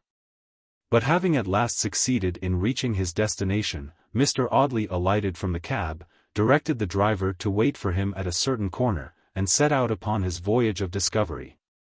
If I were a distinguished Q.C., I could not do this sort of thing, he thought. My time would be worth a guinea or so a minute, and I should be retained in the great case of Hoggs versus Boggs, going forward this very day before a special jury at Westminster Hall. As it is, I can afford to be patient. He inquired for Mrs. Vincent at the number which Mr. Dawson had given him. The maid who opened the door had never heard that lady's name. But after going to inquire of her mistress, she returned to tell Robert that Mrs. Vincent had lived there, but that she had left 2 months before the present occupants had entered the house. And Mrs. has been here 15 months, the girl added emphatically. But you cannot tell where she went on leaving here? Robert asked, despondingly. No, sir. Mrs. says she believes the lady failed, and that she left sudden-like, and didn't want her address to be known in the neighborhood. Mr. Audley felt himself at a standstill once more. If Mrs. Vincent had left the place in debt, she had no doubt scrupulously concealed her whereabouts. There was little hope, then, of learning her address from the tradespeople. And yet, on the other hand, it was just possible that some of her sharpest creditors might have made it their business to discover the defaulter's retreat. He looked about him for the nearest shops, and found a baker's, a stationer's, and a fruiterer's a few paces from the Crescent. 3 empty-looking, pretentious shops, with plate-glass windows, and a hopeless air of gentility. He stopped at the baker's, who called himself a pastry cook and confectioner, and exhibited some specimens of petrified sponge cake in glass bottles, and some highly glazed tarts, covered with green gauze. She must have bought bread, Robert thought, as he deliberated before the baker's shop, and she is likely to have bought it at the handiest place. I'll try the baker. The baker was standing behind his counter, disputing the items of a bill with a shabby genteel young woman. He did not trouble himself to attend to Robert Audley until he had settled the dispute, but he looked up as he was receipting the bill, and asked the barrister what he pleased to want. Can you tell me the address of a Mrs. Vincent, who lived at No. 9 Crescent Villas a year and a half ago? Mr. Audley inquired, mildly. No, I can't, answered the baker, growing very red in the face, and speaking in an unnecessarily loud voice, and what's more, I wish I could. That lady owes me upward of £11 for bread, and it's rather more than I can afford to lose. If anybody can tell me where she lives, I shall be much obliged to them for so doing." Robert Audley shrugged his shoulders and wished the man good morning. He felt that his discovery of the lady's whereabouts would involve more trouble than he had expected. He might have looked for Mrs. Vincent's name in the post office directory, but he thought it scarcely likely that a lady who was on such uncomfortable terms with her creditors would afford them so easy a means of ascertaining her residence. "If the baker can't find her, how should I find her?" he thought, despairingly. If a resolute, sanguine, active and energetic creature, such as the baker, fail to achieve this business, how can a lymphatic wretch like me hope to accomplish it? Where the baker has been defeated, what preposterous folly it would be for me to try to succeed. Mr. Audley abandoned himself to these gloomy reflections as he walked slowly back toward the corner at which he had left the cab. About halfway between the baker's shop and this corner he was arrested by hearing a woman's step close at his side, and a woman's voice asking him to stop. He turned and found himself face to face with the shabbily dressed woman whom he had left settling her account with the baker. What?" he asked, vaguely. "Can I do anything for you, ma'am? Does Mrs. Vincent owe you money, too?" "Yes, sir," the woman answered, with a semi-genteel manner which corresponded with the shabby gentility of her dress. "Mrs. Vincent is in my debt. But it isn't that, sir. I want to know, please, what your business may be with her, because... You can give me her address if you choose, ma'am. That's what you mean to say, isn't it?" The woman hesitated a little, looking rather suspiciously at Robert. "You're not connected with the tally business, are you, sir?" she asked, after considering Mr. Audley's personal appearance for a few moments. "The what, ma'am?" asked the young barrister, staring aghast at his questioner. "I'm sure I beg your pardon, sir," exclaimed the little woman, seeing that she had made some awful mistake. "I thought you might have been, you know. Some of the gentlemen who collect for the tally shops do dress so very handsome, and I know Mrs. Vincent owes a good deal of money." Robert Audley laid his hand upon the speaker's arm. "My dear madam," he said, "I want to know nothing of Mrs. Vincent's affairs. So far from being concerned in what you call the tally business, I have not the remotest idea what you mean by that expression. You may mean a political conspiracy. You may mean some new species of taxes. Mrs. Vincent does not owe me any money, however badly she may stand with that awful-looking baker. I never saw her in my life. But I wish to see her today for the simple purpose of asking her a few very plain questions about a young lady who once resided in her house. If you know where Mrs. Vincent lives and will give me her address, you will be doing me a great favor." He took out his card case and handed a card to the woman, who examined the slip of pasteboard anxiously before she spoke again. "I'm sure you look and speak like a gentleman, sir," she said, after a brief pause, "and I hope you will excuse me if I've seemed mistrustful-like. But poor Mrs. Vincent has had dreadful difficulties, and I'm the only person hereabouts that she's trusted with her addresses. I'm a dressmaker, sir, and I've worked for her for upward of 6 years, and though she doesn't pay me regular, you know, sir, she gives me a little money on account now and then. And I get on as well as I can. I may tell you where she lives, then, sir. You haven't deceived me, have you?" "On my honor, no."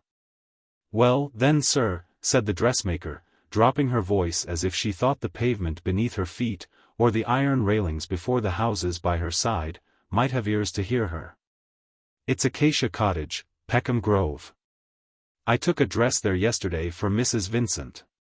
"Thank you," said Robert, writing the address in his pocketbook. "I am very much obliged to you, and you may rely upon it, Mrs. Vincent shall not suffer any inconvenience through me." He lifted his hat, bowed to the little dressmaker, and turned back to the cab. "I have beaten the baker, at any rate," he thought. "Now for the second stage, travelling backward, in my lady's life." The drive from Brompton to the Peckham Road was a very long one, and between Crescent Villas and Acacia Cottage, Robert Audley had ample leisure for reflection. He thought of his uncle lying weak and ill in the oak room at Audley Court. He thought of the beautiful blue eyes watching Sir Michael's slumbers, the soft, white hands tending on his waking moments.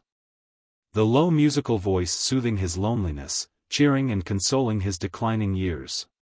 What a pleasant picture it might have been, had he been able to look upon it ignorantly, seeing no more than others saw, looking no further than a stranger could look. But with the black cloud which he saw brooding over it, what an arch mockery, what a diabolical delusion it seemed. Peckham Grove, pleasant enough in the summertime, has rather a dismal aspect upon a dull February day, when the trees are bare and leafless, and the little gardens desolate. Acacia Cottage bore small token of the fitness of its nomenclature, and faced the road with its stuccoed walls sheltered only by a couple of attenuated poplars. But it announced that it was Acacia Cottage by means of a small brass plate upon one of the gateposts, which was sufficient indication for the sharp-sighted cabman, who dropped Mr. Audley upon the pavement before the little gate. Acacia Cottage was much lower in the social scale than Crescent Villas, and the small maidservant who came to the low wooden gate and parleyed with Mr. Audley was evidently well used to the encounter of relentless creditors across the same feeble barricade. She murmured the familiar domestic fiction of the uncertainty regarding her mistress's whereabouts, and told Robert that if he would please to state his name and business, she would go and see if Mrs. Vincent was at home. Mr. Audley produced a card, and wrote in pencil under his own name, a connection of the late Miss Graham.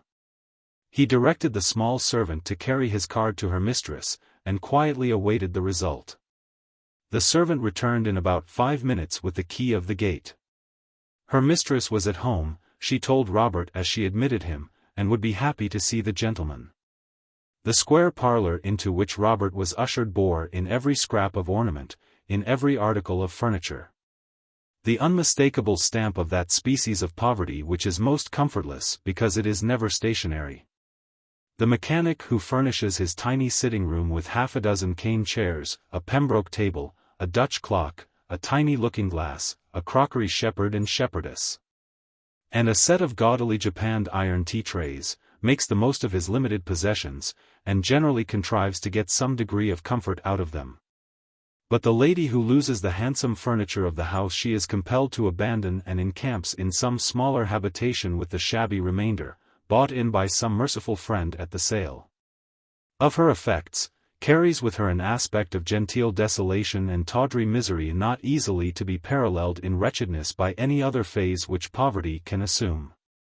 The room which Robert Audley surveyed was furnished with the shabbier scraps snatched from the ruin which had overtaken the imprudent schoolmistress in Crescent Villas. A cottage piano, a chiffonier, 6 sizes too large for the room, and dismally gorgeous in gilded mouldings that were chipped and broken. A slim-legged card table, placed in the post of honor, formed the principal pieces of furniture. A threadbare patch of Brussels carpet covered the center of the room, and formed an oasis of roses and lilies upon a desert of shabby green drugget. Knitted curtains shaded the windows, in which hung wire baskets of horrible-looking plants of the cactus species, that grew downward, like some demented class of vegetation, whose prickly and spider-like members had a fancy for standing on their heads. The green baize-covered card table was adorned with gaudily bound annuals or books of beauty, placed at right angles, but Robert Audley did not avail himself of these literary distractions. He seated himself upon one of the rickety chairs, and waited patiently for the advent of the schoolmistress.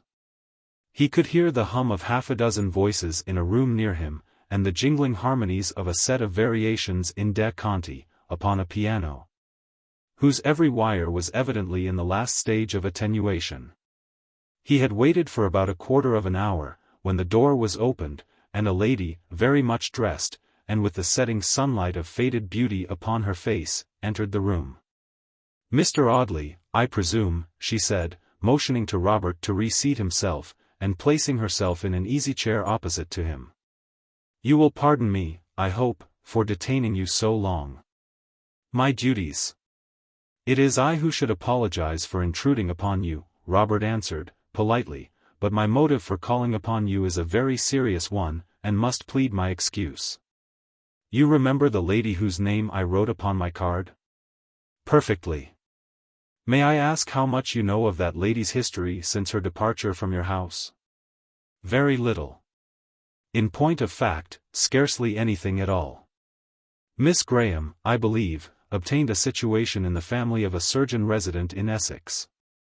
Indeed, it was I who recommended her to that gentleman.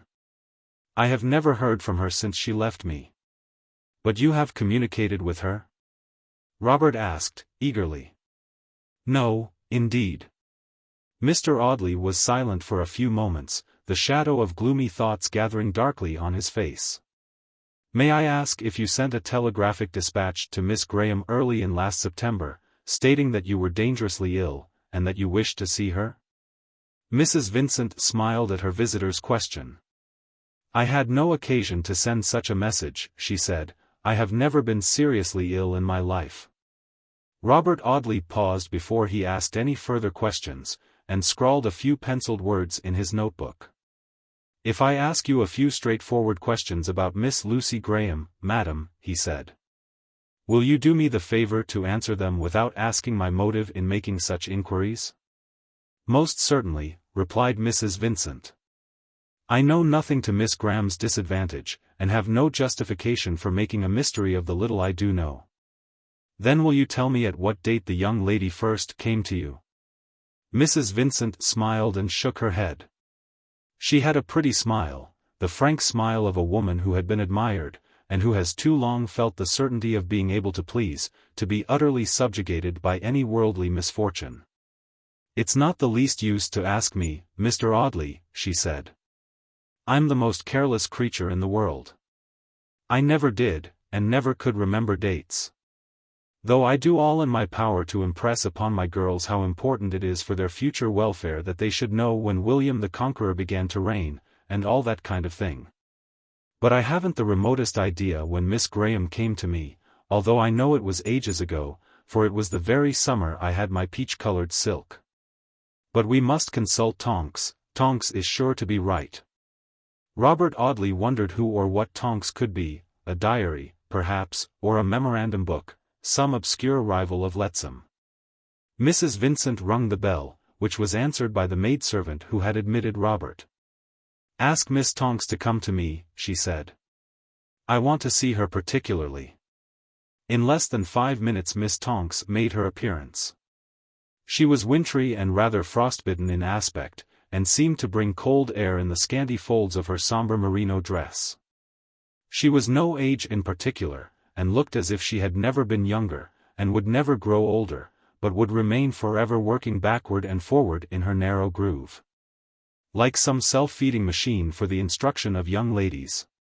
Tonks, my dear, said Mrs. Vincent, without ceremony, this gentleman is a relative of Miss Graham's.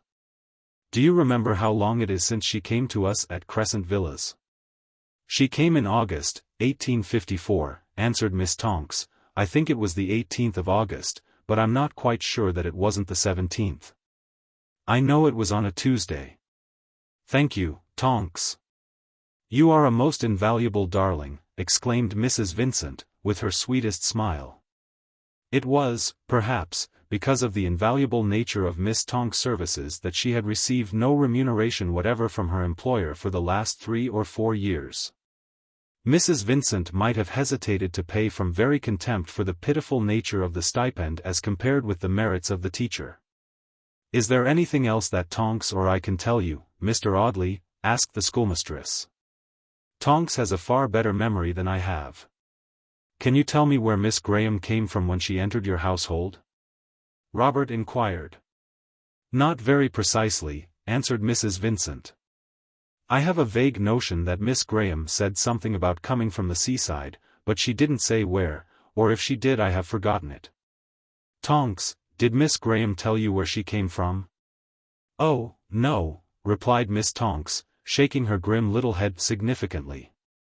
Miss Graham told me nothing, she was too clever for that. She knows how to keep her own secrets, in spite of her innocent ways and her curly hair, Miss Tonks added, spitefully. You think she had secrets?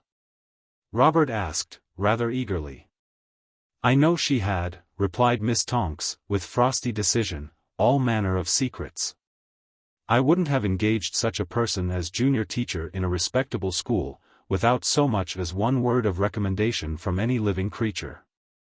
You had no reference, then, from Miss Graham? Asked Robert, addressing Mrs. Vincent. No, the lady answered, with some little embarrassment. I waived that. Miss Graham waived the question of salary. I could not do less than waive the question of reference. She quarreled with her papa, she told me, and she wanted to find a home away from all the people she had ever known. She wished to keep herself quite separate from these people. She had endured so much, she said, young as she was, and she wanted to escape from her troubles. How could I press her for a reference under these circumstances, especially when I saw that she was a perfect lady? You know that Lucy Graham was a perfect lady, Tonks, and it is very unkind for you to say such cruel things about my taking her without a reference. When people make favorites, they are apt to be deceived in them, Miss Tonks answered, with icy sententiousness, and with no very perceptible relevance to the point in discussion. I never made her a favorite, you jealous Tonks, Mrs. Vincent answered, reproachfully. I never said she was as useful as you, dear. You know I never did. Oh, no. Replied Miss Tonks, with a chilling accent, you never said she was useful. She was only ornamental. A person to be shown off to visitors, and to play fantasias on the drawing-room piano. Then you can give me no clue to Miss Graham's previous history? Robert asked, looking from the schoolmistress to her teacher. He saw very clearly that Miss Tonks bore an envious grudge against Lucy Graham, a grudge which even the lapse of time had not healed. If this woman knows anything to my lady's detriment, she will tell it, he thought. She will tell it only too willingly. But Miss Tonks appeared to know nothing whatever.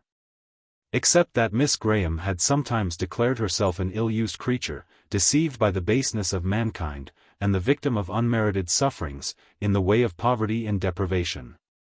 Beyond this, Miss Tonks could tell nothing, and although she made the most of what she did know, Robert soon sounded the depth of her small stock of information. I have only one more question to ask, he said at last. It is this. Did Miss Graham leave any books or knickknacks, or any other kind of property whatever, behind her, when she left your establishment? Not to my knowledge, Mrs. Vincent replied. Yes, cried Miss Tonks, sharply. She did leave something. She left a box. It's upstairs in my room. I've got an old bonnet in it. Would you like to see the box? She asked, addressing Robert. If you will be so good as to allow me, he answered, I should very much like to see it. I'll fetch it down, said Miss Tonks. It's not very big. She ran out of the room before Mr. Audley had time to utter any polite remonstrance. How pitiless these women are to each other, he thought, while the teacher was absent. This one knows intuitively that there is some danger to the other lurking beneath my questions. She sniffs the coming trouble to her fellow female creature, and rejoices in it, and would take any pains to help me. What a world it is, and how these women take life out of her hands. Helen Maldon, Lady Audley, Clara Talboys, and now Miss Tonks, all womankind from beginning to end. Miss Tonks re-entered while the young barrister was meditating upon the infamy of her sex. She carried a dilapidated paper-covered bonnet box, which she submitted to Robert's inspection. Mr. Audley knelt down to examine the scraps of railway labels and addresses which were pasted here and there upon the box. It had been battered upon a great many different lines of railway, and had evidently travelled considerably. Many of the labels had been torn off, but fragments of some of them remained, and upon one yellow scrap of paper Robert read the letters, Turi. The box has been to Italy, he thought.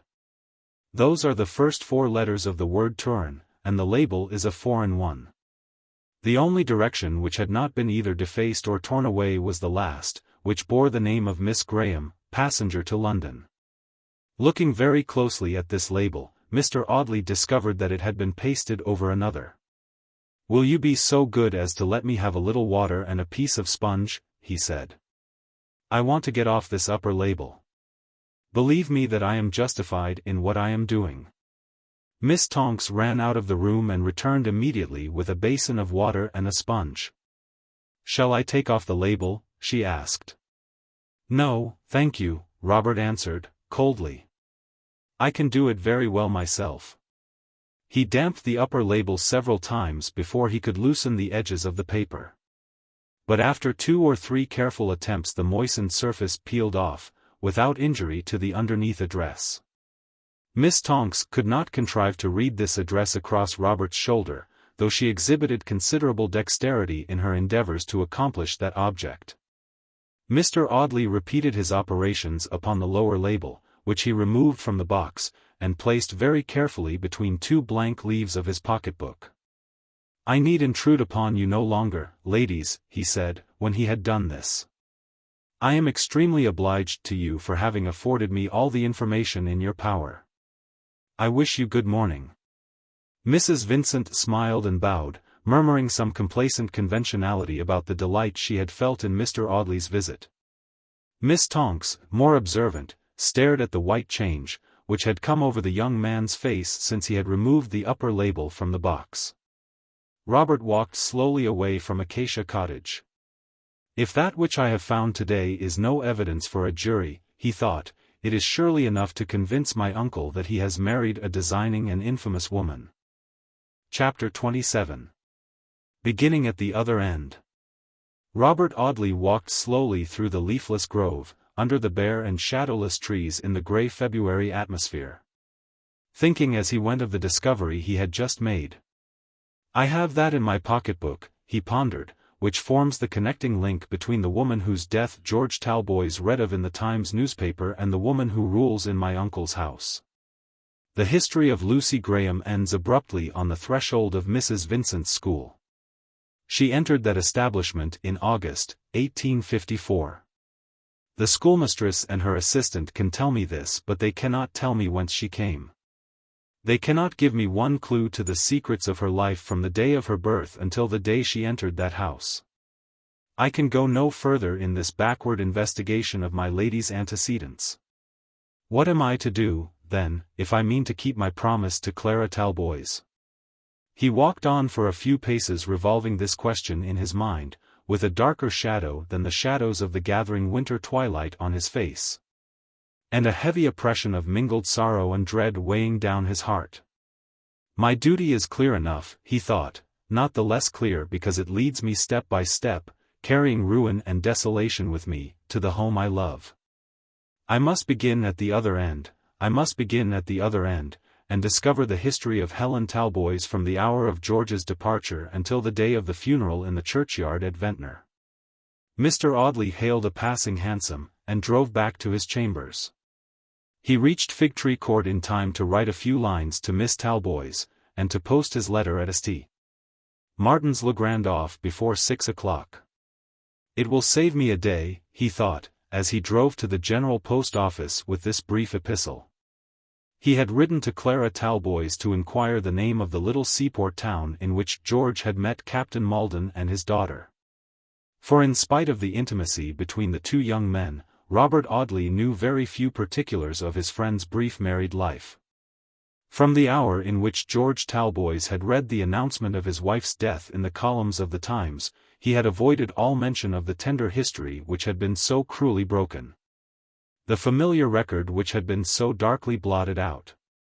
There was so much that was painful in that brief story.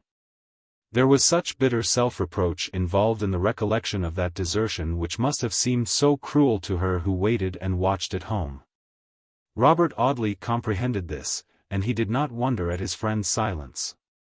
The sorrowful story had been tacitly avoided by both.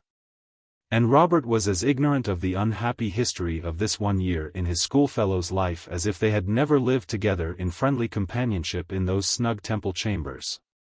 The letter, written to Miss Talboys by her brother George, within a month of his marriage, was dated Harrogate.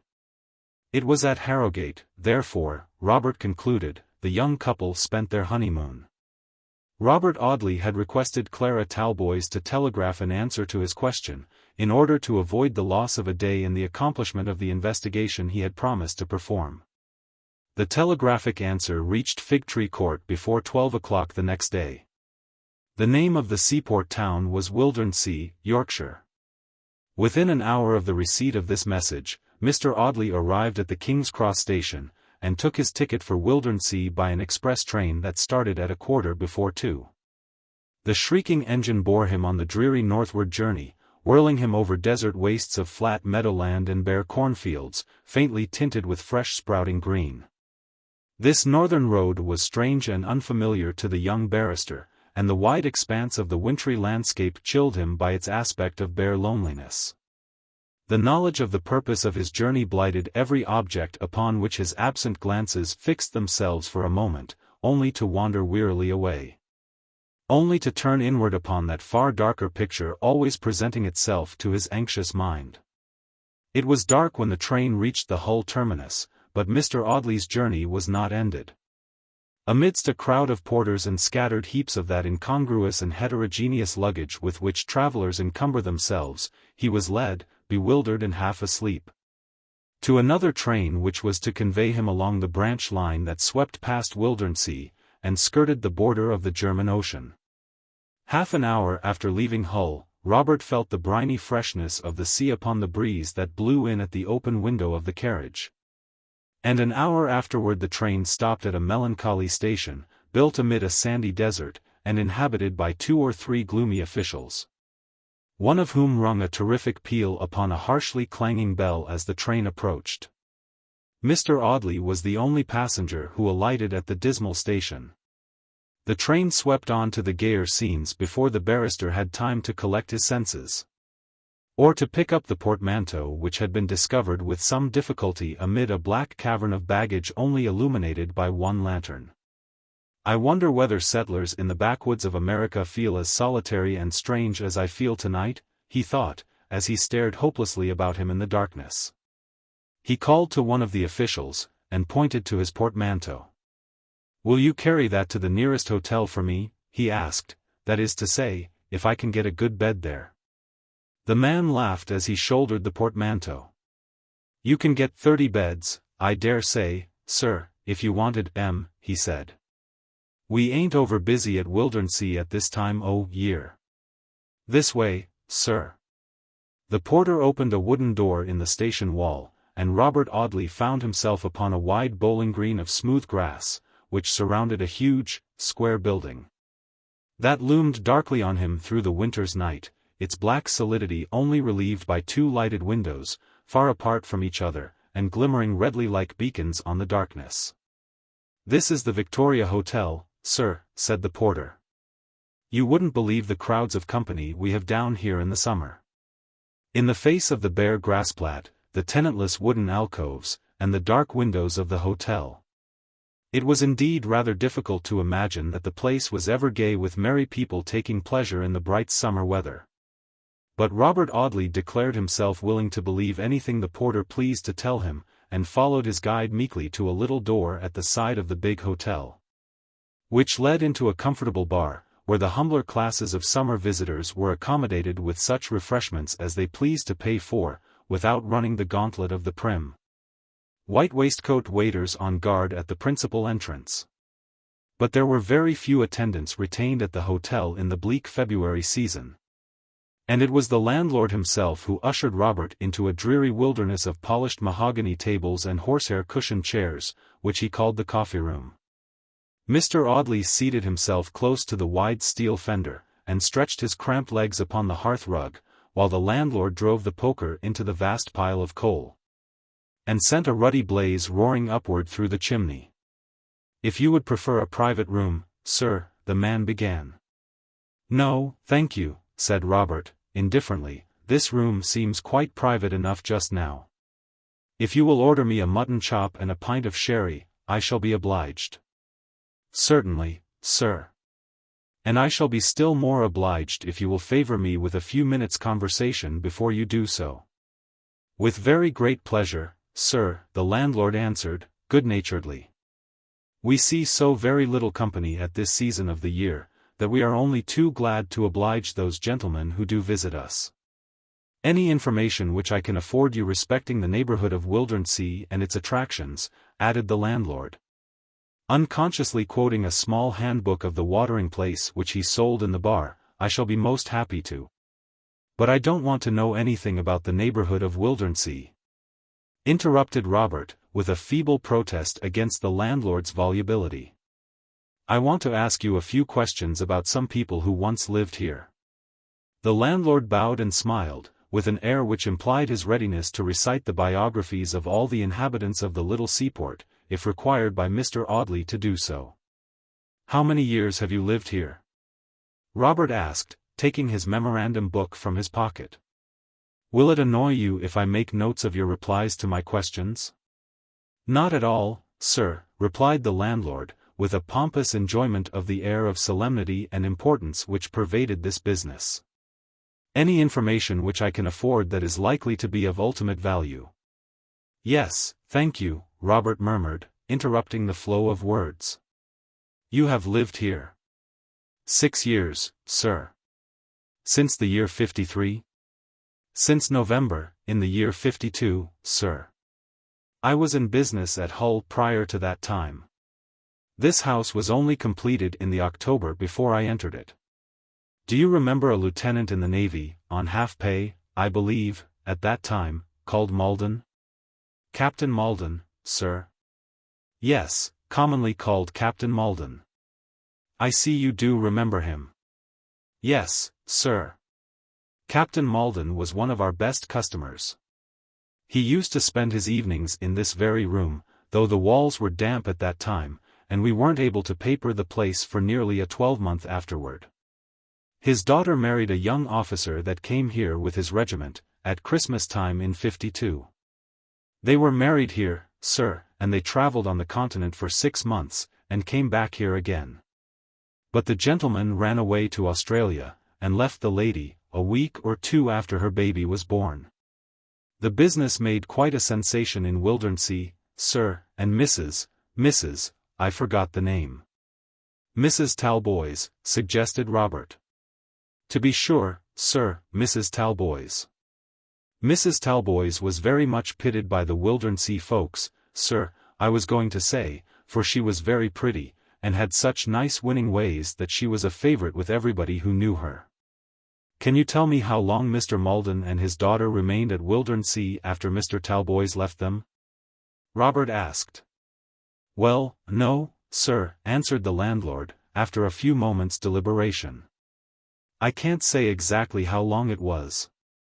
I know Mr. Maldon used to sit here in this very parlor, and tell people how badly his daughter had been treated, and how he'd been deceived by a young man he'd put so much confidence in.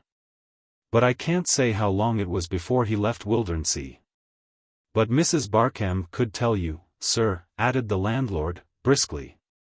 "Mrs. Barkham?" "Yes, Mrs. Barkham is the person who owns No. 17 North Cottages, the house in which Mr. Maldon and his daughter lived. She's a nice, civil-spoken, motherly woman, sir, and I'm sure she'll tell you anything you may want to know." "Thank you, I will call upon Mrs. Barkham tomorrow. Stay, one more question. Should you recognize Mrs. Talboys if you were to see her?" "Certainly, sir. As sure as I should recognize one of my own daughters." Robert Audley wrote Mrs. Barkham's address in his pocketbook, ate his solitary dinner, drank a couple of glasses of sherry, smoked a cigar, and then retired to the apartment in which a fire had been lighted for his comfort. He soon fell asleep, worn out with the fatigue of hurrying from place to place during the last 2 days. But his slumber was not a heavy one, and he heard the disconsolate moaning of the wind upon the sandy wastes, and the long waves rolling in monotonously upon the flat shore. Mingling with these dismal sounds, the melancholy thoughts engendered by his joyless journey repeated themselves in never-varying succession in the chaos of his slumbering brain, and made themselves into visions of things that never had been and never could be upon this earth, but which had some vague relation to real events remembered by the sleeper. In those troublesome dreams he saw Audley Court, rooted up from amidst the green pastures and the shady hedgerows of Essex, standing bare and unprotected upon that desolate northern shore. threatened by the rapid rising of a boisterous sea, whose waves seemed gathering upward to descend and crush the house he loved. As the hurrying waves rolled nearer and nearer to the stately mansion, the sleeper saw a pale, starry face looking out of the silvery foam, and knew that it was my lady, transformed into a mermaid, beckoning his uncle to destruction. Beyond that rising sea great masses of cloud, blacker than the blackest ink, more dense than the darkest night, lowered upon the dreamer's eye. But as he looked at the dismal horizon the storm clouds slowly parted, and from a narrow rent in the darkness a ray of light streamed out upon the hideous waves, which slowly, very slowly, receded, leaving the old mansion safe and firmly rooted on the shore. Robert awoke with the memory of this dream in his mind, and a sensation of physical relief, as if some heavy weight, which had oppressed him all the night, had been lifted from his breast. He fell asleep again, and did not awake until the broad winter sunlight shone upon the window blind, and the shrill voice of the chambermaid at his door announced that it was 8:30. At 10:15 he had left Victoria Hotel, and was making his way along the lonely platform in front of a row of shadowless houses that faced the sea. This row of hard, uncompromising, square-built habitations stretched away to the little harbor, in which 2 or 3 merchant vessels and a couple of colliers were anchored. Beyond the harbor there loomed, grey and cold upon the wintry horizon, a dismal barrack, parted from the Wildernessy houses by a narrow creek, spanned by an iron drawbridge. The scarlet coat of the sentinel who walked backward and forward between 2 cannons, placed at remote angles before the barrack wall, was the only scrap of color that relieved the neutral-tinted picture of the grey stone houses and the leaden sea. On one side of the harbor a long stone pier stretched out far away into the cruel loneliness of the sea, as if built for the especial accommodation of some modern Timon, too misanthropical to be satisfied even with the solitude of Wildernessy, and anxious to get still further away from his fellow creatures. It was on that pier George Talboys had first met his wife, under the blazing glory of a midsummer sky, and to the music of a braying band. It was there that the young cornet had first yielded to that sweet delusion, that fatal infatuation which had exercised so dark an influence upon his afterlife. Robert looked savagely at this solitary watering place, the shabby seaport. It is such a place as this, he thought, that works a strong man's ruin. He comes here, heart whole and happy, with no better experience of women than is to be learned at a flower show or in a ballroom, with no more familiar knowledge of the creature than he has of the faraway satellites or the remoter planets, with a vague notion that she is a whirling teetotum in pink or blue gauze, or a graceful automaton for the display of milliner's manufacture. He comes to some place of this kind, and the universe is suddenly narrowed into about 6 acres, the mighty scheme of creation is crushed into a bandbox. The faraway creatures whom he had seen floating about him, beautiful and indistinct, are brought under his very nose. And before he has time to recover his bewilderment, hey presto, the witchcraft has begun, the magic circle is drawn around him. The spells are at work, the whole formula of sorcery is in full play, and the victim is as powerless to escape as the marble-legged prince in the Eastern story. Ruminating in this wise, Robert Audley reached the house to which he had been directed as the residence of Mrs. Barkham. He was admitted immediately by a prim, elderly servant, who ushered him into a sitting-room as prim and elderly-looking as herself. Mrs. Barkham, a comfortable matron of about 60 years of age, was sitting in an armchair before a bright handful of fire in the shining grate. An elderly terrier, whose black and tan coat was thickly sprinkled with grey, reposed in Mrs. Barkham's lap. Every object in the quiet sitting-room had an elderly aspect of simple comfort and precision, which is the evidence of outward repose. I should like to live here, Robert thought, and watch the grey sea slowly rolling over the grey sand under the still, grey sky. I should like to live here, and tell the beads upon my rosary, and repent and rest. He seated himself in the armchair opposite Mrs. Barkham, at that lady's invitation, and placed his hat upon the ground. The elderly terrier descended from his mistress' lap to bark at and otherwise take objection to this hat. "You were wishing, I suppose, sir, to take one," be quiet, one of the cottages, suggested Mrs. Barkham, whose mind ran in one narrow groove, and whose life during the last 20 years had been an unvarying round of house-letting. Robert Audley explained the purpose of his visit. "I come to ask one simple question," he said, in conclusion. "I wish to discover the exact date of Mrs. Talboys' departure from Wildernsea. The proprietor of the Victoria Hotel informed me that you were the most likely person to afford me that information." Mrs. Barkham deliberated for some moments. "I can give you the date of Captain Maldon's departure," she said, "for he left number 17 considerably in my debt, and I have the whole business in black and white. But with regard to Mrs. Talboys—" Mrs. Barkham paused for a few moments before resuming. "You are aware that Mrs. Talboys left rather abruptly?" she asked. "I was not aware of that fact." "Indeed?" "Yes, she left abruptly, poor little woman. She tried to support herself after her husband's desertion by giving music lessons. She was a very brilliant pianist, and succeeded pretty well, I believe. But I suppose her father took her money from her, and spent it in public houses. However that might be, they had a very serious misunderstanding one night. And the next morning Mrs. Talboys left Wildernsea, leaving her little boy, who was out at nurse in the neighborhood." "But you cannot tell me the date of her leaving?" "I'm afraid not," answered Mrs. Barkham, "and yet, stay. Captain Maldon wrote to me upon the day his daughter left.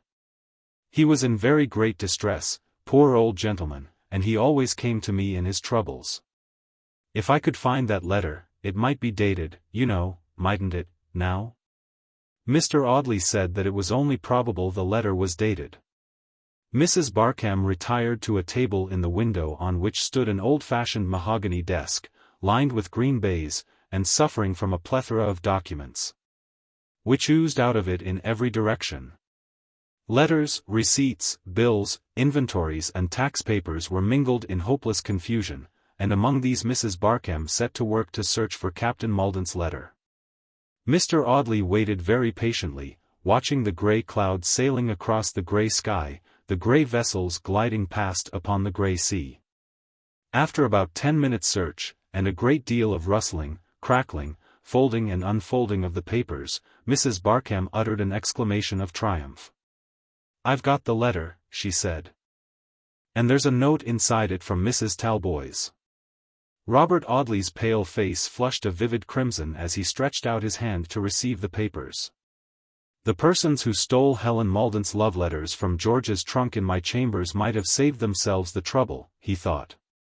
The letter from the old lieutenant was not long, but almost every other word was underscored. "My generous friend," the writer began, "Mr. Maldon had tried the lady's generosity pretty severely during his residence in her house, rarely paying his rent until threatened with the intruding presence of the broker's man. I am in the depths of despair. My daughter has left me. You may imagine my feelings.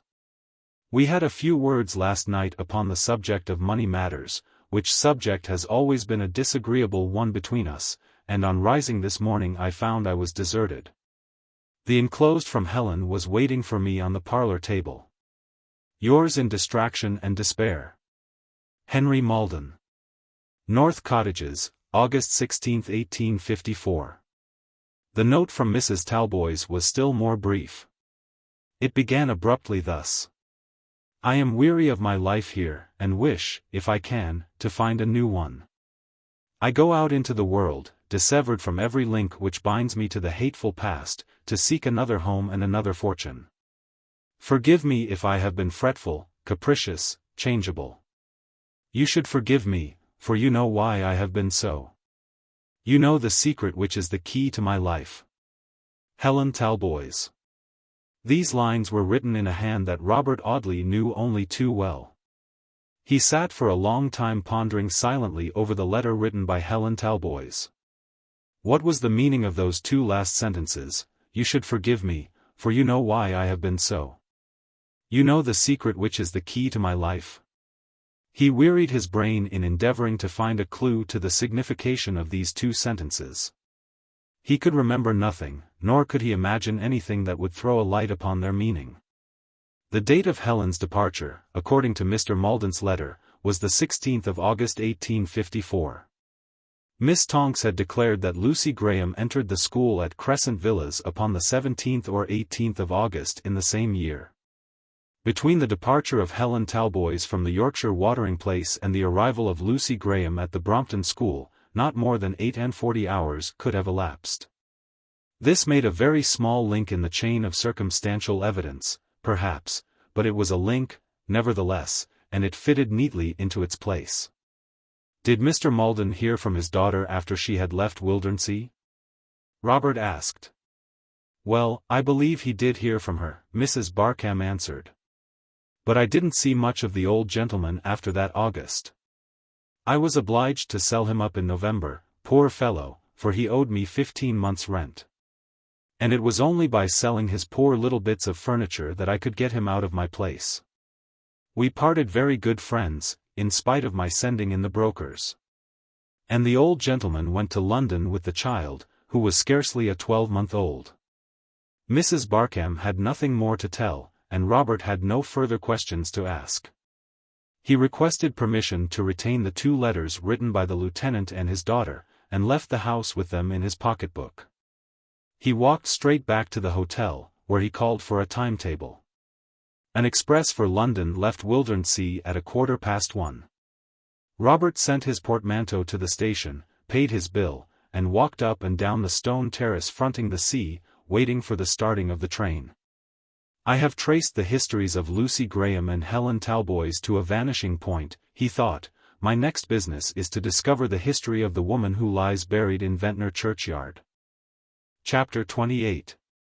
Hidden in the Grave. Upon his return from Wildernsea, Robert Audley found a letter from his cousin Alicia, awaiting him at his chambers. Papa is much better, the young lady wrote, and is very anxious to have you at the court. For some inexplicable reason, my stepmother has taken it into her head that your presence is extremely desirable, and worries me with her frivolous questions about your movements. So pray come without delay, and set these people at rest. Your affectionate cousin, A. So my lady is anxious to know my movements, thought Robert Audley, as he sat brooding and smoking by his lonely fireside. She is anxious. And she questions her stepdaughter in that pretty, childlike manner which has such a bewitching air of innocent frivolity. Poor little creature, poor unhappy little golden-haired sinner. The battle between us seems terribly unfair. Why doesn't she run away while there is still time? I have given her fair warning, I have shown her my cards, and worked openly enough in this business, heaven knows. Why doesn't she run away?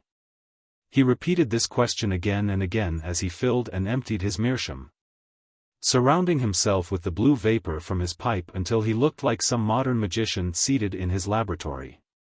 Why doesn't she run away? I would bring no needless shame upon that house, of all other houses upon this wide earth. I would only do my duty to my missing friend, and to that brave and generous man who has pledged his faith to a worthless woman. Heaven knows I have no wish to punish. Heaven knows I was never born to be the avenger of guilt or the persecutor of the guilty. I only wish to do my duty. I will give her one more warning, a full and fair one, and then. His thoughts wandered away to that gloomy prospect in which he saw no gleam of brightness to relieve the dull, black obscurity that encompassed the future, shutting in his pathway on every side, and spreading a dense curtain around and about him, which hope was powerless to penetrate. He was forever haunted by the vision of his uncle's anguish, forever tortured by the thought of that ruin and desolation which, being brought about by his instrumentality, would seem in a manner his handiwork. But amid all, and through all, Clara Talboys, with an imperious gesture, beckoned him onward to her brother's unknown grave. Shall I go down to Southampton, he thought, and endeavor to discover the history of the woman who died at Ventnor? Shall I work underground, bribing the paltry assistants in that foul conspiracy, until I find my way to the thrice guilty principal? No. Not till I have tried other means of discovering the truth. Shall I go to that miserable old man, and charge him with his share in the shameful trick which I believe to have been played upon my poor friend? No. I will not torture that terror-stricken wretch as I tortured him a few weeks ago. I will go straight to that arch-conspirator, and will tear away the beautiful veil under which she hides her wickedness, and will wring from her the secret of my friend's fate, and banish her forever from the house which her presence has polluted. He started early the next morning for Essex, and reached Audley before 11 o'clock. Early as it was, my lady was out. She had driven to Chelmsford upon a shopping expedition with her stepdaughter. She had several calls to make in the neighbourhood of the town, and was not likely to return until dinner-time. Sir Michael's health was very much improved, and he would come downstairs in the afternoon. Would Mr. Audley go to his uncle's room? No, Robert had no wish to meet that generous kinsman. What could he say to him? How could he smooth the way to the trouble that was to come, how soften the cruel blow of the great grief that was preparing for that noble and trusting heart? If I could forgive her the wrong done to my friend, Robert thought, I should still abhor her for the misery her guilt must bring upon the man who has believed in her. He told his uncle's servant that he would stroll into the village, and return before dinner. He walked slowly away from the court, wandering across the meadows between his uncle's house and the village, purposeless and indifferent, with the great trouble and perplexity of his life stamped upon his face and reflected in his manner. I will go into the churchyard, he thought, and stare at the tombstones. There is nothing I can do that will make me more gloomy than I am. He was in those very meadows through which he had hurried from Audley Court to the station upon the September day in which George Talboys had disappeared. He looked at the pathway by which he had gone upon that day, and remembered his unaccustomed hurry, and the vague feeling of terror which had taken possession of him immediately upon losing sight of his friend. Why did that unaccountable terror seize upon me, he thought. Why was it that I saw some strange mystery in my friend's disappearance? Was it a monition, or a monomania? What if I am wrong after all? What if this chain of evidence which I have constructed link by link, is woven out of my own folly? What if this edifice of horror and suspicion is a mere collection of crotchets, the nervous fancies of a hypochondriacal bachelor? Mr. Harcourt Talboys sees no meaning in the events out of which I have made myself a horrible mystery. I lay the separate links of the chain before him, and he cannot recognize their fitness. He is unable to put them together. Oh, my God, if it should be in myself all this time that the misery lies, if, he smiled bitterly, and shook his head. I have the handwriting in my pocketbook which is the evidence of the conspiracy, he thought. It remains for me to discover the darker half of my lady's secret. He avoided the village, still keeping to the meadows. The church lay a little way back from the straggling high street, and a rough wooden gate opened from the churchyard into a broad meadow, that was bordered by a running stream, and sloped down into a grassy valley dotted by groups of cattle. Robert slowly ascended the narrow hillside pathway leading up to the gate in the churchyard. The quiet dullness of the lonely landscape harmonized with his own gloom. The solitary figure of an old man hobbling toward a stile at the further end of the wide meadow was the only human creature visible upon the area over which the young barrister looked. The smoke slowly ascending from the scattered houses in the long high street was the only evidence of human life. The slow progress of the hands of the old clock in the church steeple was the only token by which a traveller could perceive that a sluggish course of rustic life had not come to a full stop in the village of Audley. Yes, there was one other sign. As Robert opened the gate of the churchyard, and strolled listlessly into the little enclosure, he became aware of the solemn music of an organ, audible through a half-open window in the steeple. He stopped and listened to the slow harmonies of a dreamy melody that sounded like an extempore composition of an accomplished player. Who would have believed that Audley Church could boast such an organ, thought Robert. When last I was here, the national schoolmaster used to accompany his children by a primitive performance of common chords. I didn't think the old organ had such music in it. He lingered at the gate, not caring to break the lazy spell woven about him by the monotonous melancholy of the organist's performance. The tones of the instrument, now swelling to their fullest power, now sinking to a low, whispering softness, floated toward him upon the misty winter atmosphere, and had a soothing influence that seemed to comfort him in his trouble. He closed the gate softly, and crossed the little patch of gravel before the door of the church. The door had been left ajar, by the organist, perhaps. Robert Audley pushed it open, and walked into the square porch, from which a flight of narrow stone steps wound upward to the organ loft and the belfry. Mr. Audley took off his hat, and opened the door between the porch and the body of the church. He stepped softly into the holy edifice, which had a damp, mouldy smell upon weekdays.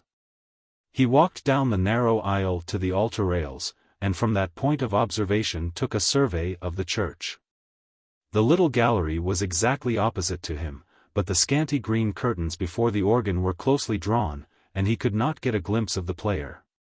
The music still rolled on.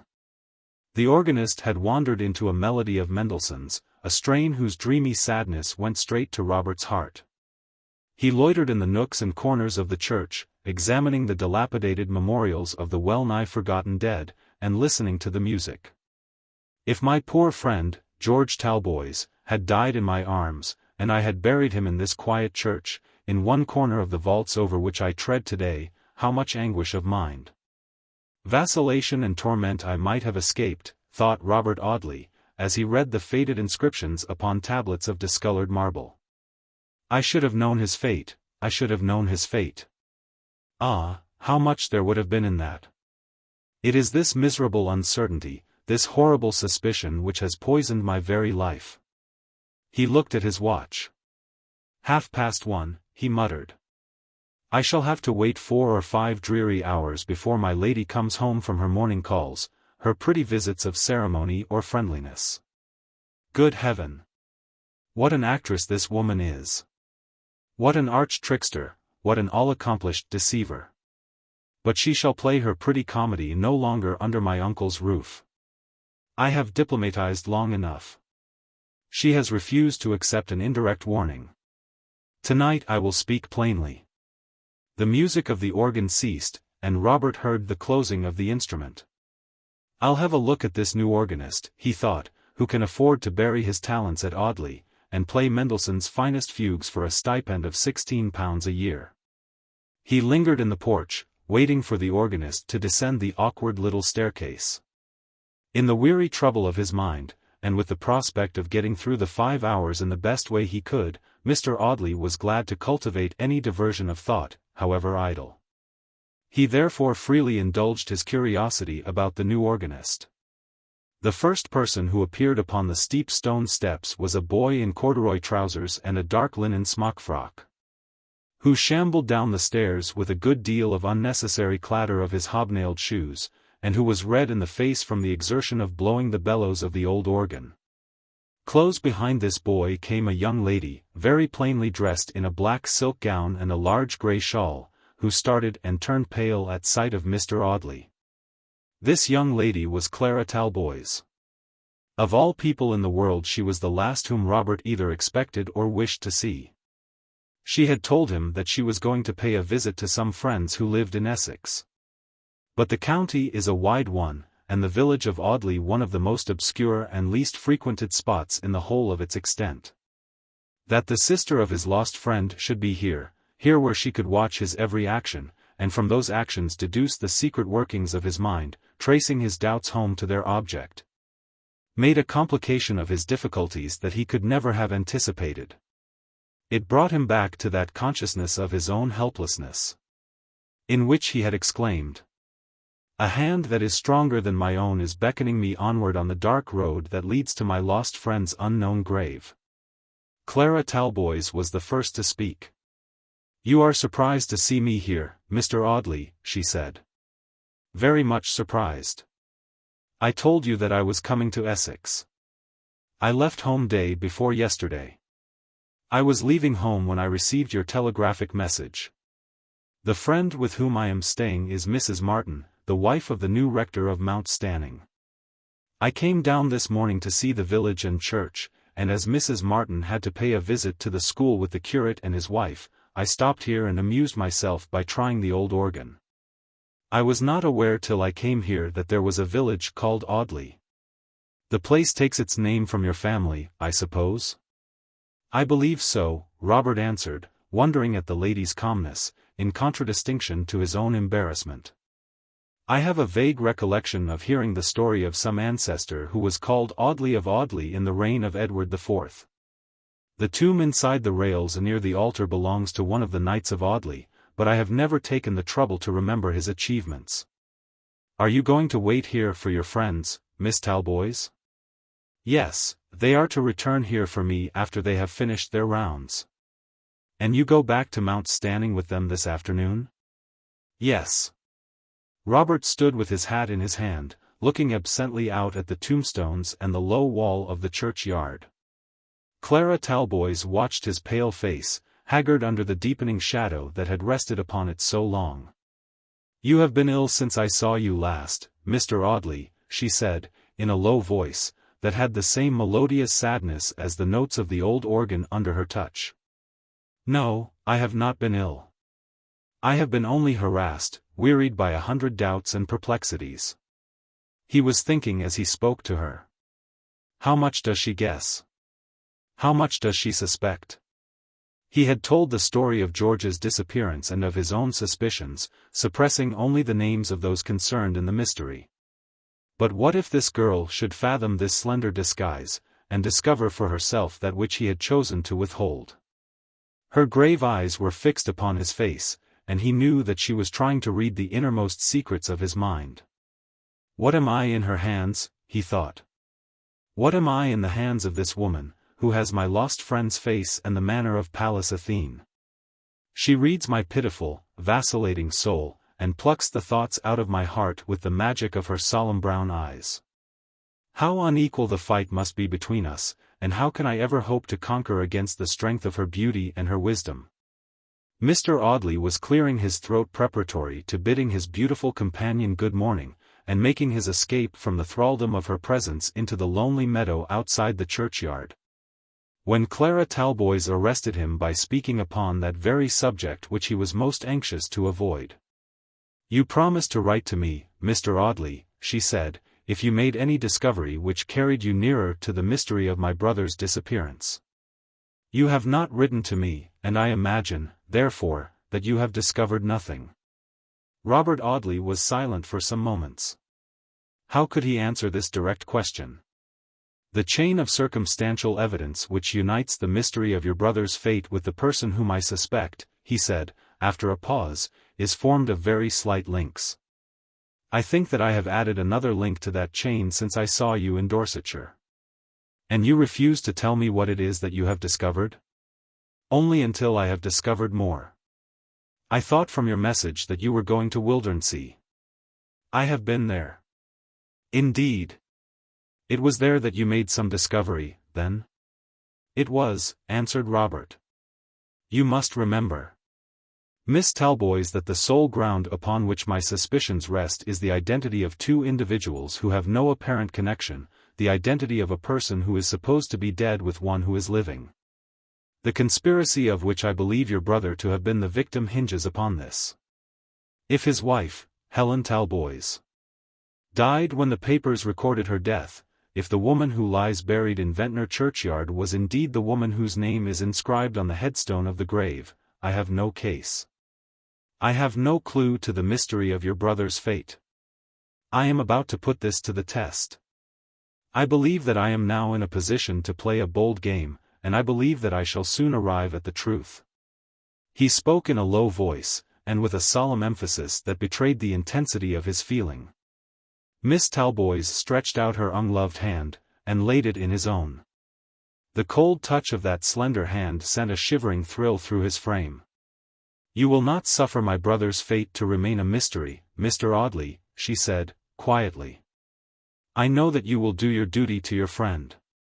The rector's wife and her two companions entered the churchyard as Clara Talboys said this. Robert Audley pressed the hand that rested in his own, and raised it to his lips. "I am a lazy, good-for-nothing fellow, Miss Talboys," he said. But if I could restore your brother George to life and happiness, I should care very little for any sacrifice of my own feeling. I fear that the most I can do is to fathom the secret of his fate, and in doing that I must sacrifice those who are dearer to me than myself." He put on his hat, and hurried through the gateway leading into the field as Mrs. Martin came up to the porch. "Who is that handsome young man I caught tête-à-tête with you, Clara?" she asked, laughing. "He is a Mr. Audley, a friend of my poor brother's." "Indeed. He is some relation of Sir Michael Audley, I suppose?" "Sir Michael Audley?" "Yes, my dear. The most important personage in the parish of Audley. But we'll call at the court in a day or two, and you shall see the baronet and his pretty young wife." "His young wife?" replied Clara Talboys, looking earnestly at her friend. "Has Sir Michael Audley lately married, then?" "Yes. He was a widower for 16 years, and married a penniless young governess about a year and a half ago. The story is quite romantic, and Lady Audley is considered the belle of the county. But come, my dear Clara, the pony is tired of waiting for us, and we've a long drive before dinner." Clara Talboys took her seat in the little basket carriage which was waiting at the principal gate of the churchyard, in the care of the boy who had blown the organ bellows. Mrs. Martin shook the reins, and the sturdy chestnut cob trotted off in the direction of Mount Stanning. "Will you tell me more about this Lady Audley, Fanny?" Miss Talboys said, after a long pause. "I want to know all about her." "Have you heard her maiden name?" "Yes, she was a Miss Graham." "And she is very pretty?" "Yes, very, very pretty. Rather a childish beauty though, with large, clear blue eyes, and pale golden ringlets, that fall in a feathery shower over her throat and shoulders." Clara Talboys was silent. She did not ask any further questions about my lady. She was thinking of a passage in that letter which George had written to her during his honeymoon, a passage in which he said, "My childish little wife is watching me as I write this. Ah! How I wish you could see her, Clara. Her eyes are as blue and as clear as the skies on a bright summer's day, and her hair falls about her face like the pale golden halo you see round the head of a Madonna in an Italian picture." Chapter 29. In the Lime Walk. Robert Audley was loitering upon the broad grassplat in front of the court as the carriage containing my lady and Alicia drove under the archway, and drew up at the low turret door. Mr. Audley presented himself in time to hand the ladies out of the vehicle. My lady looked very pretty in a delicate blue bonnet and the sables which her nephew had bought for her at St. Petersburg. She seemed very well pleased to see Robert, and smiled most bewitchingly as she gave him her exquisitely gloved little hand. "So you have come back to us, truant," she said, laughing. "And now that you have returned, we shall keep you prisoner. We won't let him run away again, will we, Alicia?" Miss Audley gave her head a scornful toss that shook the heavy curls under her cavalier hat. "I have nothing to do with the movements of so erratic an individual," she said. "Since Robert Audley has taken it into his head to conduct himself like some ghost-haunted hero in a German story, I have given up attempting to understand him." Mr. Audley looked at his cousin with an expression of serio-comic perplexity. "She's a nice girl," he thought, "but she's a nuisance. I don't know how it is, but she seems more a nuisance than she used to be."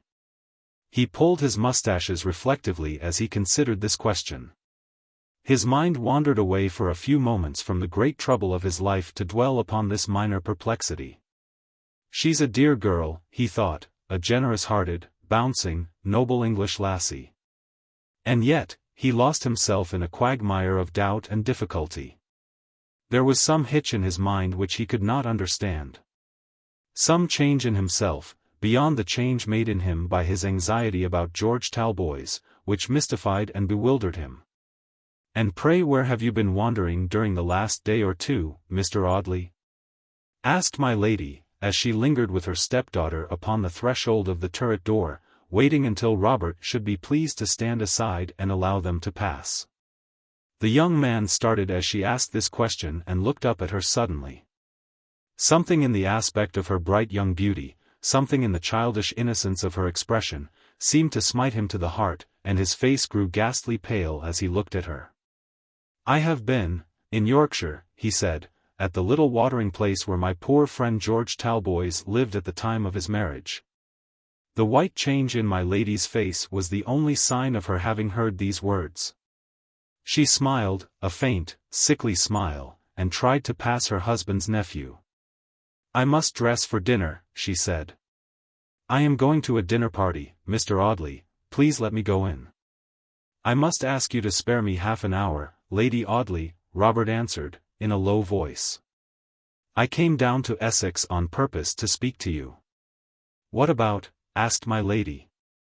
She had recovered herself from any shock which she might have sustained a few moments before, and it was in her usual manner that she asked this question. Her face expressed the mingled bewilderment and curiosity of a puzzled child, rather than the serious surprise of a woman. "What can you want to talk to me about, Mr. Audley?" she repeated. "I will tell you when we are alone," Robert said, glancing at his cousin, who stood a little way behind my lady, watching this confidential little dialogue. "He is in love with my stepmother's wax-doll beauty," thought Alicia, "and it is for her sake he has become such a disconsolate object. He's just the sort of person to fall in love with his aunt."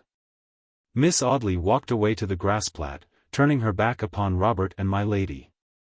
The absurd creature turned as white as a sheet when he saw her, she thought. So he can be in love, after all. That slow lump of torpidity he calls his heart can beat, I suppose, once in a quarter of a century, but it seems that nothing but a blue-eyed wax doll can set it going. I should have given him up long ago if I'd known that his idea of beauty was to be found in a toy shop. Poor Alicia crossed the grass-plat and disappeared upon the opposite side of the quadrangle, where there was a Gothic gate that communicated with the stables. I am sorry to say that Sir Michael Audley's daughter went to seek consolation from her dog Caesar and her chestnut mare Atlanta, whose loosebox the young lady was in the habit of visiting every day.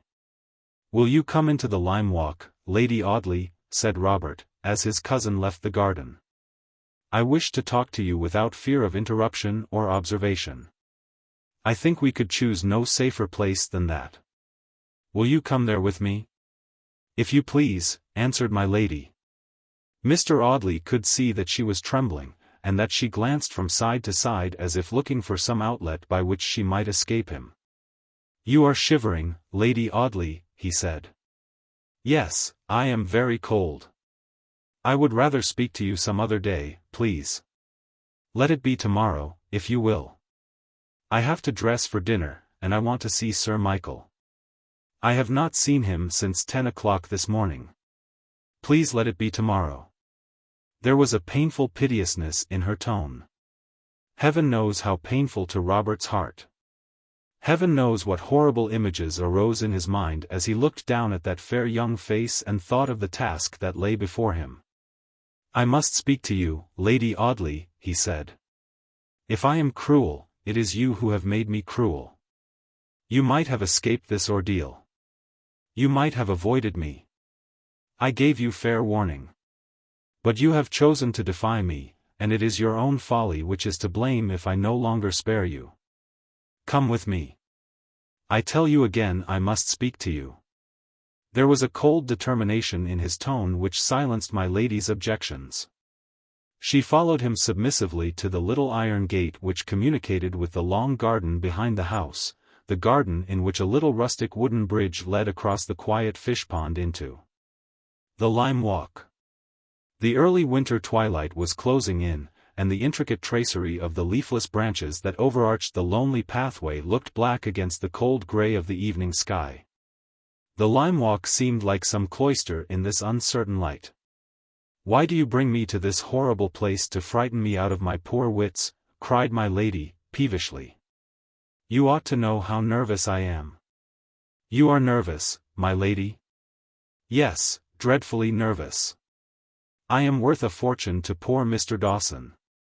He is always sending me camphor, and sal volatile, and red lavender, and all kinds of abominable mixtures, but he can't cure me.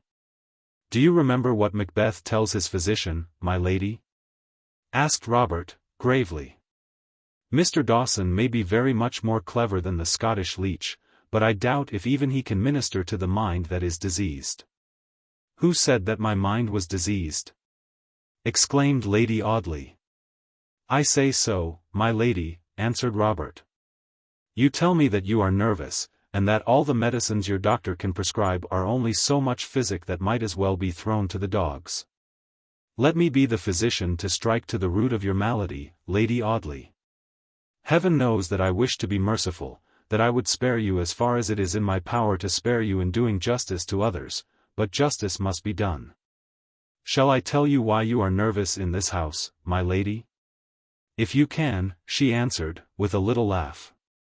Because for you this house is haunted. Haunted? Yes, haunted by the ghost of George Talboys. Robert Audley heard my lady's quickened breathing. He fancied he could almost hear the loud beating of her heart as she walked by his side, shivering now and then. And with her sable cloak wrapped tightly around her. What do you mean? She cried suddenly, after a pause of some moments. Why do you torment me about this George Talboys, who happens to have taken it into his head to keep out of your way for a few months? Are you going mad, Mr. Audley, and do you select me as the victim of your monomania? What is George Talboys to me that you should worry me about him? He was a stranger to you, my lady, was he not? Of course, answered Lady Audley. What should he be but a stranger? Shall I tell you the story of my friend's disappearance as I read that story, my lady? Asked Robert. No, cried Lady Audley, I wish to know nothing of your friend. If he is dead, I am sorry for him. If he lives, I have no wish either to see him or to hear of him. Let me go in to see my husband, if you please, Mr. Audley, unless you wish to detain me in this gloomy place until I catch my death of cold. I wish to detain you until you have heard what I have to say, Lady Audley, answered Robert, resolutely. I will detain you no longer than is necessary, and when you have heard me you shall take your own course of action. Very well, then. Pray lose no time in saying what you have to say, replied my lady, carelessly. I promise you to attend very patiently. When my friend, George Talboys, returned to England, Robert began, gravely, the thought which was uppermost in his mind was the thought of his wife. Whom he had deserted, said my lady, quickly. At least, she added, more deliberately, I remember your telling us something to that effect when you first told us your friend's story. Robert Audley did not notice this observation. The thought that was uppermost in his mind was the thought of his wife, he repeated. His fairest hope in the future was the hope of making her happy, and lavishing upon her the pittance which he had won by the force of his own strong arm in the gold fields of Australia.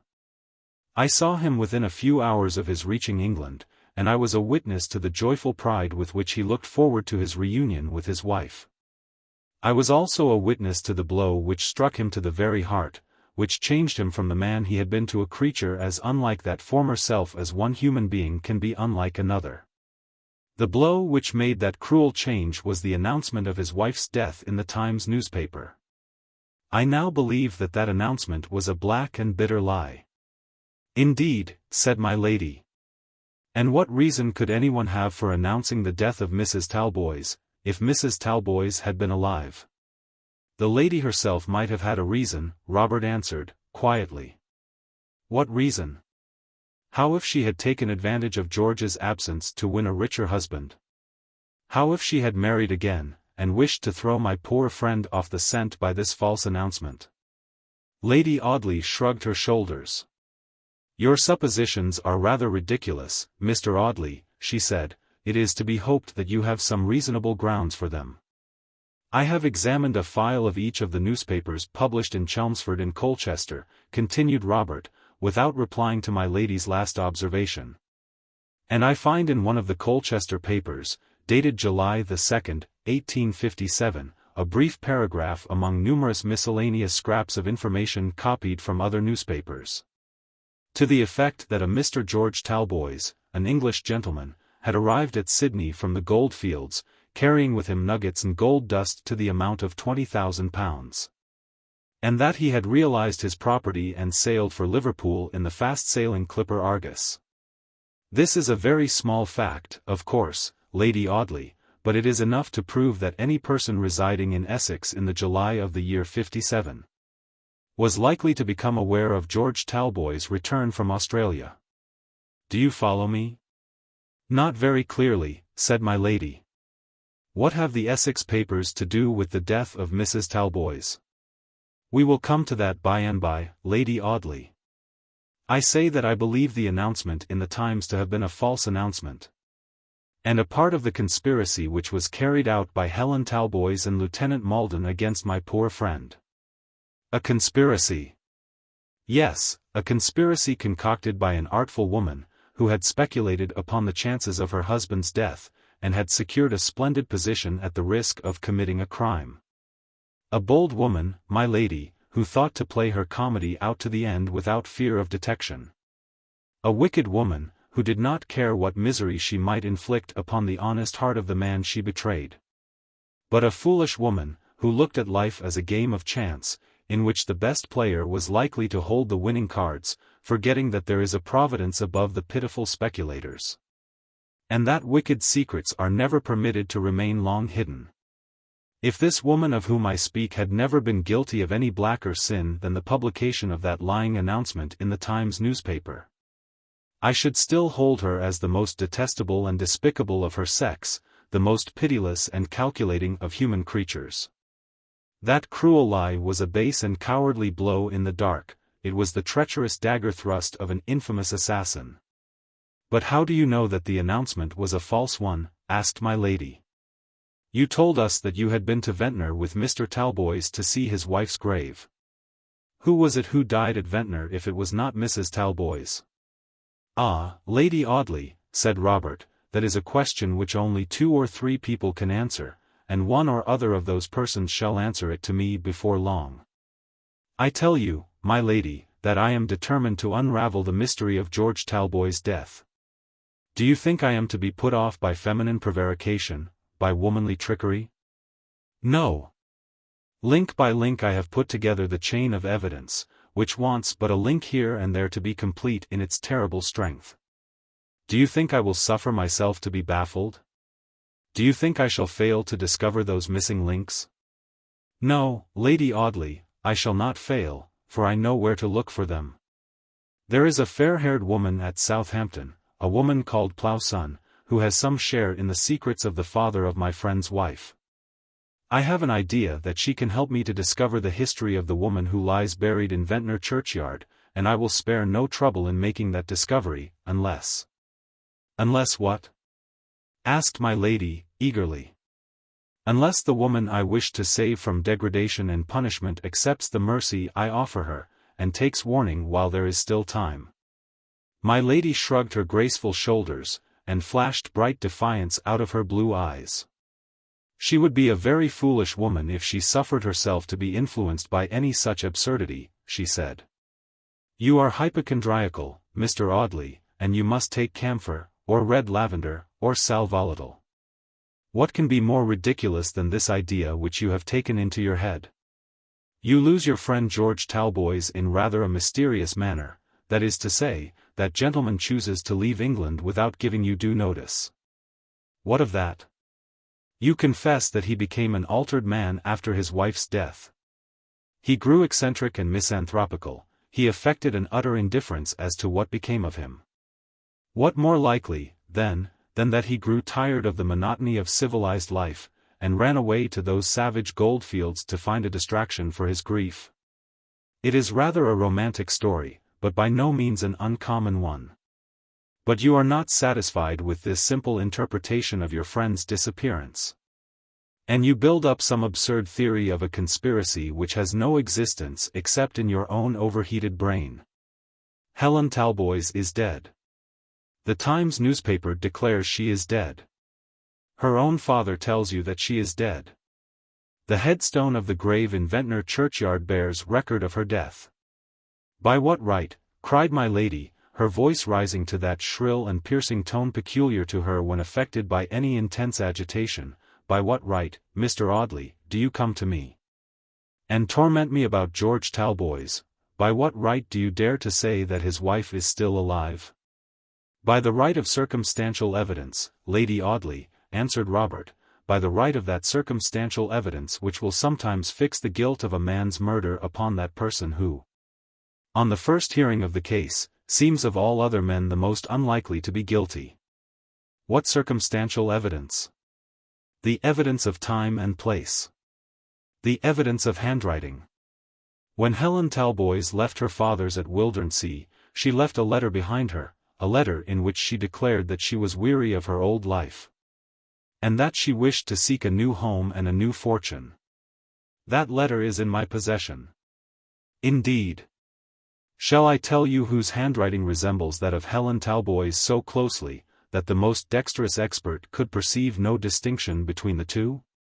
A resemblance between the handwriting of two women is no very uncommon circumstance nowadays, replied my lady carelessly. I could show you the calligraphies of half a dozen female correspondents, and defy you to discover any great difference in them. But what if the handwriting is a very uncommon one, presenting marked peculiarities by which it may be recognized among 100? Why, in that case the coincidence is rather curious, answered my lady, but it is nothing more than a coincidence. You cannot deny the fact of Helen Talboys' death on the ground that her handwriting resembles that of some surviving person. But if a series of such coincidences lead up to the same point, said Robert. Helen Talboys left her father's house, according to the declaration in her own handwriting, because she was weary of her old life, and wished to begin a new one. Do you know what I infer from this? My lady shrugged her shoulders. I have not the least idea, she said. And as you have detained me in this gloomy place nearly half an hour, I must beg that you will release me, and let me go and dress for dinner. No, Lady Audley, answered Robert, with a cold sternness that was so strange to him as to transform him into another creature, a pitiless embodiment of justice, a cruel instrument of retribution. No, Lady Audley, he repeated, I have told you that womanly prevarication will not help you. I tell you now that defiance will not serve you. I have dealt fairly with you, and have given you fair warning. I gave you indirect notice of your danger 2 months ago. What do you mean? Asked my lady, suddenly. You did not choose to take that warning, Lady Audley, pursued Robert, and the time has come in which I must speak very plainly to you. Do you think the gifts which you have played against fortune are to hold you exempt from retribution? No, my lady, your youth and beauty, your grace and refinement, only make the horrible secret of your life more horrible. I tell you that the evidence against you wants only one link to be strong enough for your condemnation, and that link shall be added. Helen Talboys never returned to her father's house. When she deserted that poor old father, she went away from his humble shelter with the declared intention of washing her hands of that old life. What do people generally do when they wish to begin a new existence, to start for a second time in the race of life, free from the encumbrances that had fettered their first journey? They changed their names, Lady Audley. Helen Talboys deserted her infant son. She went away from Wildernsea with the predetermination of sinking her identity. She disappeared as Helen Talboys upon the 16th of August 1854, and upon the 17th of that month she reappeared as Lucy Graham, the friendless girl who undertook a profitless duty in consideration of a home in which she was asked no questions. You are mad, Mr. Audley, cried my lady. You are mad, and my husband shall protect me from your insolence. What if this Helen Talboys ran away from her home upon one day, and I entered my employer's house upon the next? What does that prove? By itself, very little, replied Robert Audley. But with the help of other evidence. What evidence? The evidence of 2 labels, pasted one over the other, upon a box left by you in possession of Mrs. Vincent, the upper label bearing the name of Miss Graham, the lower that of Mrs. George Talboys. My lady was silent. Robert Audley could not see her face in the dusk, but he could see that her 2 small hands were clasped convulsively over her heart, and he knew that the shot had gone home to its mark. God help her, poor, wretched creature, he thought. She knows now that she is lost. I wonder if the judges of the land feel as I do now when they put on the black cap and pass sentence of death upon some poor, shivering wretch, who has never done them any wrong. Do they feel a heroic fervor of virtuous indignation, or do they suffer this dull anguish which gnaws my vitals as I talk to this helpless woman? He walked by my lady's side, silently, for some minutes. They had been pacing up and down the dim avenue. And they were now drawing near the leafless shrubbery at one end of the lime walk, the shrubbery in which the ruined well sheltered its unheeded decay among the tangled masses of briery underwood. A winding pathway, neglected and half-choked with weeds, led toward this well. Robert left the lime walk, and struck into this pathway. There was more light in the shrubbery than in the avenue, and Mr. Audley wished to see my lady's face. He did not speak until they reached the patch of rank grass beside the well. The massive brickwork had fallen away here and there, and loose fragments of masonry lay buried amidst weeds and briars. The heavy posts which had supported the wooden roller still remained, but the iron spindle had been dragged from its socket and lay a few paces from the well, rusty, discolored, and forgotten. Robert Audley leaned against one of the moss-grown posts and looked down at my lady's face, very pale in the chill winter twilight. The moon had newly risen, a feebly luminous crescent in the grey heavens, and a faint, ghostly light mingled with the misty shadows of the declining day. My lady's face seemed like that face which Robert Audley had seen in his dreams looking out of the white foam flakes on the green sea waves and luring his uncle to destruction. "Those two labels are in my possession, Lady Audley," he resumed. "I took them from the box left by you at Crescent Villas. I took them in the presence of Mrs. Vincent and Miss Tonks. Have you any proofs to offer against this evidence? You say to me, I am Lucy Graham and I have nothing whatever to do with Helen Talboys. In that case you will produce witnesses who will declare your antecedents. Where had you been living prior to your appearance at Crescent Villas? You must have friends, relations, connections, who can come forward to prove as much as this for you. If you were the most desolate creature upon this earth, you would be able to point to someone who could identify you with the past." "Yes," cried my lady, "if I were placed in a criminal dock I could, no doubt, bring forward witnesses to refute your absurd accusation. But I am not in a criminal dock, Mr. Audley, and I do not choose to do anything but laugh at your ridiculous folly. I tell you that you are mad. If you please to say that Helen Talboys is not dead, and that I am Helen Talboys, you may do so. If you choose to go wandering about in the places in which I have lived, and to the places in which this Mrs. Talboys has lived, you must follow the bent of your own inclination. But I would warn you that such fancies have sometimes conducted people, as apparently sane as yourself, to the lifelong imprisonment of a private lunatic asylum." Robert Audley started and recoiled a few paces among the weeds and brushwood as my lady said this. She would be capable of any new crime to shield her from the consequences of the old one, he thought. She would be capable of using her influence with my uncle to place me in a madhouse. I do not say that Robert Audley was a coward, but I will admit that a shiver of horror, something akin to fear, chilled him to the heart as he remembered the horrible things that have been done by women since that day upon which Eve was created to be Adam's companion and helpmeet in the Garden of Eden. What if this woman's hellish power of dissimulation should be stronger than the truth, and crush him?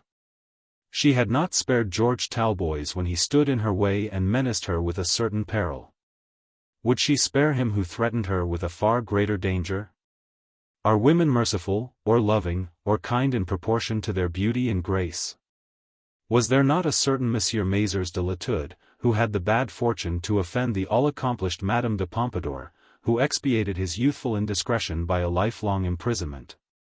Who twice escaped from prison, to be twice cast back into captivity, who, trusting in the tardy generosity of his beautiful foe, betrayed himself to an implacable fiend? Robert Audley looked at the pale face of the woman standing by his side, that fair and beautiful face, illumined by starry blue eyes, that had a strange and surely a dangerous light in them. And remembering 100 stories of womanly perfidy, shuddered as he thought how unequal the struggle might be between himself and his uncle's wife. I have shown her my cards, he thought, but she has kept hers hidden from me. The mask that she wears is not to be plucked away. My uncle would rather think me mad than believe her guilty. The pale face of Clara Talboys, that grave and earnest face, so different in its character to my lady's fragile beauty, arose before him. What a coward I am to think of myself or my own danger, he thought. The more I see of this woman, the more reason I have to dread her influence upon others. The more reason to wish her far away from this house. He looked about him in the dusky obscurity. The lonely garden was as quiet as some solitary graveyard, walled in and hidden away from the world of the living. It was somewhere in this garden that she met George Talboys upon the day of his disappearance, he thought. I wonder where it was they met. I wonder where it was that he looked into her cruel face and taxed her with her falsehood? My lady, with her little hand resting lightly upon the opposite post to that against which Robert leaned, toyed with her pretty foot among the long weeds, but kept a furtive watch upon her enemy's face. It is to be a duel to the death, then, my lady, said Robert Audley, solemnly. You refuse to accept my warning. You refuse to run away and repent of your wickedness in some foreign place, far from the generous gentleman you have deceived and fooled by your false witcheries. You choose to remain here and defy me. I do, answered Lady Audley, lifting her head and looking full at the young barrister. It is no fault of mine if my husband's nephew goes mad, and chooses me for the victim of his monomania. So be it, then, my lady, answered Robert. My friend George Talboys was last seen entering these gardens by the little iron gate by which we came in tonight. He was last heard inquiring for you. He was seen to enter these gardens, but he was never seen to leave them. I believe that he met his death within the boundary of these grounds, and that his body lies hidden below some quiet water, or in some forgotten corner of this place. I will have such a search made as shall level that house to the earth and root up every tree in these gardens, rather than I will fail in finding the grave of my murdered friend. Lucy Audley uttered a long, low, wailing cry, and threw up her arms above her head with a wild gesture of despair, but she made no answer to the ghastly charge of her accuser. Her arms slowly dropped, and she stood staring at Robert Audley, her white face gleaming through the dusk, her blue eyes glittering and dilated. You shall never live to do this, she said. I will kill you first. Why have you tormented me so? Why could you not let me alone? What harm had I ever done you that you should make yourself my persecutor, and dog my steps, and watch my looks, and play the spy upon me? Do you want to drive me mad? Do you know what it is to wrestle with a madwoman? No, cried my lady, with a laugh, you do not, or you would never. She stopped abruptly and drew herself suddenly to her fullest height. It was the same action which Robert had seen in the old half-drunken lieutenant, and it had that same dignity, the sublimity of extreme misery. Go away, Mr. Audley, she said. You are mad, I tell you, you are mad. I am going, my lady, answered Robert, quietly. I would have condoned your crimes out of pity to your wretchedness. You have refused to accept my mercy. I wish to have pity upon the living. I shall henceforth only remember my duty to the dead. He walked away from the lonely well under the shadow of the limes. My lady followed him slowly down that long, gloomy avenue, and across the rustic bridge to the iron gate. As he passed through the gate, Alicia came out of a little half-glass door that opened from an oak-paneled breakfast room at one angle of the house, and met her cousin upon the threshold of the gateway. I have been looking for you everywhere, Robert, she said. Papa has come down to the library, and will be glad to see you. The young man started at the sound of his cousin's fresh young voice. Good heaven, he thought, can these two women be of the same clay? Can this frank, generous-hearted girl, who cannot conceal any impulse of her innocent nature, be of the same flesh and blood as that wretched creature whose shadow falls upon the path beside me? He looked from his cousin to Lady Audley, who stood near the gateway, waiting for him to stand aside and let her pass him. I don't know what has come to your cousin, my dear Alicia, said my lady. He is so absent-minded and eccentric as to be quite beyond my comprehension." "Indeed," exclaimed Miss Audley. "And yet I should imagine, from the length of your tête-à-tête, that you had made some effort to understand him." "Oh, yes," said Robert, quietly, "my lady and I understand each other very well. But as it is growing late I will wish you good evening, ladies. I shall sleep tonight at Mount Stanning, as I have some business to attend to up there, and I will come down and see my uncle tomorrow." "What, Robert," cried Alicia, "you surely won't go away without seeing Papa?" "Yes, my dear," answered the young man. "I am a little disturbed by some disagreeable business in which I am very much concerned, and I would rather not see my uncle. Good night, Alicia. I will come or write tomorrow." He pressed his cousin's hand, bowed to Lady Audley, and walked away under the black shadows of the archway, and out into the quiet avenue beyond the court. My lady and Alicia stood watching him until he was out of sight. "What in goodness' name is the matter with my cousin Robert?" exclaimed Miss Audley, impatiently, as the barrister disappeared. "What does he mean by these absurd goings-on? Some disagreeable business that disturbs him, indeed. I suppose the unhappy creature has had a brief forced upon him by some evil-starred attorney, and is sinking into a state of imbecility from a dim consciousness of his own incompetence." "Have you ever studied your cousin's character, Alicia?" asked my lady, very seriously, after a pause. "Studied his character? No, Lady Audley." "Why should I study his character?" said Alicia. "There is very little study required to convince anybody that he is a lazy, selfish sybarite, who cares for nothing in the world except his own ease and comfort." "But have you never thought him eccentric?" "Eccentric," repeated Alicia, pursing up her red lips and shrugging up her shoulders. "Well, yes, I believe that is the excuse generally made for such people. I suppose Bob is eccentric." "I have never heard you speak of his father and mother," said my lady, thoughtfully. "Do you remember them?" "I never saw his mother. She was a Miss Dalrymple, a very dashing girl, who ran away with my uncle, and lost a very handsome fortune in consequence. She died at Nice when poor Bob was 5 years old." "Did you ever hear anything particular about her?" "How do you mean, particular?" asked Alicia. "Did you ever hear that she was eccentric, what people call odd?" "Oh, no," said Alicia, laughing. "My aunt was a very reasonable woman, I believe, though she did marry for love. But you must remember that she died before I was born, and I have not, therefore, felt very much curiosity about her." "But you recollect your uncle, I suppose?" "My Uncle Robert?" said Alicia. "Oh, yes, I remember him very well, indeed." "Was he eccentric, I mean to say, peculiar in his habits, like your cousin?"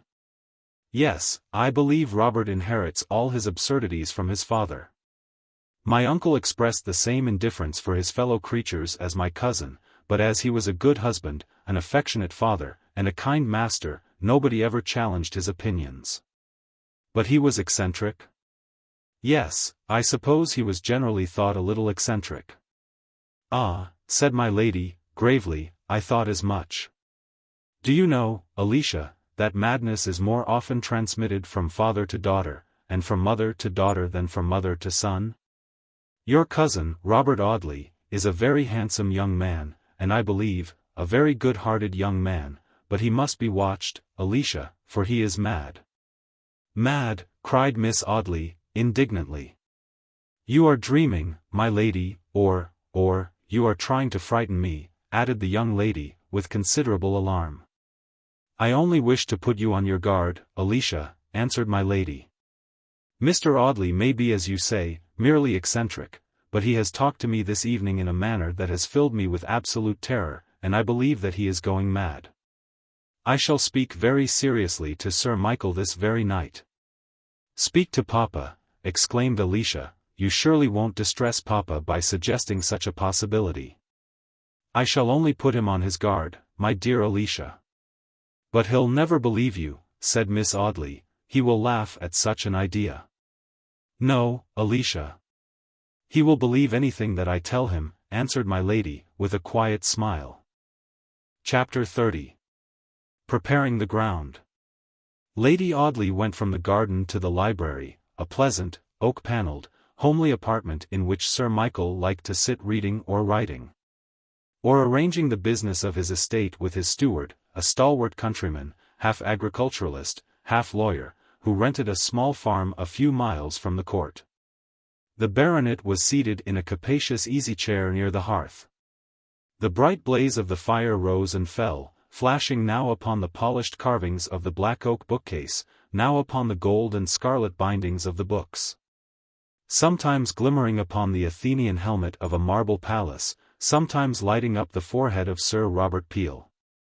The lamp upon the reading table had not yet been lighted, and Sir Michael sat in the firelight waiting for the coming of his young wife. It is impossible for me ever to tell the purity of his generous love. It is impossible to describe that affection which was as tender as the love of a young mother for her firstborn, as brave and chivalrous as the heroic passion of a Bayard for his liege mistress.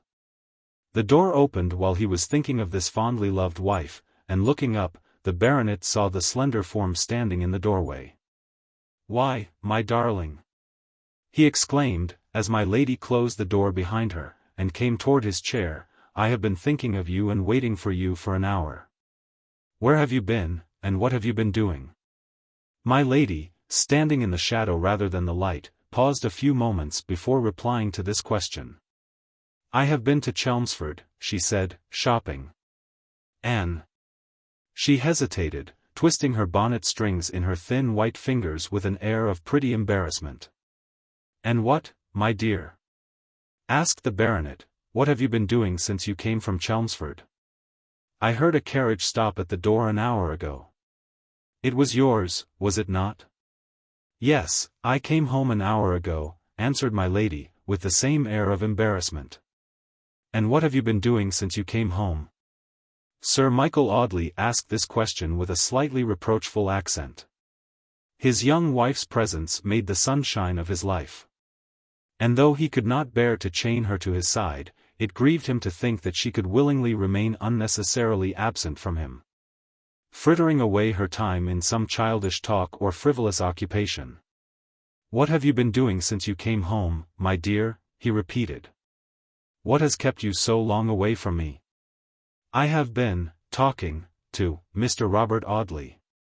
She still twisted her bonnet string round and round her fingers. She still spoke with the same air of embarrassment. "Robert," exclaimed the baronet, "is Robert here?" "He was here a little while ago." "And is here still, I suppose?"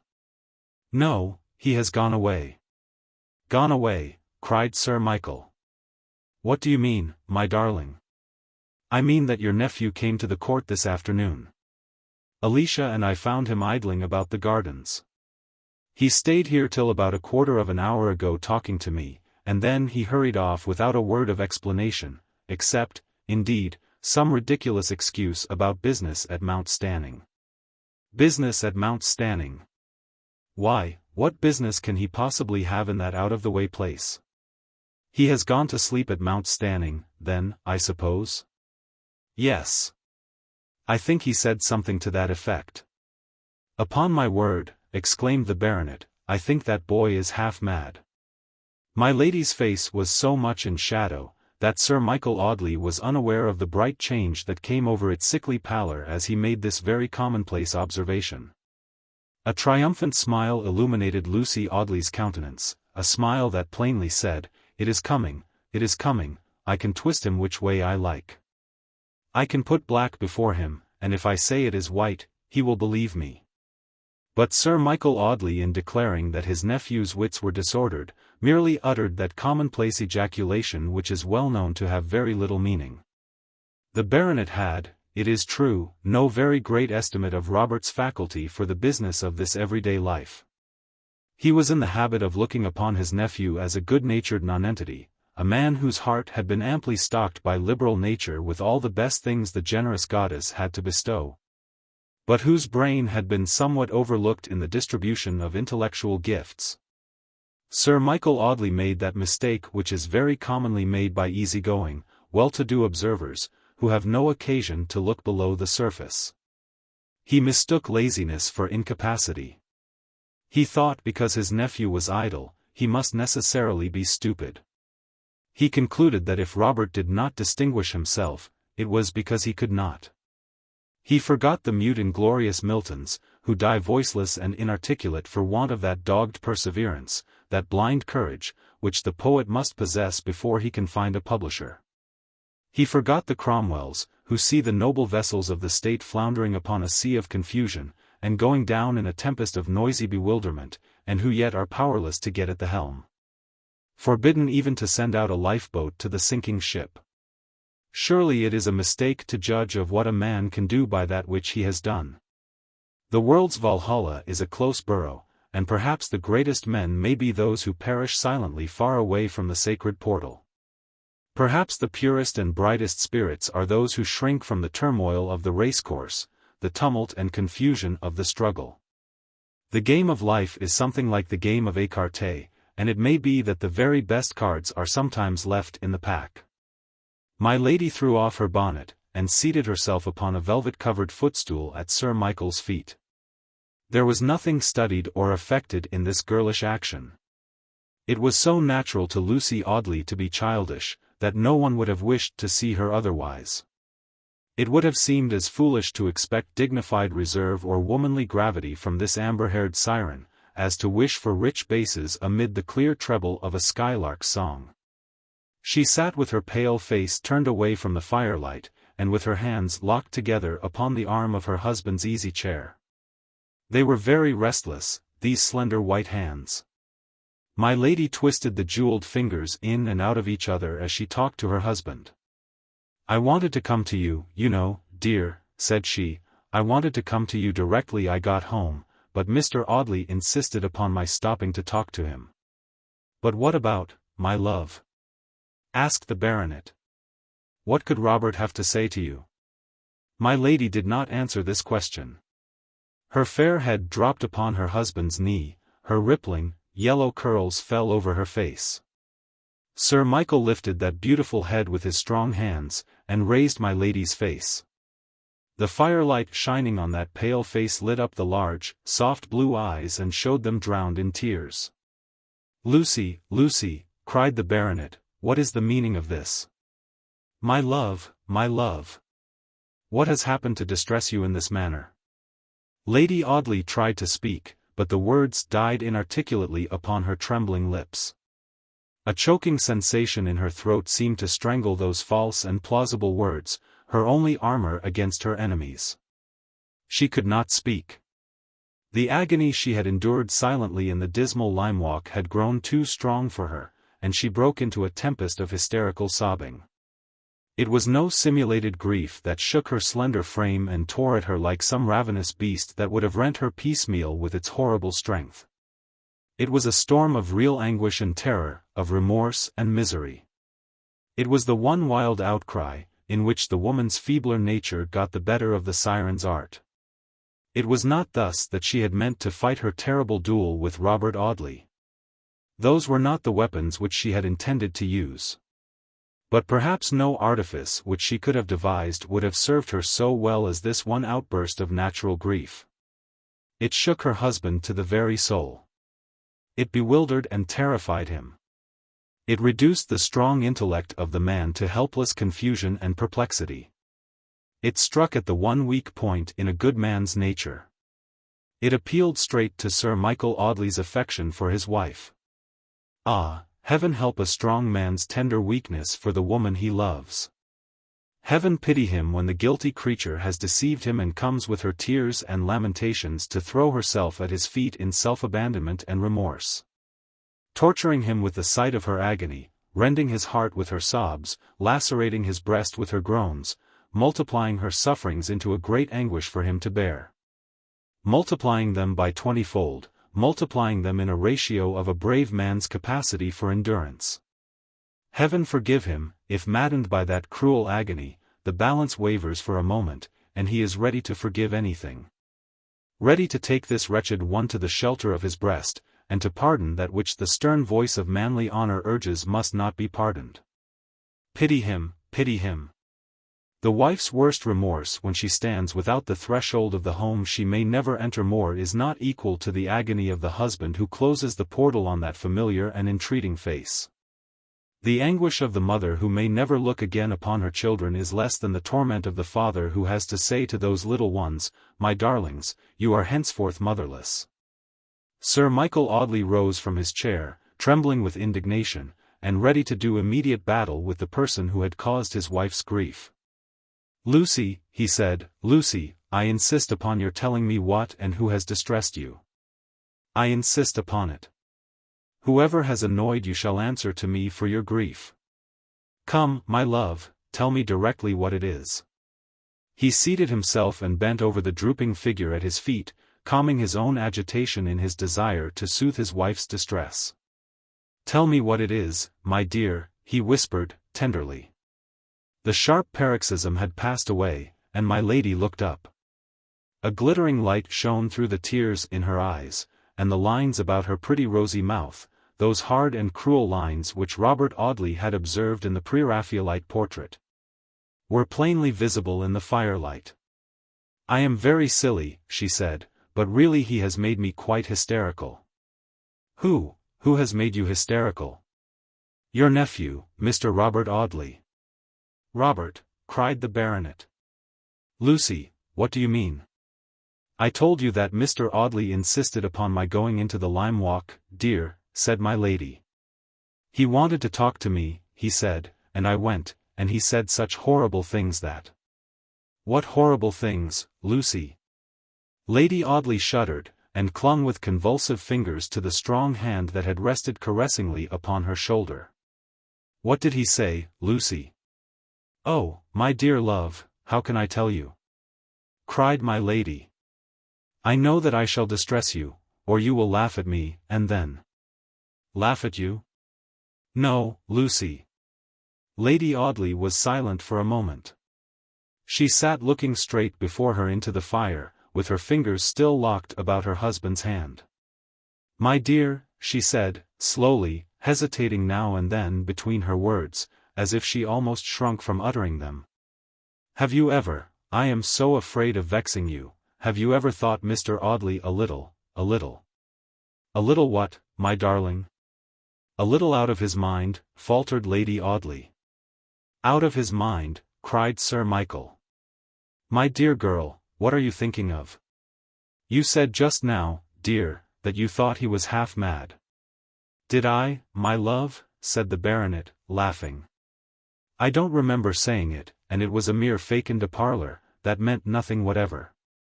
Robert may be a little eccentric, a little stupid, perhaps, he mayn't be overburdened with wits, but I don't think he has brains enough for madness.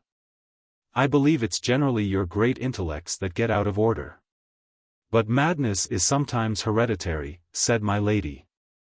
"Mr. Audley may have inherited—" "He has inherited no madness from his father's family," interrupted Sir Michael. "The Audleys have never peopled private lunatic asylums or fed mad doctors." "Nor from his mother's family?" "Not to my knowledge." "People generally keep these things a secret," said my lady, gravely. "There may have been madness in your sister-in-law's family." "I don't think so, my dear," replied Sir Michael. "But, Lucy, tell me what, in heaven's name, has put this idea into your head? I have been trying to account for your nephew's conduct. I can account for it in no other manner. If you had heard the things he said to me tonight, Sir Michael, you too might have thought him mad." "But what did he say, Lucy?" "I can scarcely tell you. You can see how much he has stupefied and bewildered me. I believe he has lived too long alone in those solitary temple chambers. Perhaps he reads too much, or smokes too much. You know that some physicians declare madness to be a mere illness of the brain, an illness to which anyone is subject, and which may be produced by given causes, and cured by given means." Lady Audley's eyes were still fixed upon the burning coals in the wide grate. She spoke as if she had been discussing a subject that she had often heard discussed before.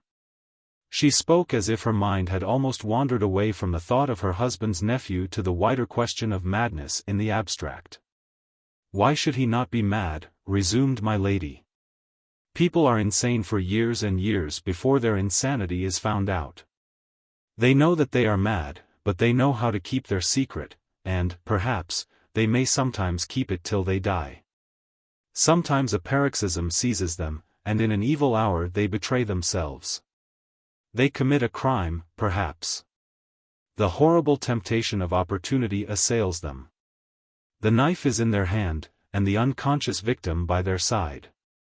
They may conquer the restless demon and go away and die innocent of any violent deed. But they may yield to the horrible temptation, the frightful, passionate, hungry craving for violence and horror. They sometimes yield and are lost. Lady Audley's voice rose as she argued this dreadful question. The hysterical excitement from which she had only just recovered had left its effects upon her, but she controlled herself. And her tone grew calmer as she resumed. Robert Audley is mad, she said, decisively.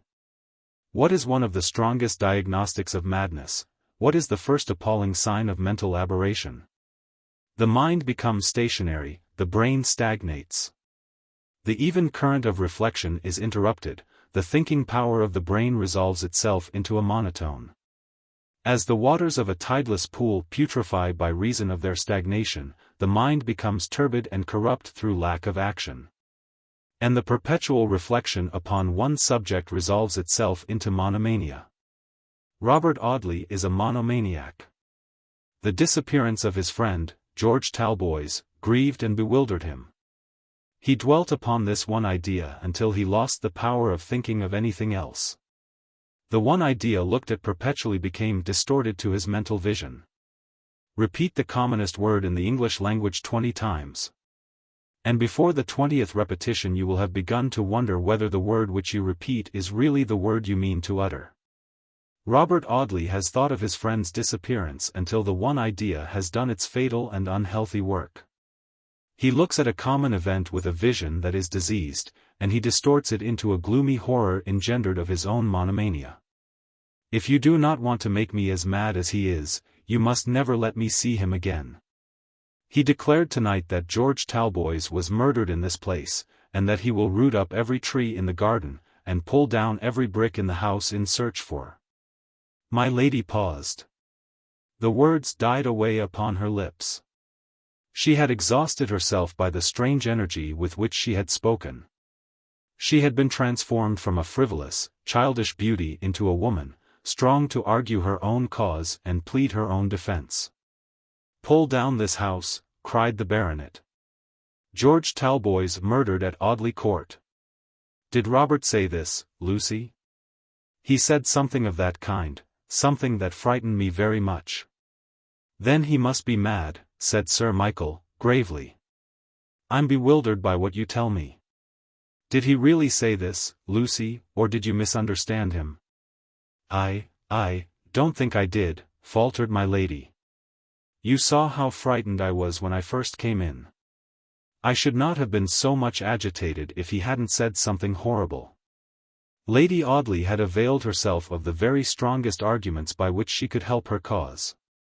To be sure, my darling, to be sure, answered the baronet.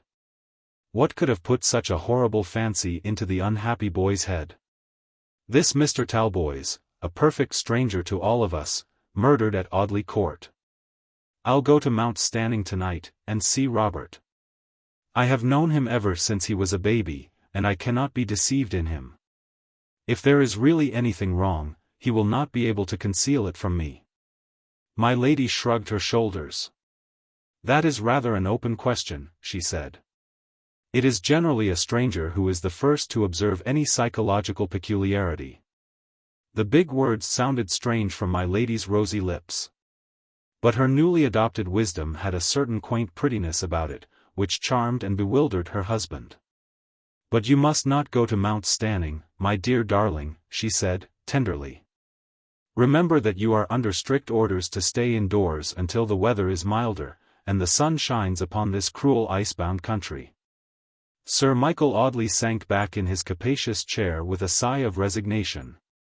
That's true, Lucy, he said, we must obey Mr. Dawson. I suppose Robert will come to see me tomorrow. Yes, dear. I think he said he would. Then we must wait till tomorrow, my darling. I can't believe that there really is anything wrong with the poor boy, I can't believe it, Lucy. Then how do you account for this extraordinary delusion about this Mr. Talboys? Asked my lady. Sir Michael shook his head. I don't know, Lucy, I don't know, he answered. It is always so difficult to believe that any one of the calamities that continually befall our fellow men will ever happen to us. I can't believe that my nephew's mind is impaired, I can't believe it. I'll get him to stop here, Lucy, and I'll watch him closely. I tell you, my love, if there is anything wrong I am sure to find it out. I can't be mistaken in a young man who has always been the same to me as my own son. But, my darling, why were you so frightened by Robert's wild talk? It could not affect you. My lady sighed piteously. You must think me very strong-minded, Sir Michael, she said, with rather an injured air, if you imagine I can hear of these sort of things indifferently. I know I shall never be able to see Mr. Audley again. And you shall not, my dear, you shall not. You said just now you would have him here, murmured Lady Audley. But I will not, my darling girl, if his presence annoys you. Good heaven!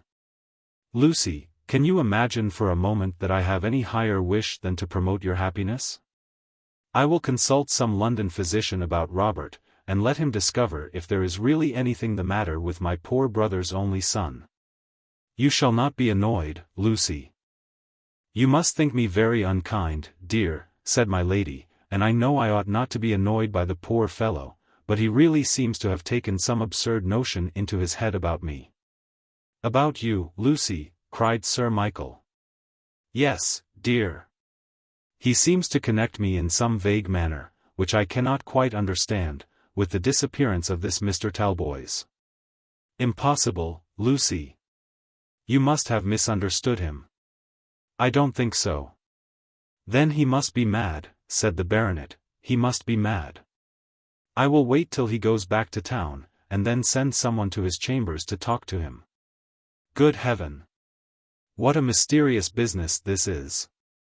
I fear I have distressed you, darling, murmured Lady Audley. Yes, my dear, I am very much distressed by what you have told me.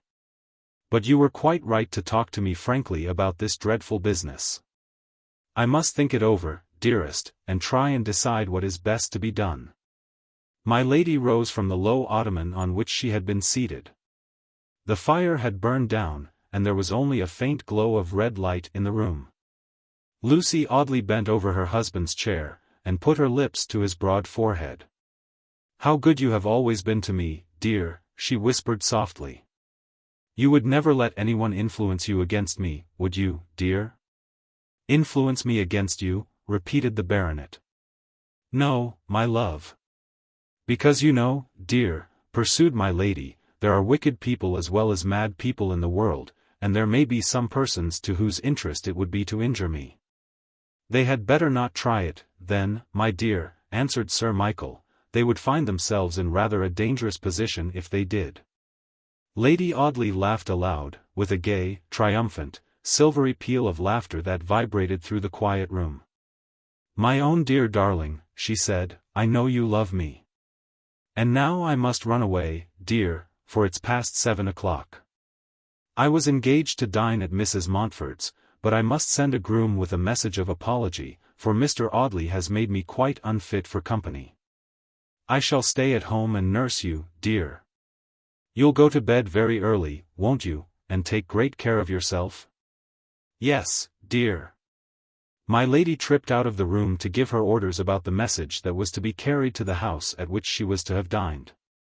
She paused for a moment as she closed the library door, she paused, and laid her hand upon her breast to check the rapid throbbing of her heart. I have been afraid of you, Mr. Robert Audley, she thought, but perhaps the time may come in which you will have cause to be afraid of me. Chapter 31. Phoebe's Petition. The division between Lady Audley and her stepdaughter had not become any narrower in the 2 months which had elapsed since the pleasant Christmas holiday time had been kept at Audley Court. There was no open warfare between the two women, there was only an armed neutrality, broken every now and then by brief feminine skirmishes and transient wordy tempests. I am sorry to say that Alicia would very much have preferred a hearty pitched battle to this silent and undemonstrative disunion, but it was not very easy to quarrel with my lady. She had soft answers for the turning away of wrath. She could smile bewitchingly at her stepdaughter's open petulance, and laugh merrily at the young lady's ill temper. Perhaps had she been less amiable, had she been more like Alicia in disposition, the two ladies might have expended their enmity in one tremendous quarrel, and might ever afterward have been affectionate and friendly. But Lucy Audley would not make war. She carried forward the sum of her dislike, and put it out at a steady rate of interest, until the breach between her stepdaughter and herself, widening a little every day, became a great gulf, utterly impassable by olive-branch-bearing doves from either side of the abyss. There can be no reconciliation where there is no open warfare.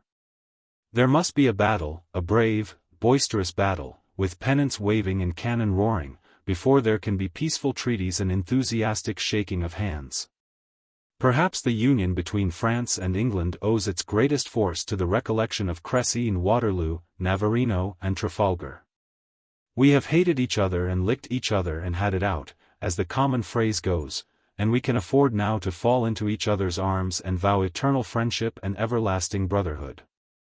Let us hope that when northern Yankeedom has decimated and been decimated, blustering Jonathan may fling himself upon his southern brother's breast, forgiving and forgiven. Alicia Audley and her father's pretty wife had plenty of room for the comfortable indulgence of their dislike in the spacious old mansion. My lady had her own apartments, as we know, luxurious chambers, in which all conceivable elegancies had been gathered for the comfort of their occupant. Alicia had her own rooms in another part of the large house. She had her favorite mare, her Newfoundland dog, and her drawing materials, and she made herself tolerably happy. She was not very happy, this frank, generous-hearted girl, for it was scarcely possible that she could be altogether at ease in the constrained atmosphere of the court. Her father was changed. That dear father over whom she had once reigned supreme with the boundless authority of a spoiled child, had accepted another ruler and submitted to a new dynasty. Little by little my lady's petty power made itself felt in that narrow household. And Alicia saw her father gradually lured across the gulf that divided Lady Audley from her stepdaughter, until he stood at last quite upon the other side of the abyss, and looked coldly upon his only child across that widening chasm. Alicia felt that he was lost to her. My lady's beaming smiles, my lady's winning words, my lady's radiant glances and bewitching graces had done their work of enchantment. And Sir Michael had grown to look upon his daughter as a somewhat wilful and capricious young person who had behaved with determined unkindness to the wife he loved. Poor Alicia saw all this, and bore her burden as well as she could. It seemed very hard to be a handsome, grey-eyed heiress, with dogs and horses and servants at her command, and yet to be so much alone in the world as to know of not one friendly ear into which she might pour her sorrows. If Bob was good for anything I could have told him how unhappy I am, thought Miss Audley, but I may just as well tell Caesar my troubles for any consolation I should get from Cousin Robert. Sir Michael Audley obeyed his pretty nurse, and went to bed a little after 9 o'clock upon this bleak March evening. Perhaps the baronet's bedroom was about the pleasantest retreat that an invalid could have chosen in such cold and cheerless weather. The dark green velvet curtains were drawn before the windows and about the ponderous bed. The wood fire burned redly upon the broad hearth. The reading lamp was lighted upon a delicious little table close to Sir Michael's pillow, and a heap of magazines and newspapers had been arranged by my lady's own fair hands for the pleasure of the invalid. Lady Audley sat by the bedside for about 10 minutes, talking to her husband, talking very seriously, about this strange and awful question, Robert Audley's lunacy. But at the end of that time she rose and bade her husband good night. She lowered the green silk shade before the reading lamp, adjusting it carefully for the repose of the baronet's eyes. "I shall leave you, dear," she said. "If you can sleep, so much the better. If you wish to read, the books and papers are close to you. I will leave the doors between the rooms open, and I shall hear your voice if you call me." Lady Audley went through her dressing room into the boudoir, where she had sat with her husband since dinner. Every evidence of womanly refinement was visible in the elegant chamber. My lady's piano was open, covered with scattered sheets of music and exquisitely bound collections of scenas and fantasias which no master need have disdained to study. My lady's easel stood near the window, bearing witness to my lady's artistic talent, in the shape of a water-colored sketch of the court and gardens. My lady's fairy-like embroideries of lace and muslin, rainbow-hued silks, and delicately tinted wools littered the luxurious apartment. While the looking-glasses, cunningly placed at angles and opposite corners by an artistic upholsterer, multiplied my lady's image. And in that image reflected the most beautiful object in the enchanted chamber. Amid all this lamplight, gilding, color, wealth, and beauty, Lucy Audley sat down on a low seat by the fire to think. If Mr. Holman Hunt could have peeped into the pretty boudoir, I think the picture would have been photographed upon his brain to be reproduced by and by upon a bishop's half-length for the glorification of the pre-Raphaelite brotherhood. My lady in that half-recumbent attitude, with her elbow resting on one knee, and her perfect chin supported by her hand. The rich folds of drapery falling away in long undulating lines from the exquisite outline of her figure, and the luminous, rose-colored firelight enveloping her in a soft haze. Only broken by the golden glitter of her yellow hair, beautiful in herself, but made bewilderingly beautiful by the gorgeous surroundings which adorn the shrine of her loveliness. Drinking cups of gold and ivory, chiseled by Benvenuto Cellini. Cabinets of buhl and porcelain, bearing the cipher of Austrian Marie Antoinette, amid devices of rosebuds and true lovers' knots, birds and butterflies, cupidons and shepherdesses, goddesses, courtiers, cottagers, and milkmaids. Statuettes of Parian marble and biscuit china, gilded baskets of hothouse flowers, fantastical caskets of Indian filigree work. Fragile teacups of turquoise china, adorned by medallion miniatures of Louis the Great and Louis the Well-Beloved, Louise de la Valliere, Athénais de Montespan, and Marie-Jeanne Gommard de Vaubernier, cabinet pictures and gilded mirrors, shimmering satin and diaphanous lace. All that gold can buy or art devise had been gathered together for the beautification of this quiet chamber in which my lady sat listening to the mourning of the shrill March wind, and the flapping of the ivy leaves against the casements, and looking into the red chasms in the burning coals. I should be preaching a very stale sermon, and harping upon a very familiar moral, if I were to seize this opportunity of declaiming against art and beauty. Because my lady was more wretched in this elegant apartment than many a half-starved seamstress in her dreary garret.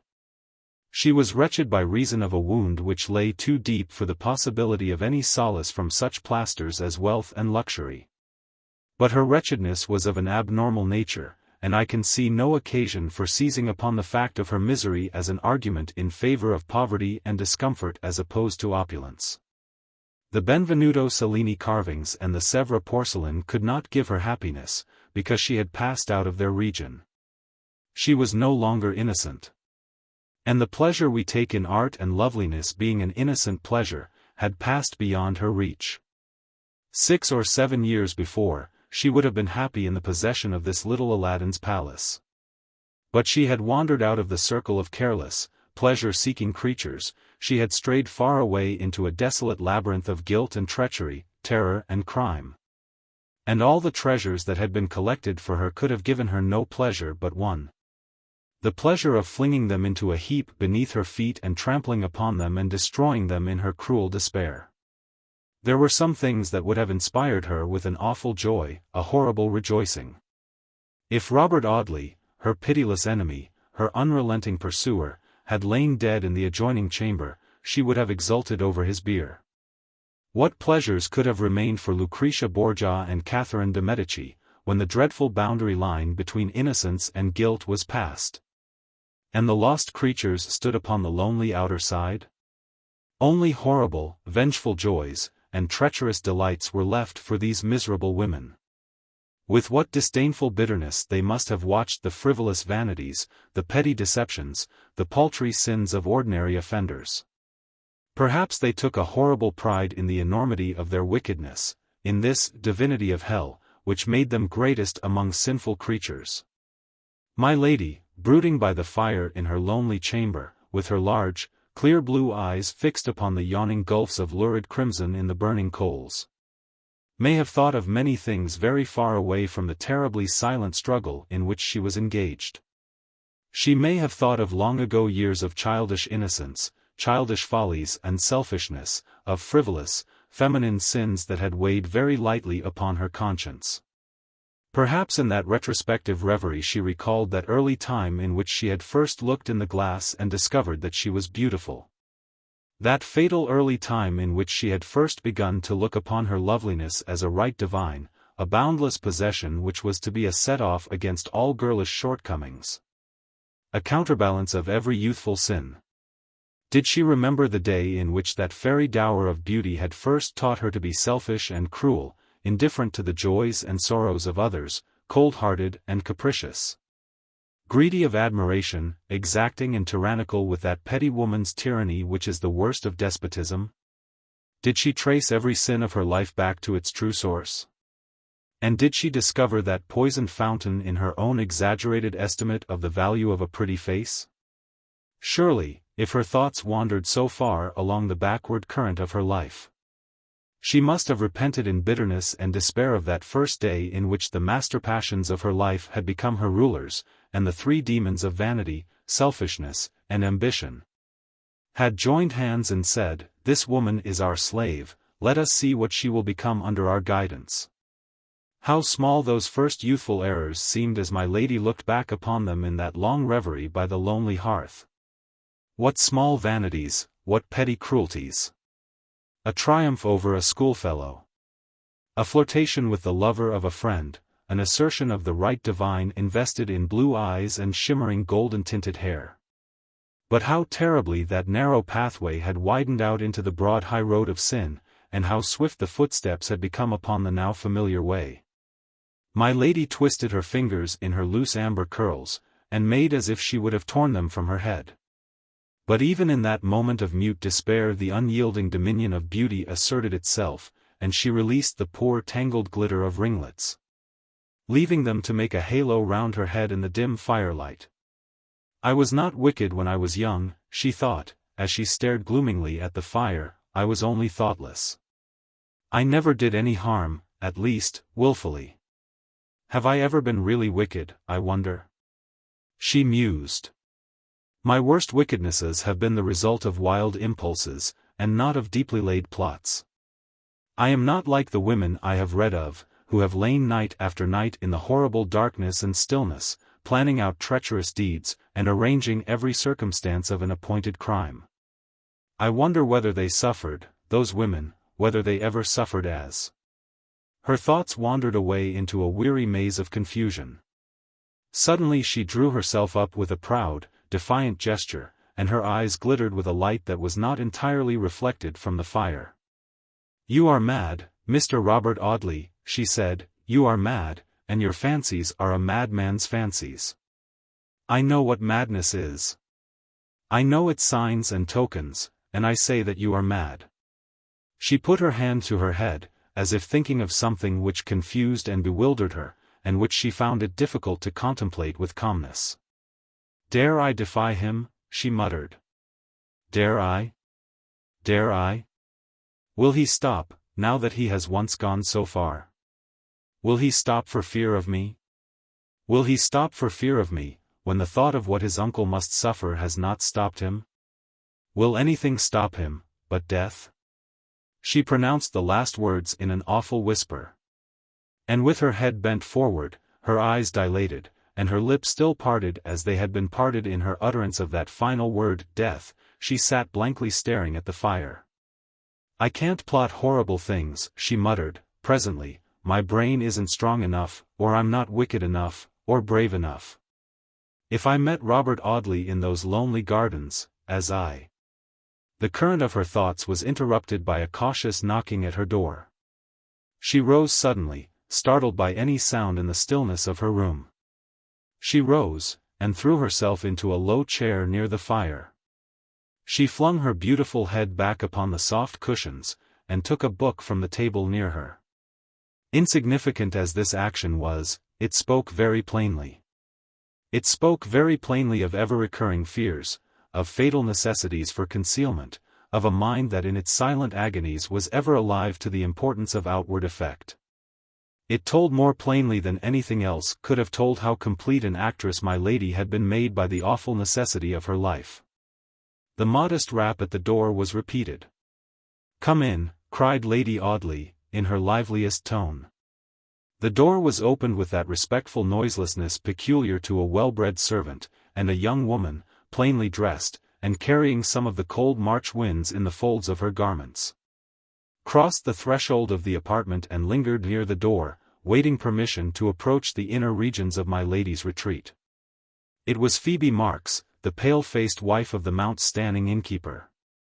"I beg pardon, my lady, for intruding without leave," she said. "But I thought I might venture to come straight up without waiting for permission." "Yes, yes, Phoebe, to be sure. Take off your bonnet, you wretched, cold-looking creature, and come sit down here."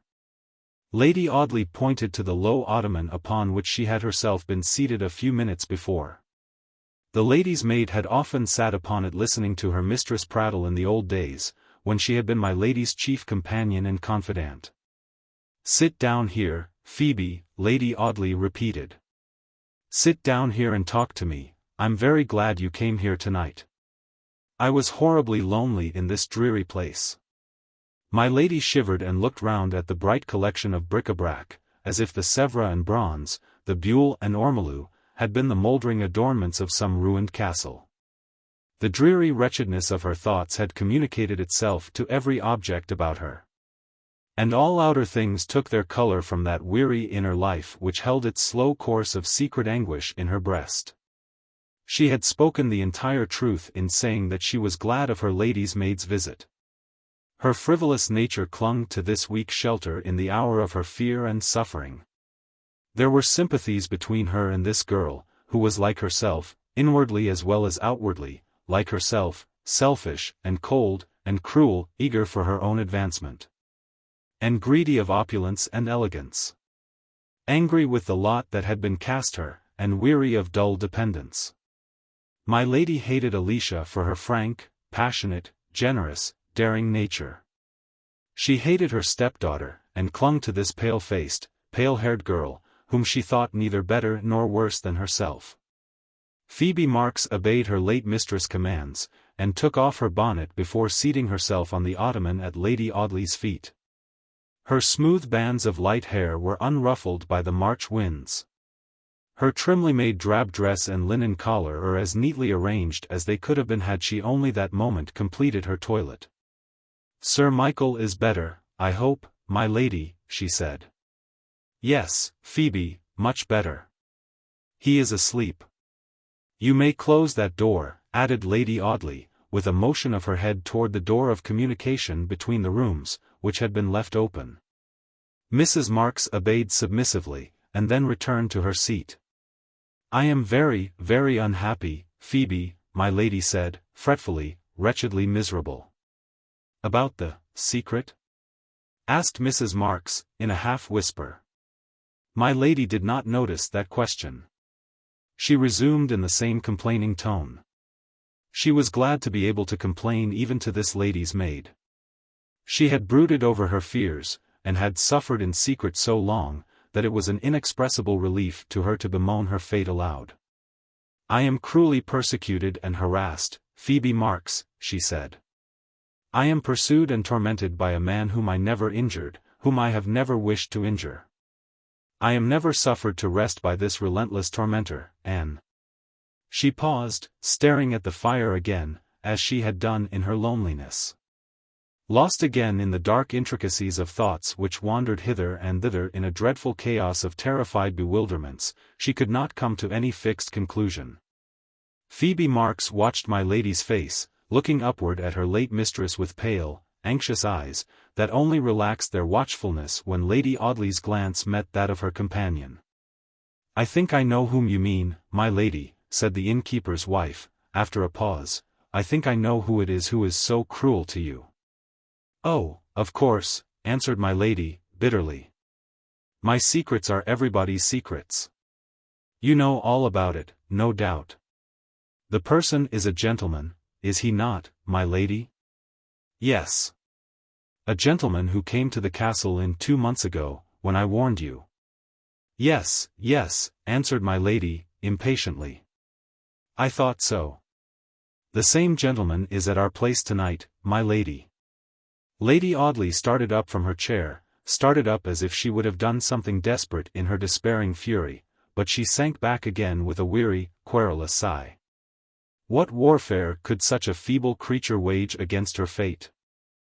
What could she do but wind like a hunted hare till she found her way back to the starting point of the cruel chase, to be there trampled down by her pursuers?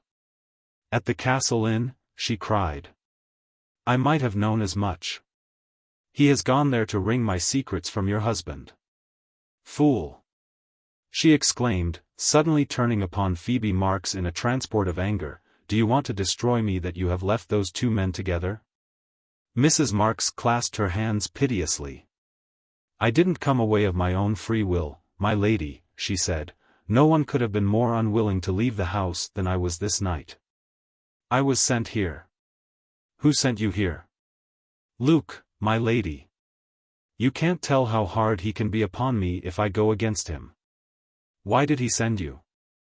The innkeeper's wife dropped her eyelids under Lady Audley's angry glances, and hesitated confusedly before she answered this question. "Indeed, my lady," she stammered, "I didn't want to come. I told Luke that it was too bad for us to worry you, first asking this favor, and then asking that, and never leaving you alone for a month together. But, he bore me down with his loud, blustering talk, and he made me come." "Yes, yes," cried Lady Audley, impatiently. "I know that. I want to know why you have come." "Why, you know, my lady," answered Phoebe, half reluctantly, "Luke is very extravagant, and all I can say to him, I can't get him to be careful or steady. He's not sober. And when he's drinking with a lot of rough countrymen, and drinking, perhaps even more than they do, it isn't likely that his head can be very clear for accounts. If it hadn't been for me we should have been ruined before this, and hard as I've tried, I haven't been able to keep the ruin off. You remember giving me the money for the brewer's bill, my lady?" "Yes, I remember very well," answered Lady Audley, with a bitter laugh, "for I wanted that money to pay my own bills." "I know you did, my lady, and it was very, very hard for me to have to come and ask you for it, after all that we'd received from you before. But that isn't the worst. When Luke sent me down here to beg the favor of that help he never told me that the Christmas rent was still owing. But it was, my lady, and it's owing now, and there's a bailiff in the house tonight, and we're to be sold up tomorrow unless I pay your rent, I suppose," cried Lucy Audley. "I might have guessed what was coming." Indeed, my lady, I wouldn't have asked it," sobbed Phoebe Marks, "but he made me come." "Yes," answered my lady, bitterly, "he made you come. And he will make you come whenever he pleases, and whenever he wants money for the gratification of his low vices. And you and he are my pensioners as long as I live, or as long as I have any money to give. For I suppose when my purse is empty and my credit ruined, you and your husband will turn upon me and sell me to the highest bidder. Do you know, Phoebe Marks, that my jewel case has been half emptied to meet your claims? Do you know that my pin money, which I thought such a princely allowance when my marriage settlement was made, and when I was a poor governess at Mr. Dawson's, heaven help me, my pin money has been overdrawn half a year to satisfy your demands? What can I do to appease you? Shall I sell my Marie Antoinette cabinet, or my Pompadour china, Leroy's and Benson's ormolu clocks, or my Gobelin tapestried chairs and ottomans? How shall I satisfy you next?" "Oh, my lady," cried Phoebe, piteously, "don't be so cruel to me. You you know that it isn't I who want to impose upon you." "I know nothing," exclaimed Lady Audley, "except that I am the most miserable of women." "Let me think," she cried, silencing Phoebe's consolatory murmurs with an imperious gesture. "Hold your tongue, girl, and let me think of this business, if I can." She put her hands to her forehead, clasping her slender fingers across her brow, as if she would have controlled the action of her brain by their convulsive pressure. "Robert Audley is with your husband," she said, slowly, speaking to herself rather than to her companion.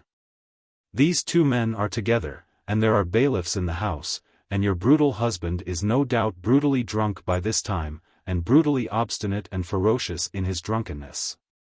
If I refuse to pay this money his ferocity will be multiplied by 100-fold. There's little use in discussing that matter. The money must be paid. But if you do pay it," said Phoebe, earnestly, "I hope you will impress upon Luke that it is the last money you will ever give him while he stops in that house." "Why?" asked Lady Audley, letting her hands fall on her lap, and looking inquiringly at Mrs. Marks. "Because I want Luke to leave the castle." "But why do you want him to leave?" "Oh, for ever so many reasons, my lady," answered Phoebe. "He's not fit to be the landlord of a public house. I didn't know that when I married him, or I would have gone against the business, and tried to persuade him to take to the farming line. Not that I suppose he'd have given up his own fancy, either. For he's obstinate enough, as you know, my lady. He's not fit for his present business. He's scarcely ever sober after dark. And when he's drunk he gets almost wild, and doesn't seem to know what he does. We've had 2 or 3 narrow escapes with him already." "Narrow escapes," repeated Lady Audley. "What do you mean?" "Why, we've run the risk of being burnt in our beds through his carelessness." "Burnt in your beds through his carelessness? Why, how was that?" asked my lady, rather listlessly.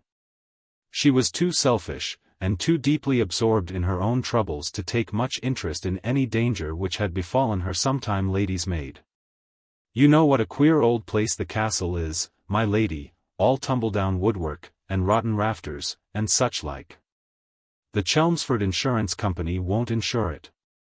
For they say if the place did happen to catch fire of a windy night it would blaze away like so much tinder, and nothing in the world could save it. Well, Luke knows this. And the landlord has warned him of it times and often, for he lives close against us, and he keeps a pretty sharp eye upon all my husband's goings-on. But when Luke's tipsy he doesn't know what he's about, and only a week ago he left a candle burning in one of the outhouses, and the flame caught one of the rafters of the sloping roof. And if it hadn't been for me finding it out when I went round the house the last thing, we should have all been burnt to death, perhaps. And that's the 3rd time the same kind of thing has happened in the 6 months we've had the place, and you can't wonder that I'm frightened, can you, my lady?" My lady had not wondered, she had not thought about the business at all. She had scarcely listened to these commonplace details. Why should she care for this low-born waiting woman's perils and troubles? Had she not her own terrors, her own soul-absorbing perplexities to usurp every thought of which her brain was capable? She did not make any remark upon that which poor Phoebe just told her. She scarcely comprehended what had been said, until some moments after the girl had finished speaking, when the words assumed their full meaning.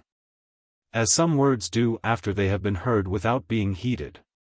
"Burnt in your beds," said the young lady, at last.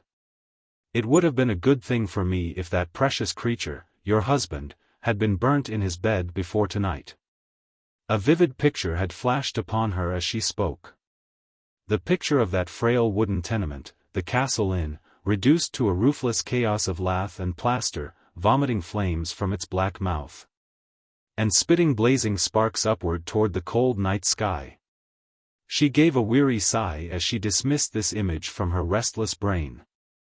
She would be no better off even if this enemy should be forever silenced.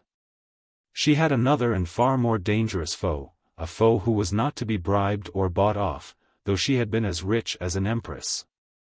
"I'll give you the money to send this bailiff away," my lady said, after a pause. I must give you the last sovereign in my purse, but what of that? You know as well as I do that I dare not refuse you. Lady Audley rose and took the lighted lamp from her writing table. The money is in my dressing room, she said. I will go and fetch it. Oh, my lady, exclaimed Phoebe, suddenly, I forgot something. I was in such a way about this business that I quite forgot it. Quite forgot what? A letter that was given me to bring to you, my lady, just before I left home. What letter? A letter from Mr. Audley. He heard my husband mention that I was coming down here, and he asked me to carry this letter. Lady Audley set the lamp down upon the table nearest to her, and held out her hand to receive the letter. Phoebe Marks could scarcely fail to observe that the little jeweled hand shook like a leaf. Give it me, she cried, let me see what more he has to say. Lady Audley almost snatched the letter from Phoebe's hand in her wild impatience. She tore open the envelope and flung it from her. She could scarcely unfold the sheet of notepaper in her eager excitement. The letter was very brief. It contained only these words. Should Mrs. George Talboys really have survived the date of her supposed death, as recorded in the public prints, and upon the tombstone in Ventnor churchyard? And should she exist in the person of the lady suspected and accused by the writer of this, there can be no great difficulty in finding someone able and willing to identify her. Mrs. Barkham, the owner of North Cottages, Wildernsea, would no doubt consent to throw some light upon this matter, either to dispel a delusion or to confirm a suspicion. Robert Audley. March 3, 1859. The Castle Inn, Mount Stanning. Chapter 32. The Red Light in the Sky. My lady crushed the letter fiercely in her hand, and flung it from her into the flames. If he stood before me now, and I could kill him, she muttered in a strange, inward whisper, would do it, I would do it. She snatched up the lamp and rushed into the adjoining room. She shut the door behind her. She could not endure any witness of her horrible despair, she could endure nothing, neither herself nor her surroundings. The door between my lady's dressing room and the bedchamber in which Sir Michael lay, had been left open. The baronet slept peacefully, his noble face plainly visible in the subdued lamplight. His breathing was low and regular, his lips curved into a half-smile, a smile of tender happiness which he often wore when he looked at his beautiful wife, the smile of an all-indulgent father, who looks admiringly at his favorite child. Some touch of womanly feeling, some sentiment of compassion softened Lady Audley's glance as it fell upon that noble, reposing figure. For a moment the horrible egotism of her own misery yielded to her pitying tenderness for another. It was perhaps only a semi-selfish tenderness after all, in which pity for herself was as powerful as pity for her husband. But for once in a way, her thoughts ran out of the narrow groove of her own terrors and her own troubles to dwell with prophetic grief upon the coming sorrows of another. If they make him believe, how wretched he will be, she thought. But intermingled with that thought there was another, there was the thought of her lovely face, her bewitching manner, her arch smile, her low, musical laugh, which was like a peal of silvery bells ringing across a broad expanse of flat meadowland and a rippling river in the misty summer evening. She thought of all these things with a transient thrill of triumph, which was stronger even than her terror. If Sir Michael Audley lived to be 100 years old, whatever he might learn to believe of her, however he might grow to despise her, would he ever be able to disassociate her from these attributes? No, 1,000 times no. To the last hour of his life his memory would present her to him invested with the loveliness that had first won his enthusiastic admiration, his devoted affection. Her worst enemies could not rob her of that fairy dower which had been so fatal in its influence upon her frivolous mind. She paced up and down the dressing-room in the silvery lamplight, pondering upon the strange letter which she had received from Robert Audley. She walked backward and forward in that monotonous wandering for some time before she was able to steady her thoughts, before she was able to bring the scattered forces of her narrow intellect to bear upon the one all-important subject of the threat contained in the barrister's letter. "He will do it," she said, between her set teeth, "he will do it, unless I get him into a lunatic asylum first, or unless. She did not finish the thought in words. She did not even think out the sentence, but some new and unnatural impulse in her heart seemed to beat each syllable against her breast. The thought was this: he will do it, unless some strange calamity befalls him, and silences him forever. The red blood flashed up into my lady's face with as sudden and transient a blaze as the flickering flame of a fire, and died as suddenly away, leaving her more pale than winter snow. Her hands, which had before been locked convulsively together, fell apart and dropped heavily at her sides. She stopped in her rapid pacing to and fro, stopped as Lot's wife may have stopped, after that fatal backward glance at the perishing city, with every pulse slackening, with every drop of blood congealing in her veins, in the terrible process that was to transform her from a woman into a statue. Lady Audley stood still for about 5 minutes in that strangely statuesque attitude, her head erect, her eyes staring straight before her, staring far beyond the narrow boundary of her chamber wall, into dark distances of peril and horror. But by and by she started from that rigid attitude almost as abruptly as she had fallen into it. She roused herself from that semi-lethargy. She walked rapidly to her dressing table, and, seating herself before it, pushed away the litter of golden-stoppered bottles and delicate china essence boxes, and looked at her reflection in the large, oval glass. She was very pale, but there was no other trace of agitation visible in her girlish face. The lines of her exquisitely molded lips were so beautiful, that it was only a very close observer who could have perceived a certain rigidity that was unusual to them. She saw this herself, and tried to smile away that statue-like immobility, but tonight the rosy lips refused to obey her. They were firmly locked, and were no longer the slaves of her will and pleasure. All the latent forces of her character concentrated themselves in this one feature. She might command her eyes, but she could not control the muscles of her mouth. She rose from before her dressing table, and took a dark velvet cloak and bonnet from the recesses of her wardrobe, and dressed herself for walking. The little ormolu clock on the chimney-piece struck the 11:15 while Lady Audley was employed in this manner. 5 minutes afterward she re-entered the room in which she had left Phoebe Marks. The innkeeper's wife was sitting before the low fender very much in the same attitude as that in which her late mistress had brooded over that lonely hearth earlier in the evening. Phoebe had replenished the fire, and had reassumed her bonnet and shawl. She was anxious to get home to that brutal husband, who was only too apt to fall into some mischief in her absence. She looked up as Lady Audley entered the room, and uttered an exclamation of surprise at seeing her late mistress in a walking costume. "My lady," she cried, "you are not going out tonight?" "Yes, I am, Phoebe," Lady Audley answered, very quietly. "I am going to Mount Stanning with you to see this bailiff, and to pay and dismiss him myself." "But, my lady, you forget what the time is. You can't go out at such an hour." Lady Audley did not answer. She stood with her finger resting lightly upon the handle of the bell, meditating quietly. "The stables are always locked, and the men in bed by 10 o'clock, she murmured, "when we are at home. It will make a terrible hubbub to get a carriage ready. But yet I dare say one of the servants could manage the matter quietly for me." "But why should you go tonight, my lady?" cried Phoebe Marks. "Tomorrow will do quite as well. A week hence will do as well. Our landlord would take the man away if he had your promise to settle the debt." Lady Audley took no notice of this interruption. She went hastily into the dressing-room, and flung off her bonnet and cloak, and then returned to the boudoir, in her simple dinner costume, with her curls brushed carelessly away from her face. "Now, Phoebe Marks, listen to me," she said, grasping her confidante's wrist, and speaking in a low, earnest voice, but with a certain imperious air that challenged contradiction and commanded obedience.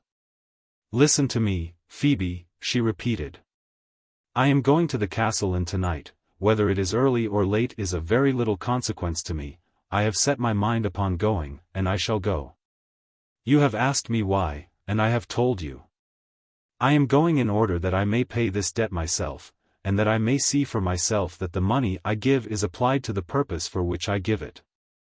There is nothing out of the common course of life in my doing this.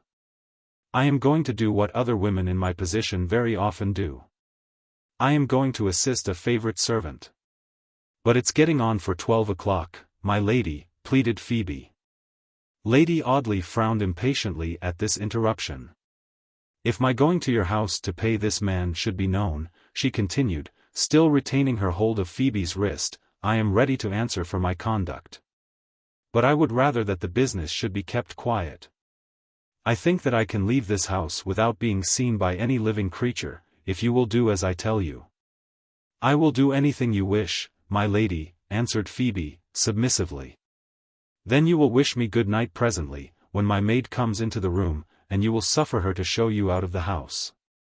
You will cross the courtyard and wait for me in the avenue upon the other side of the archway. It may be half an hour before I am able to join you, for I must not leave my room till the servants have all gone to bed, but you may wait for me patiently, for come what may I will join you. Lady Audley's face was no longer pale. An unnatural luster gleamed in her great blue eyes. She spoke with an unnatural rapidity. She had altogether the appearance and manner of a person who has yielded to the dominant influence of some overpowering excitement. Phoebe Marks stared at her late mistress in mute bewilderment. She began to fear that my lady was going mad. The bell which Lady Audley rang was answered by the smart lady's maid who wore rose-colored ribbons, and black silk gowns, and other adornments which were unknown to the humble people who sat below the salt in the good old days when servants wore linsey-woolsey. I did not know that it was so late, Martin, said my lady, in that gentle tone which always won for her the willing service of her inferiors. I have been talking with Mrs. Marks and have let the time slip by me. I shan't want anything tonight, so you may go to bed when you please. Thank you, my lady, answered the girl, who looked very sleepy, and had some difficulty in repressing a yawn even in her mistress' presence, for the Audley household usually kept very early hours. I'd better show Mrs. Marks out, my lady, hadn't I, asked the maid, before I go to bed? Oh, yes, to be sure, you can let Phoebe out. All the other servants have gone to bed, then, I suppose? Yes, my lady. Lady Audley laughed as she glanced at the timepiece. We have been terrible dissipated up here, Phoebe, she said. Good night. You may tell your husband that his rent shall be paid. Thank you very much, my lady, and good night, murmured Phoebe as she backed out of the room, followed by the lady's maid. Lady Audley listened at the door, waiting till the muffled sounds of their footsteps died away in the octagon chamber and on the carpeted staircase. Martin sleeps at the top of the house, she said, half a mile away from this room. In 10 minutes I may safely make my escape. She went back into her dressing room, and put on her cloak and bonnet for the second time. The unnatural color still burnt like a flame in her cheeks. The unnatural light still glittered in her eyes. The excitement which she was under held her in so strong a spell that neither her mind nor her body seemed to have any consciousness of fatigue. However verbose I may be in my description of her feelings, I can never describe a tithe of her thoughts or her sufferings. She suffered agonies that would fill closely printed volumes, bulky with 1,000 pages, in that one horrible night. She underwent volumes of anguish, and doubt, and perplexity. Sometimes repeating the same chapters of her torments over and over again, sometimes hurrying through 1,000 pages of her misery without one pause, without one moment of breathing time. She stood by the low fender in her boudoir, watching the minute hand of the clock, and waiting till it should be time for her to leave the house in safety. I will wait 10 minutes, she said, not a moment beyond, before I enter on my new peril. She listened to the wild roaring of the March wind, which seemed to have risen with the stillness and darkness of the night. The hand slowly made its inevitable way to the figures which told that the 10 minutes were past. It was exactly 11:45 when my lady took her lamp in her hand, and stole softly from the room. Her footfall was as light as that of some graceful wild animal, and there was no fear of that airy step awakening any echo upon the carpeted stone corridors and staircase. She did not pause until she reached the vestibule upon the ground floor. Several doors opened out of the vestibule, which was octagon, like my lady's antechamber. One of these doors led into the library, and it was this door which Lady Audley opened softly and cautiously. To have attempted to leave the house secretly by any of the principal outlets would have been simple madness, for the housekeeper herself superintended the barricading of the great doors, back and front. The secrets of the bolts, and bars, and chains, and bells which secured these doors, and provided for the safety of Sir Michael Audley's plate room, the door of which was lined with sheet iron, were known only to the servants who had to deal with them. But although all these precautions were taken with the principal entrances to the citadel, a wooden shutter and a slender iron bar, light enough to be lifted by a child, were considered sufficient safeguard for the half-glass door which opened out of the breakfast-room into the gravelled pathway and smooth turf in the courtyard. It was by this outlet that Lady Audley meant to make her escape. She could easily remove the bar and unfasten the shutter, and she might safely venture to leave the window ajar while she was absent. There was little fear of Sir Michael's awaking for some time, as he was a heavy sleeper in the early part of the night, and had slept more heavily than usual since his illness. Lady Audley crossed the library, and opened the door of the breakfast-room, which communicated with it. This latter apartment was one of the later additions to the court. It was a simple, cheerful chamber, with brightly papered walls and pretty maple furniture, and was more occupied by Alicia than anyone else. The paraphernalia of that young lady's favorite pursuits were scattered about the room, drawing materials, unfinished scraps of work, tangled skeins of silk, and all the other tokens of a careless damsel's presence. While Miss Audley's picture, a pretty crayon sketch of a rosy-faced hoyden in a riding habit and hat, hung over the quaint Wedgwood ornaments on the chimney-piece. My lady looked upon these familiar objects with scornful hatred flaming in her blue eyes. How glad she will be if any disgrace befalls me, she thought. How she will rejoice if I am driven out of this house. Lady Audley set the lamp upon a table near the fireplace, and went to the window. She removed the iron bar and the light wooden shutter, and then opened the glass door. The March night was black and moonless, and a gust of wind blew in upon her as she opened this door, and filled the room with its chilly breath, extinguishing the lamp upon the table. "No matter," my lady muttered, "I could not have left it burning. I shall know how to find my way through the house when I come back. I have left all the doors ajar." She stepped quickly out upon the smooth gravel, and closed the glass door behind her. She was afraid lest that treacherous wind should blow to the door opening into the library, and thus betray her. She was in the quadrangle now, with that chill wind sweeping against her, and swirling her silken garments round her with a shrill, rustling noise, like the whistling of a sharp breeze against the sails of a yacht. She crossed the quadrangle and looked back for a moment at the firelight gleaming between the rosy-tinted curtains in her boudoir, and the dim gleam of the lamp through the mullioned windows in the room where Sir Michael Audley lay asleep. "I feel as if I were running away," she thought, "I feel as if I were running away secretly in the dead of the night, to lose myself and be forgotten. Perhaps it would be wiser in me to run away, to take this man's warning, and escape out of his power forever. If I were to run away and disappear as George Talboys disappeared. But where could I go? What would become of me? I have no money, my jewels are not worth a couple of £100, now that I have got rid of the best part of them. What could I do? I must go back to the old life, the old, hard, cruel, wretched life, the life of poverty, and humiliation, and vexation, and discontent. I should have to go back and wear myself out in that long struggle, and die, as my mother died, perhaps." My lady stood still for a moment on the smooth lawn between the quadrangle and the archway, with her head drooping upon her breast and her hands locked together, debating this question in the unnatural activity of her mind. Her attitude reflected the state of that mind, it expressed irresolution and perplexity. But presently a sudden change came over her. She lifted her head, lifted it with an action of defiance and determination. No.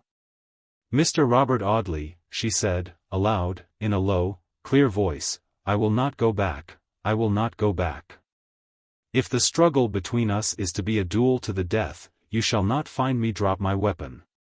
She walked with a firm and rapid step under the archway. As she passed under that massive arch, it seemed as if she disappeared into some black gulf that had waited open to receive her.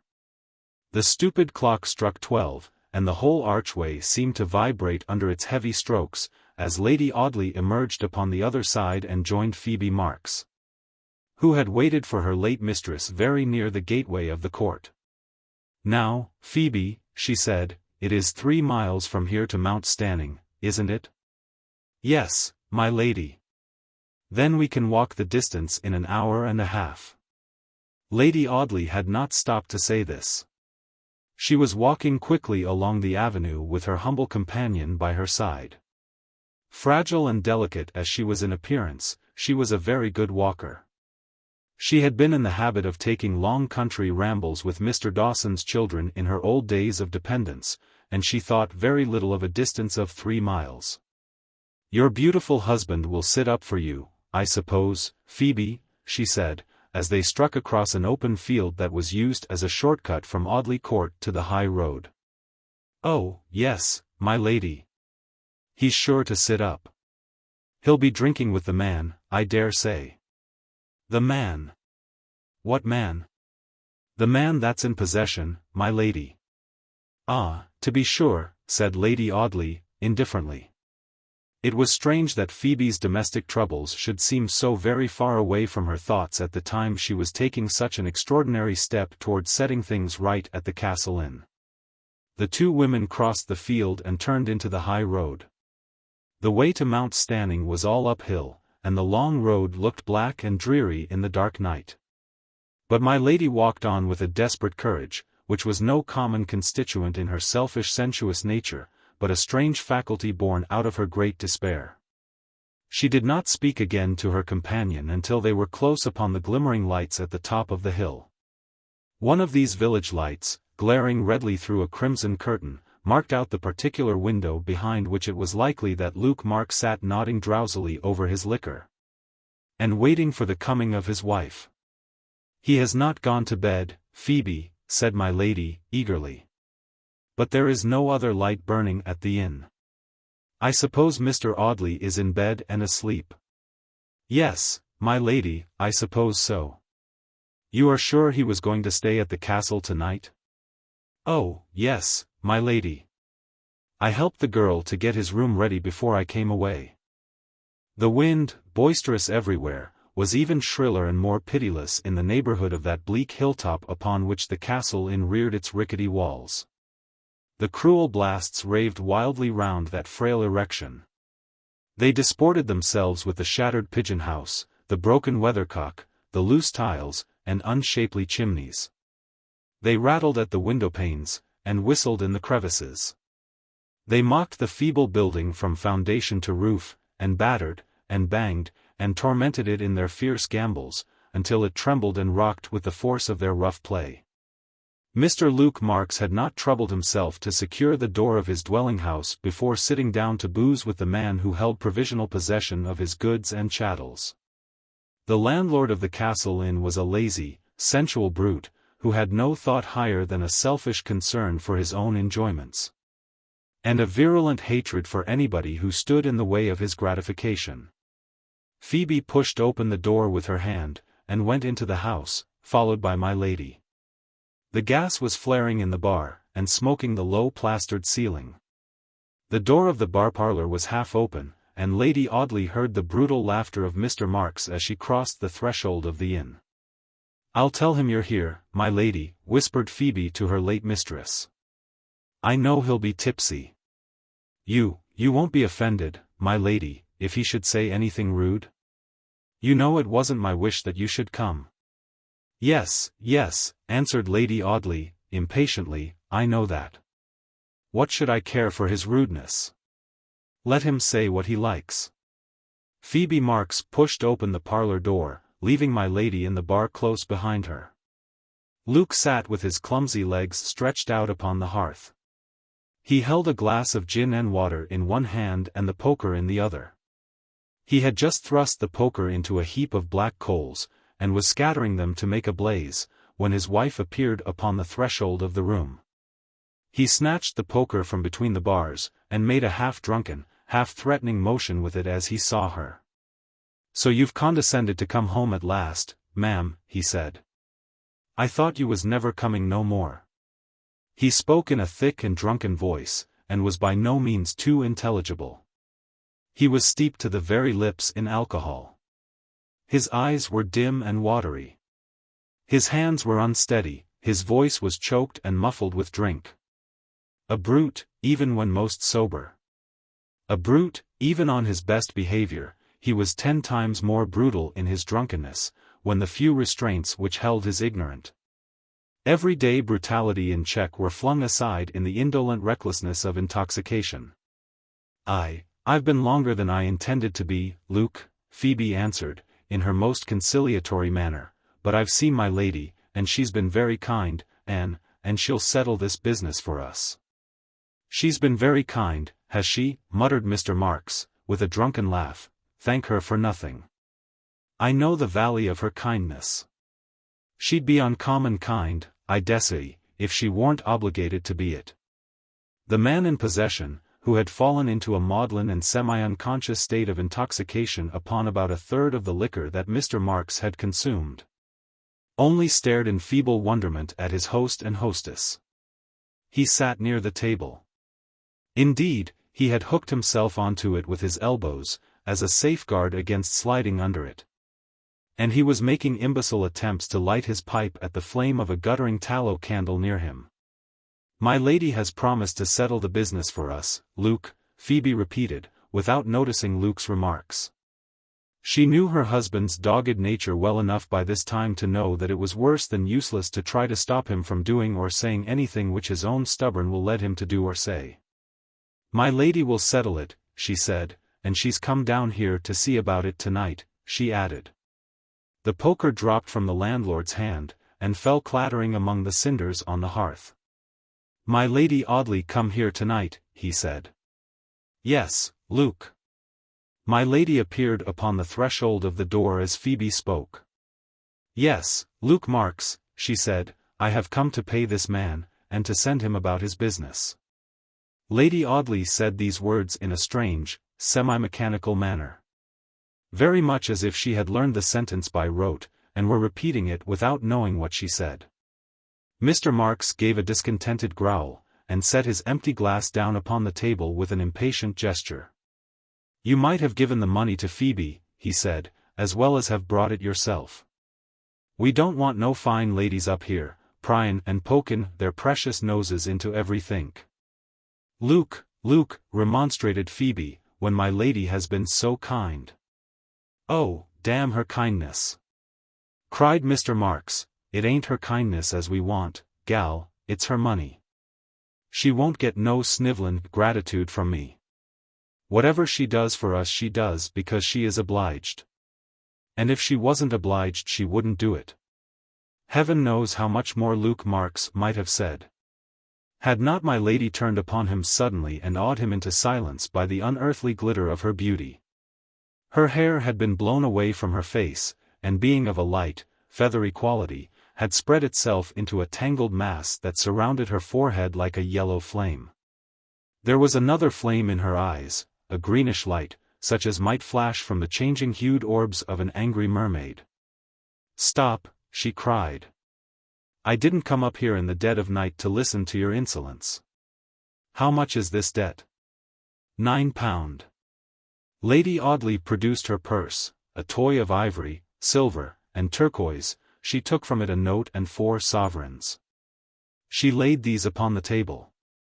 "Let that man give me a receipt for the money," she said, "before I go." It was some time before the man could be roused into sufficient consciousness for the performance of this simple duty. And it was only by dipping a pen into the ink and pushing it between his clumsy fingers that he was at last made to comprehend that his autograph was wanted at the bottom of the receipt which had been made out by Phoebe Marks. Lady Audley took the document as soon as the ink was dry, and turned to leave the parlour. Phoebe followed her. "You mustn't go home alone, my lady," she said. "You'll let me go with you?" "Yes, yes, you shall go home with me." The two women were standing near the door of the inn as my lady said this. Phoebe stared wonderingly at her patroness. She had expected that Lady Audley would be in a hurry to return home after settling this business which she had capriciously taken upon herself, but it was not so.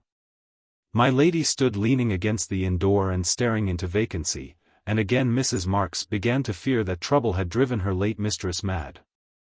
A little Dutch clock in the bar struck 2 while Lady Audley lingered in this irresolute, absent manner. She started at the sound and began to tremble violently. "I think I am going to faint, Phoebe," she said. "Where can I get some cold water?" "The pump is in the wash-house, my lady. I'll run and get you a glass of cold water." "No, no, no," cried my lady, clutching Phoebe's arm as she was about to run away upon this errand. "I'll get it myself. I must dip my head in a basin of water if I want to save myself from fainting." "In which room does Mr. Audley sleep?" There was something so irrelevant in this question that Phoebe Marks stared aghast at her mistress before she answered it. "It was number 3 that I got ready, my lady, the front room, the room next to ours," she replied, after that pause of astonishment. "Give me a candle," said my lady. "I'll go into your room, and get some water for my head. Stay where you are, and see that that brute of a husband of yours does not follow me." She snatched the candle which Phoebe had lighted from the girl's hand and ran up the rickety, winding staircase which led to the narrow corridor upon the upper floor. 5 bedrooms opened out of this low-ceilinged, close-smelling corridor. The numbers of these rooms were indicated by squat black figures painted upon the panels of the doors. Lady Audley had driven up to Mount Stanning to inspect the house when she bought the business for her servant's bridegroom, and she knew her way about the dilapidated old place. She knew where to find Phoebe's bedroom, but she stopped before the door of that other chamber which had been prepared for Mr. Robert Audley. She stopped and looked at the number on the door. The key was in the lock, and her hand dropped upon it as if unconsciously. But presently she suddenly began to tremble again, as she had trembled a few minutes before at the striking of the clock. She stood for a few moments trembling thus, with her hand still upon the key. Then a horrible expression came over her face, and she turned the key in the lock. She turned it twice, double locking the door. There was no sound from within. The occupant of the chamber made no sign of having heard that ominous creaking of the rusty key in the rusty lock. Lady Audley hurried into the next room. She set the candle on the dressing table, flung off her bonnet and slung it loosely across her arm. Then she went to the washstand and filled the basin with water. She plunged her golden hair into this water, and then stood for a few moments in the center of the room looking about her, with a white, earnest face, and an eager gaze that seemed to take in every object in the poorly furnished chamber. Phoebe's bedroom was certainly very shabbily furnished. She had been compelled to select all the most decent things for those best bedrooms which were set apart for any chance traveler who might stop for a night's lodging at the Castle Inn. But Phoebe Marks had done her best to atone for the lack of substantial furniture in her apartment by a superabundance of drapery. Crisp curtains of cheap chintz hung from the tent bedstead. Festooned drapery of the same material shrouded the narrow window, shutting out the light of day, and affording a pleasant harbor for tribes of flies and predatory bands of spiders. Even the looking-glass, a miserably cheap construction which distorted every face whose owner had the hardihood to look into it, stood upon a draperied altar of starched muslin and pink glazed calico, and was adorned with frills of lace and knitted work. My lady smiled as she looked at the festoons and furbelows which met her eyes upon every side. She had reason, perhaps, to smile, remembering the costly elegance of her own apartments. But there was something in that sardonic smile that seemed to have a deeper meaning than any natural contempt for Phoebe's attempts at decoration. She went to the dressing table and smoothed her wet hair before the looking-glass, and then put on her bonnet. She was obliged to place the flaming tallow candle very close to the lace furbelows about the glass. So close that the starched muslin seemed to draw the flame toward it by some power of attraction in its fragile tissue. Phoebe waited anxiously by the inn door for my lady's coming. She watched the minute hand of the little Dutch clock, wondering at the slowness of its progress. It was only 10 minutes past 2 when Lady Audley came downstairs, with her bonnet on and her hair still wet, but without the candle. Phoebe was immediately anxious about this missing candle. "The light, my lady," she said, "you have left it upstairs." "The wind blew it out as I was leaving your room," Lady Audley answered, quietly. "I left it there." "In my room, my lady?" "Yes." "And it was quite out?" "Yes, I tell you, why do you worry me about your candle? It is past 2 o'clock. Come." She took the girl's arm, and half led, half dragged her from the house. The convulsive pressure of her slight hand held her firmly as an iron vice could have held her. The fierce March wind banged to the door of the house, and left the two women standing outside it. The long, black road lay bleak and desolate before them, dimly visible between straight lines of leafless hedges. A walk of 3 miles' length upon a lonely country road, between the hours of 2 and 4 on a cold winter's morning, is scarcely a pleasant task for a delicate woman, a woman whose inclinations lean toward ease and luxury. But my lady hurried along the hard, dry highway, dragging her companion with her as if she had been impelled by some horrible demoniac force which knew no abatement. With the black night above them, with the fierce wind howling around them, sweeping across a broad expanse of hidden country, blowing as if it had arisen simultaneously from every point of the compass, and making those wanderers the focus of its ferocity, the two women walked through the darkness down the hill upon which Mount Standing stood, along a 1.5 mile of flat road, and then up another hill, on the western side of which Audley Court lay in that sheltered valley, which seemed to shut in the old house from all the clamor and hubbub of the everyday world. My lady stopped upon the summit of this hill to draw breath and to clasp her hands upon her heart, in the vain hope that she might still its cruel beating. They were now within 3/4 of a mile of the court, and they had been walking for nearly an hour since they had left the Castle Inn. Lady Audley stopped to rest, with her face still turned toward the place of her destination. Phoebe Marks, stopping also, and very glad of a moment's pause in that hurried journey, looked back into the far darkness beneath which lay that dreary shelter that had given her so much uneasiness. And she did so, she uttered a shrill cry of horror, and clutched wildly at her companion's cloak. The night sky was no longer all dark. The thick blackness was broken by one patch of lurid light. My lady," cried Phoebe, pointing to this lurid patch, "do you see?" "Yes, child, I see," answered Lady Audley, trying to shake the clinging hands from her garments. "What's the matter?" "It's a fire, my lady." "Yes, I am afraid it is a fire. At Brentwood, most likely." "Let me go, Phoebe, it's nothing to us."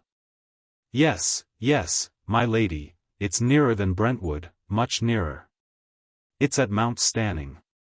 Lady Audley did not answer. She was trembling again, with the cold perhaps, for the wind had torn her heavy cloak from her shoulders, and had left her slender figure exposed to the blast. "It's at Mount Standing, my lady," cried Phoebe Marks. "It's the castle that's on fire, I know it is. I thought of fire tonight, and I was fidgety and uneasy, for I knew this would happen some day. I wouldn't mind if it was only the wretched place, but there'll be life lost, sobbed the girl, distractedly. "There's Luke, too tipsy to help himself, unless others help him. There's Mr. Audley asleep." Phoebe Marks stopped suddenly at the mention of Robert's name, and fell upon her knees, clasping her uplifted hands, and appealing wildly to Lady Audley. "Oh, my God!" she cried. "Say it's not true, my lady, say it's not true. It's too horrible, it's too horrible. What's too horrible?" "The thought that's in my mind. The terrible thought that's in my mind." "What do you mean, girl, cried my lady, fiercely. "Oh, God forgive me if I'm wrong." The kneeling woman gasped in detached sentences, "And God grant I may be."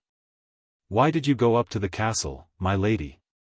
Why were you so set on going against all I could say, you who are so bitter against Mr. Audley and against Luke, and who knew they were both under that roof? Oh, tell me that I do you a cruel wrong, my lady, tell me so, tell me. For as there is a heaven above me, I think that you went to that place tonight on purpose to set fire to it. Tell me that I'm wrong, my lady, tell me that I'm doing you a wicked wrong." "I will tell you nothing, except that you are a mad woman," answered Lady Audley, in a cold, hard voice. "Get up. Fool, idiot, coward. Is your husband such a precious bargain that you should be groveling there, lamenting and groaning for him? What is Robert Audley to you, that you behave like a maniac, because you think he is in danger? How do you know the fire is at Mount Stanning? You see a red patch in the sky, and you cry out directly that your own paltry hovel is in flames, as if there were no place in the world that could burn except that. The fire may be at Brentwood, or further away, at Romford, or still further away, on the eastern side of London, perhaps. Get up, mad woman, and go back and look after your goods and chattels, and your husband and your lodger. Get up and go, I don't want you." "Oh!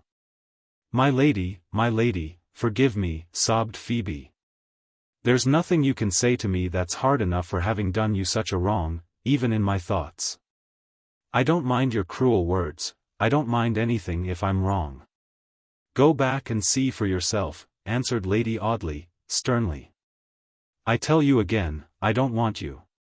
She walked away in the darkness, leaving Phoebe Marks still kneeling upon the hard road, where she had cast herself in that agony of supplication. Sir Michael's wife walked toward the house in which her husband slept, with the red blaze lighting up the skies behind her, and with nothing but the blackness of the night before. Chapter 33. The Bearer of the Tidings.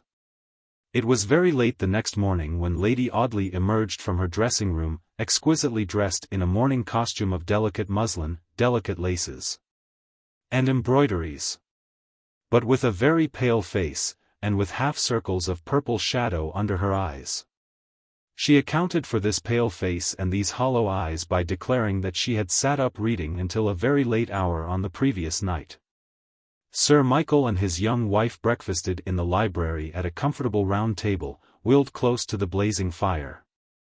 And Alicia was compelled to share this meal with her stepmother, however she might avoid that lady in the long interval between breakfast and dinner. The March morning was bleak and dull, and a drizzling rain fell incessantly, obscuring the landscape and blotting out the distance.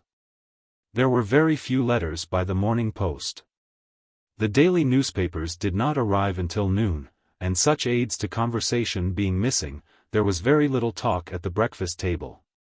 Alicia looked out at the drizzling rain drifting against the broad window-panes.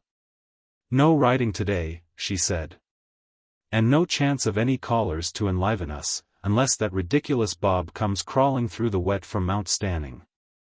Have you ever heard anybody, whom you knew to be dead, alluded to in a light, easy-going manner by another person who did not know of his death, alluded to as doing that or this?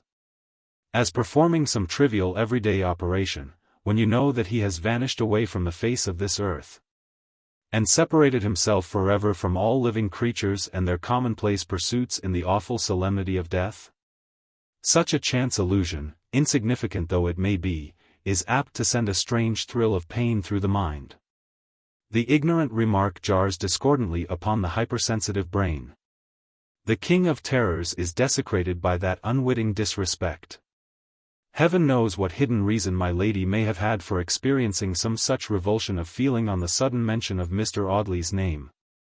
But her pale face blanched to a sickly white as Alicia Audley spoke of her cousin.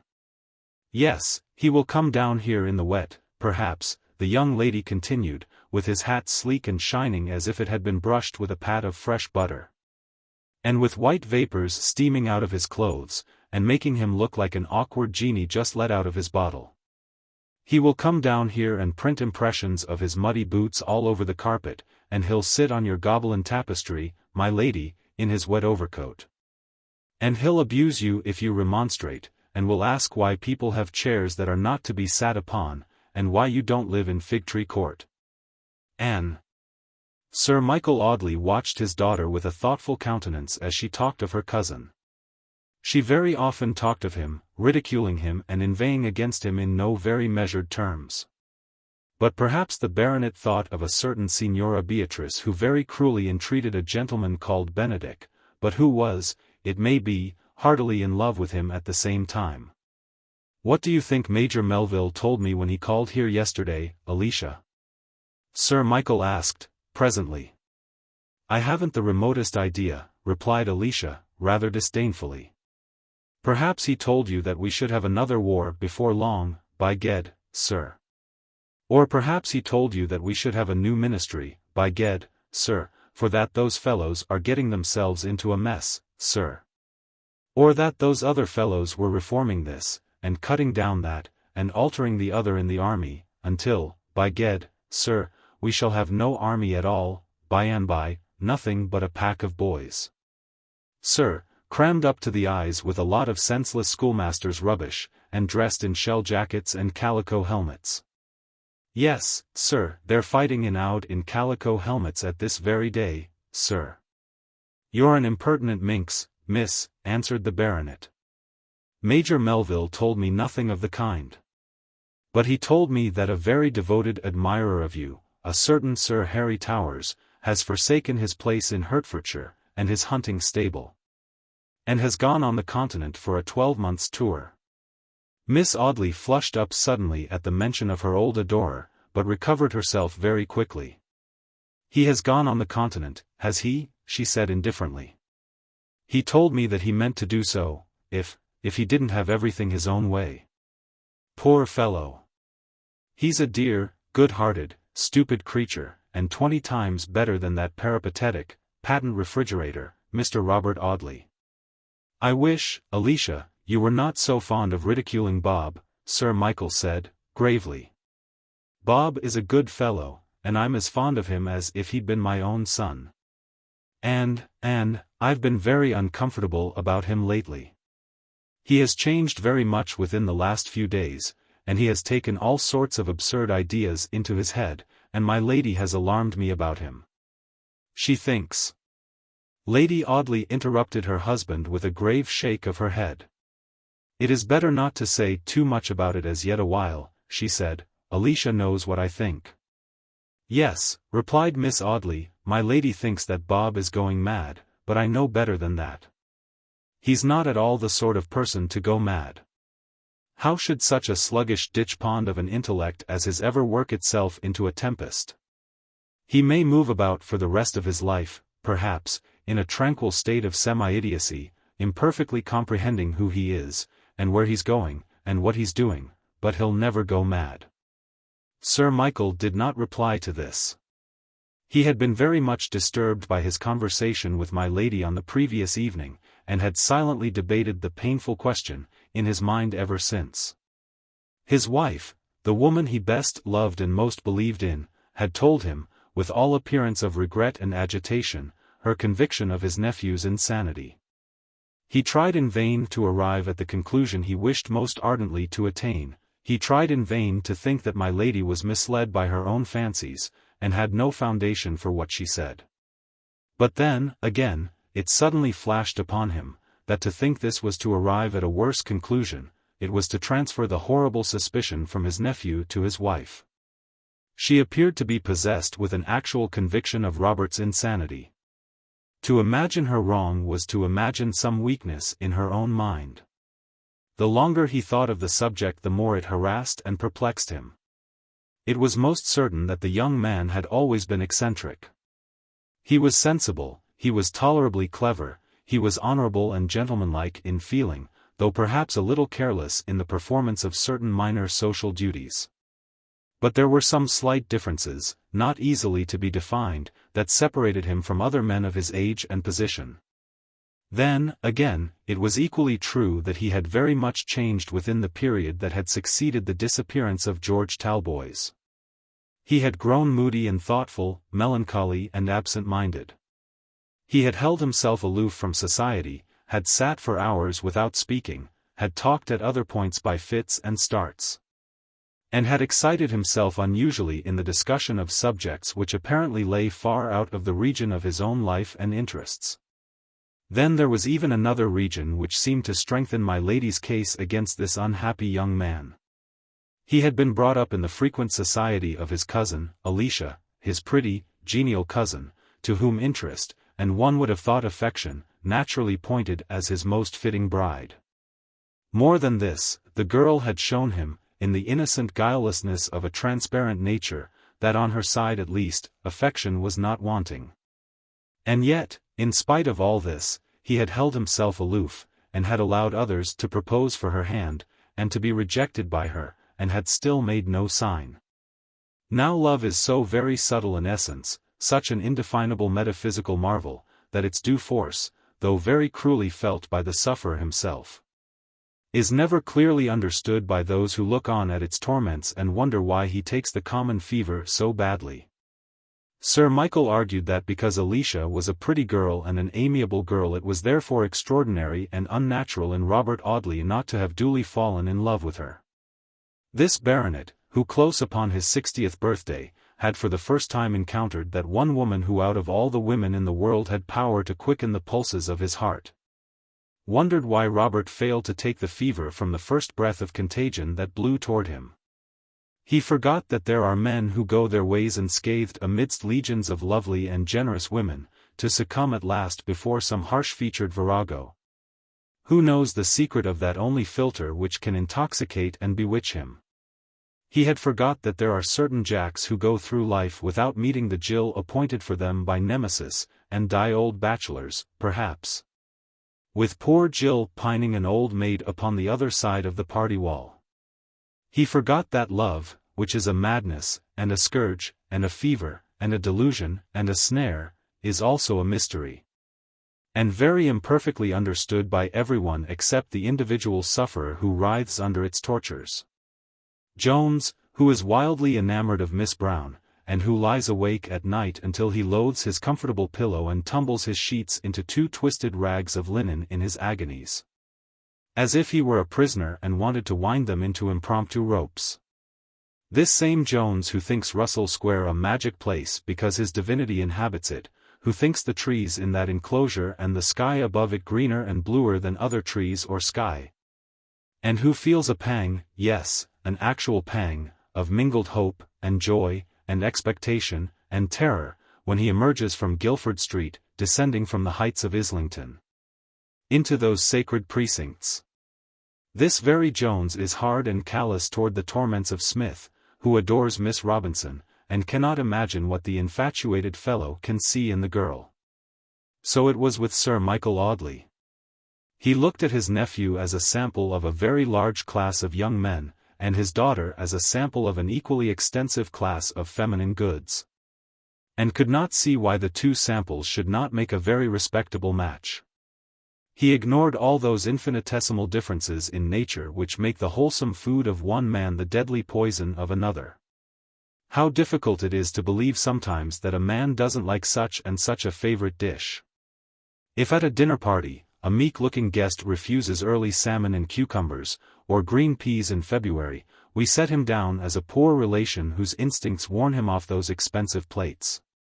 If an alderman were to declare that he didn't like green fat, he would be looked upon as a social martyr, a Marcus Curtius of the dinner table, who immolated himself for the benefit of his kind.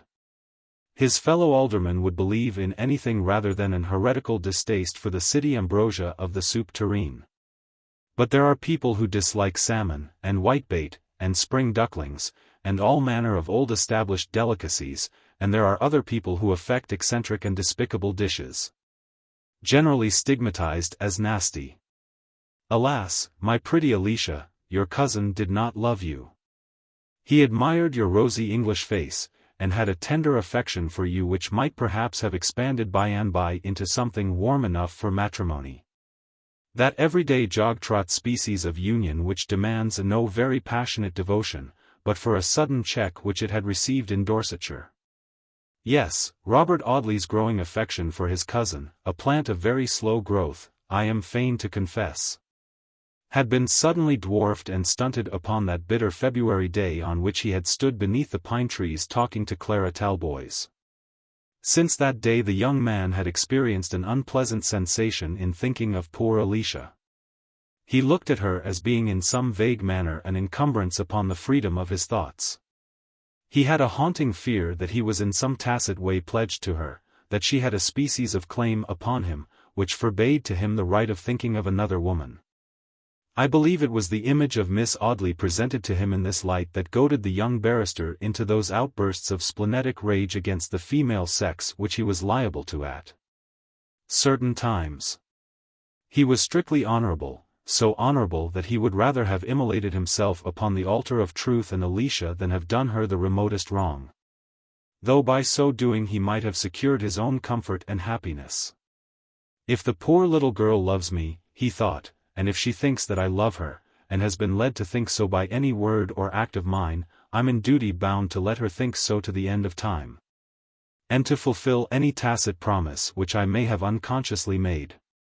I meant once to make her an offer by and by when this horrible mystery about George Talboys should have been cleared up and everything peacefully settled, but now.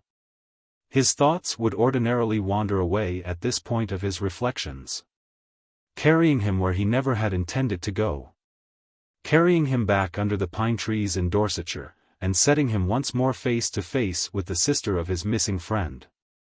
And it was generally a very laborious journey by which he travelled back to the point from which he strayed. It was so difficult for him to tear himself away from the stunted turf and the pine trees. Poor little girl, he would think on coming back to Alicia. How good it is of her to love me, and how grateful ought I to be for her tenderness. How many fellows would think such a generous, loving heart the highest boon that earth could give them. There's Sir Harry Towers stricken with despair at his rejection. He would give me half his estate, all his estate, twice his estate, if he had it, to be in the shoes which I am anxious to shake off my ungrateful feet. Why don't I love her? Why is it that although I know her to be pretty, and pure, and good, and truthful, I don't love her? Her image never haunts me, except reproachfully. I never see her in my dreams. I never wake up suddenly in the dead of the night with her eyes shining upon me and her warm breath upon my cheek, or with the fingers of her soft hand clinging to mine.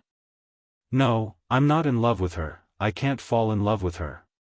He raged and rebelled against his ingratitude. He tried to argue himself into a passionate attachment for his cousin, but he failed ignominiously, and the more he tried to think of Alicia the more he thought of Clara Talboys. I am speaking now of his feelings in the period that elapsed between his return from Dorsetshire and his visit to Grange Heath. Sir Michael sat by the library fire after breakfast upon this wretched rainy morning, writing letters and reading the newspapers. Alicia shut herself in her own apartment to read the third volume of a novel. Lady Audley locked the door of the octagon antechamber, and roamed up and down the suite of rooms from the bedroom to the boudoir all through that weary morning. She had locked the door to guard against the chance of anyone coming in suddenly and observing her before she was aware, before she had had sufficient warning to enable her to face their scrutiny. Her pale face seemed to grow paler as the morning advanced. A tiny medicine chest was open upon the dressing table, and little stoppered bottles of red lavender, sal volatile, chloroform, chlorodyne, and ether were scattered about. Once my lady paused before this medicine chest, and took out the remaining bottles, half absently, perhaps, until she came to one which was filled with a thick, dark liquid, and labeled opium, poison. She trifled a long time with this last bottle, holding it up to the light, and even removing the stopper and smelling the sickly liquid. But she put it from her suddenly with a shudder. If I could, she muttered, if I could only do it.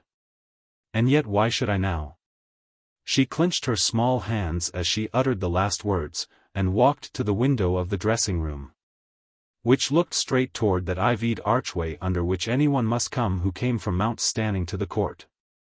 There were smaller gates in the gardens which led into the meadows behind the court, but there was no other way of coming from Mount Stanning or Brentwood than by the principal entrance. The solitary hand of the clock over the archway was midway between 1 and 2 when my lady looked at it. "How slow the time is," she said, wearily, "how slow, how slow. Shall I grow old like this, I wonder, with every minute of my life seeming like an hour?" She stood for a few minutes watching the archway, but no one passed under it while she looked, and she turned impatiently away from the window to resume her weary wandering about the rooms.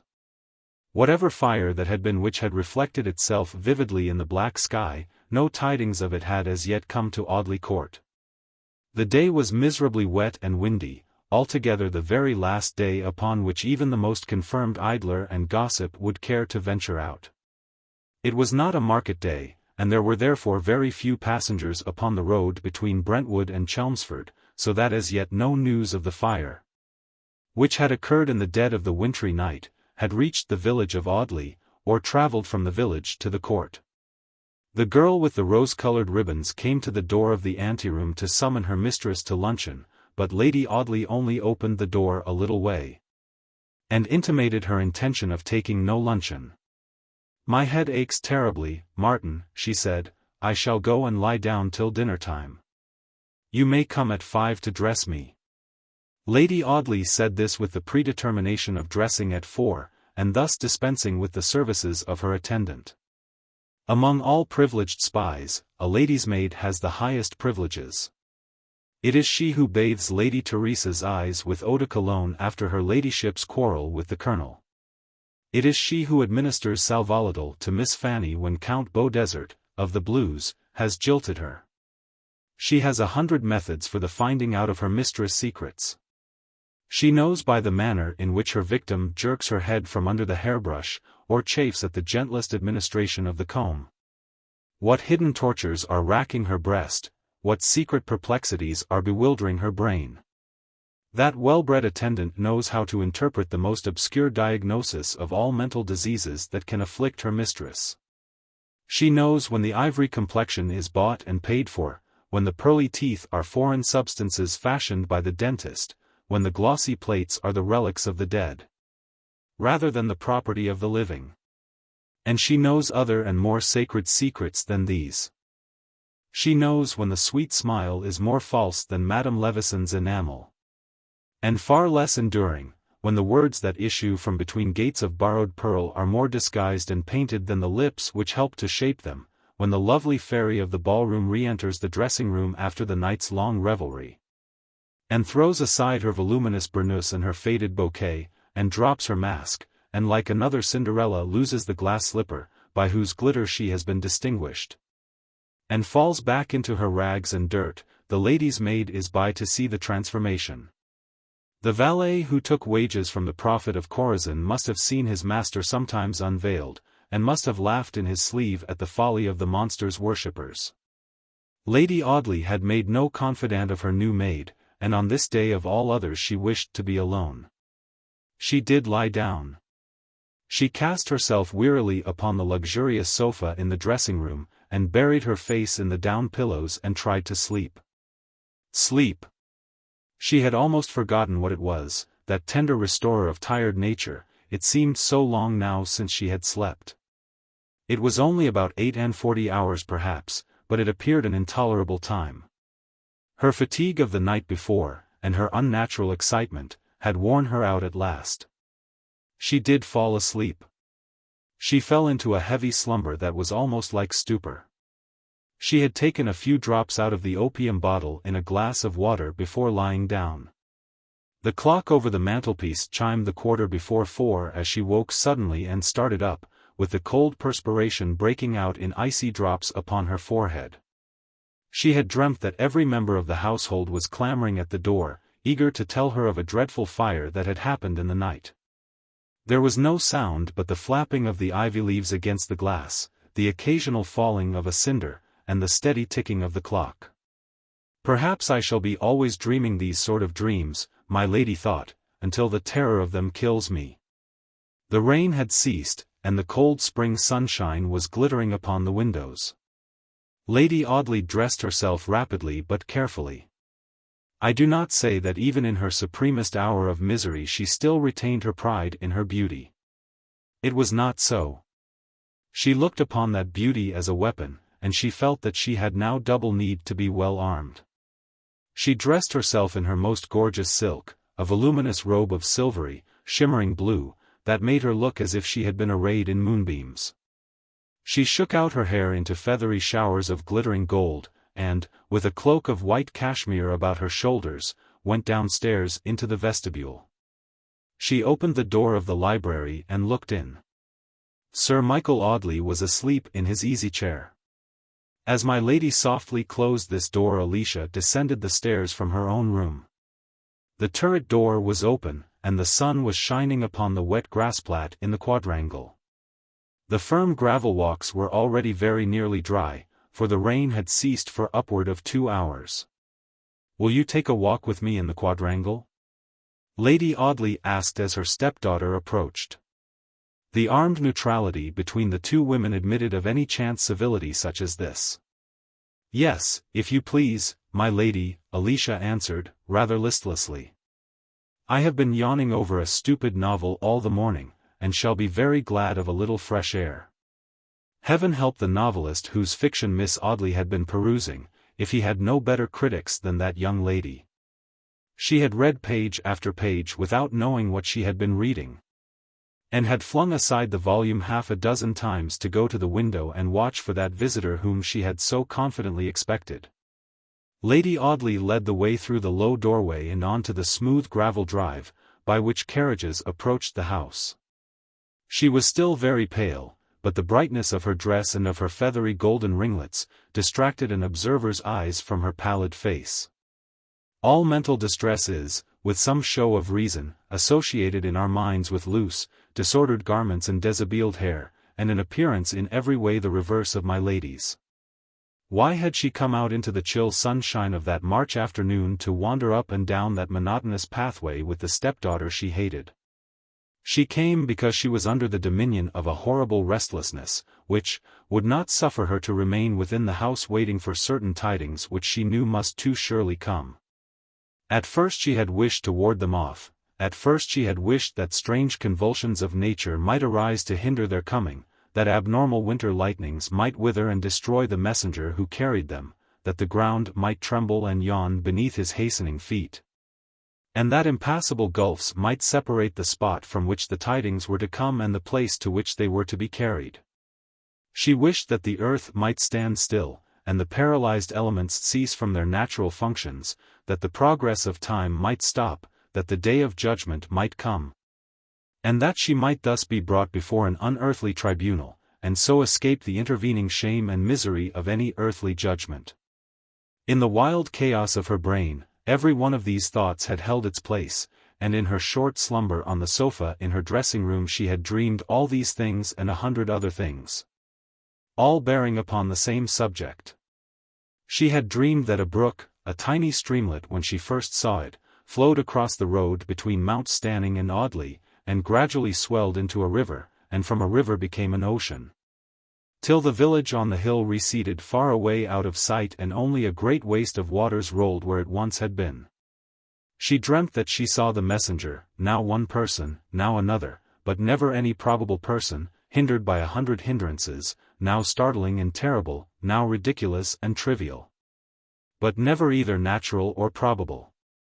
And going down into the quiet house with the memory of these dreams strong upon her, she had been bewildered by the stillness which had betokened that the tidings had not yet come. And now her mind underwent a complete change. She no longer wished to delay the dreaded intelligence.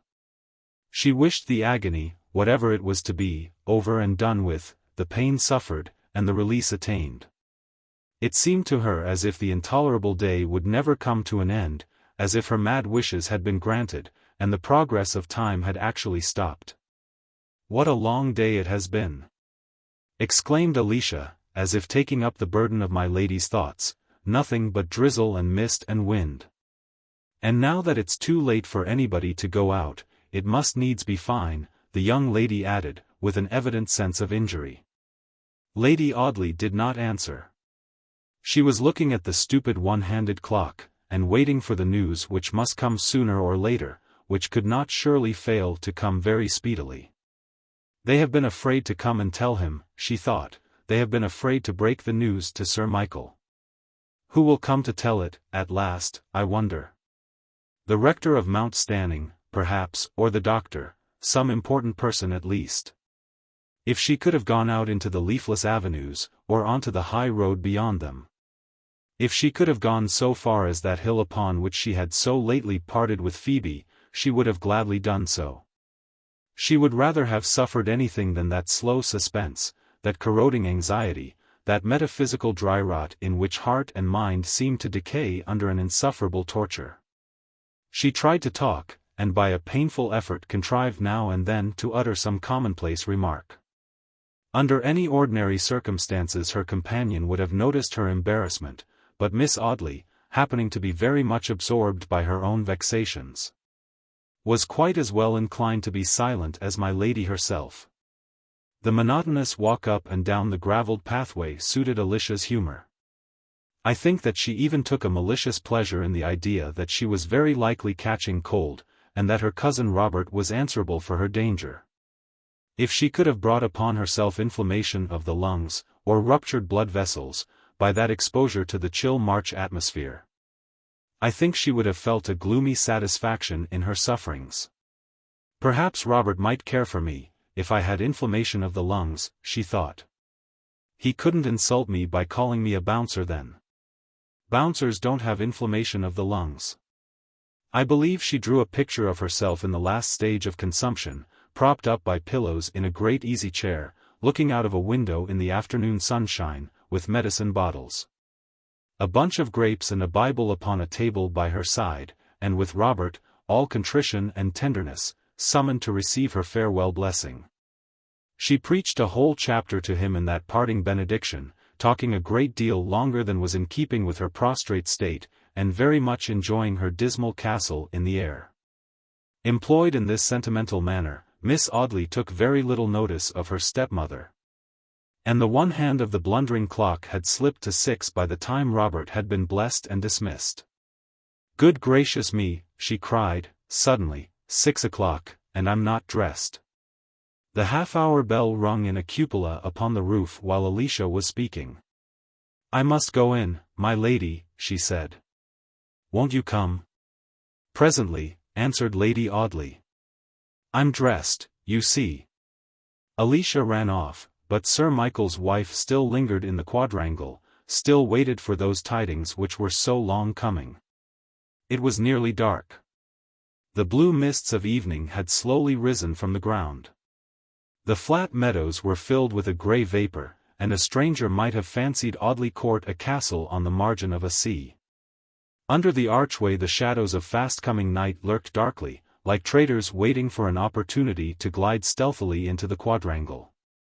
Through the archway a patch of cold blue sky glimmered faintly, streaked by one line of lurid crimson, and lighted by the dim glitter of one wintry-looking star.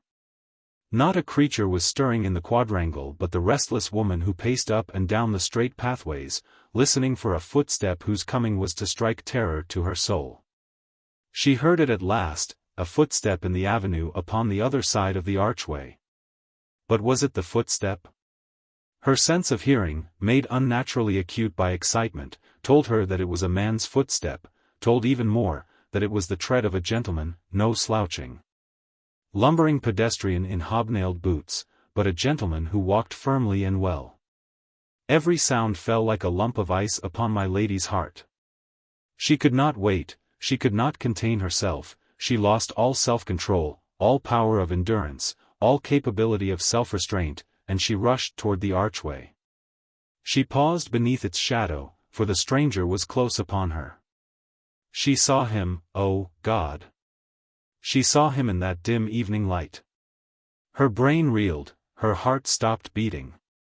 She uttered no cry of surprise, no exclamation of terror, but staggered backward and clung for support to the ivied buttress of the archway. With her slender figure crouched into the angle formed by the buttress and the wall which it supported, she stood staring at the newcomer. As he approached her more closely her knees sunk under her, and she dropped to the ground, not fainting, or in any manner unconscious, but sinking into a crouching attitude. And still crushed into the angle of the wall, as if she would have made a tomb for herself in the shadow of that sheltering brickwork. "My lady." The speaker was Robert Audley. He whose bedroom door she had double-locked 17 hours before at the Castle Inn. "What is the matter with you?" he said, in a strange, constrained manner. "Get up, and let me take you indoors." He assisted her to rise, and she obeyed him very submissively. He took her arm in his strong hand and led her across the quadrangle and into the lamplit hall. She shivered more violently than he had ever seen any woman shiver before, but she made no attempt at resistance to his will.